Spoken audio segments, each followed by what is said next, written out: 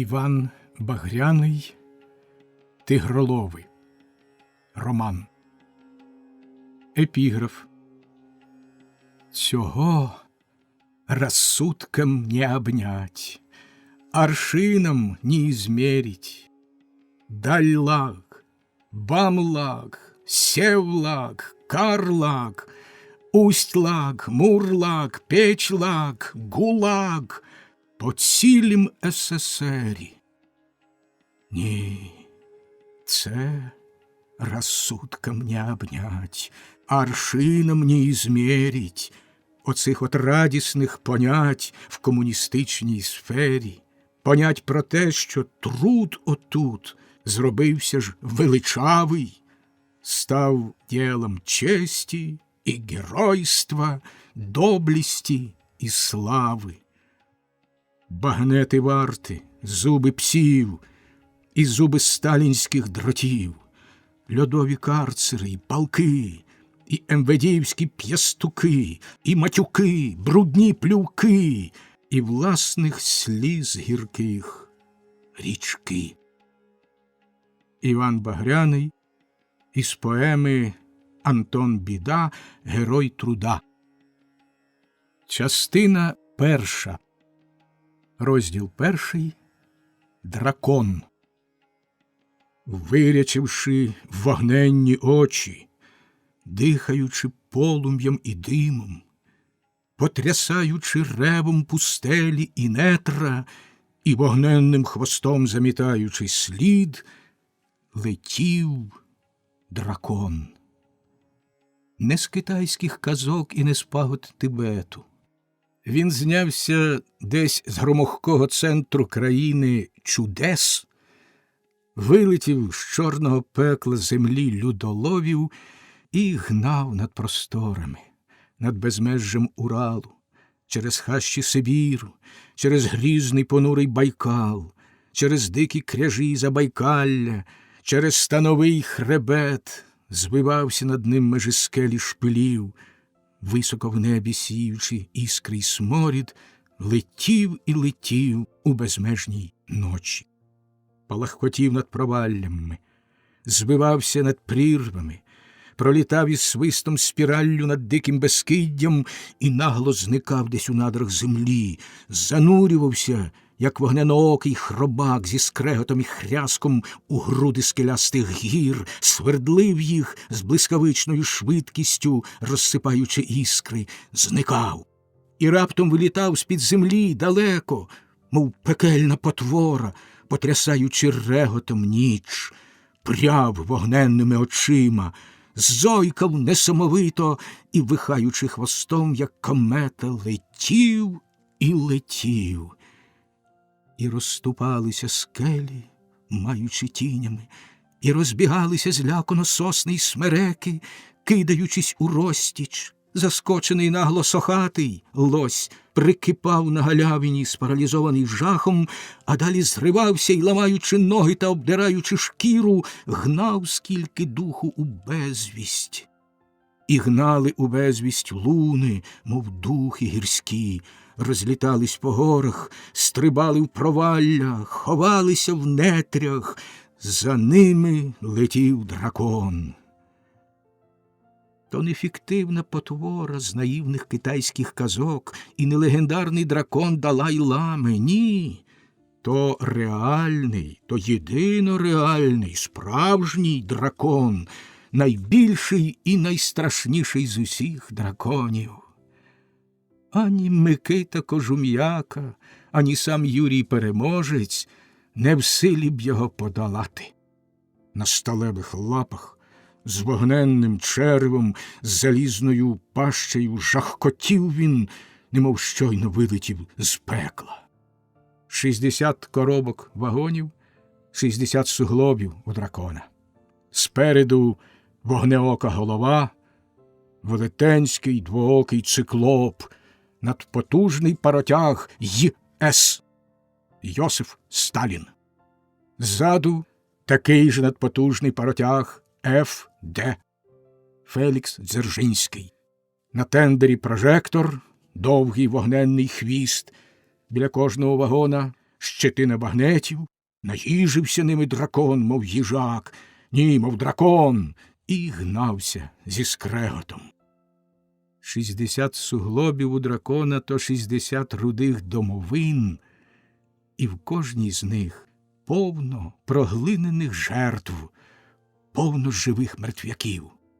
Крізь загратовані діри дивилися тоскно грона мерехтливих очей, дивились крізь темряву десь на утрачений світ, десь туди, де лишилась країна, осяяна сонцем, де лишилась вітчизна, озвучена сміхом дитинства і юності, рано оттятої, де лишилася мати, родина, дружина. Мерехтіли грона очей і летіли десь у темряву чорну, у прірву. Ними натоптане черево вщерть у дракона, і тягне їх циклопічний ЄС, і підпихає їх демон ФД. У цілому ж то є етап, то є ешелон смерті, етапний ешелон ОГПУ НКВД. Дракон. І мчить він без зупинки, хряскотить залізними лапами, несе в собі приречених, безнадійних, змордованих, хоче замчати їх у безвість, щоб не знав ніхто, де і куди, за 3-9 земель, на край світу, мчить їх у небуття. І нема того кожум'яки, і ніхто їх не визволить і вже не врятує, і ніхто навіть нічого не знатиме і не почує про них. Ніч, чорна безмежна ніч. І відсахуються смереки, кидаючись врозтіч, а дракон пожирає очима все перед себе і мете услід вогненним хвостом, фосфоритними по шпалах, по нетрях, обмацує слід за собою, чи не тікає хто. Іноді бахкає постріл. Другий. То вартовому ввижається зрада чи втеча, і він несамовито, пронизливо кричить і стріляє навмання у метушливі тіні смерек і стовпів. І хоч ніхто при такому скаженому леті не зміг би зіскочити живий, і хоч ніхто при такій охороні та при таких запорах не зміг би видертись геть, але вартовий мусить бути пильний, бдітельний, то бо є його діло честі, діло слави, то бо його діло доблесті і геройства. А може, йому самому страшно, може, йому моторошно на хвості цієї диявольської комети, і він підбадьорює себе пострілами у чорну зрадливу ніч, у фосфоричні блиски позаду, в еремію рухливих тіней і плям. Утікають кілометри, десятки, сотні, тисячі. Утікають назад ліси, і пустелі, і пасма гір, і безліч рік та тьмяних озер. Пролітають з грюкотом мости, семафори, тунелі. Все утікає назад, а дракон все летить, летить у невідоме вперед, у чорну сибірську ніч на край світу. Перетинає меридіани, описує гігантську параболу десь по 49-й паралелі, карбує її вогненним приском гайби комета, б'є по чорній імлі вогненним хвостом, зіходить їдучим димом та смородом і реве, реве. Так не ходить жоден експрес, так ходить лише цей етап, цей дивовижний ешелон смерті, спецешелон ОГПУ НКВД. Він один з багатьох таких ешелонів. Женуть вони отак божевільним темпом через глуху ніч, крізь ще глухіший Сибір, оповиті таємницею. Не просто таємницею, а таємницею державною оповиті вони. Обставлені багнетами, устатковані прожекторами, женуть вони десь у таємницю ж непроглядну, як сам Сибір, чи як тая сибірська ніч. Фантастичні і реальні, дивовижні аксесуари нерозшифрованої жаскої легенди, таємничої легенди про зникнення душ. На окремих пунктах ешелон зупиняється. На мить, на коротку мить. Тоді по нім біжать аргати, біжать по дахах, перестрибуючи з вагона на вагон, і стукають палками в залізо, чи не проломлено де, чи немає диверсій. І так само біжать аргати по боках ешелону, перестукуючи стіни, чи не зрушена дошка десь, чи не замірився ворог знутра на державу, закон і порядок, рятуючись від того закону втечею. Бо ж діло слави, діло честі, діло їхньої доблесті і геройства довести цей етап до призначення, до тієї прірви, що десь утворилася, і що її від років уже вигачують людськими кістками та душами і не можуть ніяк загатити. І тоді ж, так само вздовж ешелону, пробігає начальник етапу. Він вибігає десь від ЄС і, задерши голову, стурбовано мчить очима від вагона до вагона, чогось шукає. Так він довго жене попри низку понурих, герметично закритих рудих коробок, тих, що кожен з них на 40 чоловік ілі 8 лошадей. І нарешті коло середнього вагона зупиняється. Відсапується якусь мить, а тоді, задерши голову до загратованої діри, владно гукає в гроно мерехливих очей і блідих облич, що поприлипали, мов паперові, до град. «Многогрішний!» Обличчя зникають, гроно мерехливих крапок розсипається. Натомість з'являється одна пара таких же самих з глибини вагона, наближається до град, а голос понуро, ніби з могили, відповідає: «Я! Звать!» Пауза.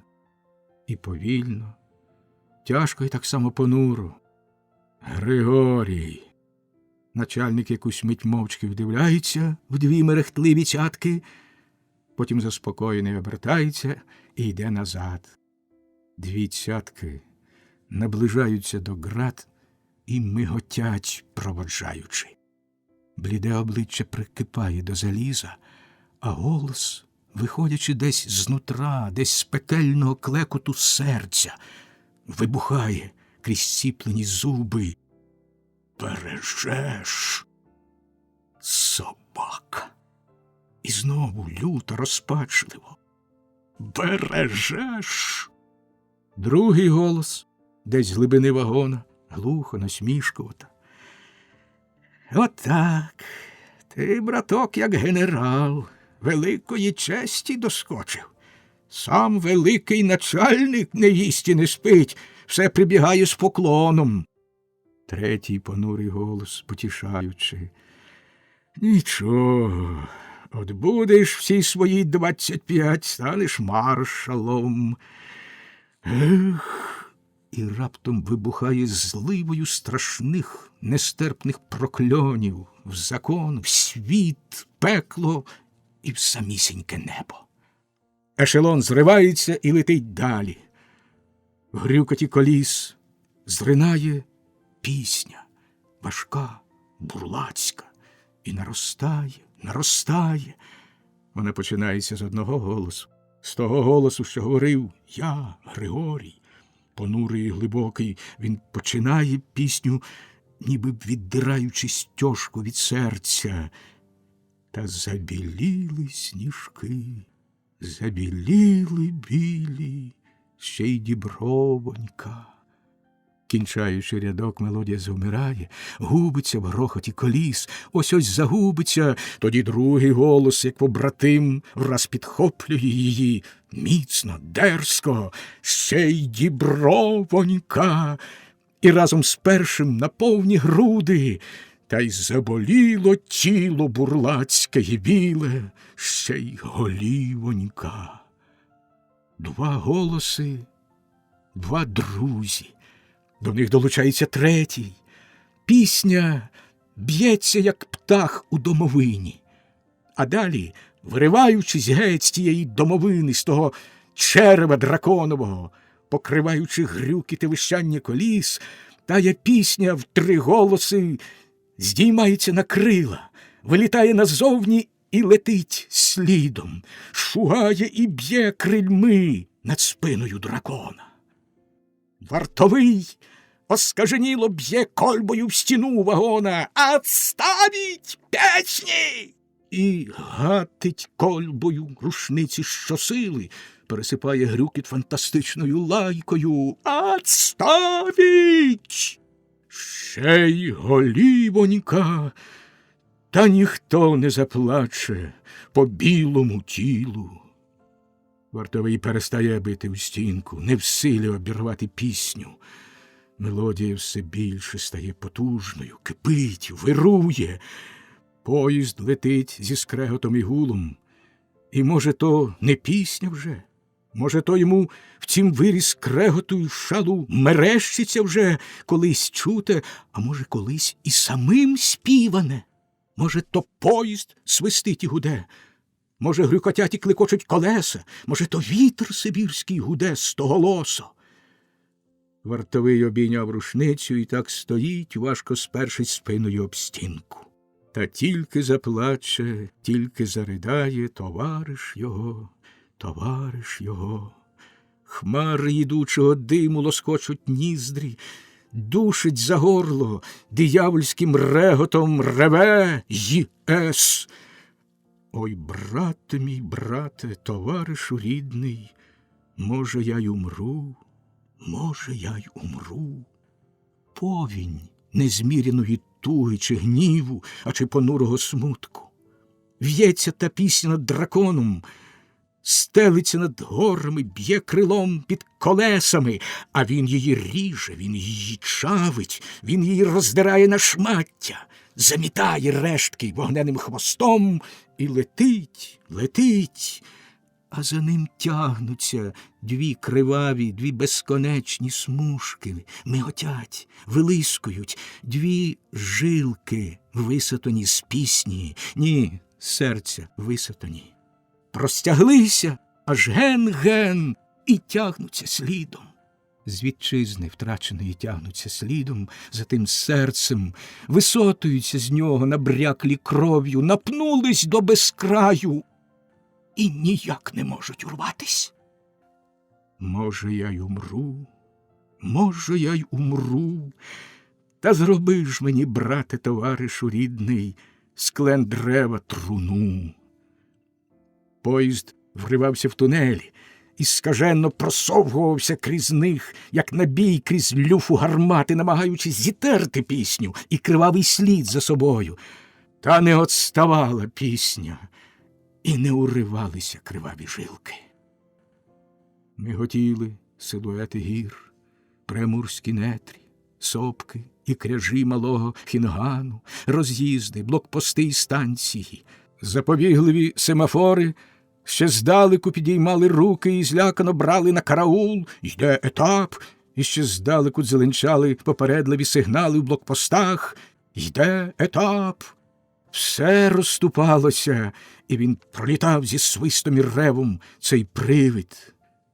По якомусь часі ешелон знову зупинився.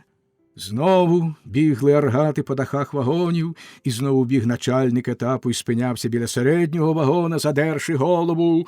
«Многогрішний!» «Я!» «Звать!» «Григорій!»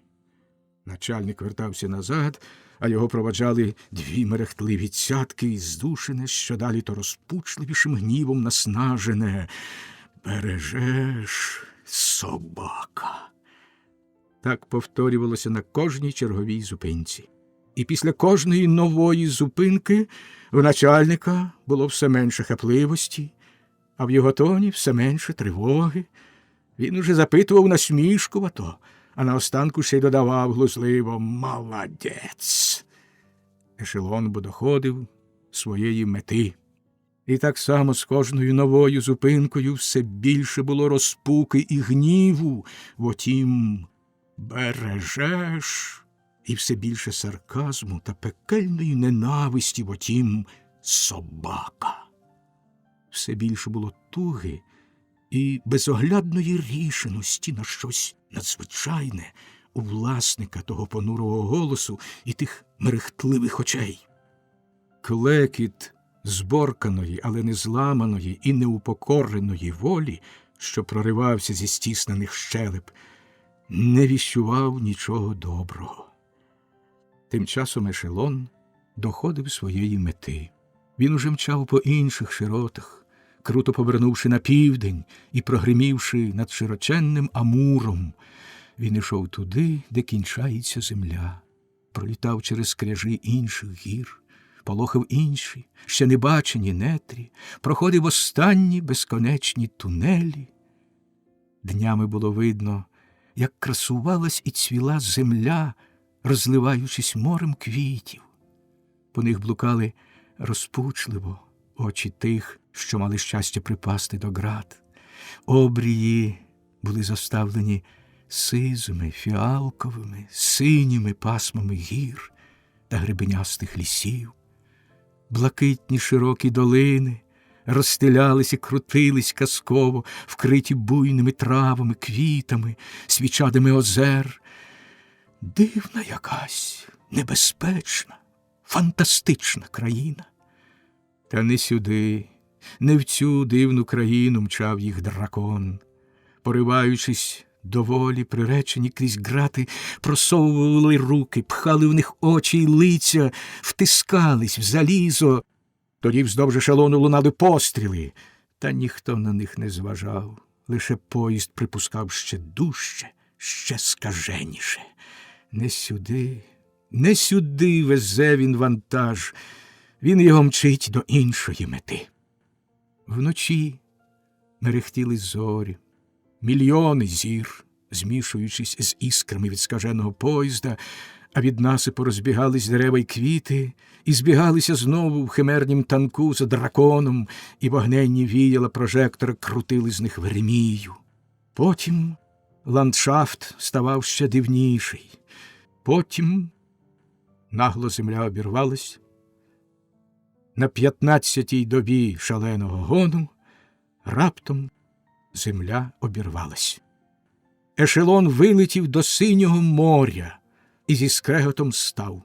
Тяжко випустив рештки диму і пари. Став. Все, скінчилась земля. Ешелон дійшов до своєї мети, важко дихаючи і відсапуючись на кінцевій станції Океанській.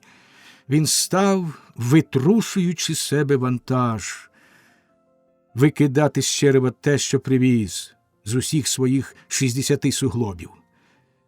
Дивно, скільки могло вміститися люду в цих брудних, рудих коробках.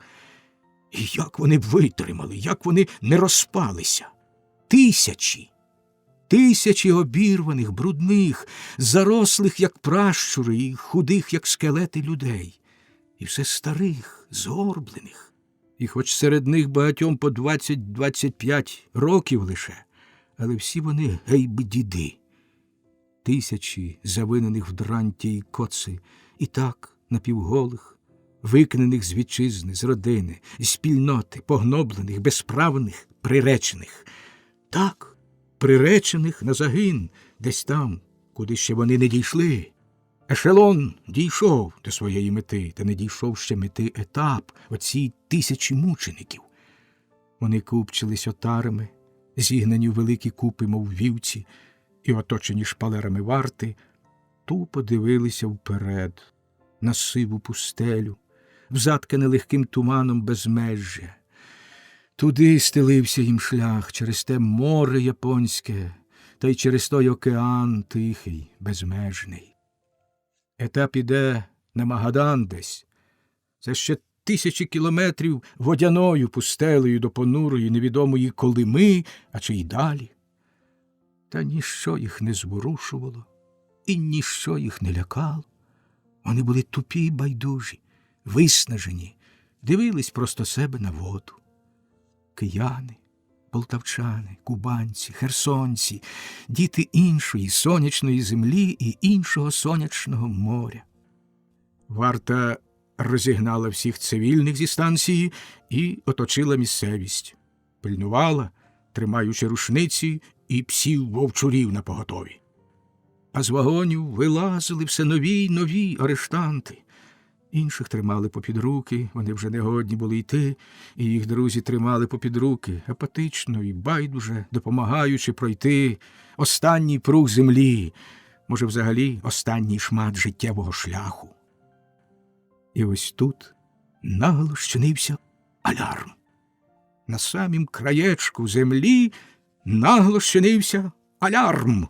Коли всі вилізли і стояли вже на землі, начальник повів очима по масі людей, а тоді прожогом побіг до вагона, до того середнього вагона. «Многогрішний!» Мовчанка. «Многогрішний!» Мовчанка. Ніхто не відповідав «я», і ніхто не відповідав Григорій.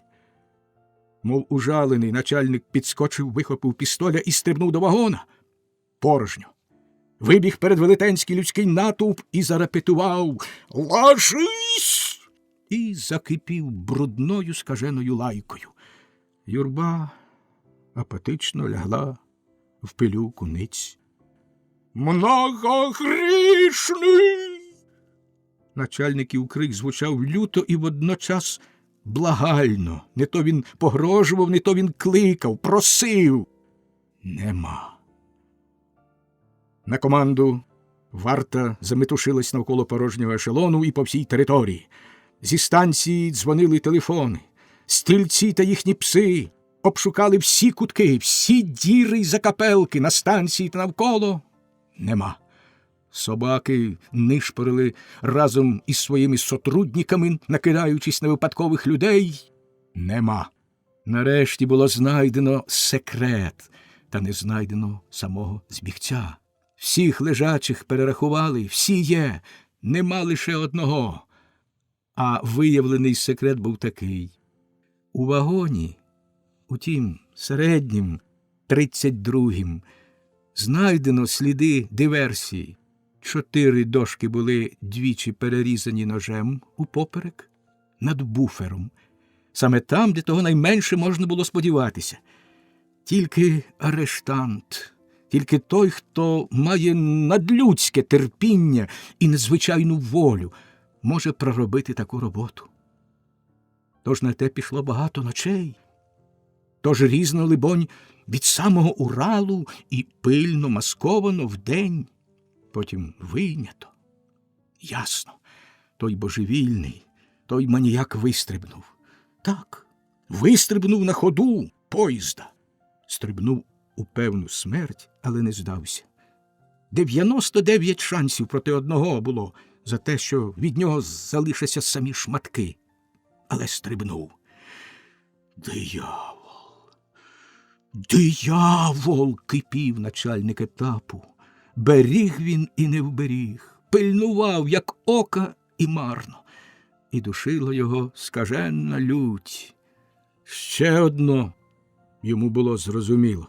Хтось допомагав, хтось закладав знову діру і замаскував пильно. «Встать!» – гримнув начальник. Всі встали.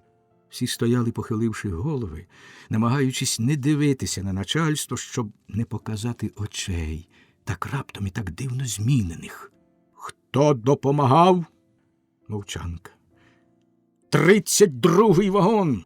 Згною! Роздавлю!» «Хто допомагав?» Тихо. 32-й вагон відокремили. Біля 60 людей стало окремою купкою. «Хто спільник?» Люди стояли понуро, схиливши голови. Мовчали. Але в кожного тіпалося серце. Не від страху, ні. Від буйної радості. Від злобної радості. Та й від гордості за того диявола, за того сміливця. Вони знали, як і де він стрибнув. Далеко звідси. Викинувся вночі зі скаженого поїзда. Але ніхто не пустив і пари з вуст. Є така солідарність, є такий закон неписаний, є така арештанська мораль, що подібної до неї більше немає у світі. Мораль упосліджених, святиня арештанської дружби. Люди стояли байдужі, а рука не в одного тяглася до шапки, щоб стягти її до сирої землі. Земля тобі пером, безумний сміливцю. Пригадувались слова, кинені якось ним у темряві ночі зі стогоном: ліпше вмирати біжучи, ніж жити гниючи. Та з розпукою крізь стиснені щелепи: жить, відплатить або вмерти. По цілій масі змарнованих, знеосіблених людей ніби хто струм пропустив. Геть скільки їх тут стояло, в кожного сколихнулося серце. Давно розчавлена людська гідність підводилася рвучко. Лиця обертались туди, назад, і виростали крила у тих, хто був заломився вже зовсім, а серця калатали в схудлих, вимучених грудях, прориваючись геть. Шепіт летів по юрбі: утік, у смерть, але втік. Начальник, відчуваючи недобре, розмахував пістолем, квапив тих, що йшли до арешту за кару. Решту теж погнали до порту. А вже як повантажились на пароплав, як уже всі знали подробиці про того диявола, про того юнака, на 25 літ каторги приреченого, що переступив трибунал і вистрибнув у смерть зі скаженого поїзда, люди, стоячи на чердаку і відпливаючи в сиву пустелю, оберталися обличчям на захід, дивились широко відкритими очима, прощались із землею, прощались із усім, а в віччю, либонь, стояв відтворений образ того, хто не здався, хто лишився таки там. Образ, як символ непокірної і гордої молодості, символ тієї волелюбної і сплюндрованої зате вітчизни. Пароплав канув у сивім тумані, а за ним поснувалась легенда про гордого сокола, про безумного сміливця.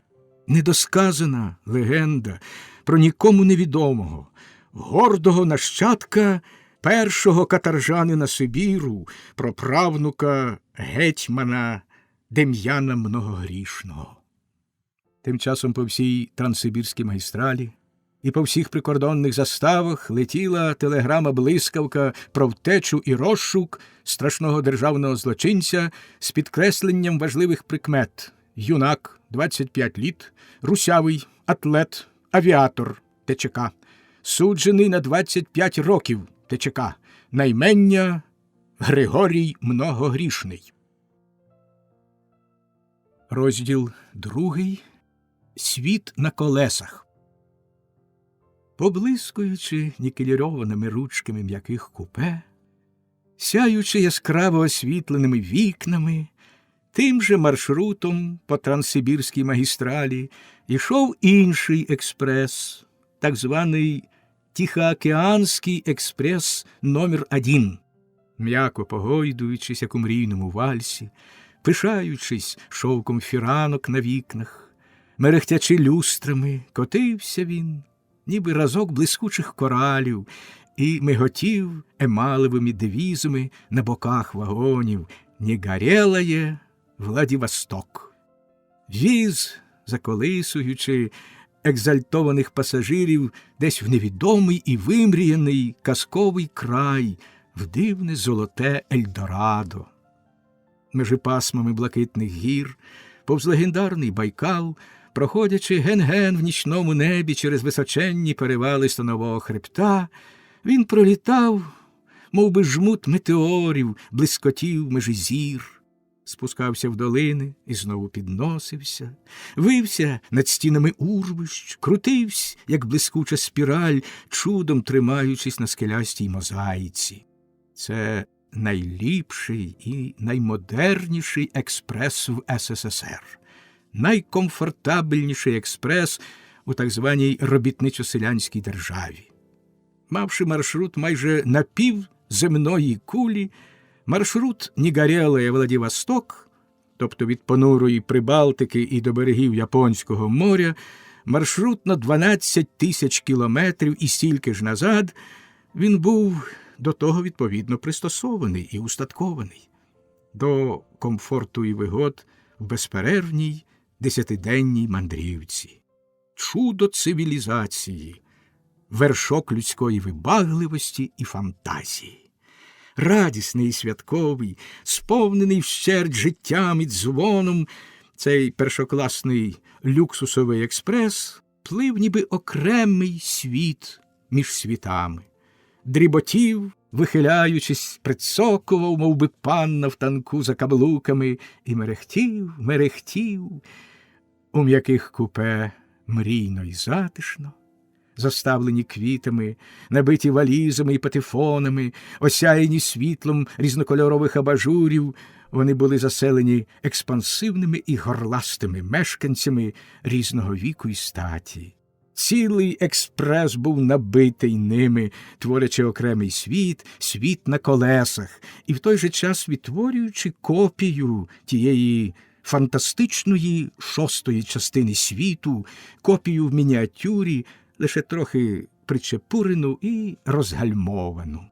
Інженери і авіатори, ударники і так літуни, партробітники і туристи, колгоспні колективізатори і радгоспні бюрократи, раціоналізатори, індустріальні авантюрники, прокурори і розтратники, потенційні злодії, імпотентні фарисеї, цивільні і військові, працівники органів революційної законності і контрабандисти, і літні відповідальні панії, і ексцентричні, але так само відповідальні панни, чи то пак товаришки, пані і товаришки, панни, з коханцями і без коханців, з портфелями і без, з партстажем і без, закохані кішечки і ще більш закохані котики, відповідальні відрядженці і безвідповідальні рвачі та дезертири, з партквитками і без, з дисциплінарними стягненнями і без,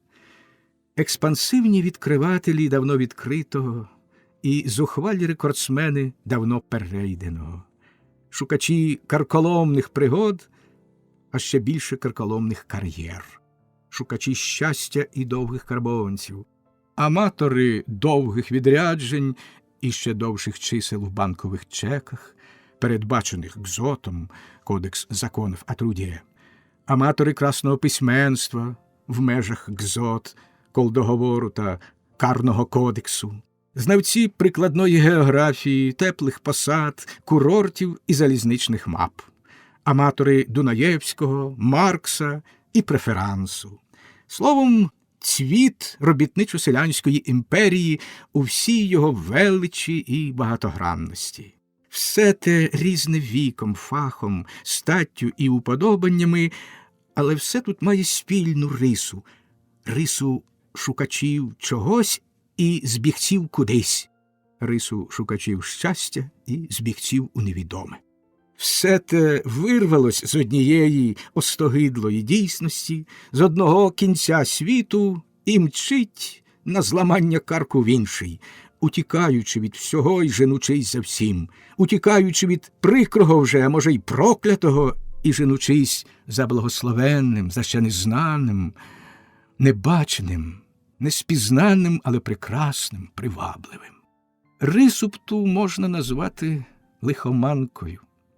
Так, лихоманкою хворобливого гону в напівсконкретизовану химеру, в якусь загадкову екзотичну країну, в якесь Ельдорадо, десь туди, де ще їх не було. Риса та є спільним знаменником для всієї цієї маси людей, маси мандрівників, що заселяють цей оригінальний світ на колесах. Проте для більшості з них те кудись було досить сконкретизоване. Вони їдуть на ДВК, що десь там, на другім кінці світу, на берегах Тихого океану. І там той дійсний, справді казковий світ. І там те справжнє золоте Ельдорадо, що про нього стільки чуто, читано, мріяно і передумано. Ось туди все це й мчить. Мчить без віддиху і без оглядки. Котиться, погойдується, дріботить експансивно. мерехтить над прірвами, перелітає мостами, заходиться сміхом і зойкає над проваллями, пролітає тунелі, зажмурившись, і жиє. Жиє реальним і напівфантастичним, але безжурним, рожевим життям. Веселковим, напруженим, як той метелик Одноденка. Любиться, свариться, одружується і розлучається, і фантазує, вигадує і вірить, загубивши грань між реальним і фікцією. Химерний, екстериторіальний світ. Світ блаженної незалежності від будь-якого спец- і профнавантаження, від будь-якої спец-, проф- і партдисципліни, від шипіння примусів і начальників, від безконечних черг за калошами і безконечних чергових зборів у цехах, на службі і вдома, світ ідеальної свободи і повної відсутності диктатури, якщо не брати до уваги диктатуру кохання та переступлення влади кондуктором. Світ пригод і романтики, світ поцілунків і преферансу, фантастичних історій, небувалих подій, трансформованих призмою екзальтованої фантазії. Світ благословенної свободи, купленої за готівку разом із плацкартою. Мелькають дні і ночі, і знову дні, і знову ночі. Утікає десь цілий світ, розпливчастий і туманний, нереальний світ, поставлений шкереберть.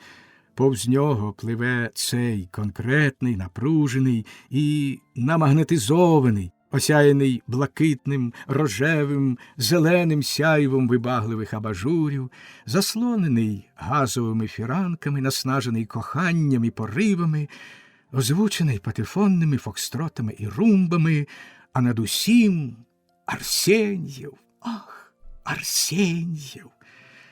О, Арсеньєв! Він бог цілого цього експресу, цілого цього світу, володар дум і сердець. Він панує тут, як ніколи не панував там, у тій неймовірно казковій, відкритій ним країні, що зробила його ім'я девізом і прапором всіх мандрівників і всіх ось таких конкістадорів. О, Колумб заамурської і надамурської голубої Галілеї, відкриватель дивовижного, герой і переможець непереможного, співець і автор найекзотичнішої і найфантастичнішої країни у світі, російського, чи то пак тепер совєтського Клондайку. Ні, інтернаціонального золотого Ельдорадо, куди навіть жиди погнали добровільно-примусово, зрадивши Палестину творити свій Біробіджан. Його аксесуари, екзотичні аксесуари тієї відкритої ним екзотики, панують тут і живуть поруч з усіма мешканцями розкішних купе, салон-вагонів, тамбурів і коридорів. Переселились з тієї країни і живуть тут, проваджають цих мандрівників, як чичерони, туди, до себе в гості. Дерсу Узала і тигри, женьшень, уссурі і тигри, манзи і тигри, фанзи і знову тигри, тигри, тигри. Тигри над усе і над усім.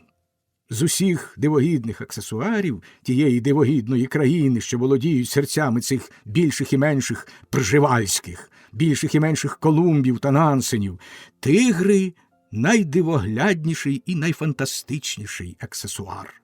Ними наповнений цілий цей експрес. Вони блукають по ньому з хмарами диму і румбами, викликають ентузіазм і викликають тремтіння в колінах та солодкий холодок не в одного з цих хоробрих шукачів щастя, сильних емоцій і справжньої екзотики. Вони панують в уяві кожного як символ, як страшний і привабливий образ тієї невідомої землі, куди він так легковажно вирушив і оце мчить, мов на весілля.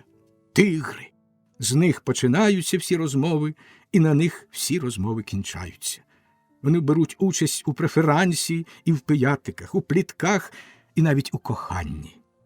А чи ви чули, раз бубни, то чи ви читали, як на Енській заставі недавно тигр украв стійкового? То що ви? Раз черви? Ну і як? 2 піки. Ого, заніс, мов кошеня. Боже мій! Пас? Боже мій! Або «Ух ти, моя смугаста кішечко». Це коханець до Любки, ластячись. Сусідка навпроти робить великі очі й пошепки до другої. «Добра мені кішечка». Від Уралу змінила четвертого коханця. Це ж тільки від Уралу, а до Владивостока. Апетит, прости, Господи. Смугаста тигрище, а не кішечка. У коридорі пара похідних коханців туляться одне до одного, дивляться у вікно і мріють, мріють. Ах, який я щасливий! Ми заїдемо десь далеко-далеко в тайгу, і там, в нетрях, серед квітів і пралісу, я збудую затишну хатинку. Я її зроблю такою. Обережно порвеш запонки. Ах, як чудесно! А ти не боїшся тигрів? Я везу 2 рушниці і повну валізу набоїв, ще й бінокль, ще й компас. Ми будемо дивитися. Ох, який ти герой! Або чого ви на мене витріщились, мов тигр? Або, а скажіть, будь ласка, в Хабаровську можна ходити по вулицях? Безпечно? Чи є міліція? Є, а що? Та я читала, що ще недавно тигри там гуляли по вулицях і крали людей, ба навіть коней. І це правда? Правда. Боже мій! І до чоловіка з істеричною розпукою. Казала тобі, казала ж, пропадай він пропадом, той ДВК. Так ні, поїдем, підйомні йому, за віддаленість йому, мало йому. Висідаю, на першій же станції висідаю. Досить з мене твоїх фантазій, досить з мене кров пити. Заспокойся, душечко, потішав розгублений супруг. Якийсь, може, бухгалтер, якоїсь, може, Союз риби чи Союз золота. Ми не поїдемо до Хабаровська, ми поїдемо на Сахалін. Еге ж, там довкола вода, і та сатана туди не перепливе. Або сп'янілий шукач сильних емоцій, наслухавшись страшних історій про ведмедів, що завертають людині в волосся шкірою на очі, про тигрів, що хапають людей по квартирах і навіть біля самісінького кінотеатру, їй-бо, після 12-ї чарки впавши філософський жаль до себе. Отак, жиє чоловік, і п'є, і було йому добре. Ні, їде, пхається, і раптом нема. І нема. Якась дурна кішка буде носити його, як мишу. Кондуктор! Тигри. Страшне божество, смугасте шкірою, а ще смугастіше репутацією.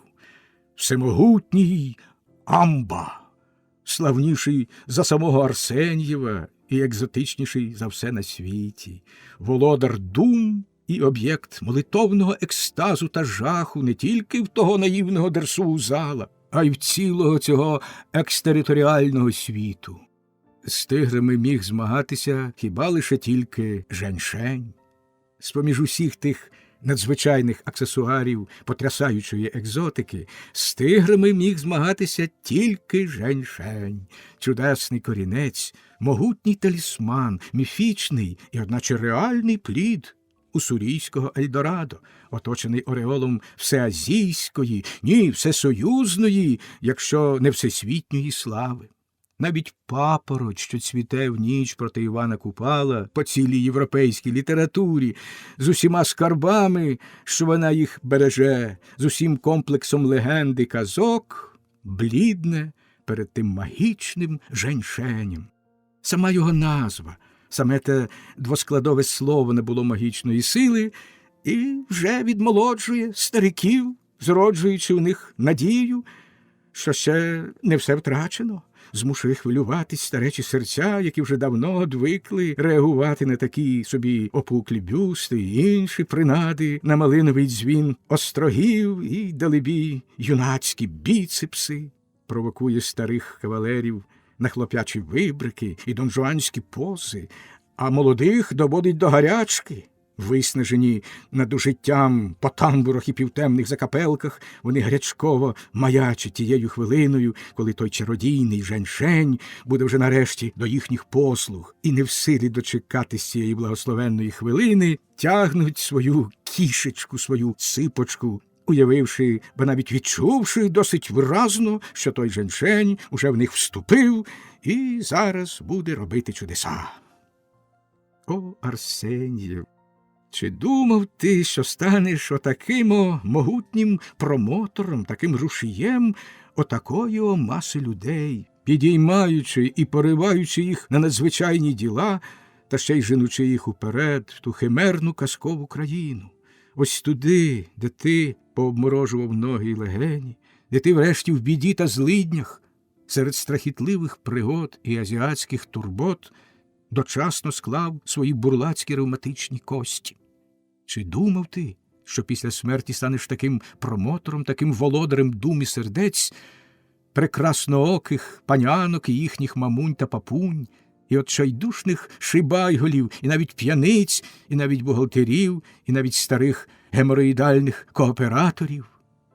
Що поженеш їх за 3-9 земель, за нещислені пасма гір, несходимі простори пустелі нетрів з родичами та сочадами завойовувати, опановувати і посідати той відкритий тобою світ, той опоетизований Клондайк і заразом Едем.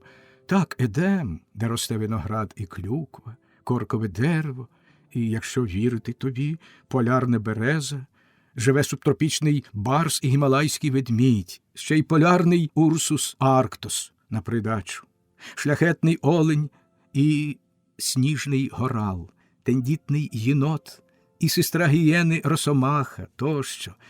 Край, як гарячкова фантазія п'яного, як маячіння божевільного, витвір космічного жарту, а чи плід космічного катаклізму, а чи то плід всесвітнього гумору, край парадоксів, симбіоз субтропічного раю і симбірського пекла.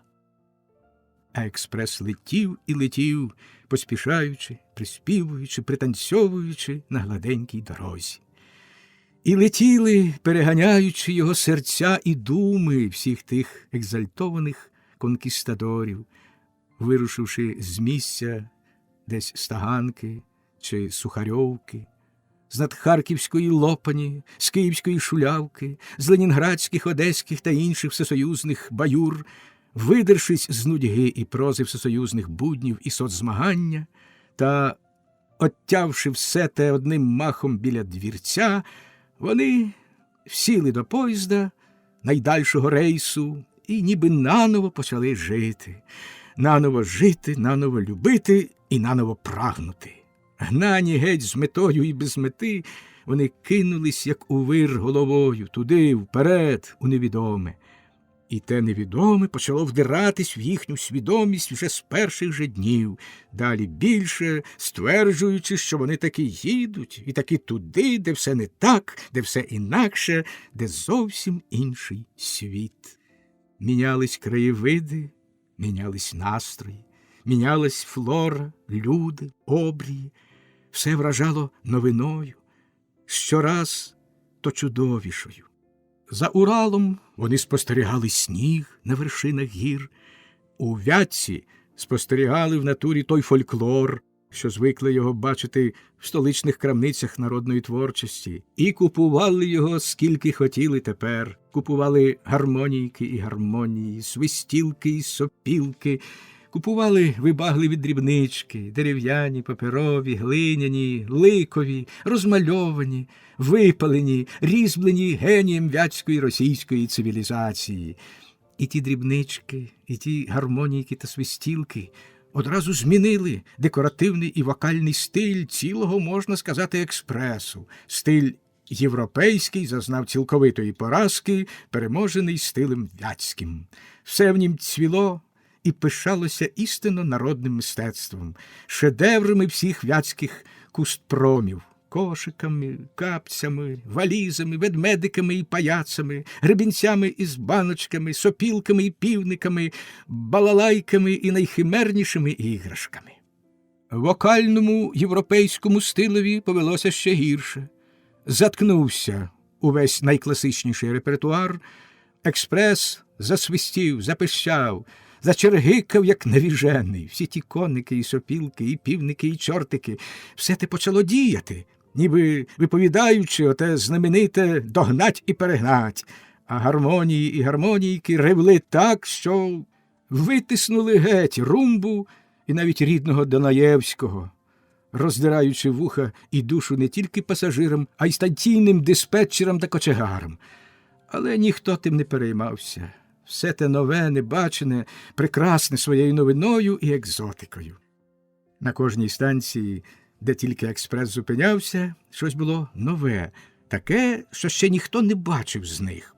Пасажири вибігали геть з усього поїзда, розхапували всю ту новину, всю ту екзотику і напихали нею експрес.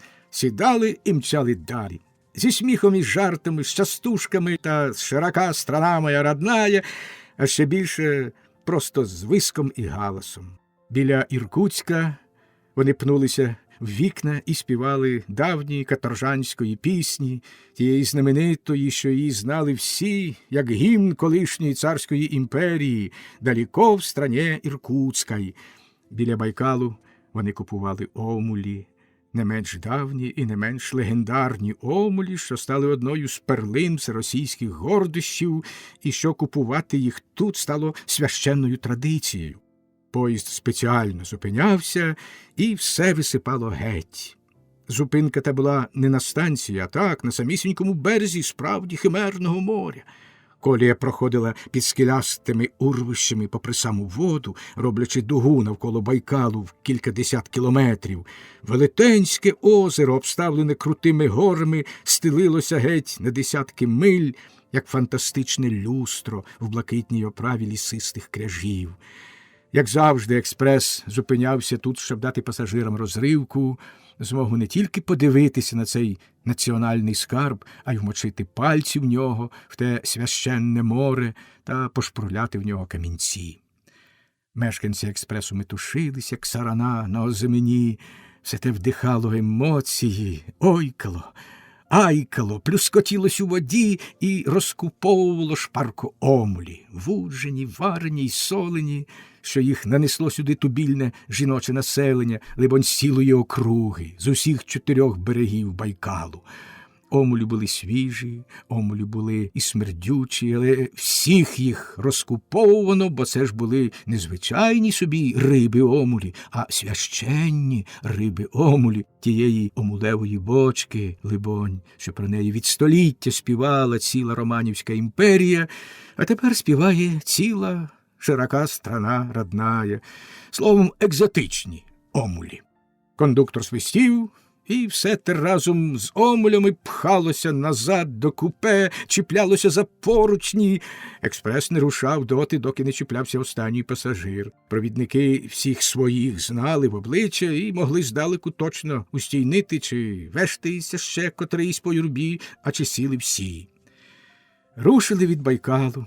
Експрес довго смердів рибою і дуднів баргузинським та взагалі прибайкальським чи пробайкальським фольклором, то шукачі щастя їли омулі, ревли славне море священний Байкал і розповідали та вислуховували легенди, трагедійні і героїчні історії, анекдоти та географічні і природознавчі довідки про те дивне море, в якому вода стоїть вище, ніж у всіх інших морях, бо і ото у дні є дірка.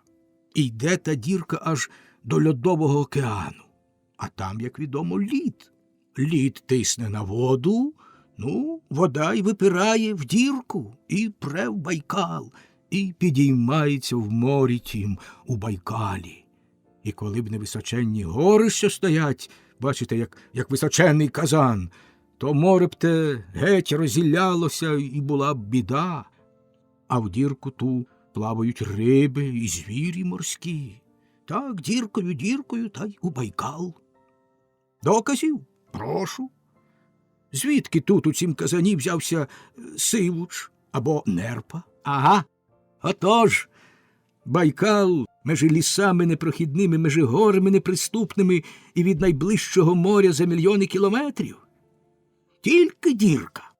Дійсно, фантастична і дивовижна земля тут.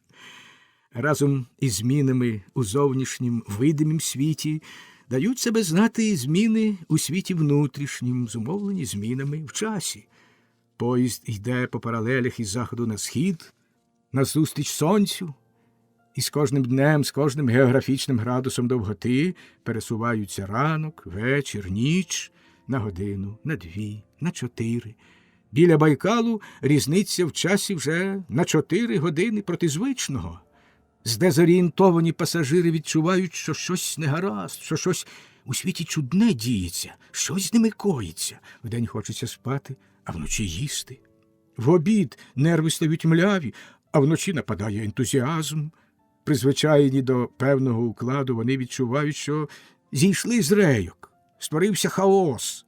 Одні вибилися зі сну й з апетиту, не могли вже ні їсти, ні спати, а другі навпаки борюкались і вийшли переможцями. Спростили своє життя до тільки їсти і тільки спати, а інші ще й краще могли спати і тільки спати. Але на загал абсолютну більшість опанувала безсоння, тривожний неспокій, хвороблива експансивність і в деяких геть чисто застрайкували шлунки. Особливо потерпали нервові, чутливі, занепокоєні своїм здоров'ям. Вони мацали свої голови, хвилювалися, ковтали порошки і докучали лікарям, що, втративши самі спокій і сон, грали на пропале в преферанс, загубивши межу між ніччю і днем. Пересувається поїзд, пересувається час, пересувається життя в експресі, а ще більше настрій. Попри всі ті, зрештою, смішні неприємності, він підноситься до найвищого ступеня передсмаку чогось надзвичайного, констатуючи його поступове, але неухильне наближення, недалеке здійснення мрії. Проте свідчить кожна хвилина, кожен кілометр, кожна деталь назовні. Поїзд іде до мети. За Байкалом вони спостерігали екзотичних тубільців, червоношкірих бурятів та бурято-монголів, Булан-Уде, гордих вітрами, сонцем і блиском снігів, засмалених бронзових якутів, подібних до тих джек-лондонівських індійців, і таких же бронзових, в національній строї убраних якуток в Читі, тунгузів з гостровухими псами, китайців, гуранів. Поїзд іде за Байкаллям, розважаючи пасажирів і пишаючись своєю ерудицією.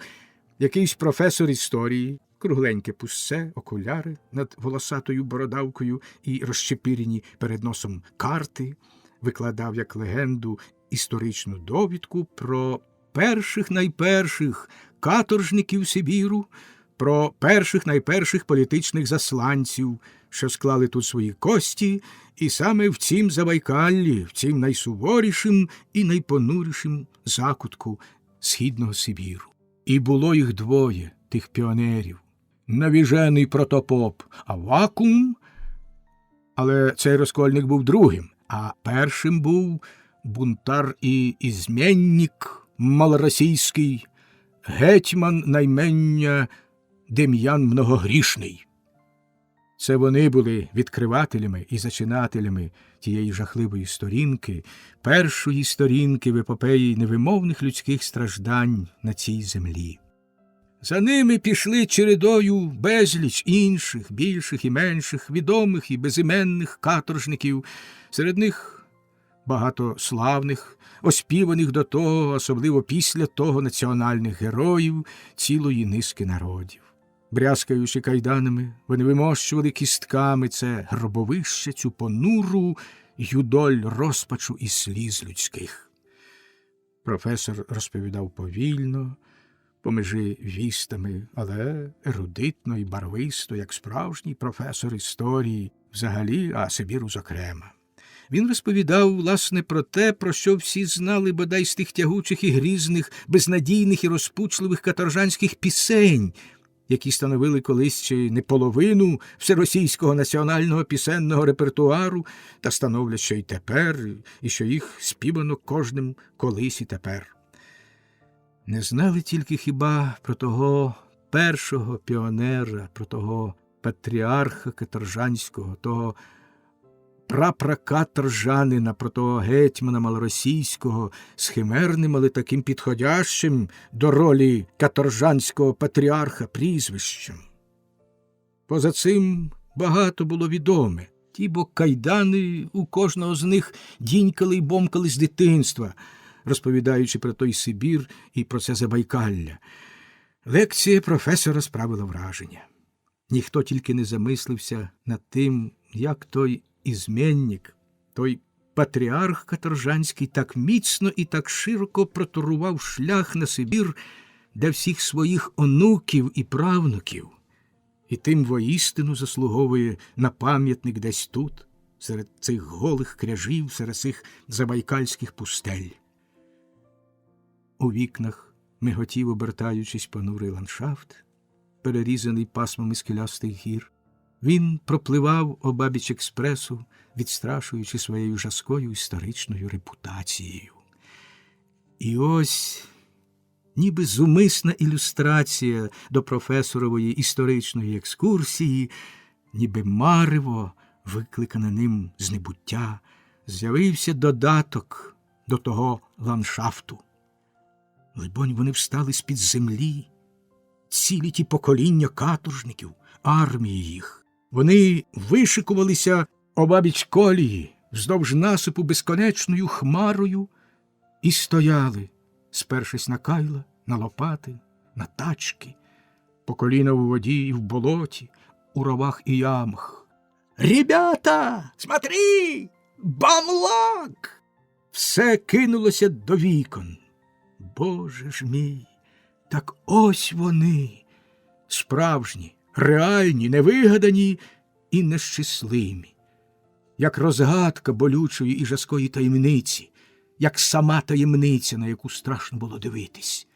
А вони стояли безконечними шпалерами, вимучені, виснажені, в химерних і страшних бамлагівських одностроях, в ганчір'яних шапочках-ушанках і в такім лахмітті, що, здавалося, ніби їх рвали всі собаки всього світу і тріпали всі сибірські і транссибірські вітри та буревії.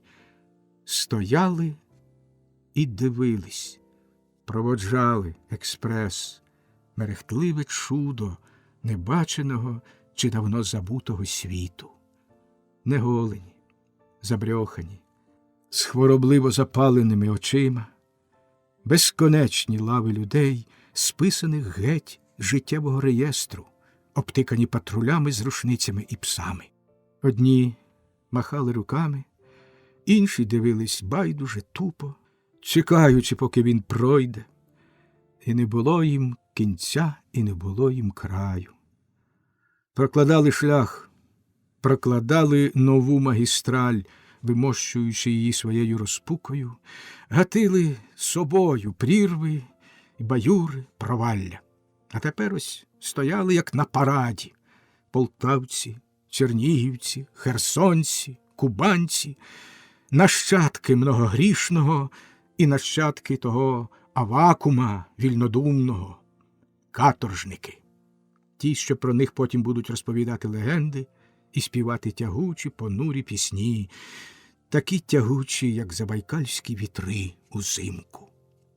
З вікон експресу нагло починають летіти речі, спершу від паротяга, як сигнал, кілька пачок махорки, а потім, мов на команду, з усіх вікон полетіли цигарки, плитки шоколаду, цитрини, черевики, шматки хліба, пакунки, завинені в папір, ціла веремія найрізноманітніших речей. Діти махали ручками і, підхоплені стихійним поривом, загальним психозом, що опанував експрес, викидали квіти, цукерки, гармонійки і плескали з ентузіазмом в долоні і сміялись радісно. Люди в бамлагівських одностроях ожили і кинулись стрімголов до подарунків, збираючи купами і топчучи один одного. Над насипом почалась стрілянина, і ніби на знак протесту хтось ошаліло викидав з вікна експресу все, що трапилося під руку. Подушку, калоші, грамофонну плиту, простирадло, жмут грошей. Підхоплені вітром, летіли вони і крутились над поїздом, наче голуби на Іордані, розполохані стріляниною. А в купе, упавши ниць на канапу, хтось заходився буйним плачем, вибухнув нестримним, приглушеним риданням. Гроші ще довго кружляли в повітрі і летіли слідом за експресом. А шерегам не було краю. Вони, мов з-під землі, вставали назустріч і все махали руками, мовчки, махали, мішаючись в невиразний сірий туман. Експрес летів божевільно, нестримно. І так само нестримно текли в когось сльози в замкненому м'якому купе вагона. Це теж екзотика. Але те промайнуло, як марево, і лише на хвилинку затьмарило настрій у мешканців експресу. Нові враження, що далі то цікавіші, що далі то екзотичніші, відсунули те марево геть і стерли. Ніби його й не було. Так, далебі й не було. Лишилося десь там, разом з Забайкаллям, а назустріч бігли інші дива, інші місця й ландшафти, незнані, небачені, неспізнані. За гуркотінням і чорнотою тунелів враз било в очі сліпуче сонце, розгортались дивні панорами, аж натягнулася рука до гальма Вестингауза, до тієї аварійної ручки, щоб зірвати пломбу і нагло спинити експрес, зупинити тут і піти, побігти туди. Знову тунелі. Потім експрес влітав у ніч, як у суцільний тунель, і, запалавши вогнями та опустивши фіранки, летів у фантазію, гойдаючись під звуки патефонних танго і фокстротів, гомонячи, відступаючи, люблячи й мріючи, летів, миготів десь у казку, творив її і стримів у неї, гублячи межу між дійсним і фікцією, між фактами та їх інтерпретацією, готів у неї і був вже її часткою світу пригод, того царства Арсеньєва, того царства Дерсу-Узала. В салоні вагоні було ясно і затишно, в стелі крутились віяла, оберталися нечутно по горизонталі, творячи лагідний вітер. На сніжно-білих столиках в такт поїздові видзвонювали малиновим дзвоном пляшки, червоне бордо і пиво, коньяк і лікери, і золотоверхові портвейни.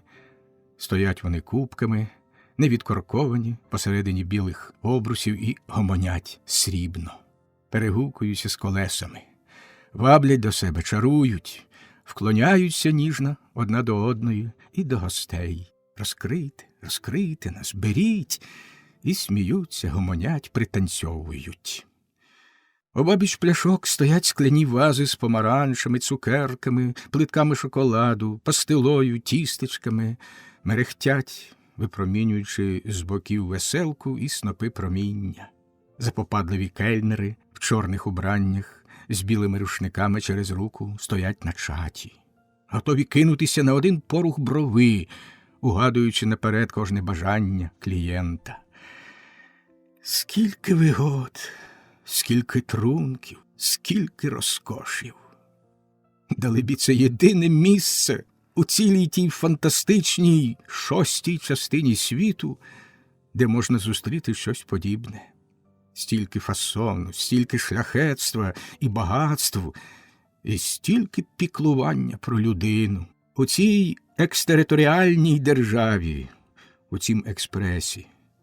Тут бо свої закони, свої звичаї і свій режим. Це бо окремий світ. Тут бо іноді бувають чужинці, якісь дипломати, міністри чи гості з далеких заморських країн. Весело видзвонюють пляшки і мрійно вихиляють віяла. З обвішаної скляними призмами люстри лється химерне мерехтливе світло, то призми гойдаються, тріпотять, як сережки, і витворюють світляний веселковий танок, випромінюють спектри. А у вікнах біжать вечорові силуети, біжать двома безконечними стрічками фіалково-рожеві краєвиди, білі вершини гір, облямовані в колір індиго долини, фантастичні силуети дерев, блокпостів, будівель, ей би два безконечні кінофільми. У салон-вагоні майже порожньо. Вже нема тих аматорів пива і вин і веселих гутірок, що виповнювали його від перших днів. У декого вже спорожніли кишені, бо всі ці розкоші коштують гроші. Інші вдалися до преферансу і смалять до дуріння десь там по купе. Інші романсують, саме цілуються десь у присмерку коридорів і тамбурів. Інші накручують румбу. Лише кілька людей посідають цей затишок. Біля крайнього столика при вікні сидить бравий майор, чорнобривий, з м'ясистим носом, віком понад 30 літ. Майор ОГПУ НКВД. Зсунув синій кашкет на потилицю, розстебнув комір і попиває червоне бордо, тримає склянку біля уст, а очі втопив у газету, поставивши її сторч. Смокче бордо і читає, смокче правду, студіює промову вождя, виголошену на черговому з'їзді ВКПБ. Іноді виймає олівець і щось підкреслює, посміхається захоплено, потім глибокодумно морщить брови, сьорбає бордо і пасе далі вугляними очима по шпальтах газети. Майор виглядає як саме втілення могутності, сили і гонору своєї пролетарської держави. В цілім експресі не тримається ніхто так гідно, так незалежно і гордовито, ба навіть трохи презирливо, з таємничою міною і незрівнянним почуттям вищості. Його не зворушують ніякі екзотики, ніякі найексцентричніші історії, ба навіть тигри.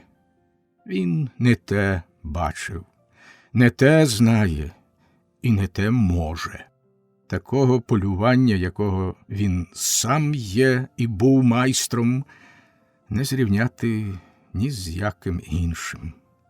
Коли б всі ті аматори знали, де те диво, де та легендарна легенда. Диво – це він, і легенда – це він. Тут, під блискучою уніформою, сховані такі речі, що перед ними поблідли б сам Арсеньєв своїм придуркуватим дерсу-зала. І навіть всі тигри, і навіть у них, у цих останніх, стало б волосся дуба. І не по екзотику їде він. Він їде на інше полювання.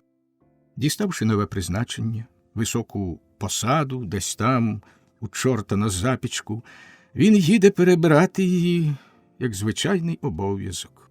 Він дисциплінований і точний, і не схильний вдаватись у дрібниці. Тим часом не марнує часу на теревені, п'є отак собі бордо і студіює промову вождя. В другім кінці салон-вагона веселий гомін, дзвін чарок, жартівливі промови і регіт. Там розташувалась весела компанія. Зсунула до вас столи докупи, заставили їх батареями пляшок, чарками й тарелями і розсілись у п'ятьох. Дудлять і регочуть. 5 пройдисвітів скалозубів, 5 молодих бежурних шибайголів, 5 камарадів. Отих типових у цій країні молодих людей, героїв нашого часу, що їх так рясно стало, що їх ніщо ніде не втримає, що вічно літають з місця на місце, добре заробляючи, а ще ліпше розтринькуючи та скалозублячи. Скалозублячи геть з усього. Ці теж такі прожигателі життя і кишень, Може, кваліфіковані інженери, а може, і кваліфіковані літуни, а може, і те, й друге разом. Ті самі, що літають по цілій цій шостій частині світу, по цім велетенським людським полігоні, і ніде не можуть нагріти собі місця. І що, якби могли, полетіли б геть ще й по всіх інших світах, та не можуть вилетіти. Один з них в пенсне і крагах, ще й в модних англійських бриджах. Його всі величають, не то жартома, не то серйозно, професором. Другий у френчі й галіфе кольору кави, елегантний та, напевне, отчайдушний. Більше за всіх і зухваліше від усіх регочеться та сипле приперченими словами. Лише іноді раптом уриває, хмурить брови і підозріло позирає навколо з-під лоба. Двоє гуляйпільців, засмалених вітрами, вибуджених десь кримським чи одеським сонцем, м'язистих, дебелих і суворих. А п'ятий – кубанець з Новоросійська і разом контрабандист з Батума, але про те ніхто не знає. Четверо з них їдуть десь аж з Києва разом, їдуть в те золоте Ельдорадо, що десь на другім кінці світу. Чого? А так, зійшлися докупи в Києві, попиячили, вирішили нагло їхати і поїхали. Шукати де ліпше. Кинули роботу, підписали контракти на Далекий Схід, дістали підйомні, сіли й поїхали. І їдуть. А не сподобається, поїдуть назад. Подумаєш, діло того. Кзот вони знають, як молитовники, і не дадуть собі в кашу наплювати. П'ятий, той, що у френчі й галіфе кольору кави, пристав у дорозі до веселої безжурної компанії. Хлопці пили горілку, потім малагу й портвейни, потім знову горілку, а в межичасі дудлили пиво і бавились собі, забувши про цілий світ і його околиці. І замовляли страви. Поводились, як мільйонери. «Кельнер, ще кав'яр!» Тричі. «Кельнер, буженину!»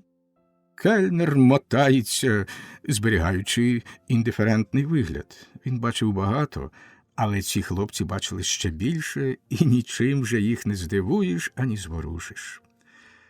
Професор вже був навіть там, де вони оце їдуть, і ще й надто далі, аж на Чукотці, біля самісінької Аляски, над Берінговою протокою.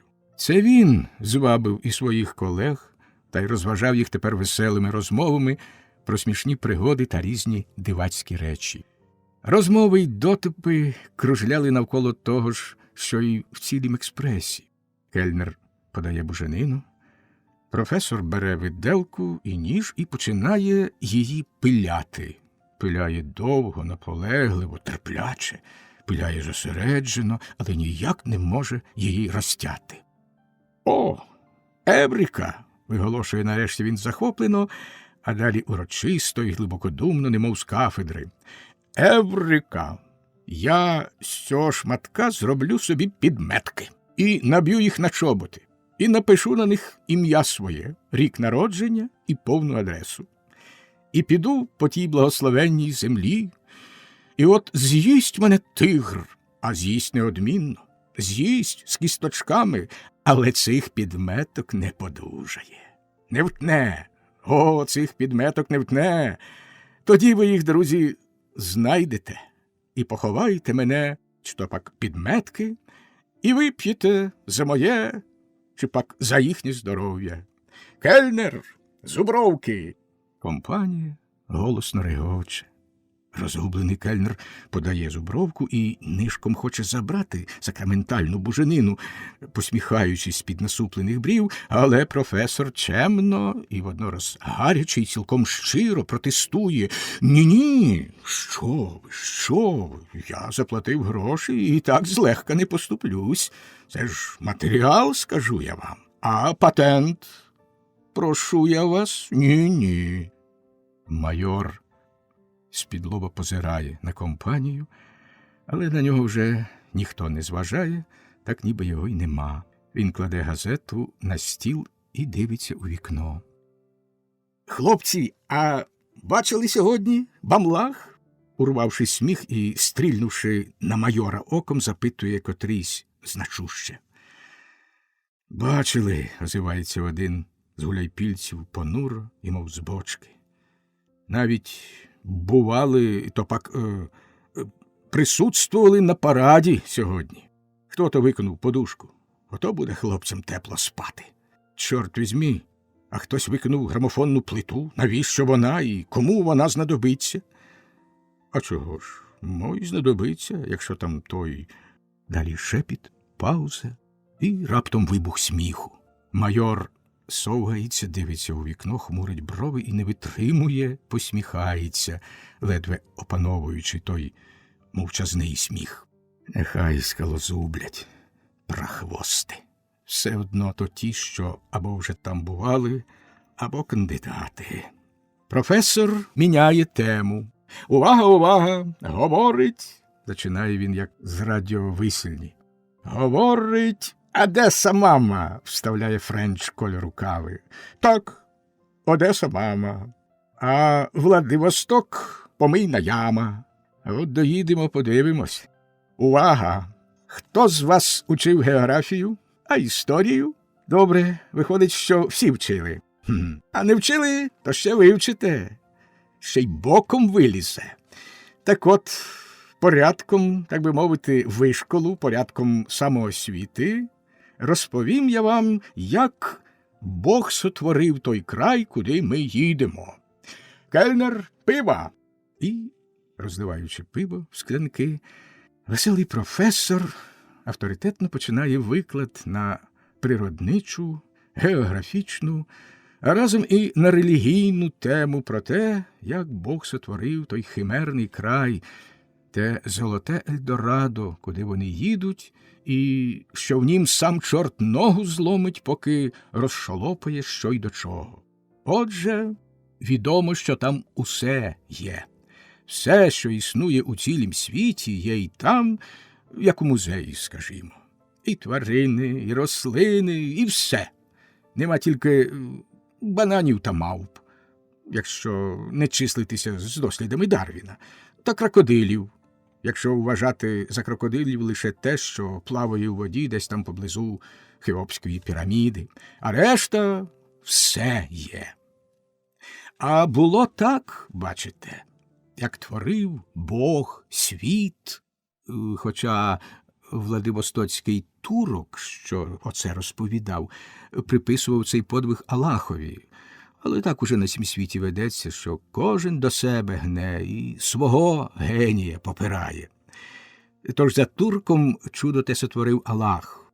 Але правовірні безвірники, і так християни, зробили свою корективу. Отже, як творив наш Бог мир, то йшов він із заходу на схід і розселяв по землі де що треба за планом. Як той сівач, ніс він у мішку всякої тварі і всякого насіння до лиха і розтикав по землі, що де приходилось, мов за точно опрацьованим промфінпланом небесного комунхоза. Там те, а там те. Так він ішов і трудився через усю землю. Ішов і сіяв, ішов і сіяв. І прийшов він аж у той край, де грець його й знаде. І зупинився він на хребті Сіхоте Аліня. Гори такі є. Аж бачить, земля вже скінчилась, а в нього в мішку ще до лиха всього є. Дивився Бог, вертатись далеко. Так він узяв та й висипав геть усе з мішка тут. Живи тут. Ну, відтоді і почалось. І поперло, і погнало. І таке там сотворилось, що люди довго ще ламатимуть голови, як то могло трапитись, прости Господи. То я вам скажу край. І ніхто йому не годен дати ради. Хіба тільки турки або запорожці, мовляв, той Владивостоцький турок. Чому запорожці? Тому каже, що так уже заведено на цій землі, як десь нема кому дати ради, то запорожців туди, або принаймні їхніх нащадків. На Кубань – запорожці, на Терек – запорожці, під Петроград – запорожці, І тут теж. Цар Микола, бач, не був дурень, коли напосівся на тих дурних хахлів. Сам Бог, як творив цей світ, то мав саме їх на увазі. Відтоді так воно вже й ведеться. Будьмо ж. А кінчиться хіба ж на нас? Бо на нас пру, де сядеш, там і злізеш. Кельнер, крем-соди. Прослухавши лекцію, хлопці запивали її білою, весело цокались, робили додатки до лекцій, вставки, редакційні зміни. Було весело, було безтурботно. Ось так вони собі розважалися, забувши про все на світі і ні на кого не зважаючи. Майор знову занурився в газету і дочитував уже 6-ту сторінку, дійшовши до спортивної та іншої всесоюзної хроніки. До салон-вагона зайшло двоє в гумових плащах, в елегантних хромових чоботях і в узбецьких, таких модних влітку, тюбетейках. Сіли біля крайнього столика, відкоркували пляшку пива, п'ють. З нудьги блукають очима по салону, придивляються до химерної люстри, прислухаються до сміху і гомону, дивляться собі на майора, дивляться собі на веселу компанію, перезираються.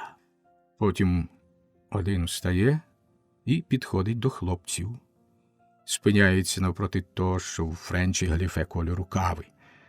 Якийсь час пильно вдивляється в нього, а тоді в тиші, що запанувала на хвильку, виголошує урочисто: «Слідуйте за мною!» Юнак у френчі ліниво подивився знизу вгору і спокійно взявся знову до пляшки. «Пробачте, ви до мене?» «Так, до вас. Я вас слухаю». «Слідуйте за мною!» — повторила тюбетейка з притиском, засовуючи руку в кишеню. «Ого! Чи правильно я вас зрозумів, і чи правильно, чи туди ви втрапили?» «Мовчать!» — гримнув нагло гість у тюбетейці. Другий підійшов і став поруч, посміхаючись і прудко бігаючи очима по компанії та по салону. «Мовчать!» — повторив перший погрозливо. «Слухать, коли приказують. Ви заарештовані. Слідуйте за мною». По-перше, я ще не заарештований. По-друге, я не збираюсь поки нікуди слідувати. А по-третє, то ми ще подивимось, хто і куди буде зараз слідувати. Юнак помалу звівся і, стиснувши щелепи, став, пристукуючи обцасом та спершись на спину стільця рукою. «Слухай, ну, ти, чи я п'яний, чи ти п'яний? Чи я осел, чи ти? Ану, ваші документи!» — раптом випалив він до обох зразу. «Ордер на арешт! Будь ласка, ордер на арешт!» «Прошу!» І гість у тюбетейці вийняв з кишені пістоля і підніс його арештованому до носа. «Ось ордер на арешт!» «Браво!» — скривився зневажливо юнак. «Але дурню ти! То фальшивий ордер. Такий самий ордер і я маю. Прошу, ось!» І, одвернувши полу френча, зухвало поляпав рукою по кобурі, що висіла з пістолем на пасі ззаду. Вмить його підбито під руку, завернуто руки методом джиу-джитсу за спину. Але юнак видерся, поваливши стільці і збивши з ніг одного з напасників. По короткій, але завзятій боротьбі його знову скрутили, роззброїли. Наробили матюкні і лементу на повен салон-вагон. Перелякані кельнери товпилися в дверях. У цей час звівся майор і ступив 2 кроки. «Чим справа, граждані?» Один з тих, що в тюбетейках, підлетів до майора, виструнчився і відрапортував щось пошепки. В майора полізли очі на лоба. «Многогрішний?» «Так». І подав якісь шпаргалки, фотосвітлини. Майор навіть не глянув на те все, одвівши рукою. Він протер очі, постукав долонею по лобі і враз люто крізь зуби вилаявся. Прошипів страшну лайку осатаніло, але опанував себе і спокійно та суворо до Тюбетейки. «Звільніть, це ж не той, не він. Я того знаю особисто». Пауза. «О, я того добре знаю». Тюбетейка вагалася. Тоді майор з притиском, але тихо: «Що вам наказано? І взагалі раджу бути пильнішими. Хіба вам повилазило? Пересвідчіться в документах, а тоді подасте своєму начальникові рапорт». Тюбетейка зблідла, витягнулась у струнку. «Наказано звільнить? Єсть звільнить. Єсть подати рапорт начальству». І повернувся до місця баталії. Там вони відійшли втрьох набік, дивились папери, матюкались, виправдуючись перед Френчем. Френч обкладав їх понурою босяцькою лайкою крізь зуби. Йому повернули пістоль і обірваний пас. Обидві Тюбетейки швиденько вислизнули. «Йолопи!» – бурмотів Френч, чіпляючи знову пістоля ззаду і застібуючи пас. «Ідіоти! Не вміють чисто работать, балбеси!» І ні на кого не дивлячись та не попрощавшись, вийшов геть. Приголомшене товариство якийсь час сиділо мовчки, протверезівши від такої несподіванки. Дивились один на одного, довго не могли прийти до пам'яті. «Ану, хлопці», – це професор нарешті, – «може, і у вас там у всіх ззаду по ордеру? Ану, лишень?» Жарт не вдався. Було ніяково. Пробували ще жартувати, пробували вернути колишній прекрасний гумор, отой недавній безжурний настрій, що його так нагло знесло геть, але нічого з того не виходило. По ордерові, правда, у них більше ні в кого не було, але й не було впевненості, що після всього тут можна й далі так безпечно гуляти та точити теревені. Світ настав. От світ! Трам-трам-тарарам! Мов на команду хлопці звелись, 4 бравих гульвіси, 4 синьооких пройдисвіти, кремезні, вигартовані вітрами, негодами та мандрами, злютовані короткою, але міцною дружбою, що на неї нагло так хтось замірився, 4 товариші, шукачі пригод, незнаних країн і ліпшої долі. Налили по повній склянці горілки, піднесли склянки урочисто, подивилися один на одного з одвертим усміхом просто в вічі і випили за одним духом. Розплатилися з кельнером і розійшлись. У салон-вагоні залишився сам майор.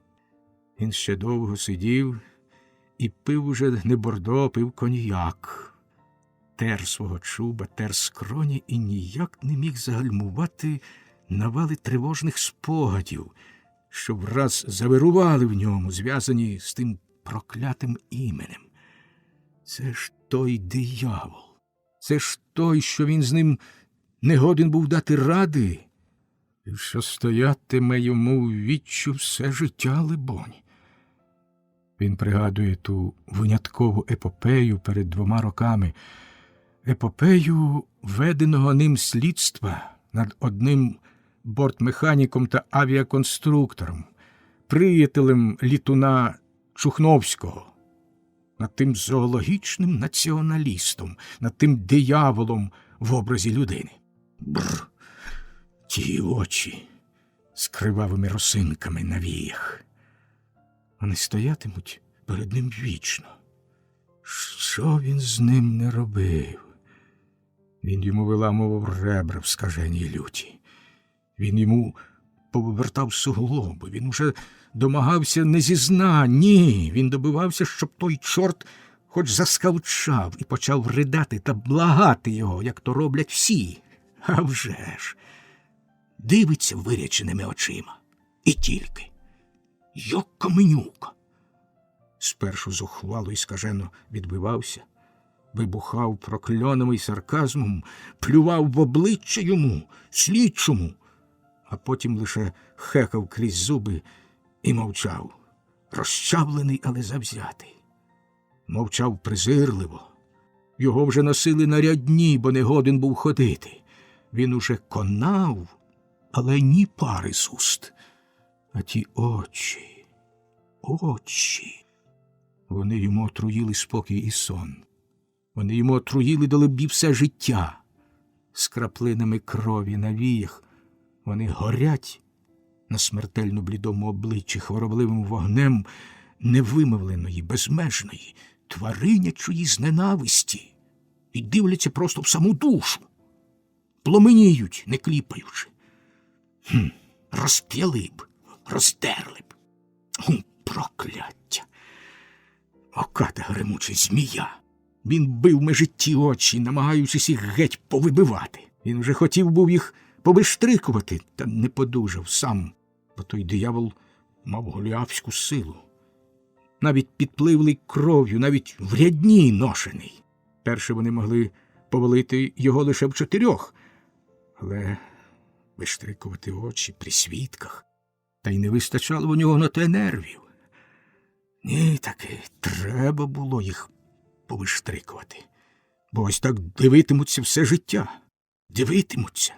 Це ж він сказав був на початку: я тебе переслідуватиму все твоє життя, і всі ми, що тут пройшли. Ми тебе переслідуватимемо все життя і проводжатимемо тебе до могили. 1000 нас, замучених, закатованих. Ти лягатимеш спати і не зможеш заснути. Ми кричатимемо і ревтимемо отак. Ти матимеш коханку і не матимеш з нею щастя. Ти її цілуватимеш, як злодій, і нездібний будеш нею оволодіти. Ми кричатимемо і ревтимемо, і скавулітимемо. Ти голубитимеш дружину і раптом будеш схоплюватися, як божевільний, від нашого лементу. Ти матимеш діти, але не матимеш радості. З дитячих очей дивитимемось ми, дивитимусь я, і ти втікатимеш одних геть, і ніде ти від нас не втечеш. Ти зустрічатимеш немовля своє, що з'являтиметься на світ, а ми кричатимемо. Диявол, чаклун, сволоч! Майор рипів зубами. Може, від зайвого хмелю, а може, від нервового тремтіння, що йшло, як мороз поза шкірою. То знайомий йому, відколи він попсував собі нерви на тій роботі. Наливав коньяк тремтячою рукою і жлоктав. А асоціації напирали, як вода крізь прорвану греблю. Наврочив диявол.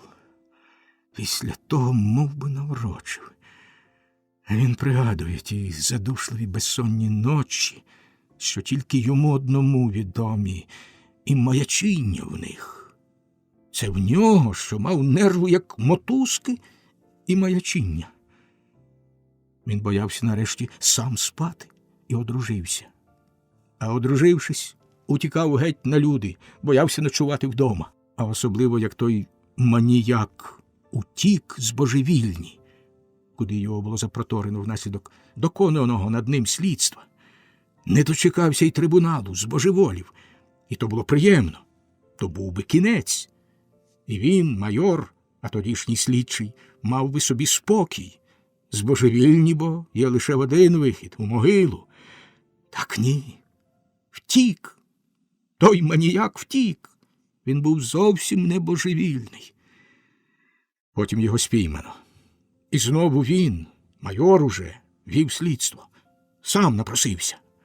Хоч і був уже великим начальником, але цю справу взяв сам до своїх рук, бо відчував, що поки той житиме на світі, він не матиме спокою. Тож мусив довести його до точки. І от трибунал приварив.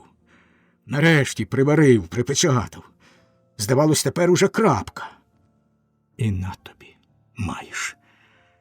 Це ж він утік, десь тут, де і його доля кидає.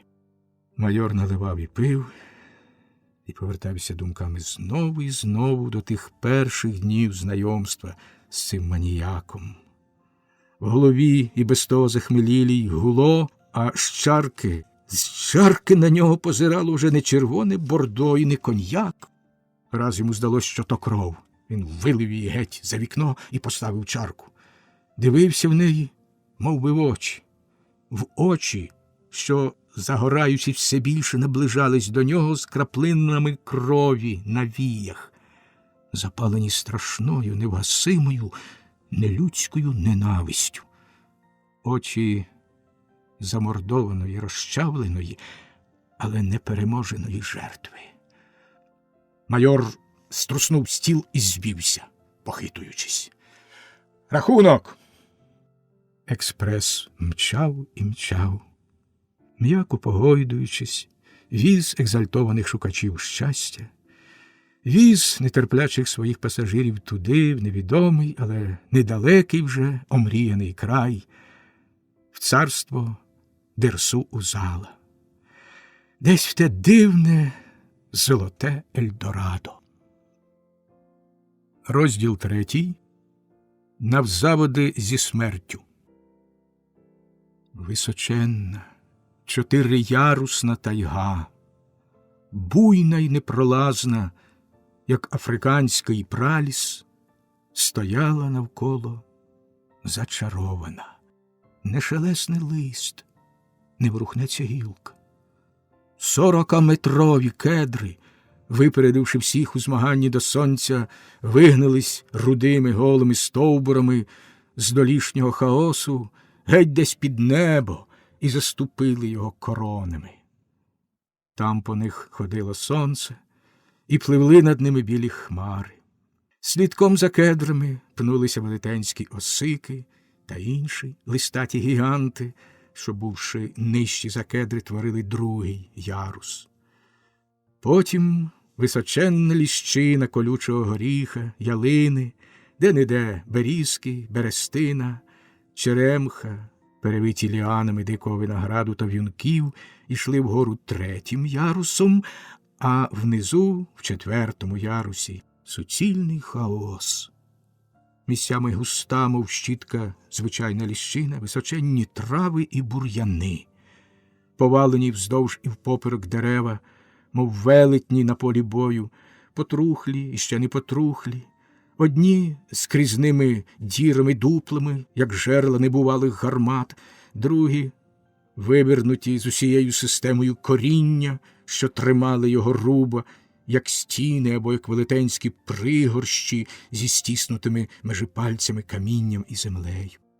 Внизу, по землі, слався мох, пообростав усе, що тільки можна. Внизу було півтемно і вогко, лише де-не-де проривались яскраві сонячні пасма і стояли, як мечі, уткнуті лезами в землю. Нетрі, несходимі, незміряні. Вони то спускалися схилом униз, то підіймалися знову вгору, і так зі становика на становик, з кряжа на кряж, як буйне рослинне море, розпливались геть десь у безвість. Маленький смугастий звірок, що сидів собі навпочіпки на поваленій кедрині проти сонечка і пильно, з виглядом ученого дослідника, розглядав торішній грибок, тримаючи його передніми лапками, раптом нашорошився. Ні, то так щось.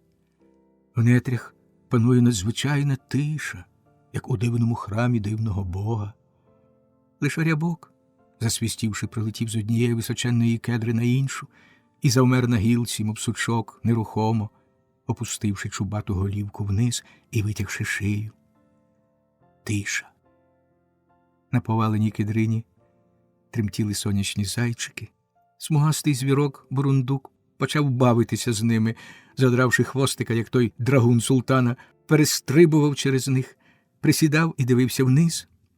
Внизу, під кедриною, виходячи десь з бур'янів і вітролому, і зникаючи знову у бур'янах та каміннім розсипу, вилась вузенька стежечка, звіринна доріжка, утоптана за тисячоліття. Їх немало, таких стежечок, а серед них десь і такі на яких одвіку ще не ступала нога людська. Бурундук зіскочив на стежечку, щось поворожив, пройшовся туди-сюди і, враз тривожно цикнувши, стрімголов вискочив на кидрину, на пень, звідти на дубок. Сховався. Визирнув, знову сховався. Цикнув і завмер, виглядаючи з-за стовбура. Ні, таки він не помилився зразу. Щось таки добирається, щось іде стежечкою. Шелеснула суха бирка, тріснула гілка, посипались камінці і покотились десь, покотились униз. Щось важко, помалу йшло крутою стежкою на становик. Занепокоєний Бурундук вискочив вище і зацикав з усієї сили. Захвилювався. Не знав, з якого боку безпечніше йому виглядати. Зовсім захвилювався. Він на своїм віку багато чого бачив. Він бачив і знав усіх звірів, і знав, як себе тримати при зустрічі. Знав козуль і зубрів. Бачив не раз, як перся тут волохатий ведмідь, як проходили дурні вепри, толочили всю траву та ламали кущі. Бачив харзу, знав вовків і всіх своїх ворогів, а особливо тую рись безхвостою і зажерливу. А тож він знав усіх своїх друзів і всіх ворогів. Одних споглядав мирно, від других утікав чимдуж. Але такого він ще зроду не бачив. Пробі, тікати чи не тікати? Ой, лихо! Видряпавшись нарешті нагору, похитуючись і важко дихаючи, стежкою йшла двонога істота. Обірвана, худа, як кістяк, волосаті груди їй ходили ходором над сухими ребрами, що вилазили з лахміття. Дійшовши до поваленої кедрини, гість важко опустився на неї, оперся спиною об корінь, закинув голову і заплющив очі. Помалу обтер рукою піт. Він зовсім молодий і зовсім збезсилілий.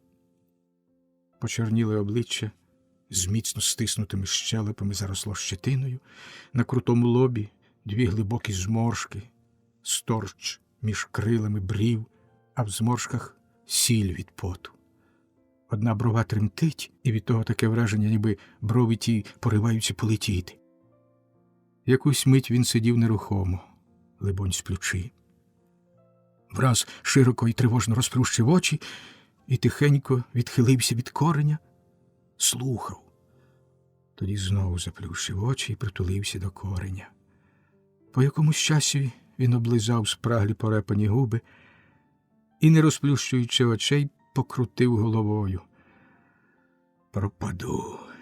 Потім, стіпивши зуби, встав і, похитуючись, зробив 2 ступні, але махнув рукою, вернувся до кедрини і знову важко опустився на неї. Досить. Проклятий край. Немає сил. Він шепотів без скарги, так, за старою в'язничою звичкою говорити самим собою. Ех, голова, все витерпіла ти, все винесла, та от загибаєш і загинеш. Він посміхнувся крізь ніс і зітхнув байдуже, насупив брови і наморщив лоба. Голова паморочилась. Думки бігли в гарячковім безладді, відтворюючи дивовижний шлях. 5-й день він ішов. Не йшов, а гнав, як молодий гордий олень. Гнав напростець, ламаючи хащі. Вирвавшись із пазурів смерті, він летів, як на крилах. Воля! Воля! Широко роздимаючи ніздрі, він захлинався нею на бігу, розривав грудьми зелену стіну. Всі 25 літ в ньому зажили враз, запульсували, напружуючи кожний м'язок, мобілізуючи кожний нерв, кожний суглоб. Виручай! Воля! Воля! І він гнав. Він знав, що від того залежатиме його бути чи не бути. від того, як далеко він встигне загнатися зразу. І коли не ставало сили, досить було йому зупинитися і озирнутись, як в очах ставав страшний привид пережитого і ще страшніший привид приреченого майбутнього. Тоді сила вибухала раптовим вогнем, і він зривався вихором знову. Далі, далі, скільки вистачить сил. Ще трохи, і тоді він врятований. І тоді подивимось. О, тоді ще подивимось. Він шкурне геть за межі цієї батьківщини. Геть в Манчжурію, Японію, Аляску, в Китай. Нові краї, дивні, незнані. Він об'їде навколо світу і повернеться додому. Так, прийде, але вже як завойовник, як месник. Вибув на схід, а повернеться з заходу. І він летів. Власне, то йому лише здавалося, що він летів початковим темпом. Насправді ж, він уже йшов, і дедалі повільніше і важче. Повз. Душа летіла, як сокіл, а ноги, перемагаючи надзвичайні труднощі, не поспішали вже, плутались у хащах. Так дерся навпростець, без доріг.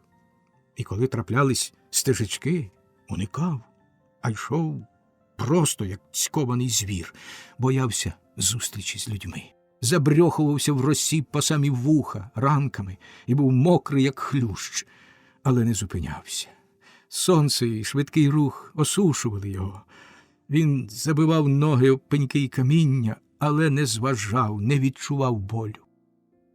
Загнавшись у вітроломник, змагався там отчайдушно, зціпивши зуби цілими годинами. Обдирав на собі рештки одежі і шкіру до крові. Ліз через велетенські стовбури, потрапляв ногами у камінні розсипи, в раптові глибочезні щілини, невидимі в бур'яні, і нагло падав, аж суглоби тріщали йому. Підіймався і йшов. А коли заходила ніч, коли темрява заливала геть чисто все і ставало так темно, як він ще ніколи не бачив, він зупинявся і спав, де випадало. У нього не було ні вогню, ні зброї. В нього не було нічого, навіть шапки й черевиків. Лише напівзітліле тюремне лахміття, та й те геть обривалося і лишалось шматками на кущах. Першу ніч спав просто на величезнім поваленім стовбурі, розпластавшись уздовж, і прокинувся вранці від холодної роси, що капала з високих віт йому на обличчя. Другу ніч десь у ямі, а коли прокинувся, дивився зачудовано на страхітну брилу, що нависала над ним. Вона стояла руба на 5 метрів заввишки, ціла стіна коріння велетенського дерева, вивернутого з землею і камінням. Коріння так міцно сплелося, що тримало тую землю і каміння мертвим похватом, а коли б воно випустило хоч один такий камінь, то його б стало на те, щоб прибити вола. Шукав води, пив і йшов далі. Третьої ночі звалився в купу сухої трави та бур'яну, кимось зібрану у логовині. Звідти щось вискочило з гуркотом і ухканням і подалось геть, ламаючи суччя. Він збагнув, що потрапив до лігва якогось страхітливого звіра, але не додумав цієї думки до краю, як уже спав. Втома. Він почав розуміти, що таке втома. Досі ніколи її не знав, бувши живучим і витривалим на диво. Спочатку він не думав про їжу, потім прийшов голод, раптовий і лютий. Він вимагав удоволення. Він вимагав за сьогодні і за пропущені дні. Зараз думалось, що це найпростіша річ в таким дивнім і буйнім царстві рослин і звірин, риби, птахів. Потім закрався острах. Він не міг знайти нічого такого, що можна було б з'їсти, проглинути. Тайга не давала йому нічого. Даремно він нишпорив з пильністю вченого і з відчаєм голодного. ні ягоди, ні якогось овоча, крім гадючих грибів, нічого такого, про що він читав, як про звичайні речі в лісах. Ба, був ще не час. Могутні сплетіння винограду не могли йому дати й одного грона. Ніякої риби в струмках, ніякого звіра, ніяких пташок у тих нетрях. Скільки він ішов, жодної живої істоти він не бачив, тільки іноді гадюка шелесне, з осяяного сонцем гниляка чи каменя. І все. Де ж він, той дивний, та ще й екзотичний тваринний пташинний світ тут? Пустеля. Мовчазна зелена пустеля. Проте він же сполохав раз уночі якусь тварину. Значить, вона є, але чим він її добув би, коли б і здибав? Зі 100 шансів 99 було за те, що його самого заполювало б таке страхіття. Проте страх до нього не доходив. Просто не доходив до свідомості. Він вирвав з землі навмання якесь коріння і гриз і спльовував. А раз погриз і поглинув щось таке, що йому в очах потемніло, і тіло вкрилося холодним потом. Довго блював, пив воду і знову блював, думав, що з нього всі нутрощі вискочать крізь горлянку. Прокляття! Проте відчай не брав його. Дуже би багато він перетерпів, щоб впадати в відчай. Він вже мав нагоду безліч разів умерти. І це велике щастя, що він іде цим зеленим, безмежним океаном. Коли б трішки, хоч трішки поїсти, і він був би щасливий. Ішов би, плив би цим морем весело і радів би, буйно радів би, як радіє все живе на цій землі, як ті кедри, що вигналися геть під хмари. Ні, він не впадав у відчай, лише зціплював дедалі дужче щелепи і йшов. Його гнала вперед надзвичайна впертість, 100 разів випробувана і загартована мужність, вперед наперекір всьому. А спокійний його розум констатував, що все ж таки він гине, йде тонюсінькою гривкою, як лезом меча, межі життям і небуттям. Один подув, і він звалиться в чорну безодню. Ні! Щось в ньому люто поривалося з самої глибини і підкочувалось до горла клубком. Провів язиком по кривавих зашерхлих губах і, затискуючи між бровами посмішку, переклав зручніше голову. В голові паморочилось, потім розплющив очі. Спокійні і ясні, вони якийсь час дивились просто себе, дивились байдуже. І враз здивувався. Навпрост сидів смугастий звірок. Теж витріщив очі і теж дивився на гостя пильно і з цікавістю. Цикнув, кивнув хвостиком, силив голівку набік і цикнув ще раз. Не ворушиться. І зашарудів десь у бур'яні. По хвилі вискочив знову на дерево, вмостився зручно на гілці навпочіпки, сів, як татарин, ще й в строкатім халатику, виштовхнув з рота горішок і почав його пильно розглядати, тримаючи передніми лапками. Переконавшись, що горішок путній, почав швидко гризти, розглядаючи тим часом гостя. Швидко точив щелепками, кумедно випльовував лушпиння і розгладжував, витирав об лапки вуса. А на нього дивилась пара очей, здивованих і жадібних. До горла підкочувалась клубком слина.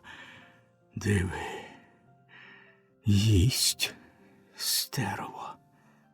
Мандрівник помалу тихенько звівся, не спускаючи очей звірка, хижих, запалених раптовим вогнем лютого голоду, почав ледве помітно підкрадатись, піймати. Ним заволоділо непереможне бажання піймати цей живий шматочок крові і м'яса. Це ж у ньому його порятунок. Поволеньки, як неживий, приплющивши очі, він посувався дедалі ближче. Звірок гриз свій горішок і ніби не помічав нічого. почав зводити руку. Ближче, ближче. Уже лишилось тільки рвучко зімкнути пальці, як звірка враз ніби вітром здмухнуло. Він зіскочив у траву, впустивши горішок, і подався, перелякано цикаючи. Мисливець стрибав незграбно за ним, намагаючись притоптати, привалити його травою. Звірок добіг і гулькнув у дупло велетенської колоди. Сховався. Сидів там мовчки. Мисливець почав люто бити босою ногою в колоду. Вона дудніла гнилою порожнявою, проте не піддавалась. Тоді він вхопив дебелого замашного сука і почав гатити. Проломив в однім, проломив у другім місці – нема. В третім – нема. Він навіть не помітив, як звірок давно вже вискочив з протилежного кінця колоди, вигнався на височенне дерево і перелякано визирав за стовбура. Почував себе в безпеці, але йому було страшно за домівку. А домівка тріщала під шаленими ударами, розвалювалась геть чисто. Кинувши сук, мисливець почав мацати руками в проломинах. Либонь, прибив, порпався в купах трухлятини. Нема. Раптом рука намацала щось. Загріб, витяг. Горіхи. Попробував. Горіхи. Цілі. Прекрасні, одібрані. І як їх багато. Пхав їх у кишені, вони висипалися з дірок. Тоді загорнув край надірваної поли і вибрав їх туди. Скарб. Цілий скарб з добру миску горіхів. Він трощив їх, мов вепр, а рука мацала далі. Все. А бурундучок з жалем і страхом дивився, як двоногий розбійник грабував його комору і не міг зарадити. Чи думав він, старанно добираючи ще минулої осені, всіх професійних знань, докладаючи, носивши їх в защічних мішечках по одному та по два, що така їх доля стріне. А розбійник, розтрощивши колоду, відійшов геть, сів на кедрині і смакував горіхи. Він їх нищив з блискавичною швидкістю. Помітив збоку якусь чудну рослину, вирвав, ніби часничина, понюхав. Часничина? Покуштував. Здорово! Часничина! Він сипав горіхи на купу і рачки облазив увесь бур'ян навколо. Назбирав кілька таких часничин і тоді взявся до горіхів, додаючи чудернацький часник. Чудесно! Горіхи з часником! Він їв, і обдурений голод помалу вщухав. Повертався спокій, поверталась потроху сила. І не так від горіхів, як від тієї надії, від очевидного доказу, що ще не так кепсько. Бурундучок наблизився до колоди, побачив зблизька, яка страшна руїна упала на його дім і, жалібно цикаючи, сів, засмучений на гілці, повернувся до напасника. Цик-цик-цик, скаржився комусь. Диверсія, братку, грабунок.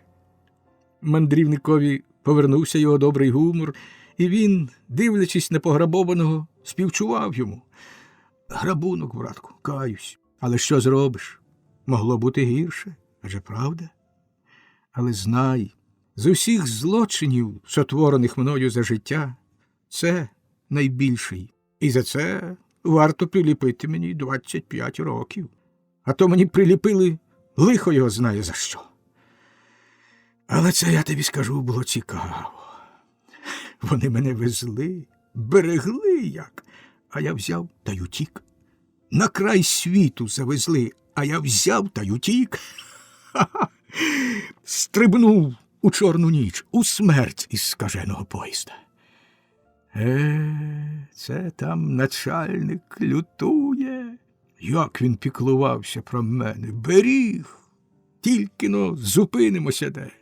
Підбігає до віконечка та... Многогрешний! Я звать! Григорій! І не вберіг! Ось так мандрівник сидів і в доброму гуморі розповідав Бурундукові, як його везли етапом з України на Колиму. Присудили до 25 років каторги і везли десь поховати в сніги. Потім із жалем подивився на те, що залишилося від горіхів, на купу лушпиння, підтягнув міцніше паска, виломив палицю і бадьоро пішов стежкою, ще й кипкував себе. «Вперед, Робінзоне! Бог не без милості, козак не без щастя!» Спустившись у падь, напився з тонюнького підземного струмочка, і стало зовсім добре. В тайзі аж наче повиднішало. Перед очима по буйній яскравій зелені бігали сонячні зайчики, десь реготала вивірка, ще ж було зовсім рано, ще роса мерехтіла на травах, вилучаючи проміння, як найкоштовніші перлини. Десь у верховіттях кедрів шепотів вітер, а внизу було тихо і затишно. Ішов стежкою, а очі до всього додивлялися, все обмацували і шукали. Вони шукали, щоб з'їсти. Іноді сходив зі стежки, піддурений оманою, і дерся в нетрі, що то рудіє, і розчаровувався, гниляк, ішов далі. Стежка підіймалась вгору, вилась між пнями і колодами, перелазила через високе каміння, на стежку нависали трави, гілляччя. Іноді доводилось по підвіттям і крізь ліани пролазити, мов у темну нору, зігнувшись. І скрізь було видно сліди звірів. Тут повно звірів. І хоч їх самих не видно, але він знав це. Дивно, як він цього раніше не помічав. Ось біля кедра поприлипала щетина і шерсть до кори. Терлось щось здоровенне, бо щетина обліпила кору на 1,5 метри від землі. Ось кіхтисті лапи здряпували сиру землю на стежці. Ось відбитки ямочки якісь, мов би овечка походила. Ось голі обгризані пожовклі кості. Та він тут не сам. Тут повно пожильців. Але де вони? Чом їх не видно ніде? Ішов годину, 2. Стежка йшла вгору та вгору. Піднесення спадало. Страшна перевтома і голод виснажили до краю. І здавалося, що він іде знову в вічність. Противний піт заливав очі, а під серцем нудило, і голова йшла обертом.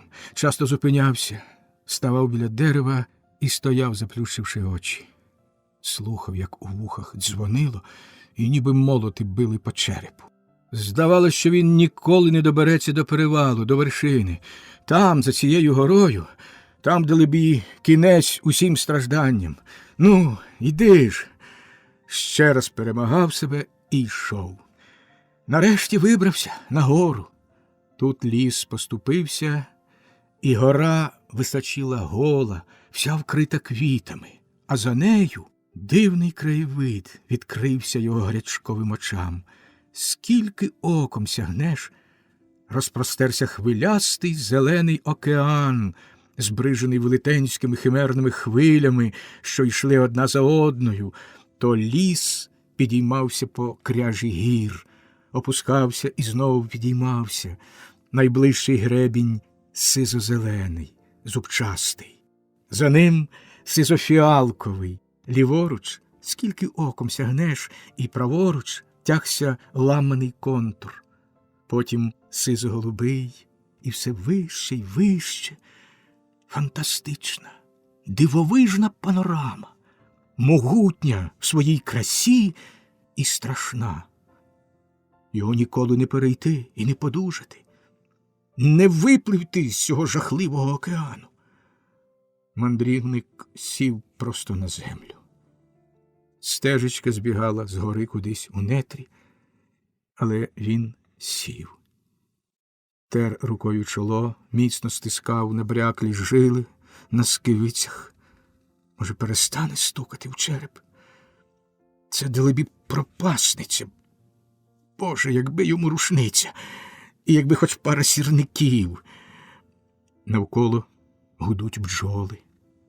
Він сидить, заплющивши очі, і йому здається, що він на пасіці. Це він маленький, прийшов до дідуся. Під велетенською липою іконка з Зосима і Савватія, а навколо вулики, вулики, Стоять дуплянки, мов козаки в брилях, накриті великими череп'яними покришками. Спілі шпанки, як дівоче намисто, як дівочі губи між зеленим листом. А там черешні. А жовна клює десь їх і гукає до нього: «Ти вже пообідав?» А друга: «Уже!» дражниться. Дідусь, білий увесь, в білих полотняних штанях і сорочці, з білою бородою, зазирає у вулики, щось ворожить. Дивиться, як рій полетів і гуде, гуде. Він розплющив очі. По дивних різнобарвних квітах справді літають бджоли і гудуть, гудуть, мов на пасіці. Куди вони летять? Куди вони носять свою здобич? Навколо гудуть інші комахи, порухають метелики і різна мошкара, хмари їх. Бджілки заповзають в рожеві дзвіночки, що вкривають рясно високі стебла, точнісінько, як рожі, тільки дрібні, порпаються там, потім здіймаються і летять десь. Але куди? Годі в цьому хаосі перестежити. Сонце сліпить очі, а в них так і плавають барвисті кола. Мандрівник схоплюється. Тут десь недалеко є житло. Це ж і стежка туди. Йти туди – це єдиний порятунок, а там що буде? І він, спотикаючись, іде. Стежка зводить вниз і знов у нетрі. Йшов до полудня, але не здибав ніякого житла, навіть натяку. Ні, далебі цією стежкою з роду віку не ходили люди. Це звірі протоптали її за тисячоліття. Подекуди вибили її глибоко на півметра в м'якому ґрунті, а на каменях вичовгали і виковзали у долоню. Зате стежка вивела його до річки. Бистра, гірська, завширшки ворсклу, річка текла, петляючи в нетрях. Чути було, як булькотіла вода навколо каміння, що рясно стирчало у ній, а десь вона ривла, поріг, либонь, невпинно, однотонно. Змучений мандрівник сів на дрібне каміння і простяг ноги у воду. Потім ліг горілиць. Було приємно, аж здавалося, що ноги п'ють воду жадібно. І вона поступає по жилах вище, вище і заспокоює, і втихомирює біль у м'язах та суглобах. А як ноги напились, тоді повернувся навпаки, ліг лицем до води і вмочив спраглі губи. Вода квакала в горлянці, вливалась струменем, сповнила душу вщерть. Потім проповз аж до половини в воду і занурив голову, плечі й груди. Виліз і знову ліг горілиць. Дивився в прозоре і до болю синє небо. Потім заплющив очі і задрімав. Сонце пекло немилосердно. Аж враз схопився і сів нагло. Очі йому були широко витріщені і безтямні. На М многогрішний. Я одягаюсь. Йому приверзлось, будь воно тричі прокляте. Його беруть на допит. Я зараз. Та до свідомості дійшов плюскіт води та шум порогів, і привид зник. Погано, брат. Кепські твої діла, Робінсоне.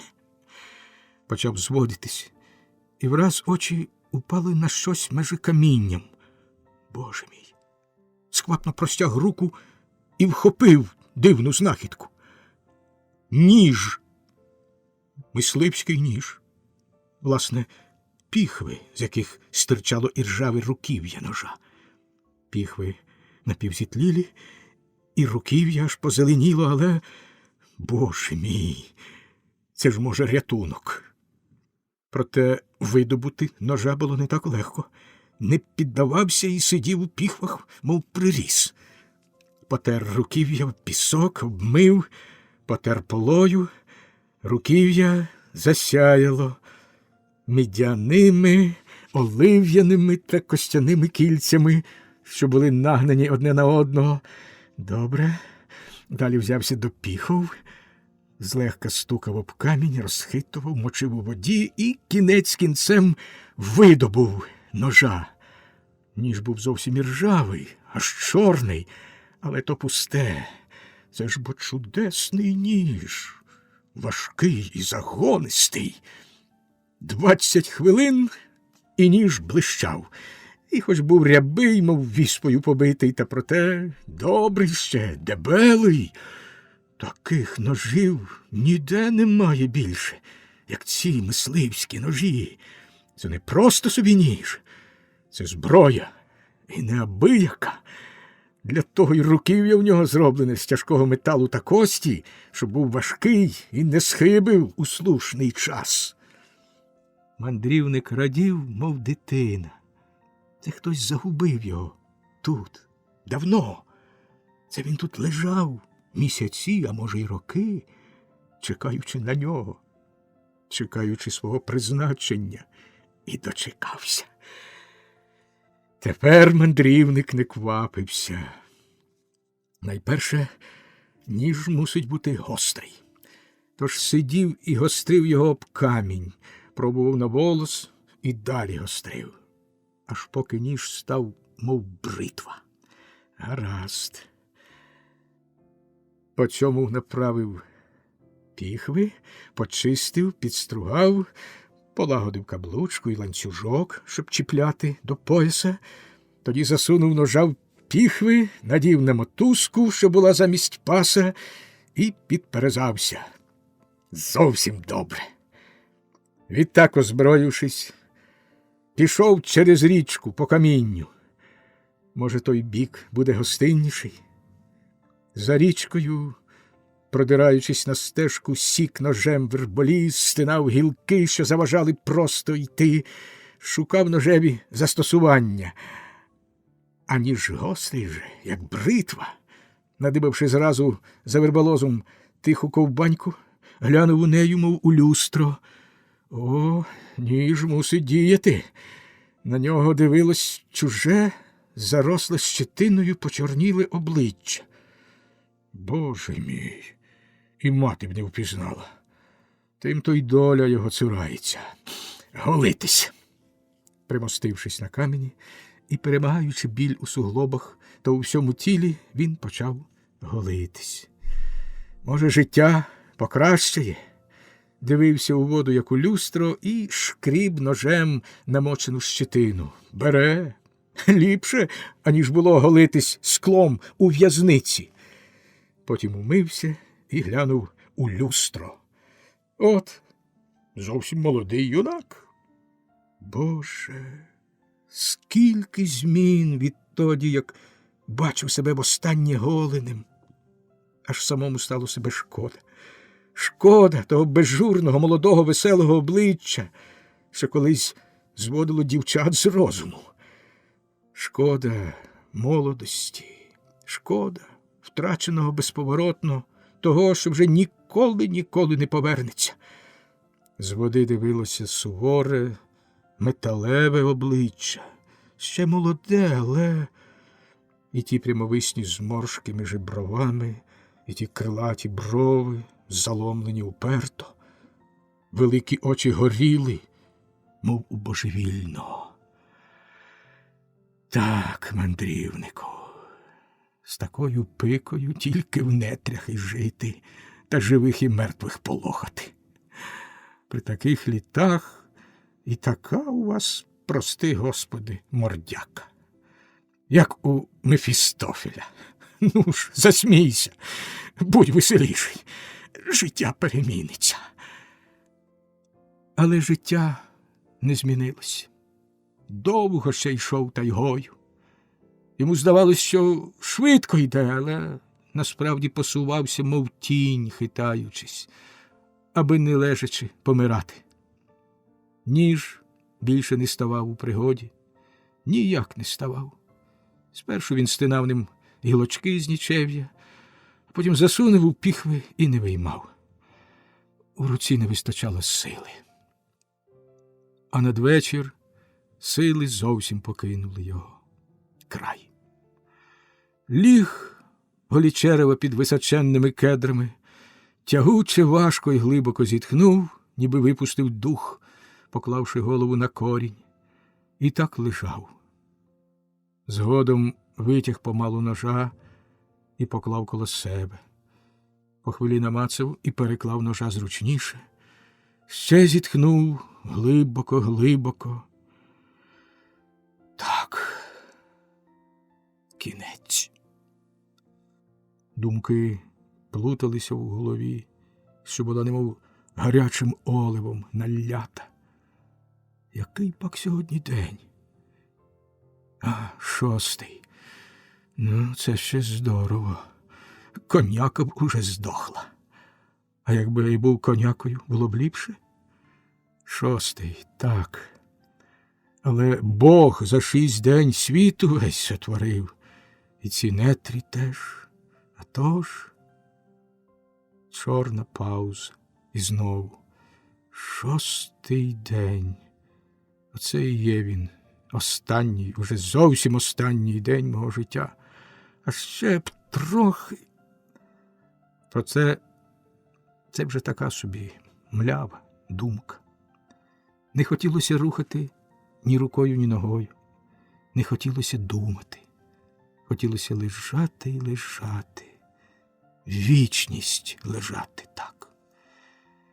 І хай шумлять високі кедри, і нехай розповідають під високим небом хмаркам удень і зорям уночі, як один хоробрий і сміливий, і нехай слухають вивірки, як один хоробрий і сміливий 5 разів переміг смерть, видерся з пащі дракона і, гнаний буйною радістю, доніс свою голову аж сюди, доганяючи щастя, а знайшов смерть.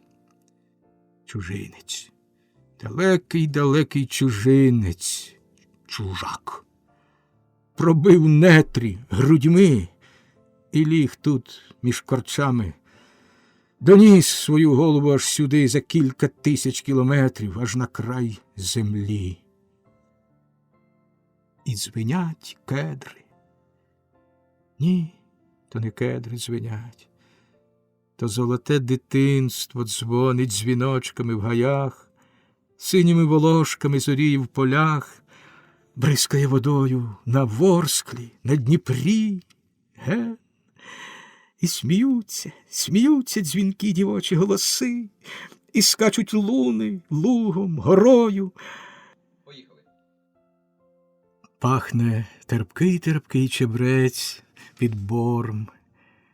Він лежить на гарячій печі і дивиться, як горить лампада, і мерехтять образи під королівськими рушниками, а мати крутить веретено, існує тонюньку пісню.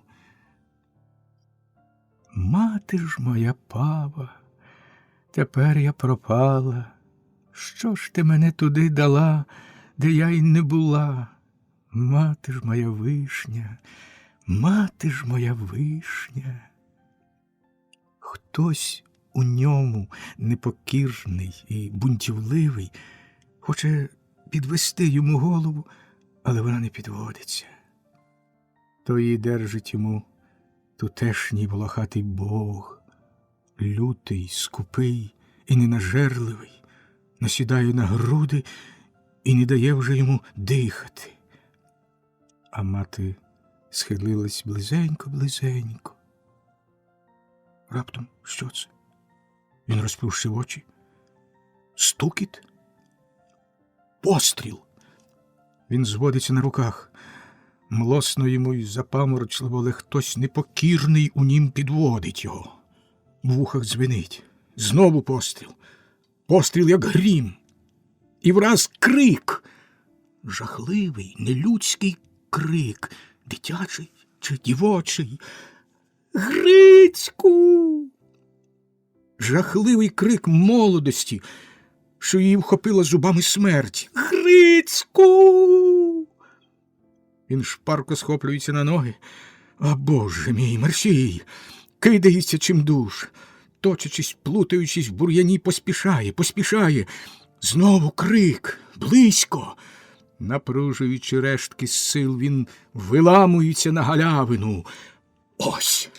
Величезний чорний ведмідь, ставши на задні ноги, намагається схопити пащею людину, що, забившись у розколену межи каміннями, люто відбивалась прикладом рушниці. Ось він. Це він, волохатий, безжалісний і грізний бог нетрів. Ага! Пожираючи потвору гарячковими очима і нічого не бачачи, як маніяк, пішов на неї всторч, гнаний п'яною жагою помсти. Ага! А рука намацувала ніж. Ведмідь хапнув повітря, кинув жертву і, ревнувши, повернувся до нового ворога всією тушею, посунувся на нього білою плямою нашийника. Людина в розколені тихо по-дитячому скрикнула. Ніж з диявольською силою пірнув у білу пляму в самісіньку горлянку і повернувся там упоперек. Мандрівникові очі, тріумфуючи, бачили лише, як чвиркнула на всі боки кров, заливаючи біле, і ще бачили коротка, блискавична мить, як тая людина вистрибнула з розколини, струнка в чуднім одягу звіролова, простоволоса, і кинулась до нього. Це останнє, що його погляд встиг побачити.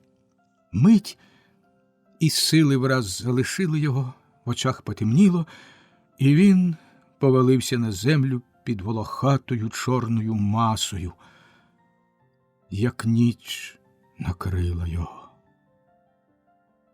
Тільки десь у підсвідомості ще якусь мить бриніло здалеку. Мати ж моя пава, мати ж моя вишня. І замовкло, як іскра, залята водою. Місяць, що зійшов над хребтами лісистих кряжів, стояв, мов вогнений щит, низько прибитий до брами в нові краї, в невідомі світи. Він здавався живим, то яснів, то темнів, надимаючись. То обличчя великого духа, демона, невідомого, несходимого, далеко. Воно то хмурніло, то ясніло, і знову хмурніло, червоніючи. З долин, з улоговин, з міжгір'їв підіймались тумани і хвилями десь сходили вгору. Межи кряжами внизу вони лежали велетенськими намітками, чи як хвилі бавовни, чи як зігнені вітром сніги. Над падями, над проваллями, над становиками безкраїми і покрученими над тайною нетрів стояла імла, проснована тьмяним, червоним баговинням. Зацокали підкови. По голому кряжу, по становику вигнались 3 вершники чирідкою і стали. Рушниці через плече, витягнуті шиї, ворушаться в сідлах, маячать, як китайські тіні на тьмянім екрані. «Батьку!» – це дзвінкий молодий голос. «Ну як?» «Добре, це бас. А підтягніть-но попругу. Злізьте котрий». 2 метнулися з коней, а в того 3-го щось упоперек сідла. Як давні запорожці десь на козацькій могилі, везучи бранця чи рятуючи товариша. Сідлані коні вимальовуються до дрібниць, прядуть вухами, пирскають і хапають губами бур'ян. «Треба поспішати!» – це молодий, швидко підтягши попругу і дослухаючись до кладі, що впоперек сідла. «Вже, з Богом, дітки!» «Бог з тобою!» 2 птицями вилетіли на коней. Враз всі зірвались з місця і поскакали чарідкою, гейби привиди чи гірські духи на тьмяному тлі. проскакали, промихтіли рушницями, процокали підковами і щезли. Тиша зімкнулася знову, напружена і зрадлива тиша нетрів. Десь нагло розітнувся далекий рев, лютий і страшний, і покотивсь, урвався. Гавкнуло десь із другого боку, так само важко і тужно, закричав спросоння глухар. Зрадливі звуки, притаєні шелести, через самий місяць шугнула нечутна сова. Тайга лише починала жити. Місяць поблід і квапився вгору. Розділ 4. Родина тигроловів. Пісня виводила з небуття. Спершу була темрява, липка й волохата. Потім з'явився звук, чи тонюсінький промінь. Він десь покачався з нічого і наростав. Ой, летять 3 соколи через сад. Гей. І те є гей, як мрійна хвиля, і підгонить її ніжний дівочий голос. Зачепили ж вони крилечками виноград. І високо, аж понад той виноград сягає мрійний дівочий голос, аж туди, де сонечко тріпотить промінням, чи 2 соколи, 2 товариші летять. Це, либонь, Наталка, його сестра, співає. А тож, це вдома, а він лежить, виснажений, поранений. Це ж під Жаботином, в тім холоднім яру. Як пак воно вийшло? Ага, той пес рудий, недовірок, партійний, кинув гранату йому під ноги. Він її підхопив і... Їх було 4. Як воно і його зачепило. Голова гуде, і йому ліньки розплющити очі. А сестра його любая, жалібниця вірна, Наталочка, журиться. Але не журба в тім голосі. Він знає, що то за сокіл там у неї, що зачепив крилечками виноград, і так зачепив, що й сниться, либонь, їй отой сокіл. А той Олекса був зувір. А дівочий, вередливий голос над ним: «Грицьку, чого ж ти не підпрягаєш? Ну ж бо!» Цілувалися ми із тобою 1 раз. Йому смішно. Він, Грицько ж таки, а тепер Григорій, крадькома розплющує одне око, на силу розплющив, а друге вже розплющилось само швидко і витріщилось здивовано. Перед ним сиділа дівчина, але не Наталка, не сестра. Зовсім не вона. Чужа якась дівчина, але така ж хороша та бистроока, із стрічкою над чолом, і юна, смаглява від сонця. Тату! Це дівчина радісно. Уже! Дивиться вже! Боже мій! Живий! От і добре. Це дебелий, спокійний голос, батьківський. Такий сердечний, а гуде, як із барила. І жартома. Що ж ти, синку? Упився, мабуть, га? Як у тумані підійшов, кремезний, броватий, волохаті груди в пазусі. Довго вихмеляєшся, а дівчина нишком киває комусь рукою. Грицьку, ось іди поглянь, який він окатий. Тільки, мабуть, не при умі. Диви, як лупає. Наталко, це батько. А піди лишень скажи матері, щоб чарку нам сюди. Козакові, либонь, душа до ребер присохла. Ану ж, коза. В голові Григорієві паморочилось від явної галюцинації. Він покотив її по подушці. Вправо глянув, вліво глянув, роздивився по хаті. У кутку рясніли образи, королівськими рушниками прибрані, кропило з Васильків за Миколою Чудотворцем. Чорні страстяні хрести напалені на стелі. Він лежить на великому дерев'яному ліжкові, роздягнутий, накритий вовняною ковдрою чи киреєю, пахне васильками. У вікно з надвору зазирає сонце. Мати в очіпку і в рясній стародавній спідниці, посміхаючись, несе тарілки в двері. За нею бистровока дівчина виступає, мов горлиця. Біля вікна, тримаючи козацьке сідло й ушивальник, звівся й стоїть гостробровий кремезний парубок. Григорій заплющує очі. Дівчина щось говорить, а йому зринає нагло. Що це? Той голос, той шалений предсмертний крик мисливця, припертого ведмедем. Останнє враження, що він виніс із життя. Але ж то був чоловік у штанях, у шкірянім мисливськім одязі. Так, то був чоловік, юнак. Григорій розплющує очі. Перед ним стоїть дівчина з червоною чарочкою і говорить насмішкувато. Грицьку, кого ти сідлати збираєшся? Кидай та йди ось. Парубок біля вікна, майнувши чубом, чіпляє сідло на гак, а батько: поїдеш у Київ, Грицьку, та той... Іди лишень, сідлай коні. Де це я? Аж скрикнув Григорій, нагло зводячись. Заспокойся, ляж, Бог з тобою.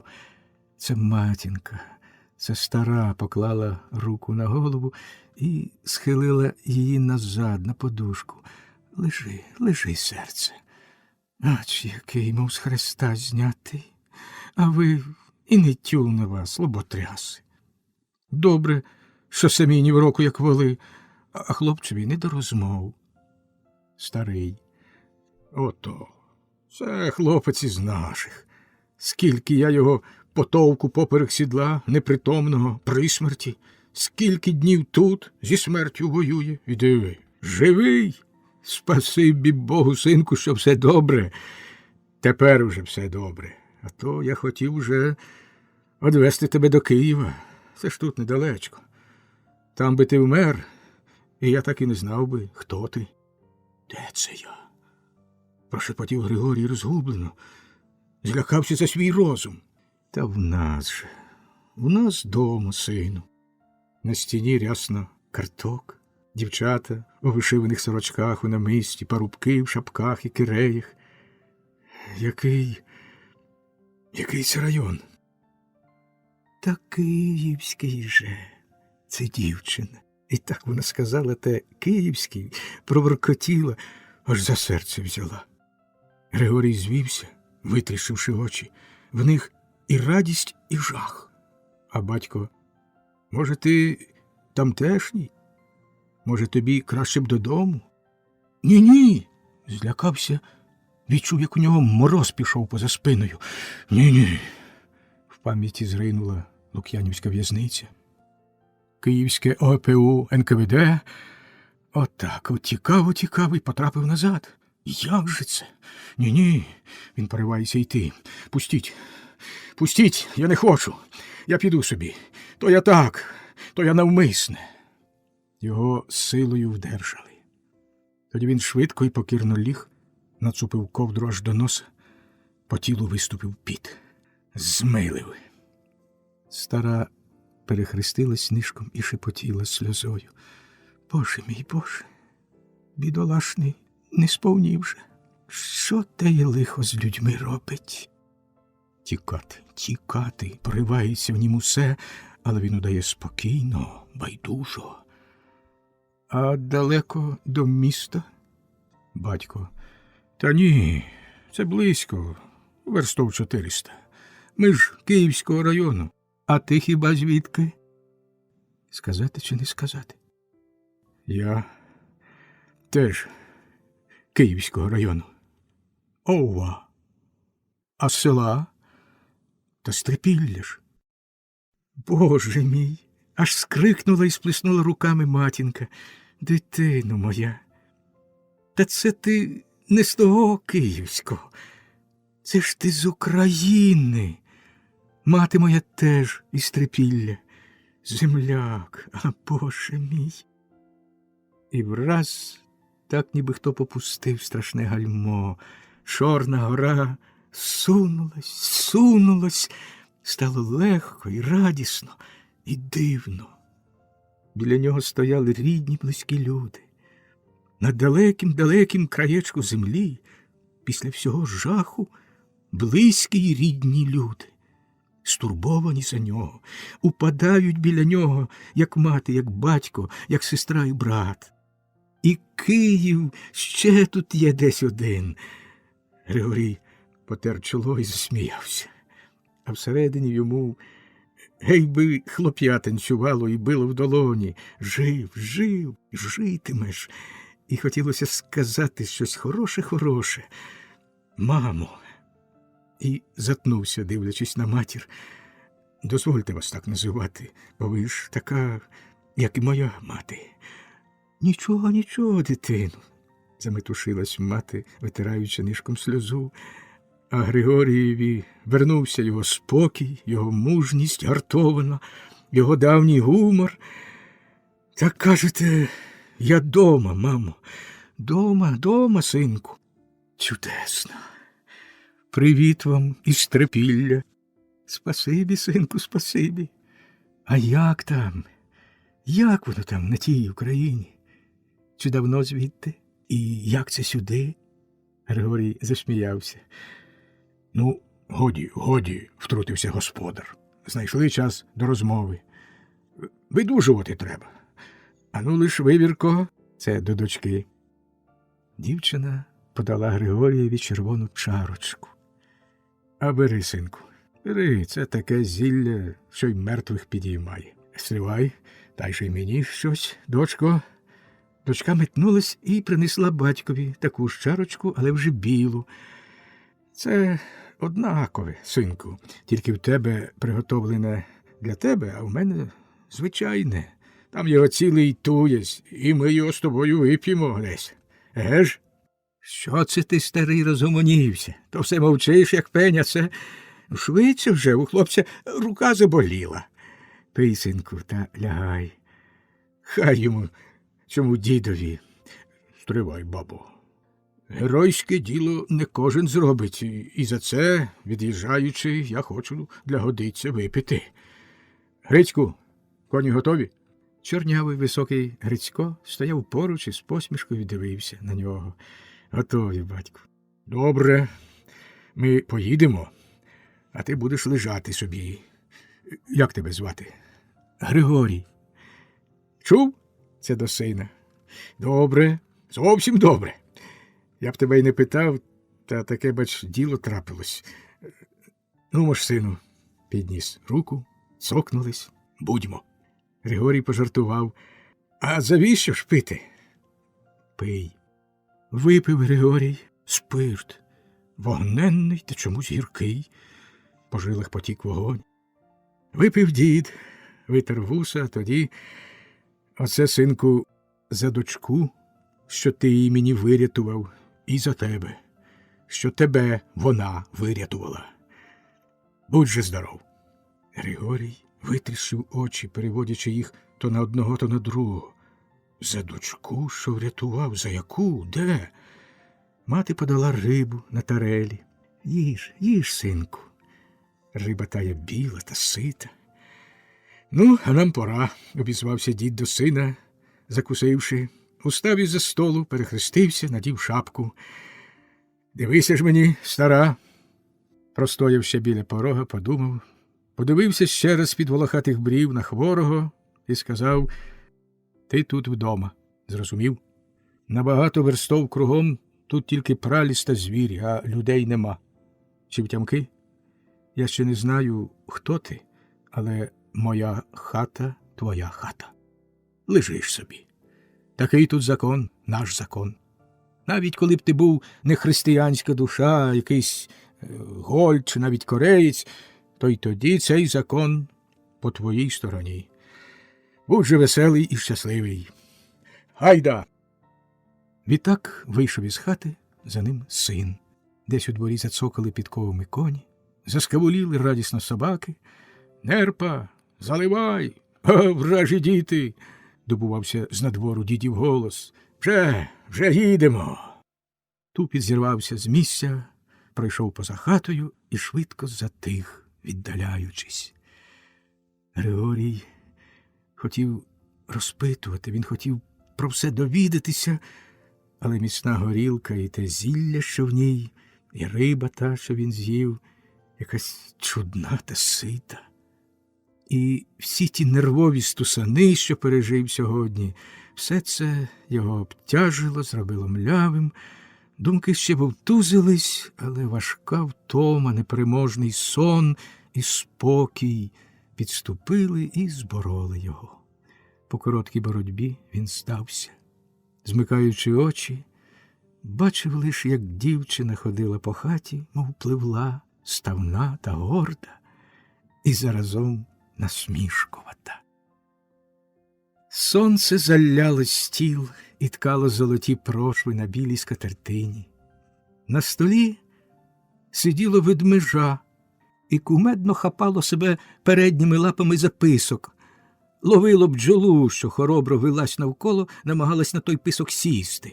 Малий ласун, що вічно тикав свого носа у солодке, бо бабуня його мизила, мав тепер з того клопіт. Він сердився, вбив у повітрі лапою, а то так оперіщив себе по носі, що аж запирскав. А бджола дзищала, вилась між сонячним промінням і не відступала, мов зачарована. Дзищання теє, як звук срібної струни, проснувало осяяну сонцем тишу, іначе бриніло в серці Григорієві. Він лежав, спершись на лікоть, і дивився просто себе. Чи довго він спав? Здається, вічність. Але тепер усе те страхіття, що пережив, як дивовижне маячіння, відійшло кудись у небуття. Почуття легкості володіло ним. Так ніби нічого не було, і водночас сталося щось таке, чого він не міг збагнути. Так, як колись у дитинстві, і не так ніби. Ні тривог, ні турбот на душі. Такий безмежний, сонячний спокій. Чудно йому. Глянув на себе. Він у білій мереженій сорочці. Глянув просто себе. Рясно на покутті купчаться святі, прибрані королівськими рушниками, та ще такими, які в його бабусі були, там, у Трипіллі. Там, звідки його вигнано. Там, на тій рідній, але, мабуть, навіки втраченій землі. Щипнуло за серце, але й минулося враз. Справжні королівські рушники на покутті. Різьблений мисник, піч помальовано квітами, межи квітами два голуби цілуються, чи два соколи? Два соколи. Стривай. Чого ж це він вирятував? Яку дочку? Де? Коли? І як він взагалі сюди потрапив? Озирнувся, в хаті було порожньо. Біля печі стоять рогачі і кочерги, пахне свіжопеченим хлібом. Все як дома, тільки долівка не така, мощена з дощок і так вимита та вишкребана, що аж михтить. Та ще... Що це? Просто над ним на білій стіні висять дві рушниці. Одна, либонь, англійський Вінчестер, а друга – японський карабін. Під ними набійниці, туго напхані патронами, а на третім цвяху висить ніж у піхвах. Його ніж. Дивно, його ніж в такому товаристві. Але раніше там висіла рушниця, бо стіна подряпана в тім місці, де мала бути мушка. Це він знав, бо він мисливець змалку. Аж тепер він звернув увагу, що між вікнами по стінах поприбивані оленячі роги, а на них висять шапки та рушники. Раптом у сінях зашаруділа хода.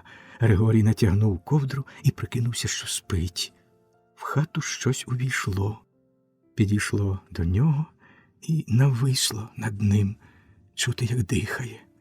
Розплющив очі.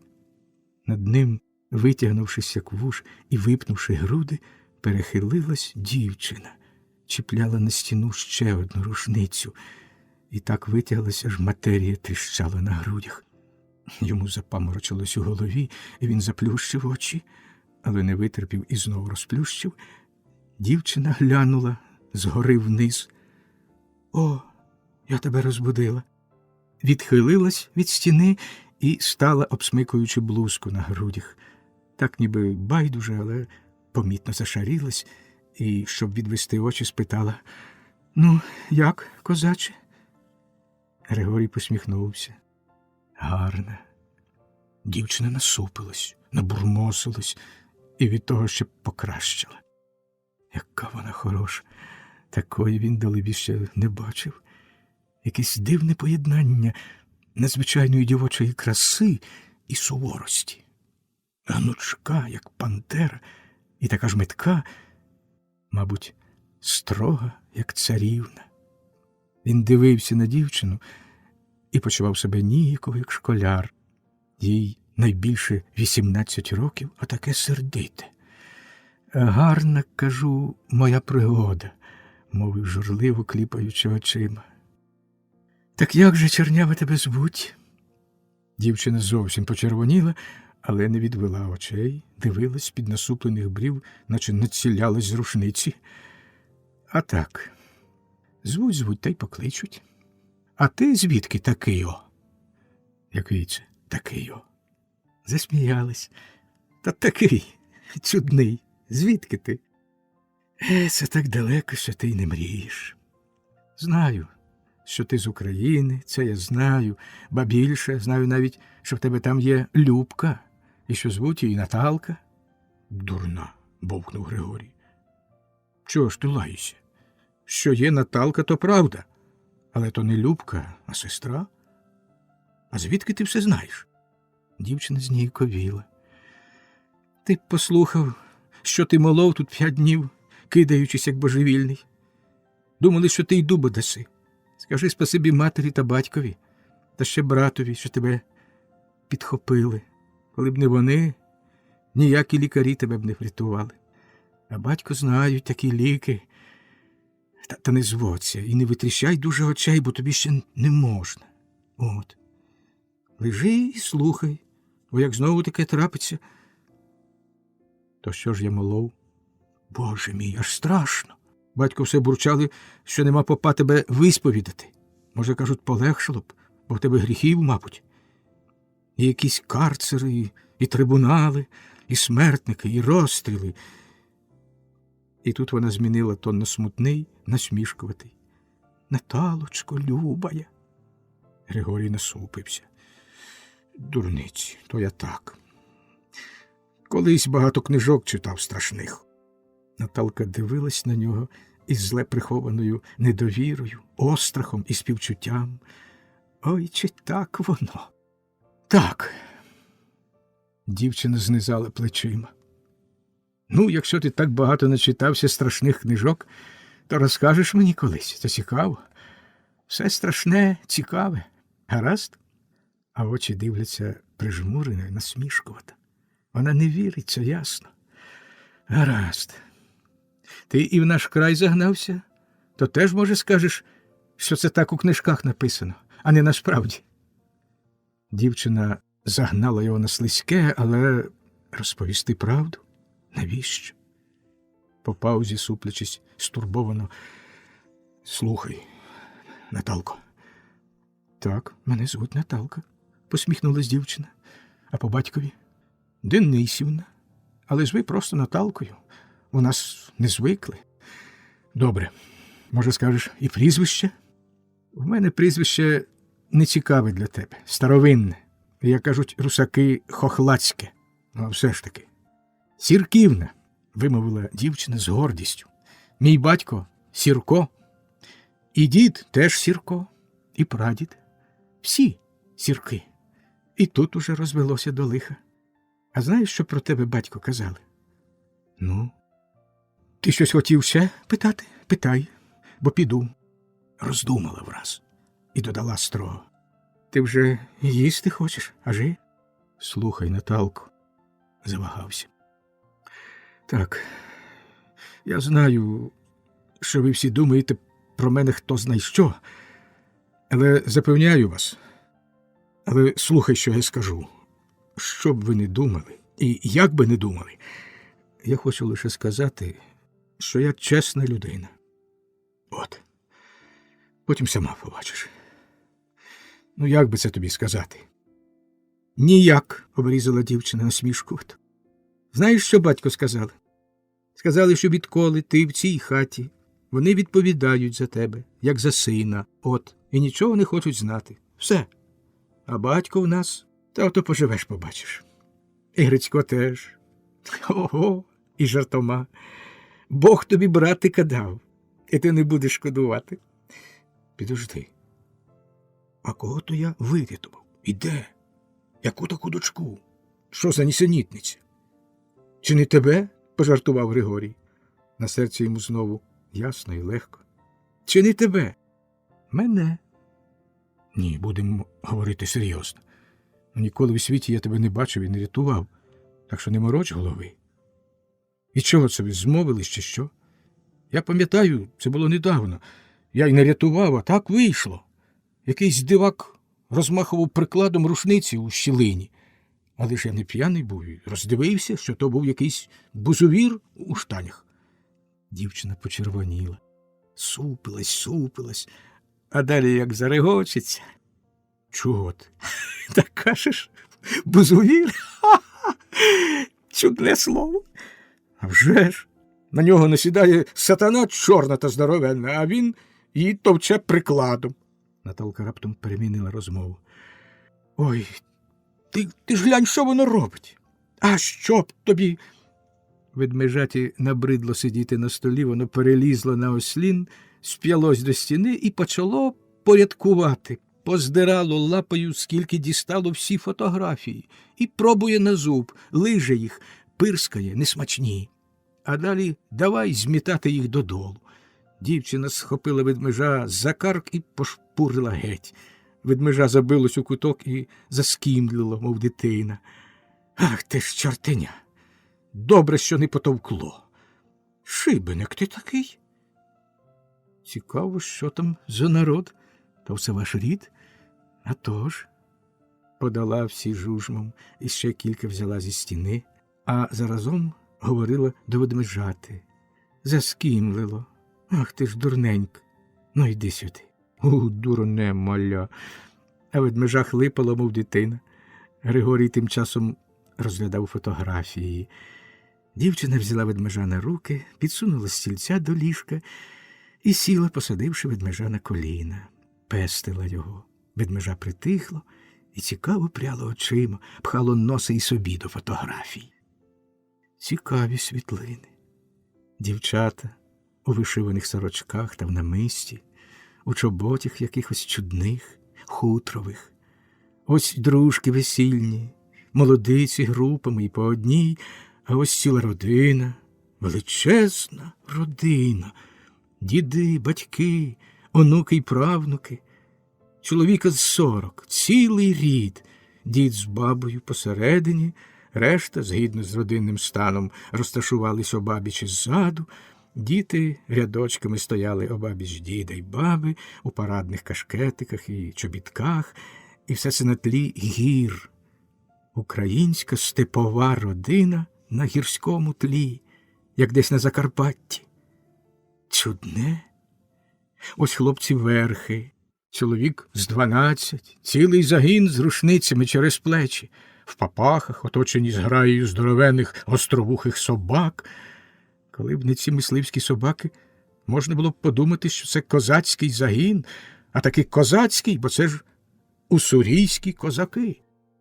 Ось окремі фотографії, теж дореволюційні, козацькі осавули, хорунжі, отамани, у формі уссурійських та амурських козаків, та все вусаті, з шаблюками, декотрі з медалями, всі з лампасами. Це вже давні світлини, а ось нові, інші вбрання, інший зміст, але все такі ж расові обличчя. Одна, друга, дівчата, хлопці, червоноармійці, а ось проста, але не зовсім звичайна світлина. Сіється сніг, в дерев'яній клітці здоровенний тигр роззявив пащу, реве, збоку стоять 4 мисливці, виструнчившись перед оком апарата, спираючись на рушниці. Один старий мисливець і 3 молодих, всі в чуднім одязі, в шкіряних штанях химерних, у шкіряних піджаках, підперезані набійницями, 3 в шапочках, 1 без. І той без Наталка. Так, Наталка. Стоїть, спершись на вінчестер, дивиться насмішкувато. Вуста міцно стулені, очі примружені, голова не покрита, і на неї падають сніжинки. Серце Григорієві чомусь застрибало, мов дурне. Він нишком глянув на Наталку, бавиться з ведмежам, і крадькома поклав світлину на спід. Ясно. А серце здуріло. Чого і що? Це ж той бузевір, що кричав у розколені. Точна копія. Взявся пильно розглядати різних козаків та дівчат стародавніх. Наталка посадила ведмежа на ліжко. На, це ж твій дружок. І це ти його посиротив. Забавляй. Тобто як посиротив? Ти ж його мамку вбив. Хіба? Так ото... А, подібне, таке ж білогруде. Отож, ото. Чи ти придурюєшся? Чи справді тоді таки не в повні розуму був? Коли хочеш, твоя правда. Але хоч би я й у повні розуму був, то звідки мені знати було, що то його мамка? А ти б мені краще сама дещо розповіла. А головне, як я сюди потрапив. Дуже просто. От, дівчина взяла ведмежа на руки і, пестячи його, розповіла все коротко. Були ми на Зміїній паді, солили солонці для пантовки. От скоро поїдемо пантувати, і тоді взнаєш, що це таке. Це далеко звідси. От я й пішла якось до шатра застрелити тетерку або рябка на юшку. Та й зайшла греціо знай куди. А пішла з дробовиком, ще й усього 2 набої. Така думка, стрелю поблизу десь яку пару, та й назад. Навіть ножа не взяла з собою, як на лихо. Цього ніколи не бувало. А рябки, мов, поздихали, нема. І ось замість рябка я надибала ось це маля кумедне. Я за нього, а тут мамка. І вистачило ж дурі хапати мале. Але в гущавині не видно. Та ще й забула, що в малят неодмінно буває мамка. Я маля геть, а мамка таки до мене. Сказилась. А це з чорних, а чорні ті, коли здуріє, тому сатана робиться. Утікати? Куди там? Я повернулась і ляснула в неї з опалу з дробовика, мов у горобця. Ну і зовсім натворила біди. Сатана була б роздерла, коли б я не вскочила в розколену межі скель. Я її по лапах, по морді прикладом. Я й ще раз стрелила, але вже хто зна куди. А вона ж думає, що дитинча за мною дереться. Я Грицьку, Грицьку. Де там, далеко. Уперше на віку я перелякалась. Смерть же, смерть.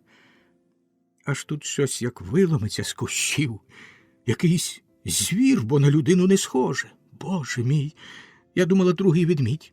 Волохате, чорне, очі, як у скаженого, і всторч на ведмедя. Я думала, він голіруч, а як ведмідь навалився на нього, я ще дужче перелякалась.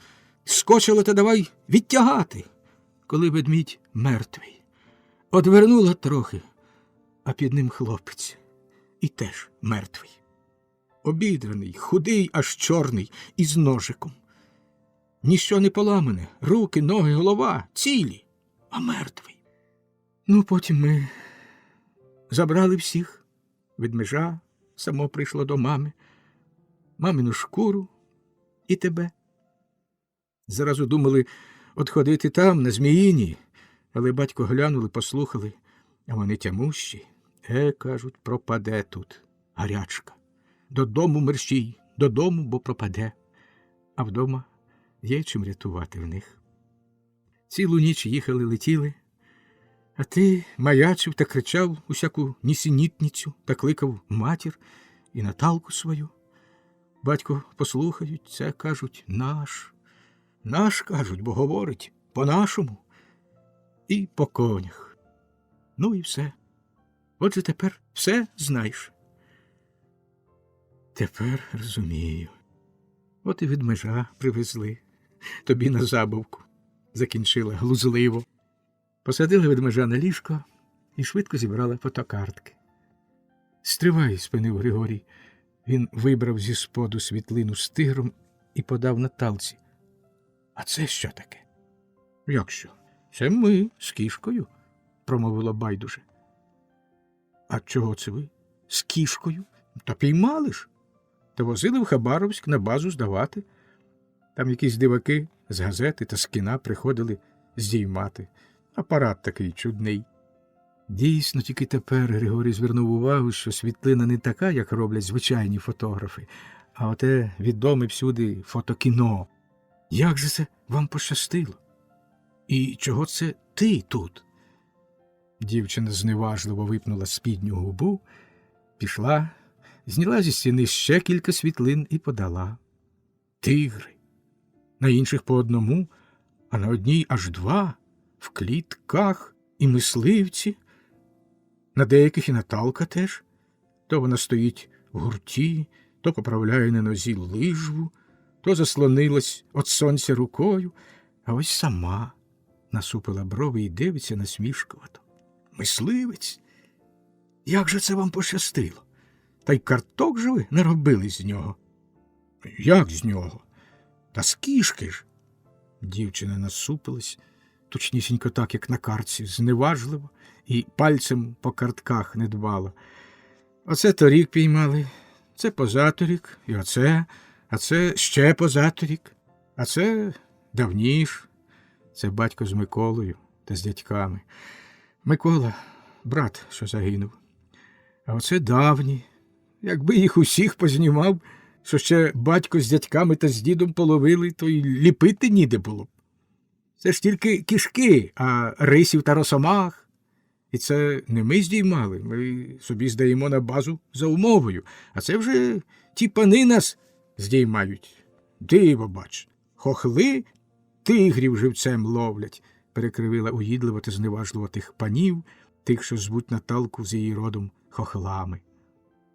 І як же ви їх ловите? Стріляєте? А тоді вже? Навіщо? Стріляного нікому й дурно не треба, хіба що китайцям на мило. За битого база платить 1000 лиш, а за живого, і щоб без найменшого ганжу, 12-15 тисяч карбованців. Та все крамом. Ми з того й живем. То який же дурень його стрілятиме? Треба живцем. І ото ти ловила його живцем? Таку сатану? А ловила. Тенетами б то? Та ні ж, руками.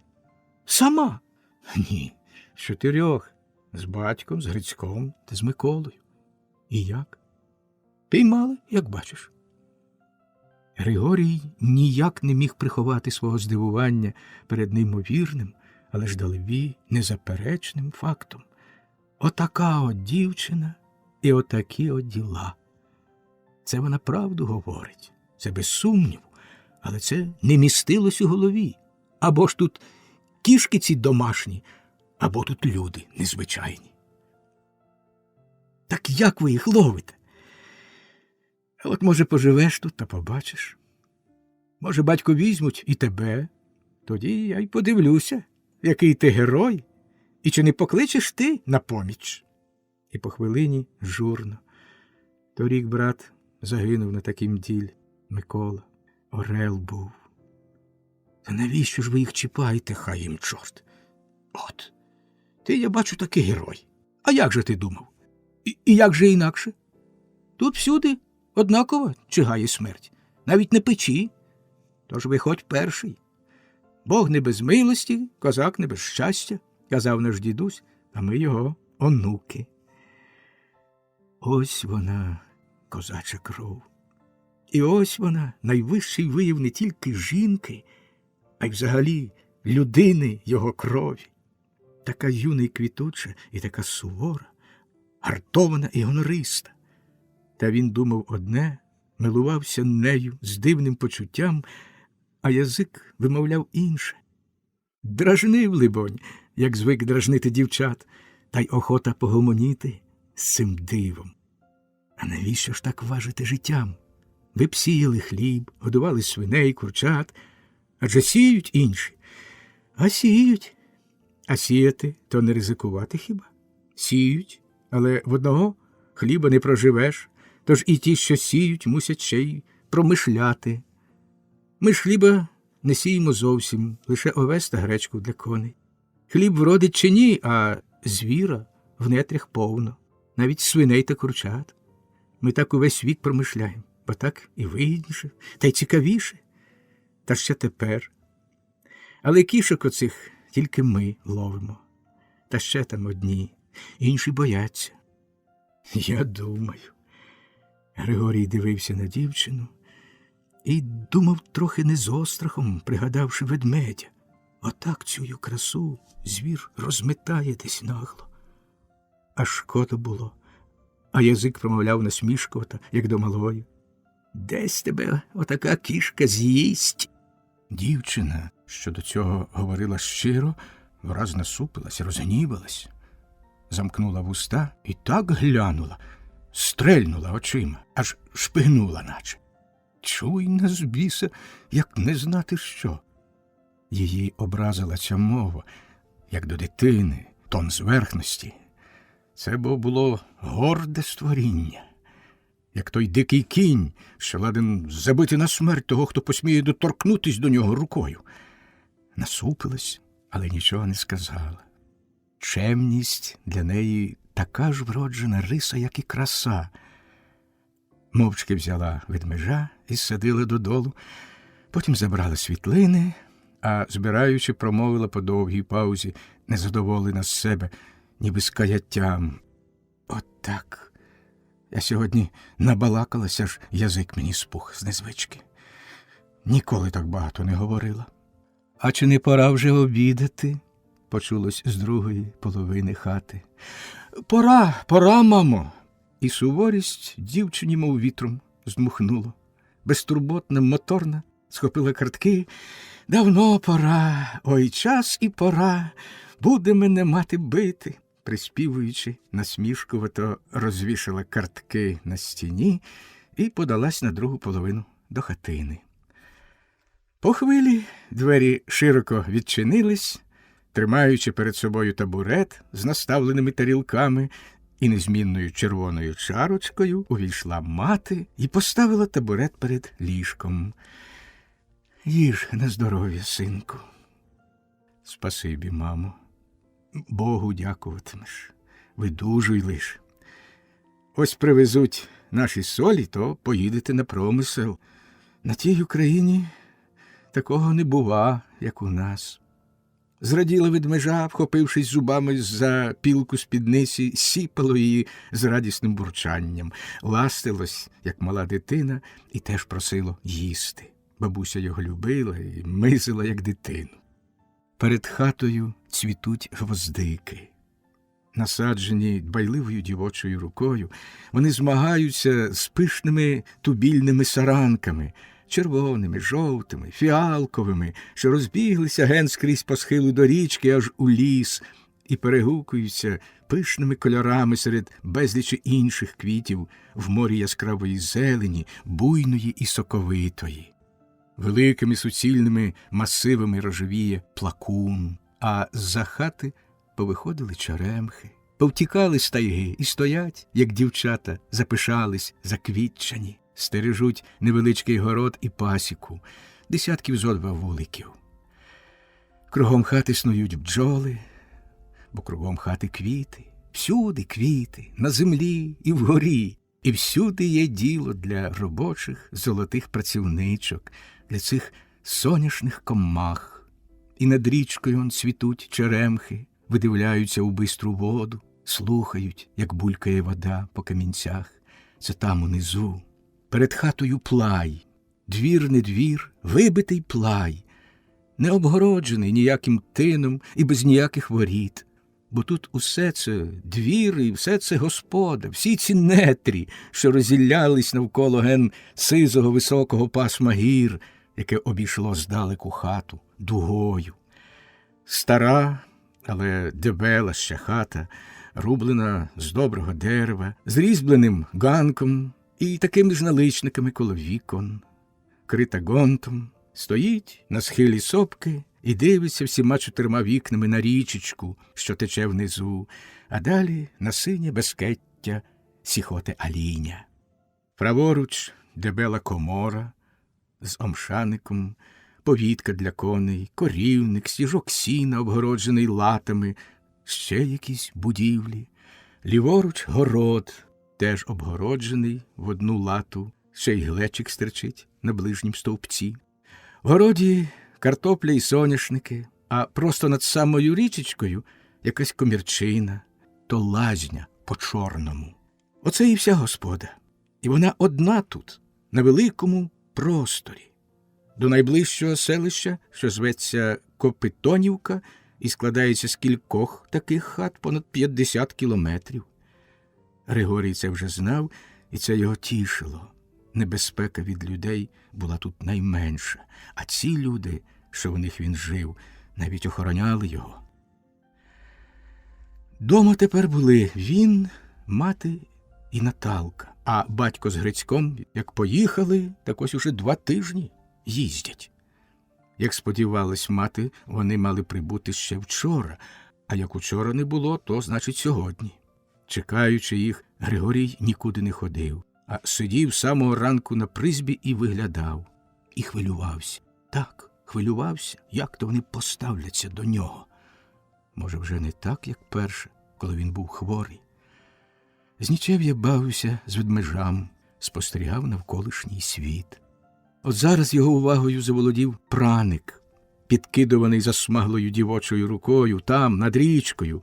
Він то підлітав, то падав, ляпотів по кладці завзято та лунко, і бігли луни нетрями, ударялись об безкеття і озивались, ляпотіли по кілька голосів, і виходило, ніби перепел бив десь у пшеницях на зорі. Чудно. То Наталка прала на річці, запнута кулинкою, орудувала на сонці над водою, як вправний спортсмен на вранішній руханці.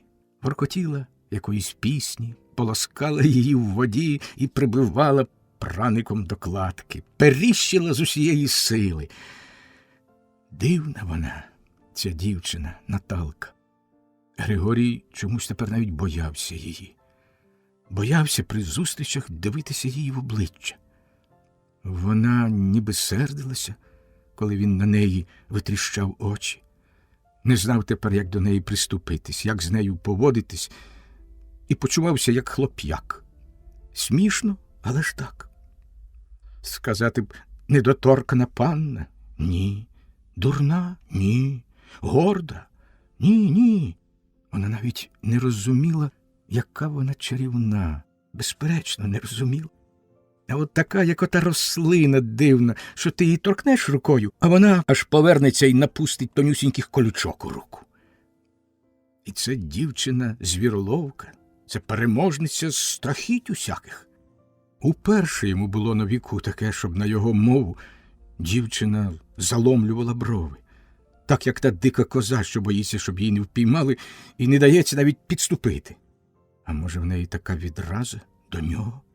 Тож найліпше зовсім не звертати уваги. Нехай собі пере. Їй-бо, ото вона періщить праником так люто, бо думає, що б'є по чиїхось, може, й по його нескромних очах, на неї витріщених. Нехай собі пере, і нехай підпадьомкає праник. Чи то, може, не праник підпадьомкає, а то в його серці щось тьохкає, на тую дикунку дивлячись. Засміявшись з цієї химерної думки, Григорій силоміць відвертає увагу від праника, затисненого в гнучкій дівочій руці. Ген за річкою на галявину вийшли табунцем дикі кози. Так, дикі кози. 5 їх стали, збились докупи і, піднісши високо голови, слухають. Де воно і що воно ляпотить? Потім зірвались з місця і пішли вистрибом чи рідкою по високих травах, мелькаючи білими плямами на крижах. Зникли в лісі. Так, ніби їх і не було. Ти б пішов погуляв, де, синку, а тому спочив би, ліг, не бійсь, нудьгуєш. Це мати. Вона вже в 10-те, либонь, виходить на ганок, глянути туди, за річку, за зелене море, галявини, куди простяглася стежка, чи не їдуть. Вона порається біля печі і так виходить з підкасаними рукавами. Заслонившись рукою від сонця, мати аж перехиляється через лонку і вже турбується. Довго щось, чи не трапилось чого? «Наталко! Чого?» – озвалась дівчина в тон. «А йди-но сюди! Кажіть, я й так чую, ось доперу!» «Як ти думаєш, що з нашими?» Дівчина протягла кипкуючи. «Ну, а що з нашими? Їдуть десь». Бозна, таке ж тепер настало, Господи, прости. Їдуть, мамо. Це Наталка весело, жартівливо, упевнено, ще й трішки кипкуючи з матері. А не їдуть, то пішки йдуть, а коні за поводи ведуть. От і припізнились. І сміялась безжурно, і почала лупити по тім сміху праником. Мати й собі засміялась. От така, бач, сказано, нове насіння, ще й кепкує з дурної матері. Тільки й розради моєї, синку. Мати зійшла з ганку і сіла поруч Григорія на призьбі. Либонь, уже скінчила поратись по господі і тепер має час. Поправивши очіпок, поклала натруджені руки на коліна і втопила очі в море зелені на долині, що її звуть Паддю, туди, де втекла стежечка. «Ну, будемо виглядати», – промовила з доброю усмішкою. У неї така ж усмішка, як і в дочки. Яка вона була, як була молодою, а вже ж, мабуть, така, як Наталка. А то ж, недарма, бо в таким краю, забившись на кінець світу та після всіх злигоднів, у тяжкому змаганні з цією дикою природою, так збереглась. Їй понад 50 років, а вона виглядає ще молодо й бадьоро. І голос у неї такий, як у дочки, тільки не такий гострий, якийсь тепліший, ближчий. Такий, як у всіх матерів, там, за 20 тисяч кілометрів звідси, але не київський. Григорій міг посперечатися з ким завгодно, що вона полтавка з кореня. М'яко вимовляла «Л», як усі жінки на Полтавщині, щось середнє між «Л» і «Ель». Це така мила йому зворушлива особливість мови полтавських жінок. Йому кортіло спитати, чи її мати або бабуся не Зінькова часом, або чи не з Лубен. А мати тим часом дивилась на Падь, посміхаючись, ще й досі з дочиного жарту, з потіхи, з упевненості. «Хороші в мене діти, синку». А в голосі стільки гордості матерньої. Я весь час дякую Богові за те, що послав мені таку втіху. І в кого вони вдалися? Ні тучі, ні грому не бояться. От хоч би й ця, посміхнулась, кажучи про Наталку. І в кого тільки вдалася? Їй би на коні, та на полосках, та з гвинтівкою, та з собаками. І пре туди, куди й чоловік не насмілиться. Ніч, північ, чи мороз лютий, чи злива страхітна, байдуже. Звели їй до відьми в зуби полізти і полізе. Їй би треба хлопцем родитись. Знов засміялась. Аби тільки дав Бог здоров'я та щастя, а то це бо страшний край, і страшне тут життя, як подумаєш. Ось був ще в мене син. Посмутніла і тихенько зітхнула. Миколою звали, царство йому небесне. Якби ти його був побачив, що то за сокіл був. Грицько от здоровий та красний, а то ще міцніший і кращий був. А сили було, як у діда покійного, у старого сірка колись. Підкову розгинав руками граючись. І привітний, і безжурний, як оця ось. Він її вибавив і всього навчив, мабуть, і сміливості тієї. Було, споряджаються на промисел. Я про нього турбуюся, і се, і те, і бережи себе, і будь обачний. А він сміється, було, та заспокоює.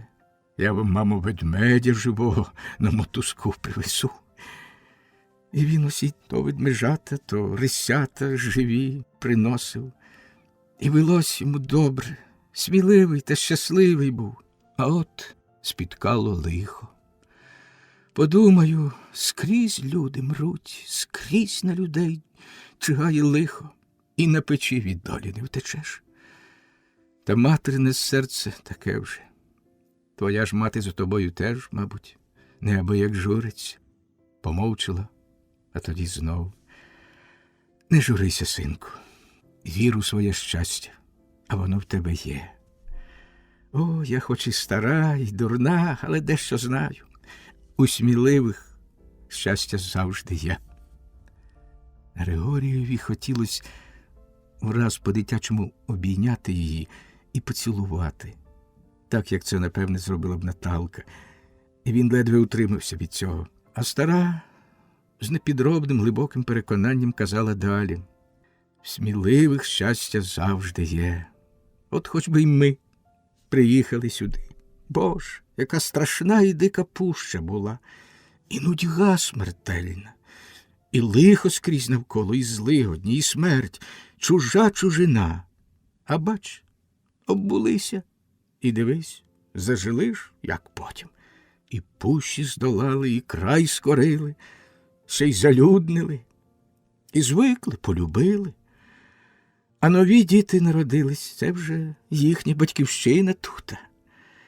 То такі, ніби Бог знав, де їм доведеться жити, та й вдачу їм дав таку, як треба. Григорій слухав з великою увагою, а як стара примовкла, спитав. Так ви пливли кругом світу? А пливли ж, з Одеси сіли. В якому пак? Ага, 1887 році, навесні. Скільки тієї води, Боже, і скільки тих країв та людей різних. Але я тобі не годна про все розповісти. То нехай дід колись. Він хоч і не говіркий, та іноді й на нього находить балакучка. Тоді вже тільки слухай. Він бо старший за мене, і тоді вже парубійком був. Той усе пам'ятає добре. Він тебе тут дечого навчить, а то, мабуть, ти вже занудився. Ні, тут усе нове для мене і чудне, чудне. Так, я от скільки днів дивлюсь на оцю хату вашу, і мені якось дивно. Всередині вона вибілена, ще й розмальовано по-нашому, а зокола вигляд сибірський або поліщуцький. Мати засміялась. А так. Я сама, синку, довго не могла звикнути. Не по-нашому це. Але ж це ми тільки тут так. А як жили в селі, тепер це містечко Києвом зветься. Так там, та й у всіх наших селах тутешніх, хати білені, зокола, як на Україні. З нас за це всі тут сміялись, що, от, мовляв, скільки лісу, а хохли хати з глини ліплять та білять. Ні, тут хати зовсім такі, як на Україні, а не раз і кращі, бо на дощанім помості і криті здебільше цинковою бляхою.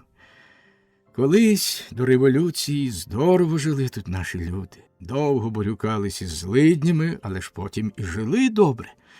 Тут край працю любить, та й винагороджує її щедро. Тут рай був, а не край, як для робочого. І ліс, і золото, і риба, і земля, хліб родить, і ягода всяка. І все, бери тільки, лишень треба рук, а народ наш робочий. То ми й жили колись. Побачив би ти. І не в такій хаті. Ця хата була збудована для промислу. Мисливці наші виходили сюди на осінь та на зиму, і тут отаборювались. І ми жили тут добре. А сім'я у нашого діда була велика. Ти такої не бачив. Понад 50 чоловік сімейка. Синів 7 мав, женив не відділяв. Дочок заміж віддавав, на сторону не відпускав. Зятів у прийми брав. Двір у нього був не двір, економія. Нас невісток було 7, а дочок було 8, то й зятів 8. Та малих у кожного, разом ціла зграя. І які хочеш, завбільшки, такі є.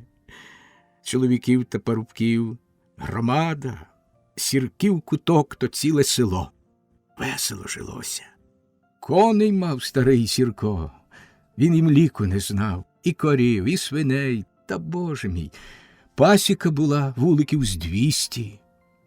Трудилися щиро, то й мали. І те сказати, було що робити і де заробляти. Хліб сіяли, промишляли звірину, ходили з хурами в Маньчжурію і в Китай, копали золото, ловили рибу, брали ягоди та кедрові горіхи, ловили звіра живцем, пантували. Ми хліба сірого, синку, не їли. І коли навіть недорід тут був, то ми мали борошно заграничне, японське або американське, і рис з Китаю, як золото, і крам різний, а як і рушниці, та всіляке начиння наші хлопці добували. Жили ми тут ліпше, як вдома. Це була наша друга Україна, нова Україна, синку, але щасливіша. І назви наші люди подавали тут свої, сумуючи іноді за рідним краєм. Київ, Чернігівка, Полтавка, Україна, Катеринославка, Переяславка тощо. Тут, де не поїдеш, то з Києва вийдеш, а в Чернігівку приїдеш, з Чернігівки вийдеш, в Полтавку приїдеш, в Катеринославку, Переяславку. По всім Уссурі і по всьому Амуру, як дома. Але це там, де все люди наші осіли понад річками, де можна сіяти хліб. Жили ми, синку. Ну, а потім пішло все шкереберть. Десь прогнівили Бога. Нові часи, нові порядки. І не стало таке, що люди за голови хапаються. Прийшла совєтська власть і все перевернула. Перевернулись люди, і звелось життя ні на що. Вже немає сіркової держави, гай-гай. А ми плюнули на все та й перебрали сюди, щоб і не чути, і не бачити, та щоб по-своєму таки віку доживати. Це далеко, сюди й ворон не часто залітає. По тутешньому то воно близько, якихось 500 верстов. Але людей тут мало, і власть так не чіпляється. А раніше, як Сірко з синами почав тут промишляти, то людей тут було ще менше. Де-не-де були тільки оті косоокі, манзи та гольди, чи як їх. Та їх зовсім було мало. Отак, як гори перейдеш, ото, бачиш, синіє. Хехцир зветься, то буде Хабаровськ. Як ми приїхали, то там, казав дід, була тільки халабуда, а тепер великий город. А як отак перейдеш гори, на Терней вийдеш або на Ольгу, бухти такі, одна й друга. Там море, там ми вперше на цю землю стали і до Уссурі крізь нетрі пробивались. А як отак підеш кряжами та сопками, то місяць ітимеш, а з лісу не вийдеш. Нетрі та ріки, та гори, та марі. Оце вже років з 10, як оселились ми тут зовсім. Оця річечка зветься Підхоронок і впадає в річку Хор, а той в Амур. Отам з гір починаються і течуть річки в усіх напрямках. Бікини, Ман, Мухені і ще якісь, я вже й позабувала. Григорій слухав лагідну, спокійну мову цієї жінки, цієї матері, і було йому дивно приємно, аж наче кров швидше пульсувала, коли слухав цю матір. Така вона, як і там, на Україні, і не така, розборкана, он яка. Скільки тієї мужності простої, скільки тієї певності, може, не усвідомленої, а звичайної, стихійної, і скільки тієї гордості волелюбної, природної, як оті могутні кряжі гір. Тому в неї і Наталка така дика та горда. А за Україною ви не скучаєте? Та ви її не пам'ятаєте, мабуть? Чому ж? Пам'ятаю, але ти колись розкажеш, синку, як матимеш охоту, про тую Україну, як там живуть тепер. Дуже цікаво мені послухати. Я часто згадую своє дитинство і рідну землю, А надто було мати моя. Дуже вона тужила за рідною стороною, та з того, мабуть, і померла. Все мріяла і просила, щоб її відвезли вмирати додому, на рідну землю, на кладовище до батьків. Іноді й на мене находить туга, особливо, як згадаю матір. Але я й цю землю люблю. Тут то зросла, тут віддалась, тут діток породила. Та в цій землі 4 і поховала, і матір, і батька поховала тут. Ні, від цієї землі вже не сила відірватись, але й туди тягне. Як згадаю материні розмови, ті сади вишневі, ті степи широкі, ріки тихі, ночі ясні, зоряні, і все, про що мати розповідала, та й сама бачила, хоч малою була. От я тут живу вік, а волошок тут не бачила. А там я з них та барвінку, та з чорнобривців вінки накупала, плела. Нема їх тут, і Васильків нема тут. Зберігся пучечок з України завезений. Якось нові переселенці подарували. І пахнуть вони рідним краєм, тією Україною. Як напосядуть згадки про край той рідний, сонячний і тихий, далебі журба бере, так би й полетіла туди. Григорієві серце стискалось. Хотілося йому сказати цій матері, що немає вже того тихого краю, України тієї ясної, соняшної, що садки вишневі повирубувані, ріки збаламучені, степи сльозами опоєні, і небо ясне людям потемніло. Але він мовчав. Нехай любить її такою, якою пам'ятає. А мати снувала думку далі. Отак, синку, ти ще повернешся туди, дитино. Ти тут не маєш коріння, та й не матимеш його тут. І час не той, і ти не такий. Григорій дивувався, чого в них таке ставлення до нього. Він же їм нічого не говорив, вони про нього нічого не знають, лиш бачать, що не місцевий. Дивно було йому із того, що його не розпитують, хто він і як у нетрі забився. Адже він міг бути якийсь злодюга, пройда. Правда, він щось говорив, хворіючи, але хіба тому можна вірити? Проте з їхнього співчуття до нього було знати, що вони про щось догадуються, але з природної делікатності, як це часто трапляється у простих людей, не розпитують. Це його зворушувало, і за це він був вдячний їм. Сонечко викотилось на обідній пруг і поливало гарячим приском землю. Було щонайменше 35 ступнів спеки. Мати похопилась. Пора обідати. Не дочекаємось ми їх сьогодні, коли б хоч усе було гаразд. «Їдуть, мамо, їдуть!» – раптом залярмувала Наталка дзвінко й радісно. Мати приклала руку до очей і стала дивитись на стежку. Григорій аж схопився, захвилювався, вп'явся молодим зором геть западь на стежку. Але там було порожньо. Де вона їх бачить? Де їдуть? Так само марно напружувала зір мати. Чи ти не тю? Де ти бачиш? Хто їде? Та наші ж їдуть, мамо. Допоможіть-но розвішати шмаття швиденько. Та де ти їх бачиш? Наталка сміялася, йдучи з оберемком білля і кладучи його на колоду під черемхами. Ще й не бачила, а вже знаю. Не дурій, дочко, і таке. Як це ти й не бачила, а вже знаєш? А от поживете в лісі з моє, то навчитесь, і зареготалась. Ой, мамо, я думала не про те. А мати, чи ти не тю, от такой. Мати вік звікувала в лісі, і вже умре скоро в лісі ж таки, а вона поживете з моє. А Наталка регочеться.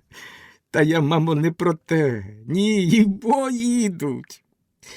А хочеться знати, звідки знала? Сорока на хвості принесла. Заливай, брехав, далеко. І моє вухо й почуло. І тільки за годину. За годину, а найбільше за 2, вони будуть тут. І ніби на потвердження її слів, далеко на стежці, що перевалювала аж ген через голу осяйну сонцем сопку, виметнулась манюнька комашинка, собака. За нею друга, третя. Пробігли трохи вперед, а потім окрутнулись і, граючи, подались назад за сопку. Григорій дивувався, яке треба мати вухо, щоб за 2 години ходу почути крізь нетрі собачий гавкіт, та ще й впізнати, що то заливай, а не інший який. Вража дівчина, вона таки має підставу кипкувати. Мати махнула рукою, засміявшись, і пішла швиденько до хати. Мені ніколи, дочко, нехай он Грицько допоможе. Ну, то видайте йому вірьовку. Але ж як він увірветься та й уб'ється з черемхи. Але це вже без сміху, а насупивши брови. Григорій пішов у сіни, взяв довжелезну вірьовку, скручену в грубий сувій, і, розв'язавши кінець, підійшов до товстої високої черемхи. «Високо тобі?» – спитав. «За вершечок».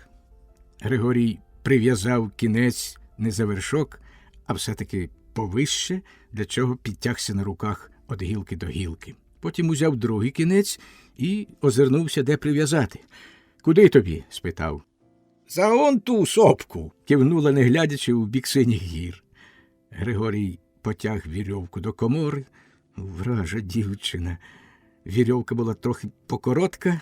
Він її так тяг з пересердя, що вона перервалася посередині. Ну, таку вірьовку і порвав. От іще. І не знати, чи то вона глузувала, чи здивувалась. Бо вірьовка таки була ніби ж дебела, а далі вже глузливо. Це ж ти ще не обідав? А що буде, як пообідаєш? Григорій, зніяковівши, зв'язав вірьовку посередині, прив'язав до хлівця і, не оглядаючись, пішов собі. «Куди ж ти тікаєш? Тобі мати наказала допомагати та й слухати старших. А проте іди ліпше, я сама, а то ще порвеш що». Григорій пішов до річки, зібрав на оберемок все шмаття, поскручуване в джгути, і, боячись, щоб не впало, що приніс і поклав усе на колоду. Наталка навіть не глянула на нього. Байдуже собі моторно розвішувала все на вірьовці, на гіллі, на латах. Григорій подивився на неї скоса, посміхнувся і пішов собі до річки на брід. По якимсь часі загавкали радісно собаки, женучи виструбом через воду, налетіли з шаленим гавкотом на Наталку і мало не збили її з ніг. Двір виповнився галасом, дівочим сміхом, криком на подурілих собак, а вони, як шалені, закрутили дівчини, стрибали вище голови, намагаючись лизнути її в самі губи, а особливо той красень Заливай, якутський пес. «Мамо, покличте ж їх, або що, а то усе моє прання перепсують». А собаки вже забачили Григорія коло води. Вони його зразу проминули були, а тепер, люто ревучи, вихором накинулись на чужого. Коли б не Наталка, то вони б його з'їли, мабуть. А так зупинились, погарчали і кинулись знову до дівчини. А дівчина сміялась, гомоніла до собак. «Не чіпайте його, бо руками вас порозриває». А на стежці вже цокали підводи. Йшли черідкою коні, тяжко нав'ючені, 5 коней. Попереду дід. Не дід, а вусатий дідуган, дебелий, високий, червоновидий, волохаті груди випинаються з білої пазухи, на ногах і чаги, на голові пропотілий кашкет, ватяні штани на нім, дарма що така спека, при боці мисливський ніж, а коло сідла в переднього коня приторочена гвинтівка. Позаду Грицько, високий, як батько, дебелий красень, молодий, років 25. На ньому військовий старенький френч. На ногах і чаги, на голові набакир кепка, а з-під неї буйний чуб кучерявиться, при боці ніж, а за плечем новенький дробовик. Обоє забачили Григорія, посміхаються. «Ого, синку, Брикаємо вже, зрадів старий Сірко, бредучи через воду навпрост. А ми тобі гостинця доп'яли. І, перейшовши воду, старий став, широко розставив обійми. Григорія ніби невидимою силою підштовхнуло, як малого, але він витримав. Урочисто обнялись, як батько з сином, за старим звичаєм, і поцілувались. Грицько просто подав кріпку руку, привітно посміхався. Обидва вони були однакові зростом, і однакові віком, і однакові вродою, як близнята, два Грицьки. Аж Наталка замерехтіла очима, глядячи на них. Два ведмеді.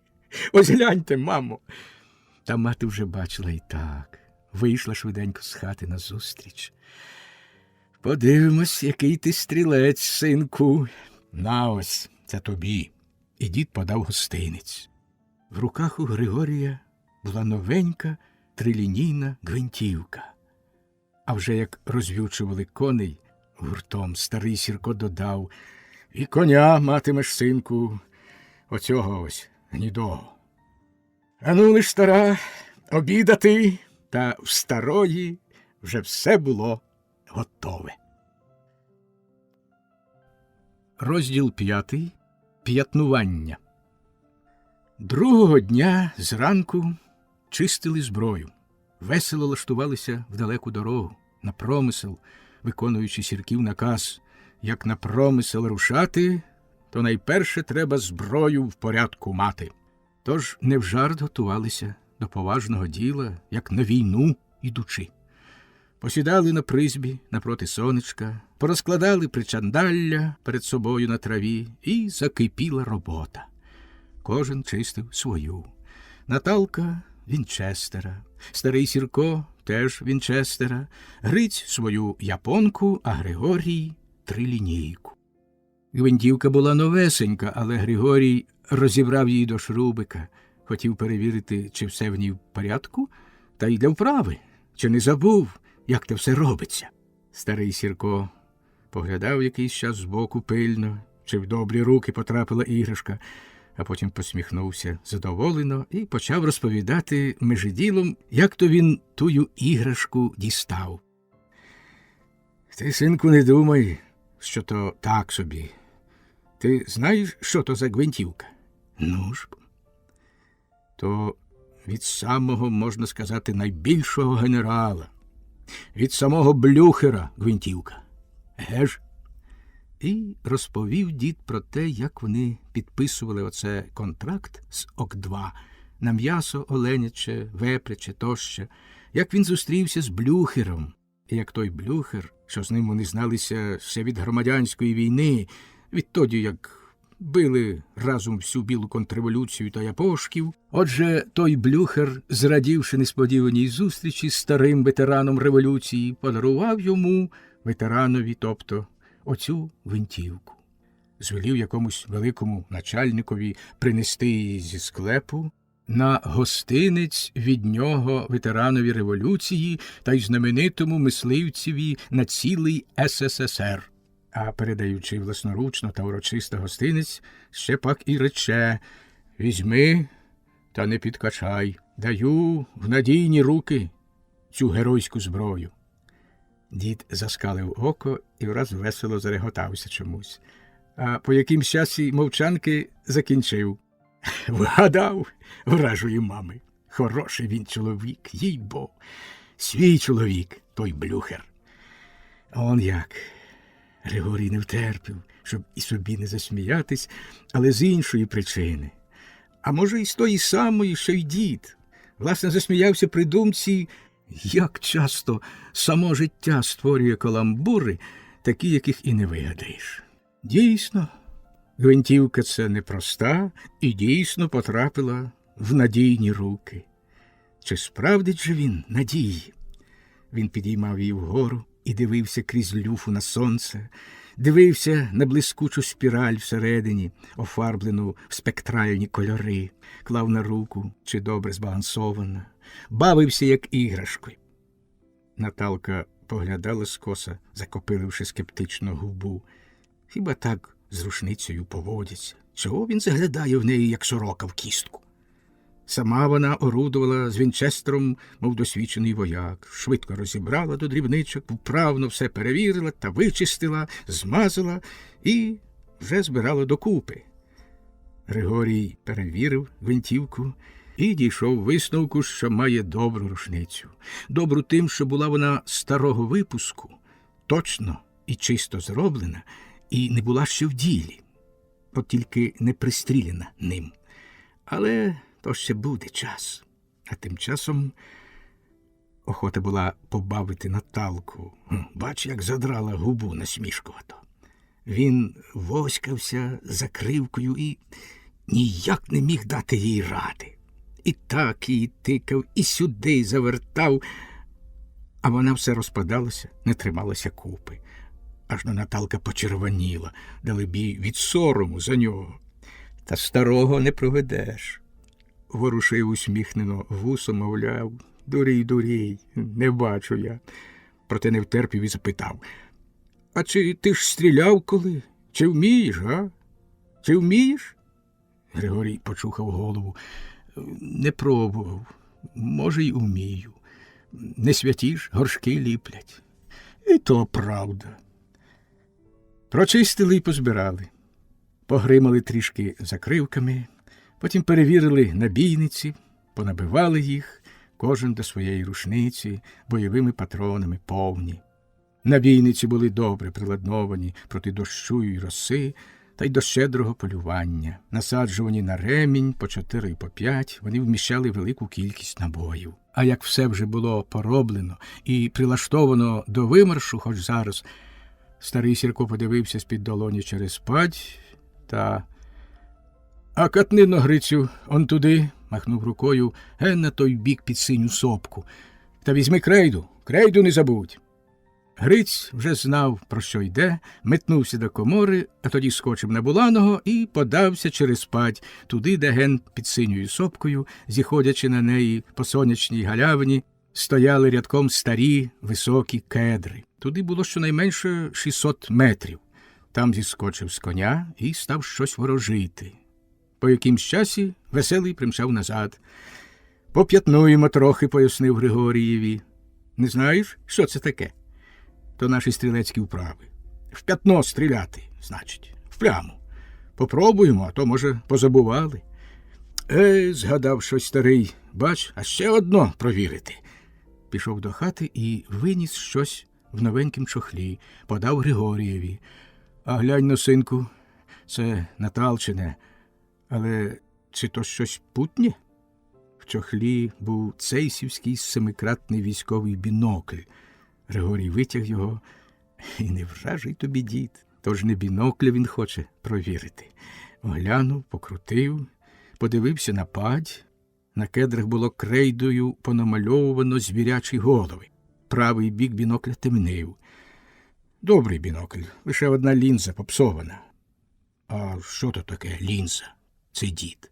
Та оце ж скло. Ось подряпане, бачите? Отож така в нього господиня. Тут Наталка відібрала бінокля. Таке. Це зовсім добрий бінокль. Крутять. А вже ж. Тим-то ти ним так добре й орудуєш. Це Гриць. А дід? А глянь же та й скажи, що там понамальовано? Щось біліє, а не розберу. Наталка приклала бінокля до очей, довго ворожила з ним зосереджено, знизувала плечима, а далі підняла його і глянула пильно так та... Тю! Та там роги понамальовано, оленячі голови. Всі зареготалися, і сама Наталка теж, а Гриць по-батьківському. Бідна дитина. Аж упріла, видивляючись в ту мороку. Коли ж він неправильний? Я ж кажу, давай лиш сюди, бо ти своїми очима тільки інструмент портиш. Дід відібрав бінокля і передав Григорієві. А тепер заряджати. Ні, стривайте. Ти, синку, будеш дивитися, як ми будемо мазати. А як щось цікаве вгледиш, скажеш. Так ото біліють, значить, оленячі голови. Добре, по сезону. Ложись! скомандував раз по-військовому. Всі брикнули посеред двору на траві рядочком. І дід теж. Зліва крайня Наталка, потім Гриць, потім дід, а потім Григорій. Собаки теж полягали рядочком збоку, повисолоплювавши язики і нашорошивши вуха, дивилися на людей, очікуючи. «Заряджай! Стріляти по 5 разів лише. Права оленяча голова Наталчина, потім Грицева і так за порядком». «Стріляємо всі разом чи по черзі?» – поцікавився Гриць. «По черзі. Перша Наталка. Та не хапайтеся, вражої мами, не псуйте куль». «А вже ж», – вставила Наталка в тон, – «заб'ємо кидрину, кандьор буде. Починаю». І, глянувши скоса на Григорія, що пильно націлився з бінокля по мішені, раз по раз вистрілила 5 разів, швидко. «Тю!» – зробив Гриць при кінці, імітуючи свист кулі. Собаки схопилися і кинулися вперед, але Наталка вклала їх назад криком. Вони лежали, дрижачи від нетерплячки. А Гриць: «Пішли по молоко всі, от мазилка. Об'являю себе ударником і йду по сметану. Пішов!» І так само раз по раз отстріляв своє цією швидкістю. Григорій дивився пильно в бінокль, але нічого не міг зауважити. Лише після останнього пострілу щось бризнуло збоку, на ялиці. «Одбив, Грицю!» «Що? Гілку?» «Неправда, то ріг одлетів». Старий хитав головою. «Що ви робите, дітки? Та ж по тім боці сопки так ваші кулі свистять, що там порозбігалося все живе й мертве». А стара сірчиха вийшла на ганок і стояла, підперши рукою підборіддя. «Мати Боже, подуріли! І що вони виробляють? Як на війні, прости Господи!»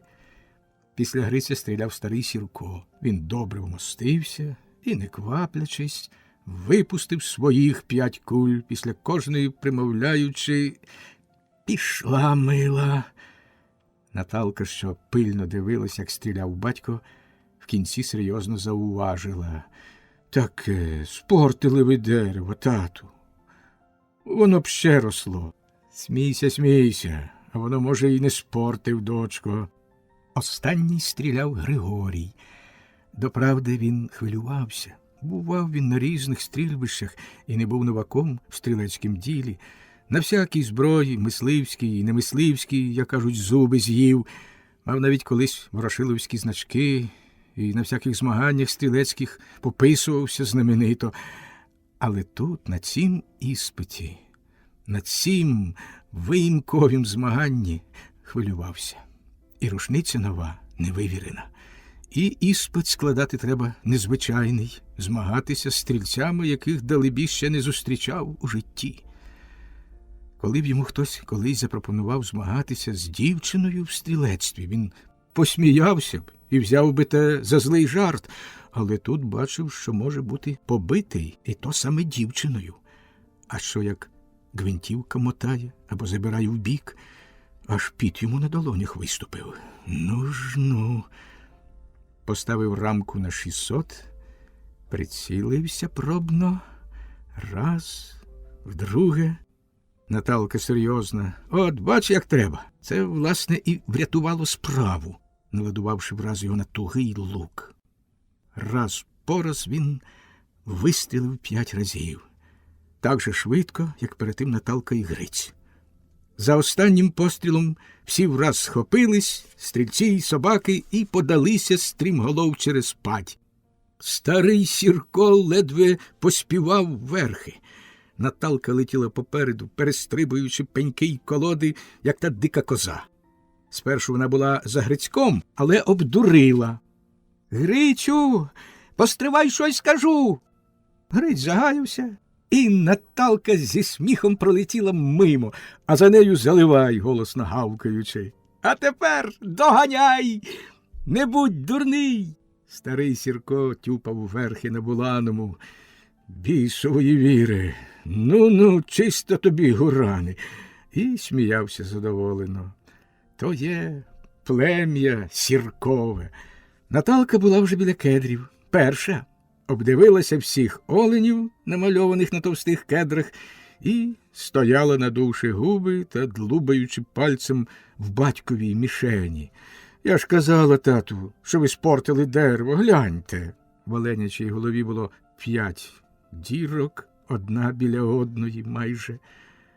В Наталчиній мішені 4 кулі лягли купкою посередині, 5-та ген вгорі влучила в ріг. «Все-таки не пропала», – потішав батько. «І ріг на щось здасться. Добре, добре. А Гриць, та то я його неправильно прималював. Ця куля пішла геть». В Грицевій мішені 5-ї кулі взагалі не було, лише 4 продірявили голову в різних місцях. «Добре, добре», – бубонів старий Сірко. Казав, не спішіть бісової віри, пропала куля. Григорій здалеку поглядав на свою мішеню, і йому душа втекла в п'яти. Жодної дірочки в мішені. Підійшли. «Ого-го!» – ляпнув Гриць рукою по плечах Григорія. «Оце да так да!» В оленячій голові не було жодної дірочки, зате над головою півліктя вище, ніби хто жменю ткнув. 5 куль. «То да», – похвалив старий Сірко. «Я ж так і знав. Лягли купкою. А з другого боку розвернуло стовбур геть чисто, повиривавши шматки. От хто справді спортив дерево». «Знаменита гвинтівочка, знаменита. Ач як добре. Спасибі Блюхерові», – тішився старий Сірко. «Знаючий стрілець. Добрий з тебе цілок, синку. Що трохи вище взяло, то нічого, то рушниця забирає трішки вгору. Робитимеш поправку. Рушниця як дівка. Треба до неї приноровитися, призвичаїся, та як отак кластимеш кулі, ніщо від тебе не втече. Я вже бачу. А гвинтівочка, дай Бог здоров'я тому Блюхерові». Назад так само, наввипередки, але тепер організовано. Спершу вишикувалися в ряд і попросили старого бути за суддю. «Добре», – Сірко об'їхав конем навколо змагунів, важно глянув їх, а тоді став збоку, як генерал на параді, підняв руку і подав команду по-військовому: «Бігом! Марш!» і махнув рукою. Змагуни зірвалися і пішли навзаводи, а за ними собаки. Тепер Наталці не треба було вдаватися до хитрощів. Вона летіла тріумфально попереду. Григорій, що теж колись був бігуном, даремно намагався перегнати. Ні, таки вона бігає, як коза. А мати спостерігала все те з віконечка і сміялась. Подуріли, зовсім подуріли, разом з дідом. Старій було весело дивитися на тих, що подуріли, та й стрибали по паді, як гурани. Що то є молодість? І милувалась та тішилась з дочки, що вийшла переможцею. На тому змагання ця своєрідна Сіркова олімпіада не скінчилась. Повернувшись, стрільці почали виробляти ще різні стрілецькі коники. На те благословив сам Сірко сентенцією, мовляв, гулять так гулять, стрілець мусить стріляти, а начиння, хвала Богові, у Сірка ніколи не бракувало, той рід вийшов стрілецький, а ну лиш наробім ще шелесту. І вони наробили ще шелесту, показували по черзі трюки, розваги для. Гриць стріляв гільзу, покладену на стовпець, на 50 кроків стріляв її в денце з бойового. Після пострілу гільза цвірінчала десь. Григорій, стрельнувши для проби кілька разів у стовпчик і звіривши остаточно рушницю, стріляв у підкинену бляшану банку від пороху, набиту піском. Та найцікавіший номер демонструвала Наталка. Вона сікла локшину, так називають мисливці цю оригінальну і трудну вправу. Встромила свій мисливський ніж в пень лезом до себе, підсунула пень до товстої підвалини коло комори, а тоді принесла з хати бердану, що стріляла кулями без оболонки, і, одмірявши 50 кроків, стріляла лежачи в лезо ножа, вистрілила 10 разів. Обабіч ножа в підвалині було по 8 половинок куль. Вони глибоко повлипали в дубову підвалину. Це й називалось на мисливській мові сікти локшину. Лише 2 кулі вгрузли ціляком зліва. Старий Сірко спостерігав все те, та й собі не витримав. Став показувати, як він колись стріляв, як був молодим. Він вийняв з кишені кілька мідяних грошин, по 3 та по 5 копійок, і звелів Грицеві кидати їх по одній вгору. Згадав, як вони колись бавились, мисливці цебто, замолоду. Було, поз'їздяться на базу у Владивостоці здавати панти, та й давай дуріти, накуплять горілки, боєначиння на цілий рік, повиходять за місто на сопку і там влаштують стрільбище, стріляють по грошах в лед на Могорич. Ось так. Гриць кидав угору п'ятака, а старий Сірко бистро ловив його на мушку. Після пострілу п'ятак щезав.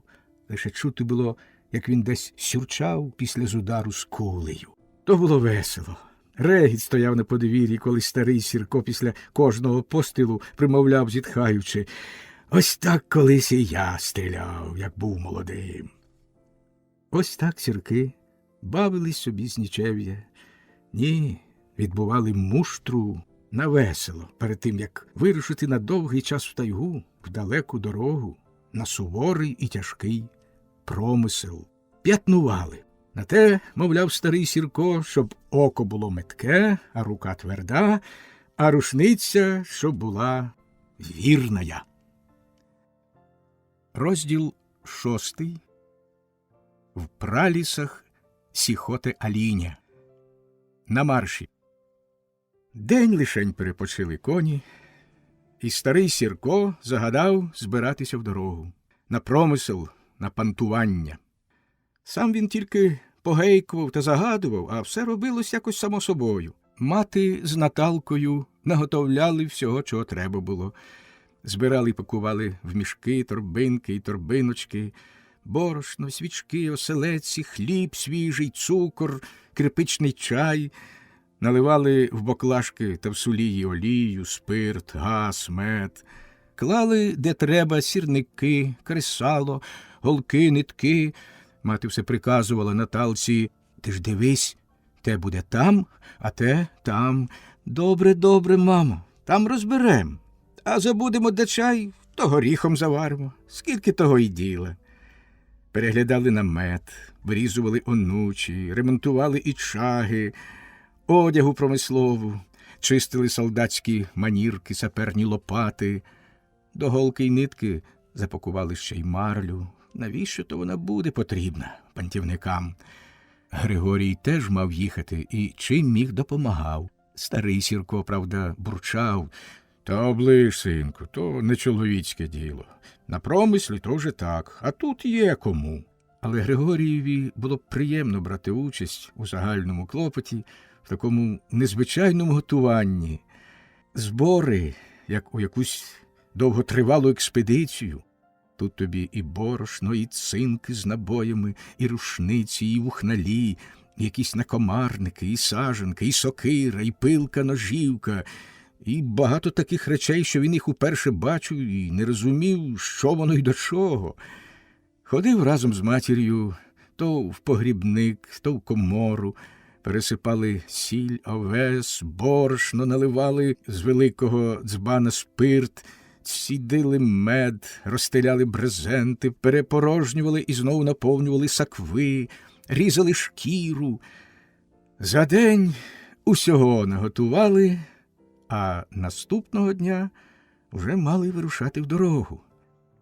На світанку, коли засіріло, коли ще тільки на світ почало благословитися, біля Сіркової хати в'ючили коні. В хаті блимав вогник, 4 добрих коней, сірий, буланий, вороний і гнідий, пирскали коло ганку і стояли слухняно, звичні до такої операції. Їх спритно в'ючували, пильнуючи, що було пойвну. А коли все було приторочено і припасовано, люди пішли снідати. Випили по одній, по другій, дай Боже, і мовчки наполегливо їли, не марнуючи часу. Стара упадала коло них і журилась. Уже б ви й мене з собою брали, або що, як мені самі тут нудьгувати. А Наталка, вона теж їхала. То їдьмо. Еге, їдьмо. А дома хто буде? Чого це ти, бабо, заквоктала? Обізвався старий Сірко. Нудно їй. Нічого, понудьгуєш. Ліпше нас шануватимеш, як приїдемо. Ай, ніби я вас погано шаную. Наїдайтесь гарненько. А ти чого, Наталко? Їж, дитину. І ти, синку, до Григорія.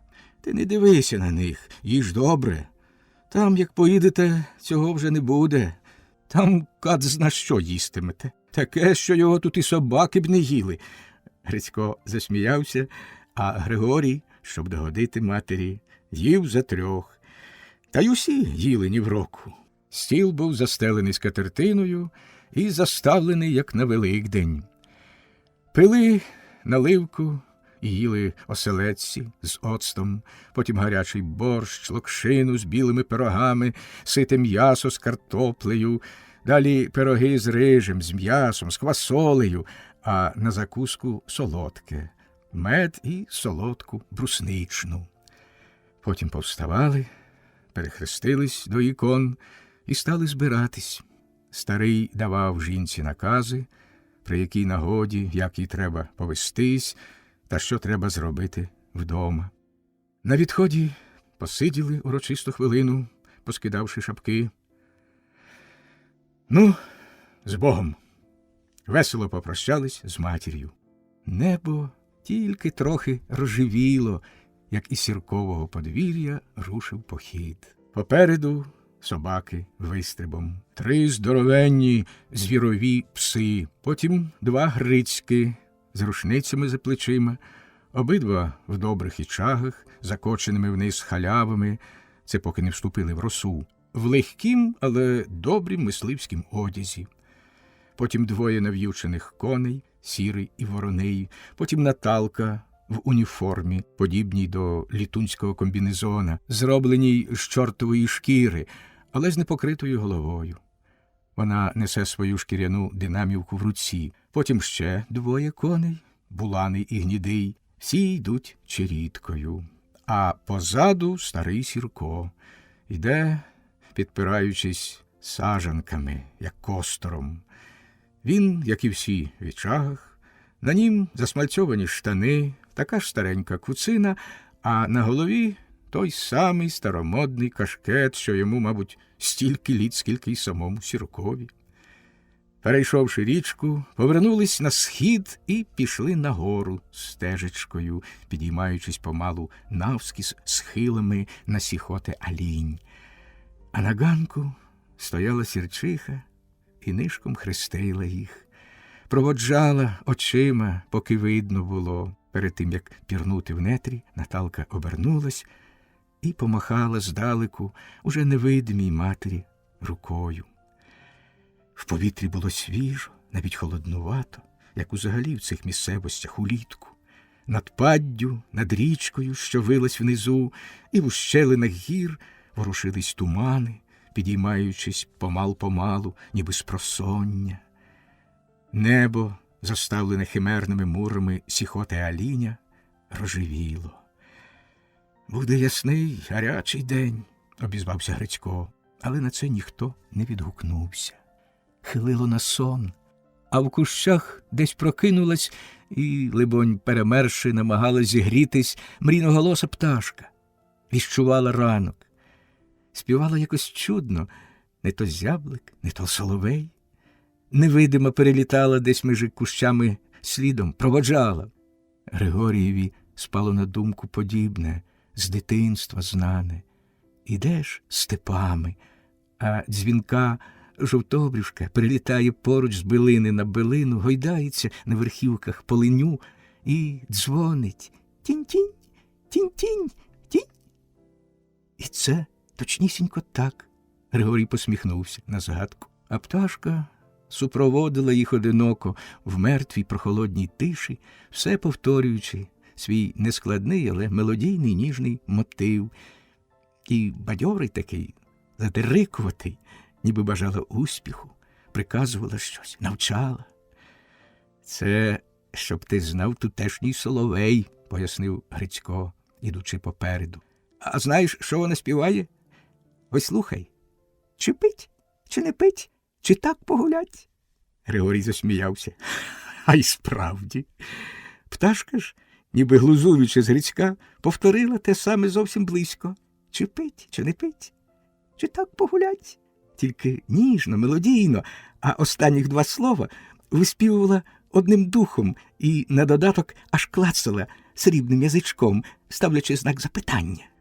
Обабіч стежки росло багато квітів, подібних до рож, коли листки і квіти останньої зменшити вдесятеро, а стебло так лишити. Вони знайомі Григорієві з перших днів його мандрів, але він тільки недавно узнав, що звались вони Кипреї, і що вони найкращий медонос, мабуть, у цілому світі. Узнав він також і те, що є тут безлісні сопки, укриті лише цими квітами, як степ пшеницею, і що туди всі вивозять пасіки, здалеку за сотні кілометрів. Собаки то бігли попереду стежкою, то спинялись і ждали хлопців та коней, стрибали коло Наталки та коло діда, тоді знову виганялись наперед.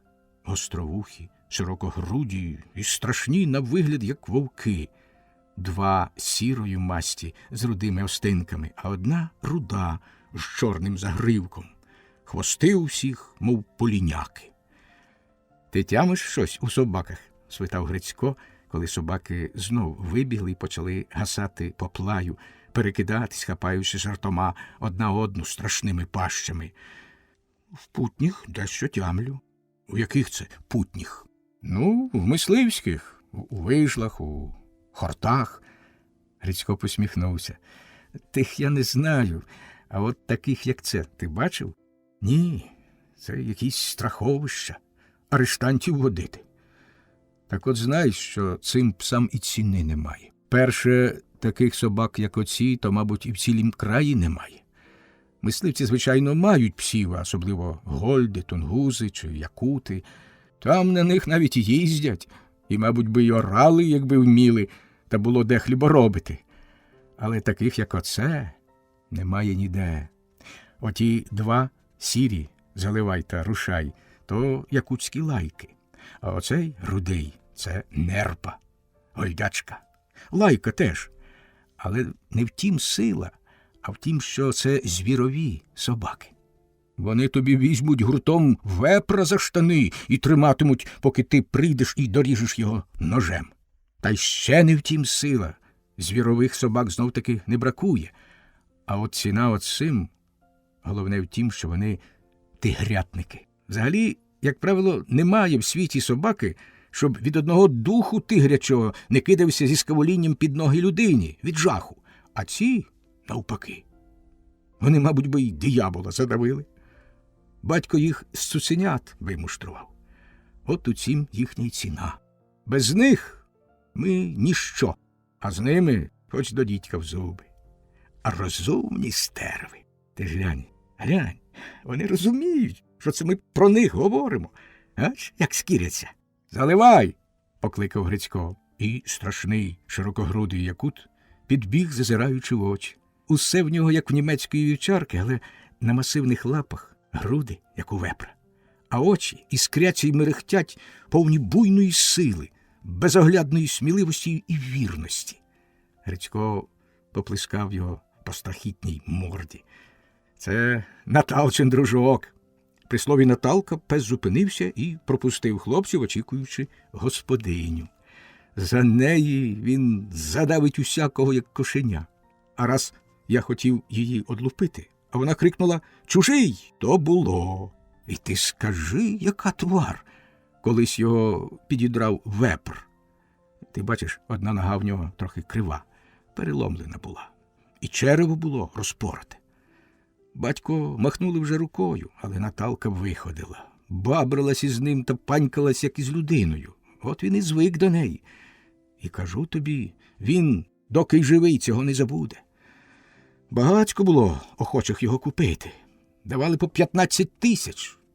Та батько й слухати не хочуть. Правда, якось вони нібито здумали були його продати. Кривий, кажуть, і сякий, і такий.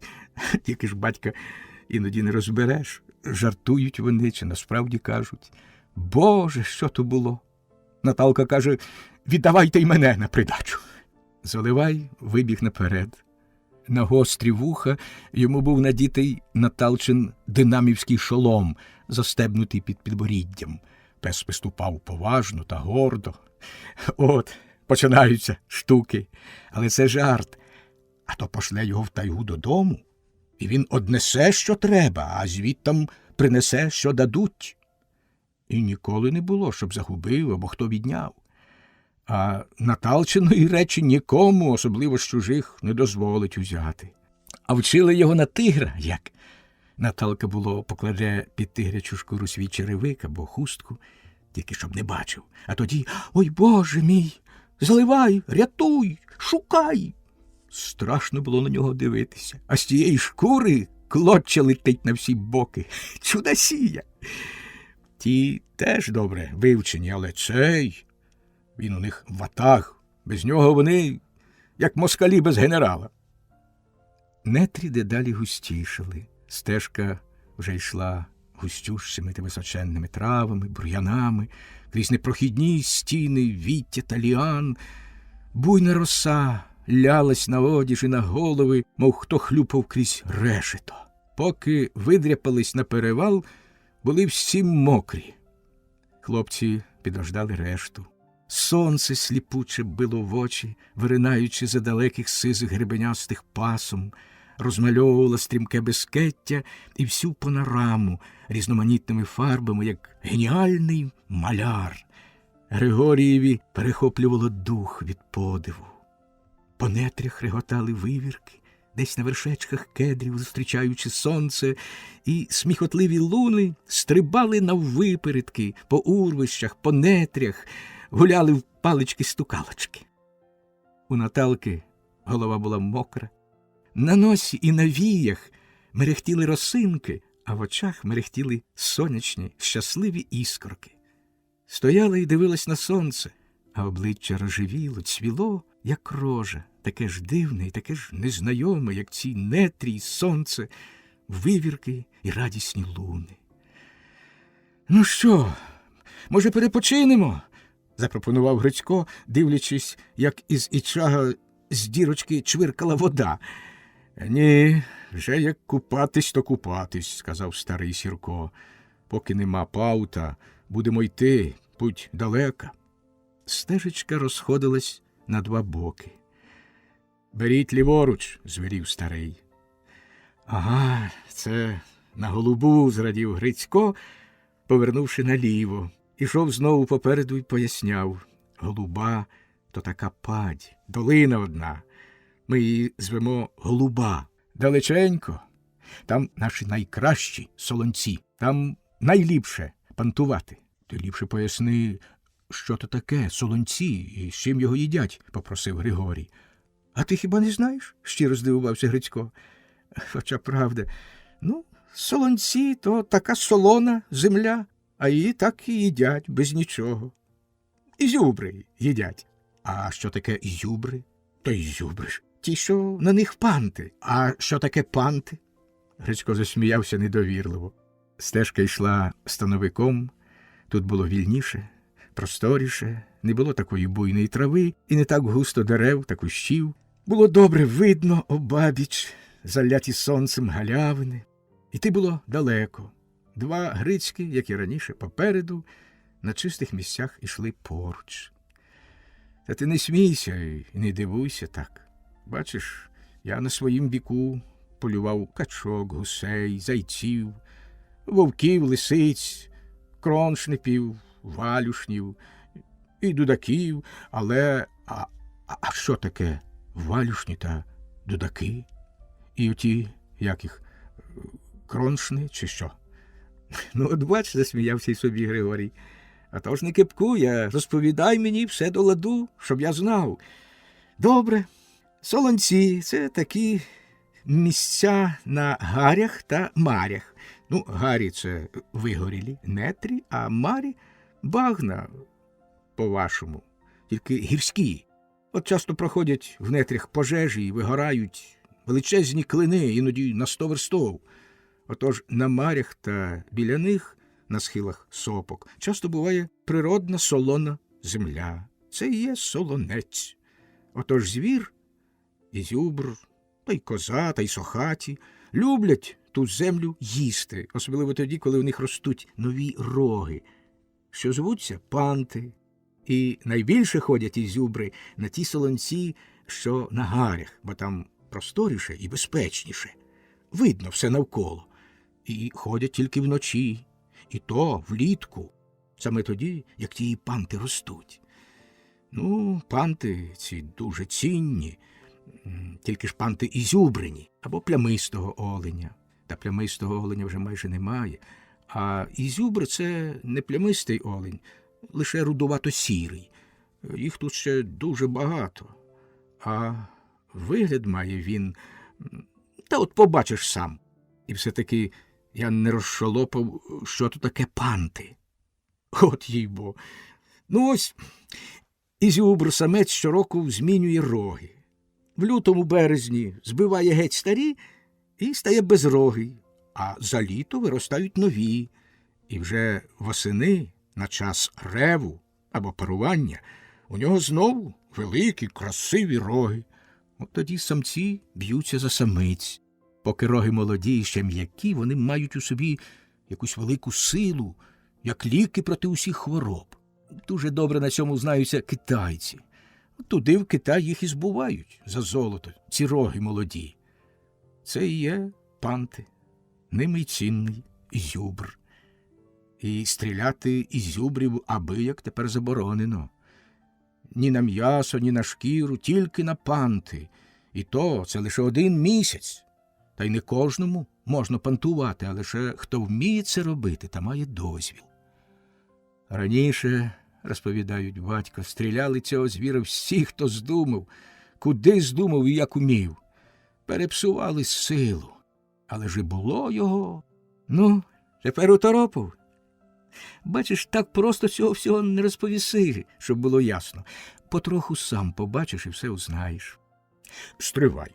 Ти кажеш, що солонці – то природна солона земля, а мати та й Наталко казали, що ви їх солите. А вже ж, земля виснажується ж. Був це, скажімо, прекрасний солонець, що його добре знали і відвідували звірі, ще й до того ж добре припасований і зручний для пантівки, бо новий солонець хоч і знайдеш, та пантувати на нім скоро не будеш. Бач, пантувати – це значить стріляти ізюбрів ради пантів, але лише самців, бо в жінок та дівчат роги не ростуть. Отож, щоб було зручно, треба на новім солонці навести свій лад, пристосувати його. Будують добре заличковану халупу, щоб у ній сидіти, виглядати і звідти стріляти. А що пантують лише вночі, то треба, щоб халупа була десь дуже близько. Але ізюбр такий хитрий звір, що його трудно одурити. Оце заличкуєш, наче й добре, ту халупу, а він все одно й близько спочатку не підійде. І так рік, а то й 2, аж поки не звикне, поки тая халупа не викликатиме вже ніякої підозри. Тож найкраще, як є старі, безпечні солонці. А щоб звір ходив завжди, їх підсолюють. Цю весну ми завезли на одну тільки голубу 1,5 тони солі і посолили. Ну, тепер ясно?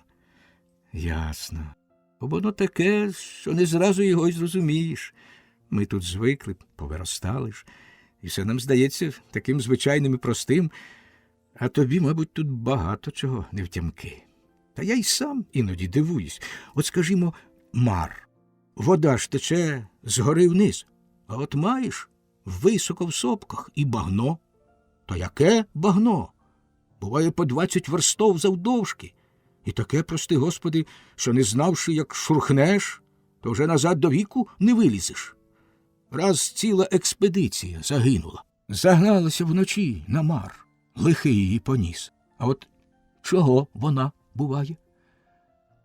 Тут уже Григорій почав роз'яснювати здивованому Грицькові, чому буває така мар, про вічну мерзлоту та інші чинники, що спричинюють це химерне явище. Грицько слухав, дивувався і ніяковів.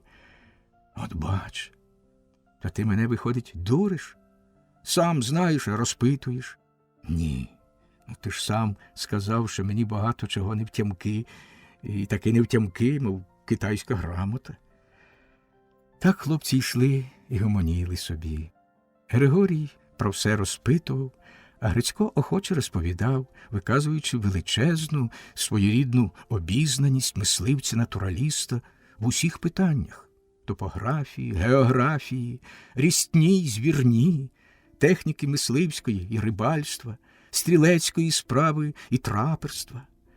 Це дитя нетрів, і він, далебі, і сам не знав, як би він почував себе десь в інших умовах. Досі його єдиним другом і супутником, поминувши батька, була лише Наталка, але з нею вони мало розмовляли. Ні про що. Все було однаково відоме, разом переживане, а там, де потрібна була мова, там обходились кількома короткими словами. Наталка йшла на кільканадцять ступнів позаду, в інтервалі між кіньми. Бачила, як хлопці жваво та весело розмовляли, розрізняла чуйним вухом обидва голоси, ловила сміх і окремі слова, але до них не підходила. Сонце почало припікати, в гущавині ще стояла прохолода, а як переходили голі плаї, сонце засипало гарячим приском, палило. В нетрях стояла тиша, як у церкві. Де-не-де стукне клюй дерево, або перелетить сойка, чи якась менша пташка. Але пташок у лісі мало. І ніби доповнюючи цю нестачу, раз перелетіла якась звіринка з дерева на дерево, зірвалась з високої ялинки і, розщепіривши, мов кажан, пішла вниз, а потім з розгону вигналась вгору і вчепилась за стовб росики, подряпалась швидко вгору. Що то, Грицьку? Та летяга ж, білка така летюча, середня сестра між вивіркою та бурундуком.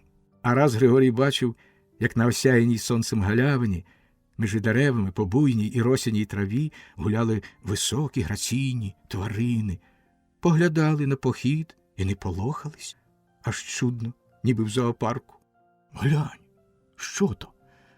Та козулі ж такі високі. А хіба що й низькі бувають? Плохі які чи дурні якісь? Грицько засміявся. Плохі і дурні, кажеш. Спробував би ти їх побачити восени або зимою. Зараз вони розкошують, ніхто їх влітку не полохає, а в цих же місцях та й зимою нечасто. От і не бояться. А козулі й собі дивились на химерні тварини, що воно таке. Потім, не кваплячись, пішли уповільненими стрибками і зникли. Тут їх до лиха, та й іншої тварі тут до ката. От тільки не вглядиш їх просто. Козулі ще сяк-так, особливо котрі не полохані, а от інші обережні та чуйні в біса. Вони нас бачать, а ми їх ні. От десь стерчить собі сук, і стерчить, і годину дивись, а він собі стерчить і не ворушиться. Сук, і все.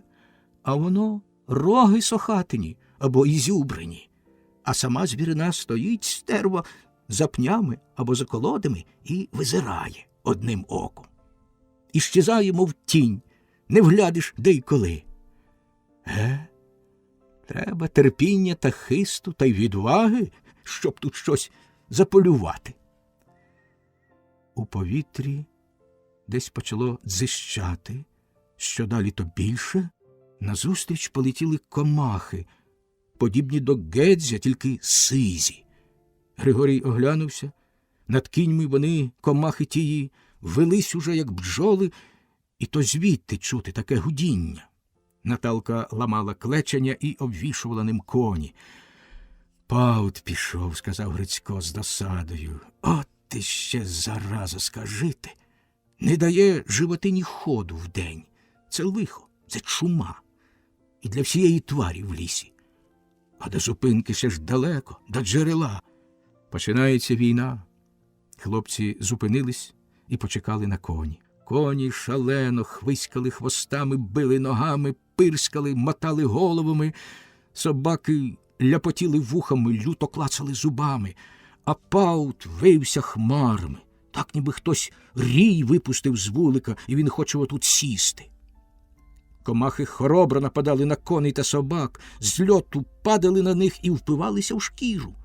Вмить налипали купами, а людей не чіпали. Тобі Буланий, мені Чорний, скомандував Грицько. І вони йшли й воювали з Паутом. Бігали навколо коней. Де вдарить рукою, там пляма крові відразу. З розчавлених кровосмоків. Тут вдарить, там уже інша, ще більша купа насіла. Дійсно, як кара Божа. І таке стерво не встигло сісти, жигнуло і вже нажлуктилось. Не допомагає ні клечення, ніщо. Більше б'єш, більше з'являється. «Прррр!» – скомандував дід. «Не буде діла. А шукай, дочко, дьоготь». Знайшли дьоготь і понамазували коням найуразливіші місця. Коні не стояли, танцювали, відбороняючись від комах. Дід бурчав: «Ти лихо, все ж і далеко, а треба ж дійти, бо з'їдять». Буланого Наталка розмалювала так, що з Буланого став він муругий, як зебра. Рушили. Оскаженілі паути вилися роєм і, роздрочені дьогтем, вже не падали і на людей. А коням лізли в очі, в ніздрі, у вуха, сідали на губи, миттю сідали на язик, коли десь губа відслонялась. Де тільки не було дьогтю, туди й лізли, зосереджуючи тепер напади величезних армій на невеликих площинах. Фронт, бачите, скоротився. Собакам було легше, бо були вони в добрих кожухах, але допікали паути і їм. І ти скажи, сердився Грицько, оце сьогодні лютують сизі, тоді щезають, з'являються жовті, а потім знову сизі, та дрібні, та злючі. Чи й у вас є там? Нема? Щасливий народ там. А тут їздити вдень не можна. А тварина дика скільки бідолашна терпить. Оце зараз Ізюбр десь сидить у воді, тільки морду видно, та вуха стирчать. Сховався від Паута. І що він робить, той Паут? Особливо козулям. Буває, в марті вб'єш цапа, облупиш, а там попід шкірою хробаки ворушаться. У живої тварини і хробаки, а? А він ото з літа жигне та й покладе під шкіру яєчка. А з них за зиму налупиться ота погань і живе там до весни. А в марті вже ворушиться, над нею ж на шкірі утворюються моргулі. Потім хробак проточить дірку в моргулі, та й випаде, і стає. Шкіра ж така ні к бісу не годиться, вся в дірках, мов решето. І періщив з усієї сили долонею по паутах. Всі так. Руки усіх були закривавлені, ніби в різників. Незабаром стежка пішла вниз, пішла в глибину. По якимсь часі вся валка спустилась на дно глибокого розпадку. Там панувала півтемрява і прохолода. На самім дні дзюрчав по камінні струмочок. Вода булькотіла, поспішала, щось розповідаючи на ходу камінцям та корінню. Паутів стало менше, зовсім мало, але ще були, тільки ж це щастя, порівнюючи до того пекла, що лишилося позаду. Було тихо і спокійно. Тут стали на перепочинок до моменту, коли можна буде їхати, коли паутині банди втихомиряться. Хлопці розвівчили коні, поставили їх в найбільшу гущавину, а самі полягали горі черева на каменях. Старий взявся майструвати сішки, а Наталка умилась, взяла вінчестер і пішла до розпадку. «Ведмеді полахати?» – посміхнувся Грицько, лежачи хрестом. «Стрибайно! Ходім, Грицько, й ми, по рябки!» Хлопці швиденько забрали рушниці і догнали Наталку. Григорій взяв дубельтівку. В розпадку було мокро і півтемно, мов на смерканні. Сюди не добивається сонечко. Величезні кам'яні брили, пін, вітролом – все позаростало сивим мохом. Трохи йшли гуртом, нема діла. Тоді розійшлись. Ану, хто швидше здобуде на юшку, хто мисливець, а хто ні. Григорій пішов праворуч, виліз на становик і спустився на другий бік, увесь час пильно приглядаючись до прикмет, примічаючи, куди йде, щоб не заблудити. Вгорі закихкотіла вивірка. Григорій задрав голову і довго дивився з цікавістю на вершечок кедрини, намагаючись углядіти ту веселу звіринку. Обмацав очима кожну гілочку, кожен сучок, кожну торішню бирку – нема. Шелеснуло десь, зашкреботіло, але вивірки нема. Так причаїлась. А як опустив очі, глянув навколо і не зміг уже зорієнтуватися, звідки прийшов і куди йому йти. Почав шукати по кишенях папірця, почепити на гілоці, щоб була мітка. Але в цей час гримнув постріл. За лунами не розібрав, з якого боку, і щось хуркнуло крилами. Майнуло і сіло на сухого сику. Пара рябків. Один витяг чубату голівку і завмер, а другий пішов по гілці, дослухаючись. Григорій підвів помалу дубальтівку і вистрілив двічі поспіль. Один рябок упав униз і затріпотів у гущавині, а другий, наче теж вбитий, бо пішов навскіз боком на крило, либонь, упав. Григорій, примітивши місце, де впав другий, рудолисте пишне якесь дерево, зайшов у гущавину, підібрав першого, що ще бився в бур'яні, розсипаючи дрібне сіре пір'ячко, і був подібний до степової корібки. Потім, відшукавши очима рудолисте дерево і, наставившись на нього зором, пішов, переступаючи через кущі та колоди. Дійшов – нема. Крутився, приглядався – нема. Знов десь пролунав постріл, але луна торохтіла з усіх боків, і годі було добрати, де саме стріляно. Довго крутився, шукаючи, але марно. Нарешті помітив пір'їну на гілках, обдивився на тім місці пильно. Рябок сидів у гущавині, припавши до землі. Піймав. Тепер і назад би. Але звідки прийшов і куди йти? Не знав, розгубився. І так ліс та схил гори, і так, і туди ріг виходить, і звідти. Ліс і ліс. Шукаючи рябка, він окрутнувся разів з 10 і закрутився зовсім. Пішов ліворуч. Ішов, роздумав, вернувся, пішов праворуч і теж вернувся туди к бісу. Крикнути незручно, соромно. Теж мисливець. На 3 ступні відійшов і заблукався. Пішов просто. Довго йшов, уже б спускатись. Уже мав би бути табір, а нема. Вернувся. І що більше кружляв, то більше відчував, що заблукався безнадійно. Аж піт виступив. Але не від страху, а від думки, що навіки себе осоромить. Ось там кинуться і почнуть шукати. Але прибрав себе до рук, спокій насамперед. І засміявся. Яка дурниця. Ойняв хустку, почепив її на кущ, щоб помітно здалека, і почав від неї робити коло. Пішов спіраллю. Ага, ось пір'я, де впав перший рябок. Добре. Нагнув високу ліщину і заломив вершечок. Ще й кору обідрав, щоб біліла. Глянув угору. Може, по сонцю визначить, де схід, де захід, бо йшов, либонь, зі сходу. Але сонце було десь за кряжем, невідомо де, а на малюсінькій синій латоці вгорі ані хмаринки.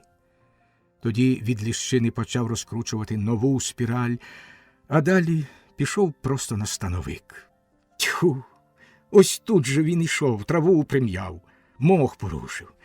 Спустився на другий бік. Довго стояв, слухав. Невже заблукав знов?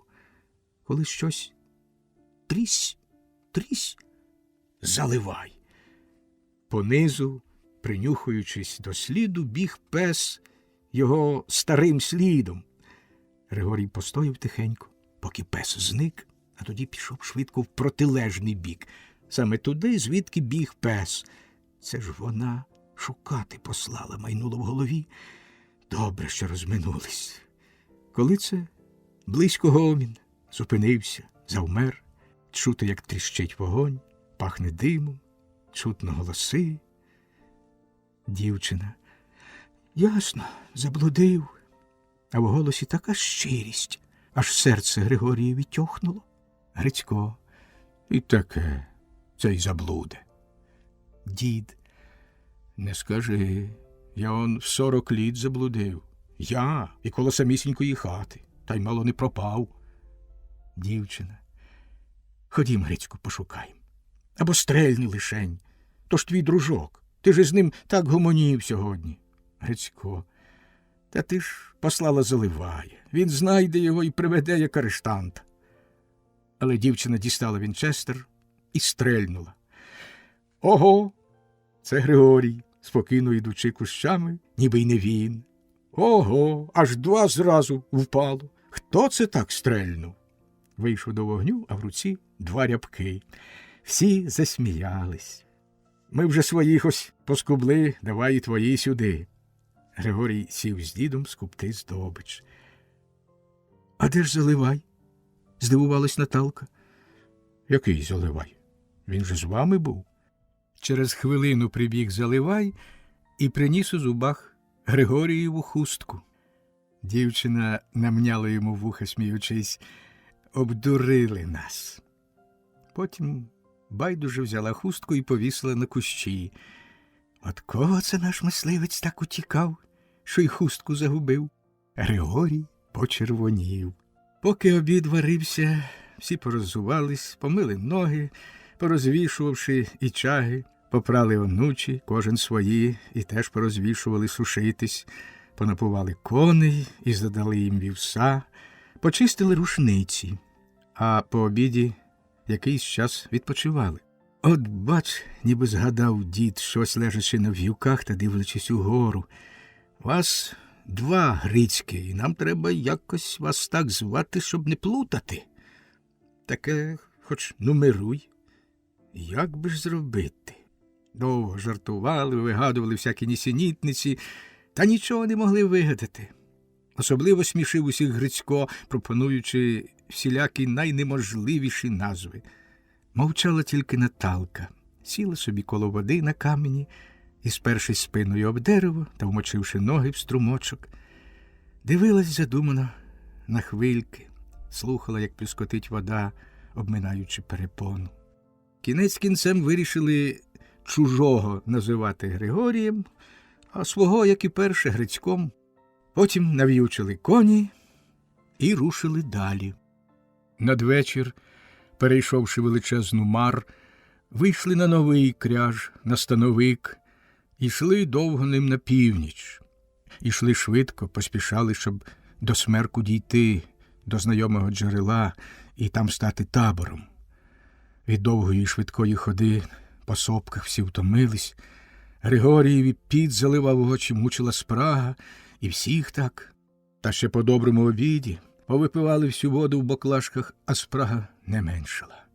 А тут ще почала надокучати мошка, поїдом їсть. Наталка виявилась найхитрішою, нацупила свій шолом, застебнула в вуха і байдуже, тільки плеще себе по носі.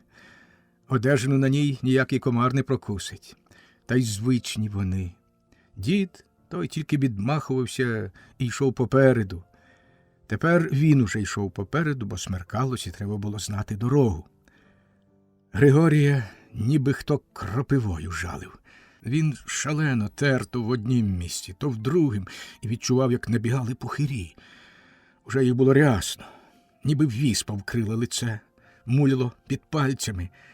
Проте він терпів героїчно. Коні важко дихали, натомлені, чмихали ніздрями, відбиваючись від мошки. Зустріч з морозами. Сутінки спускалися швидко, ніби змагаючись із старим сірком, щоб не дати йому завидно дійти до зручного місця для ночівлі, не дати йому до темряви пройти становик і спуститися в якийсь розпадок, де б тік такий бажаний для змучених мандрівників благословенний струмочок чи ключ. До ближчого такого розпадку було яких кілометрів з 10. Сірко квапився, розвиваючи темп. Але їм не судилося дістатися до такого благословенного комфорту. На найбільшому розгоні сіркова група нагло зупинилась. Сталась подія, що все перерішила по-своєму. Назустріч, зайнявши стежку, таким же темпом рухалась інша група, теж далебі поспішаючи пройти становик, за ким не споночило, і дійти на ніч до мешканевого комфорту у вигляді розпадку з дзвінким струмочком кришталевої води, отої казкової цілющої вологи, такої чудодійної і привабливої для змучених людей і тварин. І ось на самісінькій середині становика, на найвищій його точці, вони зустрілися. То була надзвичайна подія. Такі події в цім безмежнім зеленім океані, в цій лісовій безлюдній пустелі трапляються нечасто, але трапляються. Попереду теж ішов дід з костором і з барданою за плечима, а за ним черідка тяжко нав'ючених коней, кілька людей і кілька собак. На однім коні молодиця з немовлям, сидячи по-жіночому упоперек сідла, на в'юках і тримаючи немовля на грудях. Межи кіньми, обхвиськуючи то одного, то другого гілкою, босонога ставна дівчина, з обличчям розмальованим висохлими патьоками поту так, що не розбереш, чорнява вона чи білява. Позаду цибатий, чорновусий, ще молодий чолов'яга з почепленою навскоси грудей гвинтівкою. Зустріч була для тих і для тих великою несподіванкою. На повному темпі обидві групи зупинилися. Перші привіталися і залементували собаки, а потім люди. «Брррр!» – зарепетував Гриць, одурівши від здивування і радості, впізнав знайомих. «Морози! Їй-бо, морози! А бий тебе коза хвостом, як каже наш тато. Куди це ти, Кирпата, так спотикаєшся прудко? Агов!» «А, до тебе ж, здоров, ха-ха, жених! А де це ти так розігнався? Чи не свататись?» Вигуки, сміх, вибухи здивування й радості. «Морози! Сірки!» Морози зустрілися з сірками. Гора з горою не сходиться, а два роди, два древніх і славних роди, навіть в такім океані, в таких безмежних нетрищах не змогли розминутися. Григорій з величезним інтересом спостерігав сцену, таку несподівану і таку незвичайну. Морози зустрілися з сірками. І де? Та далебі в цих загадкових і фантастичних нетрищах можна сподіватися і таких речей, а то ще й несподіваніших. «Це морози», – пояснив хапливо в двох словах Гриць, поміж скалозубством до бистроокої, замурзаної і гостроязикої дівчини. «Живуть на голих горах, у дідька на запічку. Дід – батьків кум, а мій і Наталчин хрещений батько, а ото зять приймак, а ото Ганна Морозівна, заміжня вже. А то Марійка, ба, яка гостра, як швайка. І вже ми рік не бачились, як на весіллі у Ганни гуляли. Та й досі. Агов, Марійко, десь ти носом землю рила, що така замурзана. Та на тебе ж глядячи». Діди, знявши шапки, урочисто чоломкались за тайожним та й за козацьким звичаєм, а їх випереджаючи туди ж жінки, озвучуючи вечір дзвінкими поцілунками. «Отакої!» – це Гриць розпучливо. «Куди ти преш, Марійко? Куди ти преш цілуватись, Кирпата? Я ж ось!» «Тю, ото ти такий! Ха-ха! З отакими губами! Іди там, он моя кобила!» Босонога, розмальована потом дівчина, що виявилась веселою русявкою та ще й Марійкою Морозівною, стрекотала, як сорока, закрутивши Наталкою, а очима до хлопців. Надто витріщилась на того Григорія і зашепотіла щось до Наталки, аж нота її бринькнула по губах. Та поцілуйся вже з ним, Марійко, вмовляла молодиця з немовлям, що її дівчата взялися саджувати з коня. Молода і вродлива, вона була сама ще як дівчина, спритна до жартів, до молодечого скалозубства. Пожалій вже його, а то його завидки беруть. Глянь на нього. Хай він сказиться, ще покусає, баях і рже, огіряка. Та то він так хвабриться, а сам ще зелений і нічого не тямить, і цілуватись, мабуть, не вміє. А жи? Іди, дитино, я тебе навчу. І зайшлася реготом зі спантеличеного Гриця. А ось з цим, повела бровою до Григорія, з цим би і я поцілувалася. Це твій жених, Наталко, чи що? Ну й ну, доп'яла, дівко. І ворушить бровою до Григорія, сміється загонисто. Ганусю, заяхидничав Гриць, і чого це ти лізеш поперед Марійки? Що в тебе за очі завидющі, а руки загребущі?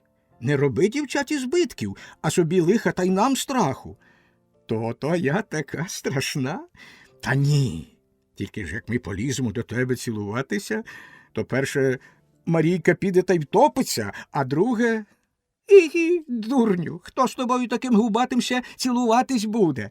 От бачиш, вже затужила. Брешеш, Кирпата, саме до отакого губатого тебе й мордує. Кпили, реготали, скалозубили. Підійшов і цубатий мовчазний зять до гурту. А старий Мороз і старий Сірко, привітавшись з молодими, стояли собі на стежці, гомоніли про се, про те. Старі друзі, старі приятелі, ще й родичі. У Мороза Сіркові хрещеники, а в Сірка Морозові. Колись і примандрували разом цей край, і довго жили разом в однім селі. Лише згодом розбрелись, розповзлись, так що мало й бачились. Жили один од одного, бо знайде. А тепер зустрілись, раділи, розпитували взаємно про життя-буття та й куди хто мандрує. Морози їхали з Комсомольська навпростець додому. Там дочка Ганна у брата, у старшого Морозенка, що десь там у лагері, в гостях була, забарилася та й маля там породила. Так оце їздили туди забирати її шпиталю лагерного, будь він неладний, прости Господи. Та й інші свої мисливські справи залагоджували. Договір там має старий Мороз з управлінням лагерів на доставку дикого м'яса для всього того начальства, либонь. Пани м'яса хотять. Ось так. А це вже 20-й день мандрують Морози туди й звідти. Боже, що ж то в тім світі робиться? Скрушно хитав Мороз головою, розповідаючи про Комсомольськ, про те місто арештантів та й про всі ті страхіття тамтешні. Так гомоніли, а як похопилися, було вже поночі. Пізно мандрувати хоч туди, тож вирішили ночувати тут. Там, де спинилися, там і стали табором. Розвівчили коней, навернули тюків велике півколо, всередині розіклали велике вогнище, диму такого напустили, що ні продихнеш, порозвішували зброю й амуніцію на сучках, нап'яли намета для молодиці з дитям на ніч. І так стали табором. Коні поприпинали поблизу, вкоротивши поводи, хай постоять, за ким їм пастися. А тоді мужики дістали саперні лопати і пішли добувати воду. То була складна проблема. Тут, на такій височині, проблема майже не до розв'язання. Проблема води. Ніякого струмка і ніякої іншої води поблизу не було. Вся надія на лопати. Довго копали землю. Накопали кілька ямок, метрів у 1,5 завглибшки. Але води не здобули. Спустили по 10 потів, аж на вся одежа поприлипала, як після дощу. А води гай-гай. Лише вогка земля. Плюнули і вернулися до табору. Може, тим часом набіжить. Думали так, але й самі в те не вірили. Дівчата сиділи, порозкривавши роти, і облизували шерхлі губи, попалені спрагою. Ті краплини води, що ще були в одній із фляг, віддали матері, Ганні, але і їй те не зарадило. Вмитися то було безнадійною мрією, напитися ще більшою мрією. Перша хвиля піднесення спала, спрага вбивала гумор, як посухать цвіт. Але що ж поробиш? Треба терпіти. То й вирішили терпіти, мовчки. А може ж, у тих ямках та не біжить. Гриць ще пробував жартувати, лежачи горі черева на землі. «Діду Морозе, віддайте мені Марійку, їй-бо, нащо вона вам здалась, така кирпата? А я б... А візьми, візьми. Тільки що ж ти з нею робитимеш, синку? А я б мав собі де набійницю чіпляти на таку кирпу. То бери. Тільки ж ти не даси їй ради, бо вона, бачив, як брикається у мене. Пусте. Вона он уже не брикається, бачите, як рота роззявила, як сорока в жнива. Аго, Марійко, чи ти думаєш, що зараз дощ буде? Тю, дурню, то ж я на тебе так задивилася. Пробі, то ти на мене так рота роззявила. Грицюню, це Ганна благальна. І тобі буде добре, і нам буде добре. Лови щастя, бо більше такого не буде, чуєш? За пляшку води віддаєм дівку з руками й з ногами. Ану ж, бо як зараз не скористайся, то вже навіки парубком лишися. Кому ти такий незугарний потрібен? Гриць сопів, лежачи горі черева, і так само сопів Григорій. Добре, згоджувався Гриць. Зараз набіжить там, у ямці. Тільки я ще подумаю, дорогувато, Ганнусю, за таку ціну я собі не кирпату дістану. А Марійка і зовсім не була кирпата. Так, трішечки. В дійсності ж вона мала напрочуд гарний ніс на милому обличчі, ніс з ромбиком нижче перенісся. Що ніс у неї гарний, вона знала про це, як знав і Гриць. От саме тому Гриць і допікав її, бо в дитинстві вона таки була кирпата, і тоді Гриць теж її дражнив. Вечеря нікому не йшла в голову, не хотілося. Хотілося пить. Хлопці ходили кілька разів до ямок, але марно. Вертали ні з чим і знову лягали пластом. Найменше терпіли діди. Вони собі покурювали та гомоніли. Найбільше терпіли дівчата. Та й хлопці. Григорієві не було сили терпіти спрагу. Як він не намагався, багато випотів. Але терпів, мовчки лежав за освітленим колом, притиснувшись грудьми до землі, поклав голову на руки і, удаючи, що дрімає, дивився на все примруженими очима.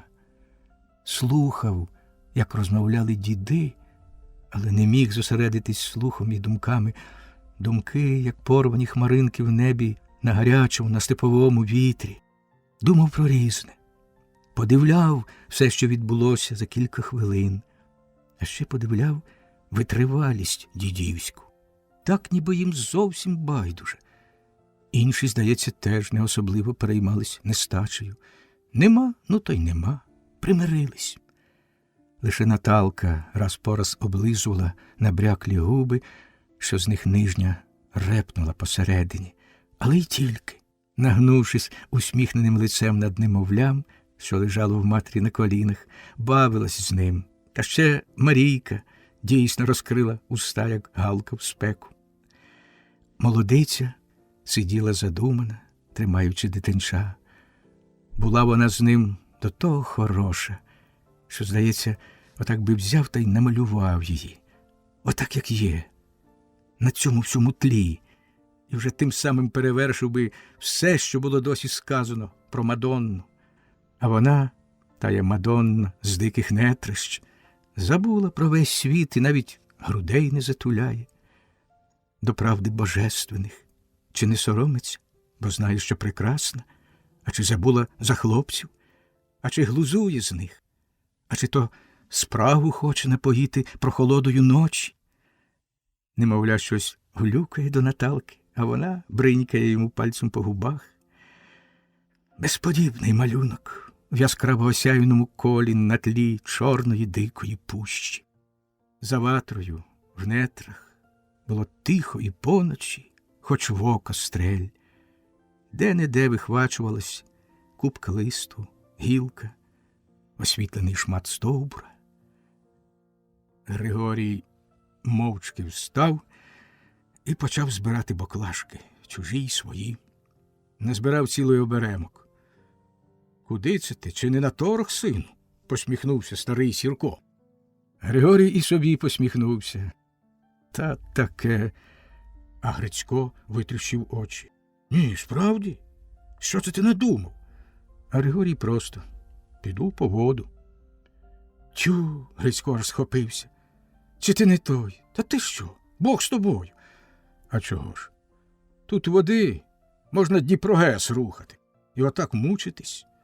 Це, як кажучи, піймав на собі Наталчин погляд, і це ще дужче його під'юдило. «Оближ, сину», – сказав старий Мороз, – «перетерпимо якось, бо тут води нема й близько, а до того ще й ніч. По тайзі не ходять. Це не в огороді і не в городі». Та Григорій не піддавався. А все-таки спробувати можна.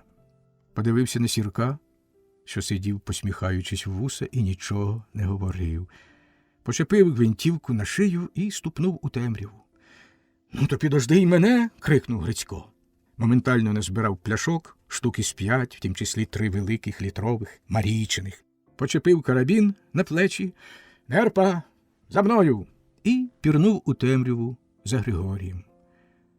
Десь пошелестіли вниз по крутому схилі. «Самошедший!» – сплеснула руками Марійка. «Їй-богу, самошедший!» Аж Наталка засміялась. Цибатий зять підтримав Марійку. «Чудне! Я такого ще не видав». І скептично скривився, наче йшла мова справді про ненормального.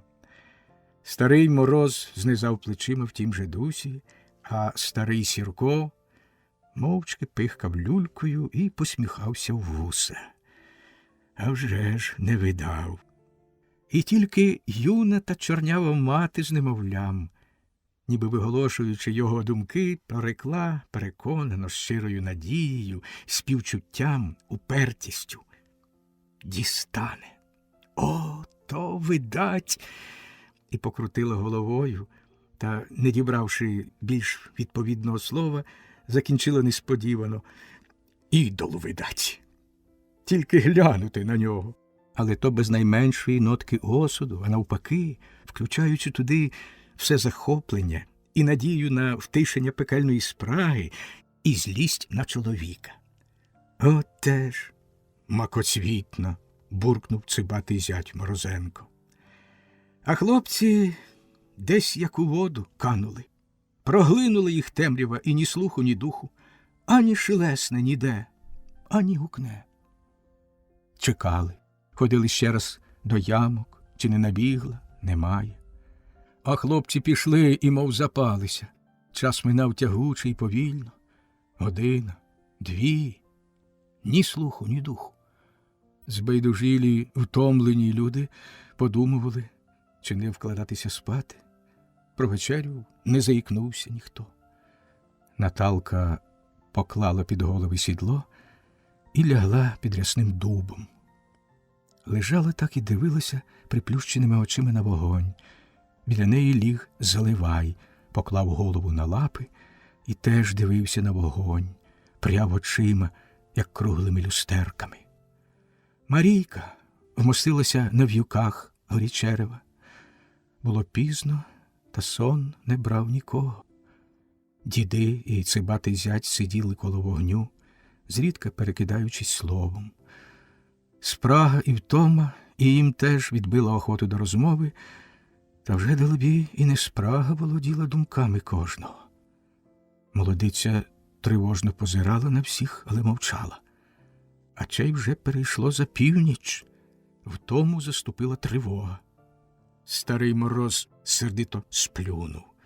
Мало що трапляється в таких нетрищах та такої глупої ночі. Подуріли, прости Господи, ну й народ пішов. А старий Сірко Сидів собі, без кінця попихкуючи люлькою, і дивився на вогонь байдуже. Лише глянув на Мороза та еге ж, а що то за один? Не переміг таки цікавості зять, спитав нарешті, ніби ненароком, лежачи на череві та позираючи з-під насуплених брів на полум'я. Що то за чудак? Видать, не тайожний. А не тайожний, згодився Сірко, постукуючи люлькою по ліняку та натоптуючи її помалу знов. А хто він? Чи не зять? А мабуть, що так. Десь за вогненним колом тихенько, але злісно пхикнуло. То Наталка, розсердившись, либонь. Ні, пихнув Сірко, не зять. Видать, не тутешній, байдуже допитувався Цибатий. А не тутешній, так само байдуже згоджувався дід. А хто ж він? Дід подивився на Цибатого співбесідника, не повертаючи голови, і так само на старого Мороза, подивився насмішкувато, помовчав, а тоді серйозно так, безапеляційно.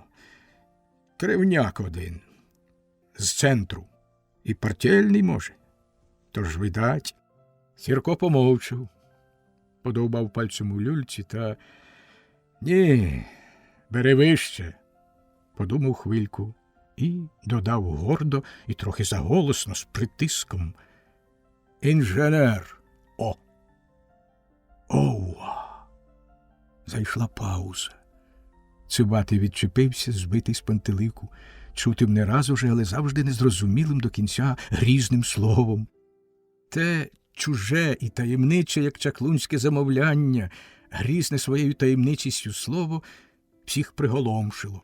А Сірко курив собі і навіть бровою не зморгнув. Не зморгнув навіть тоді, як спіймав на собі блиск здивованих і воднораз докірливо витріщених доччиних очей звідти, за світляного кола. А дівчина закусила репнуту губу і, зітхнувши, шумно одвернулась лицем до дуба, притислась зручно щокою до сідла. Спить, не спить, лежить нерухомо. Заливай враз нашорошився, підняв голову. Щось зашаруділо в темряві. Ближче. Пес наструнчив вуха і загарчав, а потім спокійно поклав голову на місце. Інші пси, що були, схопились на ноги, взяли з нього приклад, лише наставились на стежку. З темряви виринув Григорій і підійшов до вогню з гроном боклажок. Боклажки були мокрі, вода з них капала, блискаючи проти вогню. Чуб у Григорія був теж мокрий, а обличчя спокійне. Коли б він бачив, як подивилась на нього з темряви пара блискучих очей, його дужу постать уздрівши. Старий Сірко позіхнув, ворухнув бровами. «Купив, кажеш, добре». І спокійно та голосно: «От бач, твоя правда, Ганно». Всі посхоплювалися зачудовані. Так ніби закопотіла з боклажок незвичайна вода, а ота казкова, цілюща, жива вода, що воскрешає мертвих. Наталка підвелась із свого сідла. Григорій подав їй одну боклажку з водою, другу подав Ганні. Дівчина припала спраглими устами до бадьорливої вологи, а очима до Григорія. І хто зна, чим до чого дужче. Навіть забули на цей раз гордо пхикнути. «А де ж Грицько?» «А я думав, що він тут уже. Та ми ж разом ішли туди і назад, а потім засперечались. Він каже, лівіш, а я правіш. Він уперся, і я уперся. І вирішили, хай нас Бог розсудить, хто правий. Хто як хоче, так хай і йде. І нерпаш із ним. От такої». Григорій знову чіпляє на шию гвинтівку, що був уже зняв, і наміряється йти шукати. Аж тут назустріч із темряви нерпа. За нею Грицько. В руках лише дві великі пляшки, а сам іде, регочеться. Почепив зброю на сук, сів на землю та аж за живіт береться. «Та чого ти іржеш? А де ж пляшки?» Це Марійка. Грицько махнув рукою в ліс. Піди, позбираєш. Ну, знаєте, такого ідола ще, мабуть, і не бачили, як оцей наш Григорій. Пішли. Темно, як у пеклі. Сюди поткнешся лобом у дерево, туди ребрами в пень. А ногами ніяк не виплутаєшся. Ну, думаю, хай трішки пройде, а там прохолоне та й назад. А він преться десь попереду все вниз, як ведмідь, тільки гілля тріщить. Нерпа боїться йти вперед, треться біля ніг, а він ломить. Коли це чую, шарах, брязь, брязь, брязь, полетів через колоду. А я дряпаюсь позаду, ноги потрапляють у розсипи, в щілини. Як гавкнеш несподівано вниз, аж кості тріщать, зуби клацають. Тупцюємось, а все вперед, помалу. Я його не бачу, і він мене ні. Злість мене бере. Ну, думаю, ще трохи, та й буде він проситися. Де там? Наткнулись на скелю. Мацали, ні туди, ні сюди. Зрадів я. От кажу, нема ходу. А він попер у бік десь, потріщав униз таки. Боже, скільки ми разів падали. Тільки й чуєш, шарах, трісь-трісь. Баклажки або гвинтівка брящать хіба ж так? Там десь і пляшки всі. Піди позбираєш, Марійко. Як тільки ми шиї не позвертали або костей не поламали. Ідемо, а води все нема. У мене вже очі на лоба виперло. І став я тоді проситись. Ходім, кажу, назад, хай йому чорт. Та ми рік ітимемо, а води не знайдемо. І назад не вернемось. А він сміється, дурний каже. Не можеш цей схил тягтися аж до Японії. Найвища гора в світі, яких 8-9 кілометрів. А це горбки. Зараз буде дно, а на дні завжди вода. Пішли. Довго дерлись. Це вже кілометрів з 4. Коли це чую спереду. Ага, ось тут, скоро. Зійшли на дно, а на дні так же видко, як і вгорі, тільки бур'ян густіший та трава, як очерет, вище голови, така, що не продереся, та купки. Лазимо, спотикаємось, нема води. Потім набрели на ковбаню. Як ми туди не вшелепались? Попробували, а вода стояча та смердюча. Я хлиснув і виплював. Разом тобі і чай, і узвар. Ходім назад, кажу. Ні, ходім далі. Не піду. Ну, сиди тут, хай тебе Вова з'їсть. Постояв, послухав і пішов сам. Коли це чую, скрикнув, а далі гомонить із кимось. Я прожогом туди, визволяти. Думаю, на яку сатану двоногу набрів. Останні пляшки мало не побив, падаючи. Приходжу на голос і вже чую. Вода плющить, дзюркотить, а Григорій вовтається в ній. З ким ти тут гомониш, питаю. А то сам із собою. Прррр, спинив Григорій, лягаючи за вогненним колом. Ти ліпше розкажи, як ти воду Марійці ніс. Ще пак туди я пляшок твоїх, Марійко, більше половини доніс. Понапувались ми, понамочували голови, повмивались, відпочили і іще понапивались про запас. Ну, понабирали води, оце, кажу, з 2 Марійку напуватиму, щоб придобритися, а це іншим. І ти скажи, мабуть, така твоя доля. Всі пляшки твої потовк падавши. Це в мене ребра днів зо 3 болітимуть. Але пляшки що ж? Пропав твій посаг, дівко. Але за таку воду треба платити. От. Ну, так і доповзли сюди. Я думав, що я йду вірніше, а він виходить, як вовк. А от скажіть, тато, звернувся Грицько по паузі до батька, що воно за знак? Нерпа ж добрий пес, а не йде вперед, хоч ти вбий, як хто наврочив.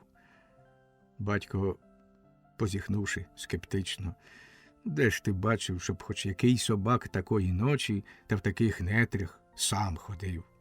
Тут духу звіриного багато. Звір уночі бачить добре, а собака кепсько.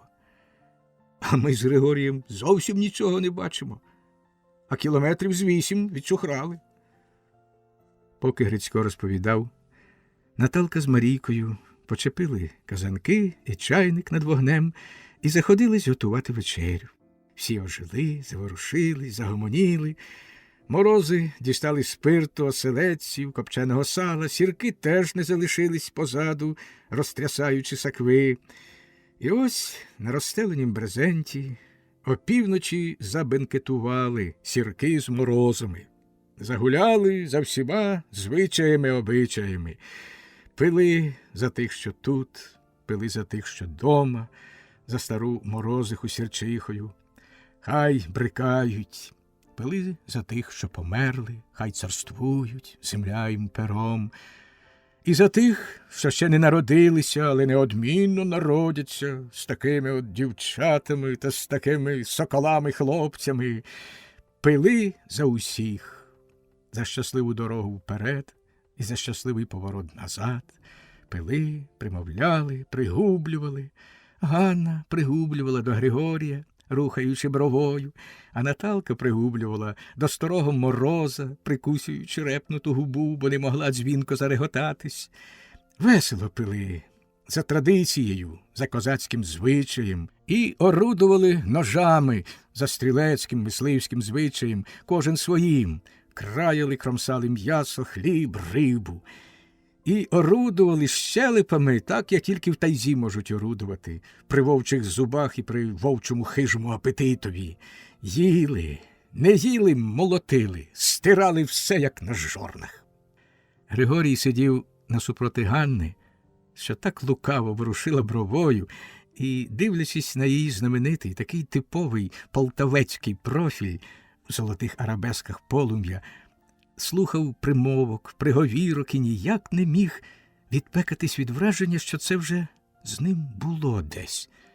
Та й знов, либонь, відбувається там, десь в Надворсклянському лузі чи на Пслі, десь на гулянці, троєцькими святами. Це вони кашу варять, порскають коні, хрумкаючи на пасовиську. Зараз ось задричить деркач, віщуючи ранок, зійде сонце, і вони, забрігши коні, рушать додому.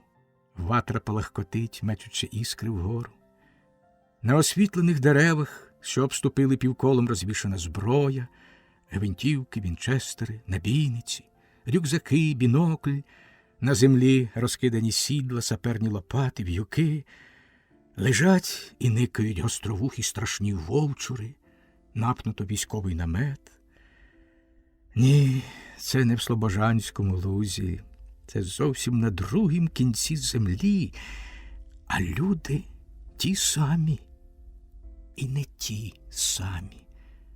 Такі й не такі, всім такі, лише одним не такі, поглядом, життєвим тембром, іншою якістю. Ці суворі і загартовані, безжалісні стрільці, веселі і безпощадні звіролови, мускулясті диктатори в цій зеленій первісній державі, хижі і горді завойовники цієї ще незагнузданої стихії. Життя геть випекло з них сентиментальні риси і вайлувату ліниву млявість, насталивши їх, вигартувавши в безперервнім змаганні за своє існування. По вечері молоді поснули, дехто впав. Лише діди, запаливши люльки, сиділи ще і гомоніли собі коло вогню, і цибатий зять з ними. Григорій одійшов і ліг у темряві на мішки, був дуже втомлений та не міг заснути. Старий Мороз розповідав про Комсомольськ.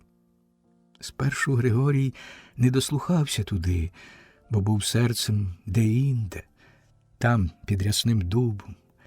Воно, те серце, підійшло туди нишком навшпиньки і стало в головах у тієї насмішкуватої, мов заворожене, не в силі ані ступити далі, ані піти геть. Чув шелест там, уявляв голову, покладену на тверде сідло, але не міг уявити обличчя. Заплющила чи не заплющила очі? Либонь, спить собі. Хай спить. А діди тихо бубоніли.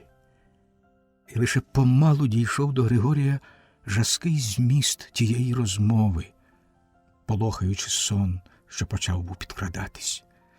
Старий Мороз розповідав про місто каторги, про пекло новітніх канальських робіт, вигачуване костями українськими, про Комсомольськ. Це вони туди їздили. Та й раніше, відколи тільки почато там рити перші кар'єри в Дикій Пущі, теж там бували. Часто. Контракти з Бамлагом на м'ясо мали. І багато чого бачили. Бодай не діждати ніколи. Надивились вони та й наслухались, а тепер і син рідний там.